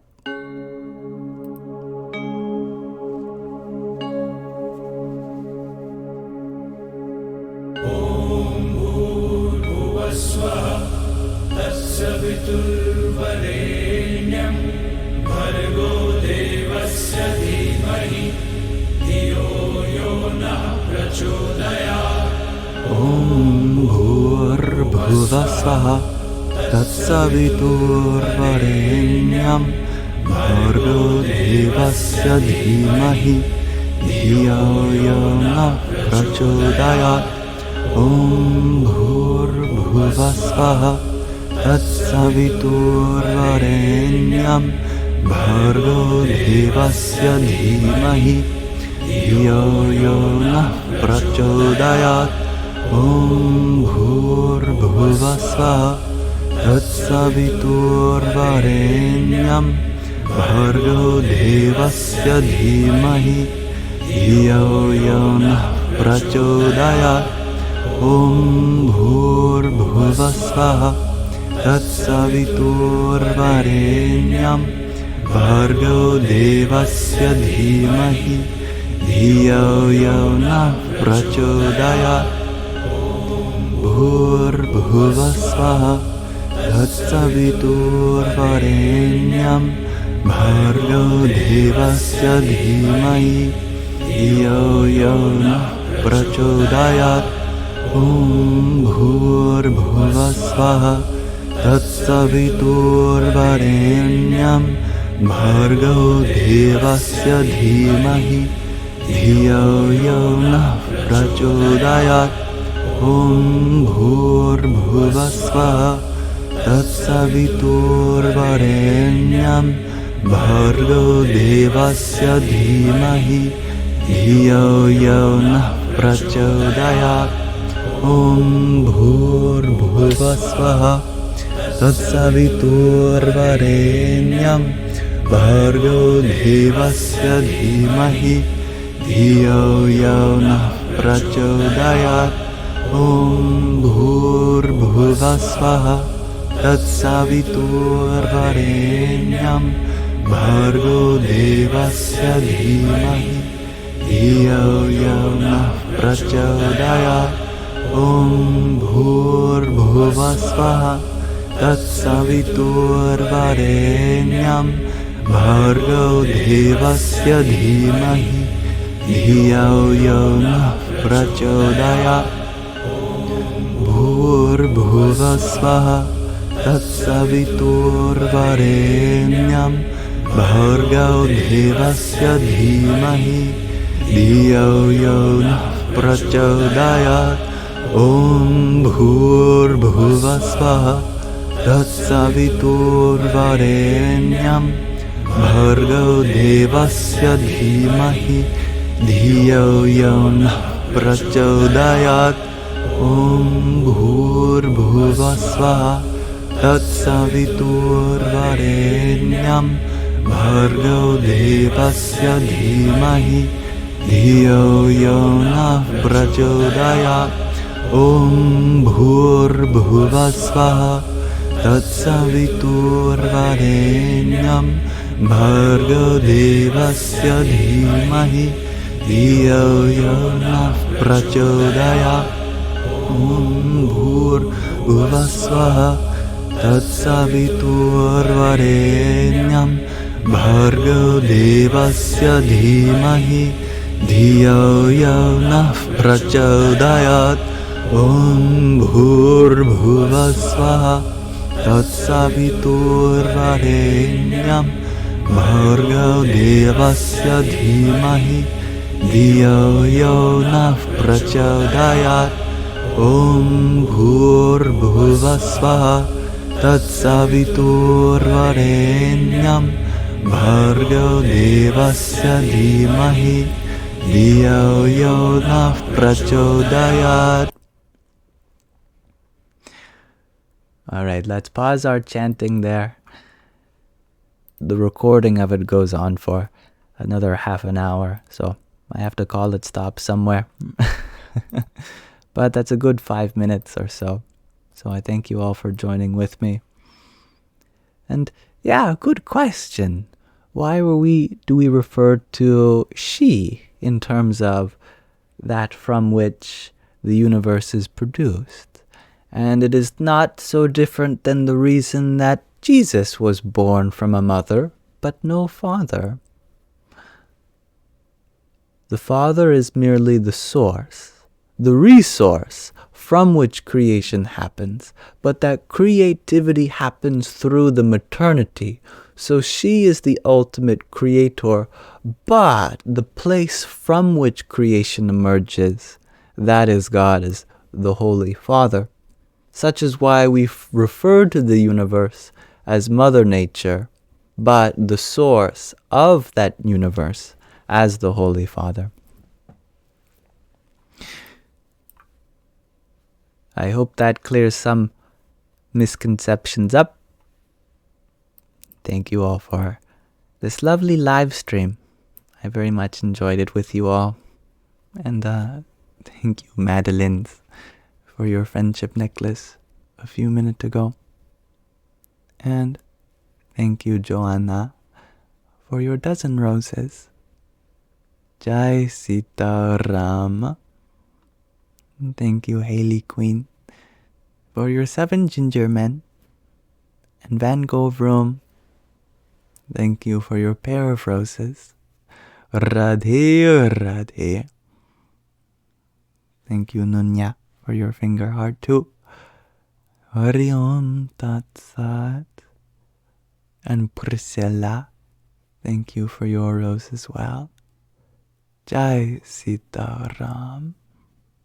And MJ, thank you for your half-dozen rosas. Om Namo Bhagavate Vasudevaya. And as always, I will be uploading the recording of this live to my YouTube channel. To be completely honest, I'm not actually sure if I'm going to be able to download the entirety of this live stream. Let alone transcribe it and feed it to my program that chapters it so that you're able to click on every concept discussed throughout the course of this whole live stream with respective timestamps and chapter titles. But I will try. It may just be like 50 gigabytes, but I'll do my best. Thank you, mundane human things, for the little crown. Hari Om Tat Sat. Yeah, it might have to be a 2-part Luna Tuna. I concur. And it might not be able to be uploaded tonight, so I hope you can have patience in me if I am able to get it uploaded. Nonetheless, I thank you all again. And besides the Yamsox Lives YouTube channel where I do normally upload these lives, there is also the Yamsox ASMR YouTube channel. There you get a different kind of content. It is more so focused on affirmation and relaxation, which I think is a vital part of life. If we're never relaxed, then, how can we grow and process the things that we've acquired through our experience? There we've been reading through the Bhagavad Gita, a book often referenced by many spiritual seekers, including Swami Tadaatmananda Ji, who mentioned it so many times in his book, I keep having to pull it up just for fun. So far, we've read through the first 4 chapters with a whispered tone. And a few weeks ago, I also uploaded a different kind of video that isn't ASMR per se, but it is a guiding you to relaxation because it's a talking you down from a panic attack video. If that's useful to any of you, it's available for you on the ASMR Yamsox YouTube channel. The second link in the link tree in my bio. I know that I have experienced a lot of anxiety and I know what videos have helped me, and so I've put together the best tips and tricks. If it doesn't work for you, that's okay. One of the things that I make clear at the start of that video is, if this technique that I'm employing doesn't work for you, then that doesn't mean that your anxiety is going to be there forever. There are many different ways to relax, and it's okay that not all of them work. And the last thing I want to mention is what's covering my microphone.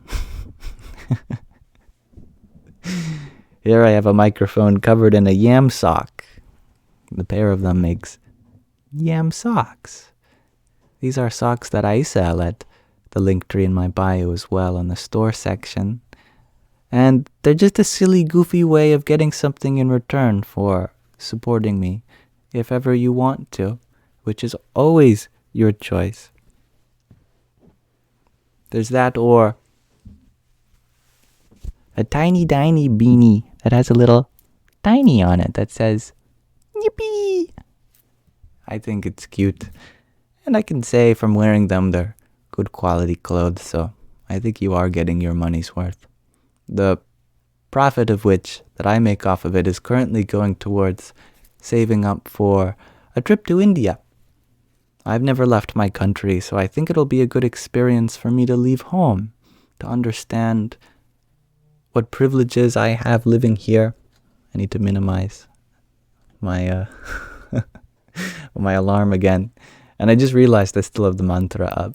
That can be minimized too.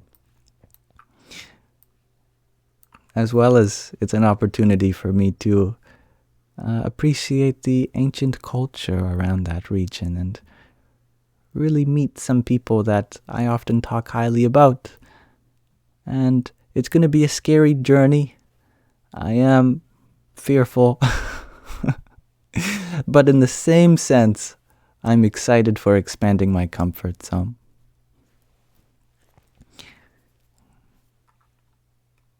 Thank you, Shakira, for your rose a moment ago. And thank you, Luna Tuna, for your heartmeat.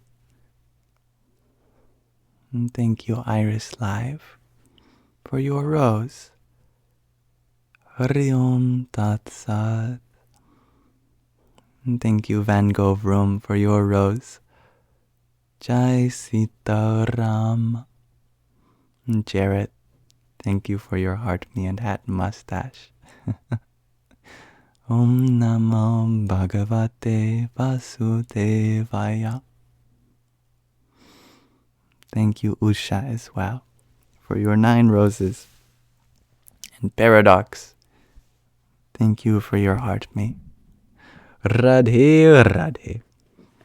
May this live stream be an offering to Sri Radha Krishna, God in the form of the divine masculine and divine feminine, as a soul beloved, and through whose love the entire universe is created and pervaded and ultimately dissolved.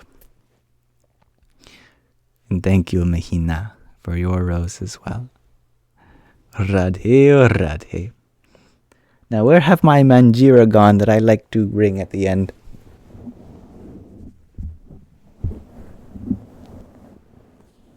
I must be sitting on them.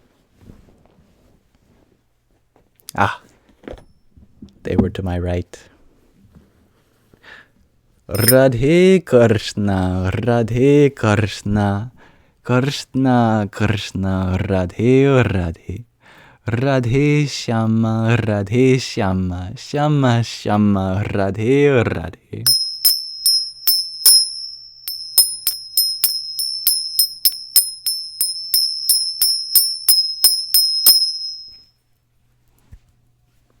Thank you, Rod, for your finger heart too. Radhe Radhe. Namaskaram, everyone. And thank you, Katie, for your blessing of a rose to end the live as well. Jai Sita Ram. And Jarrett, thank you for your 100 roses. I'm never going to leave. Thank you. Hariom Tat Sat. May you all have a beautiful rest of your present moment.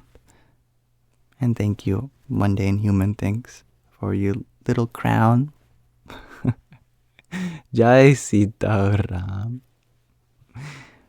Assalamu alaikum. Hallelujah. Namo Buddhaya. Shalom and Satnam.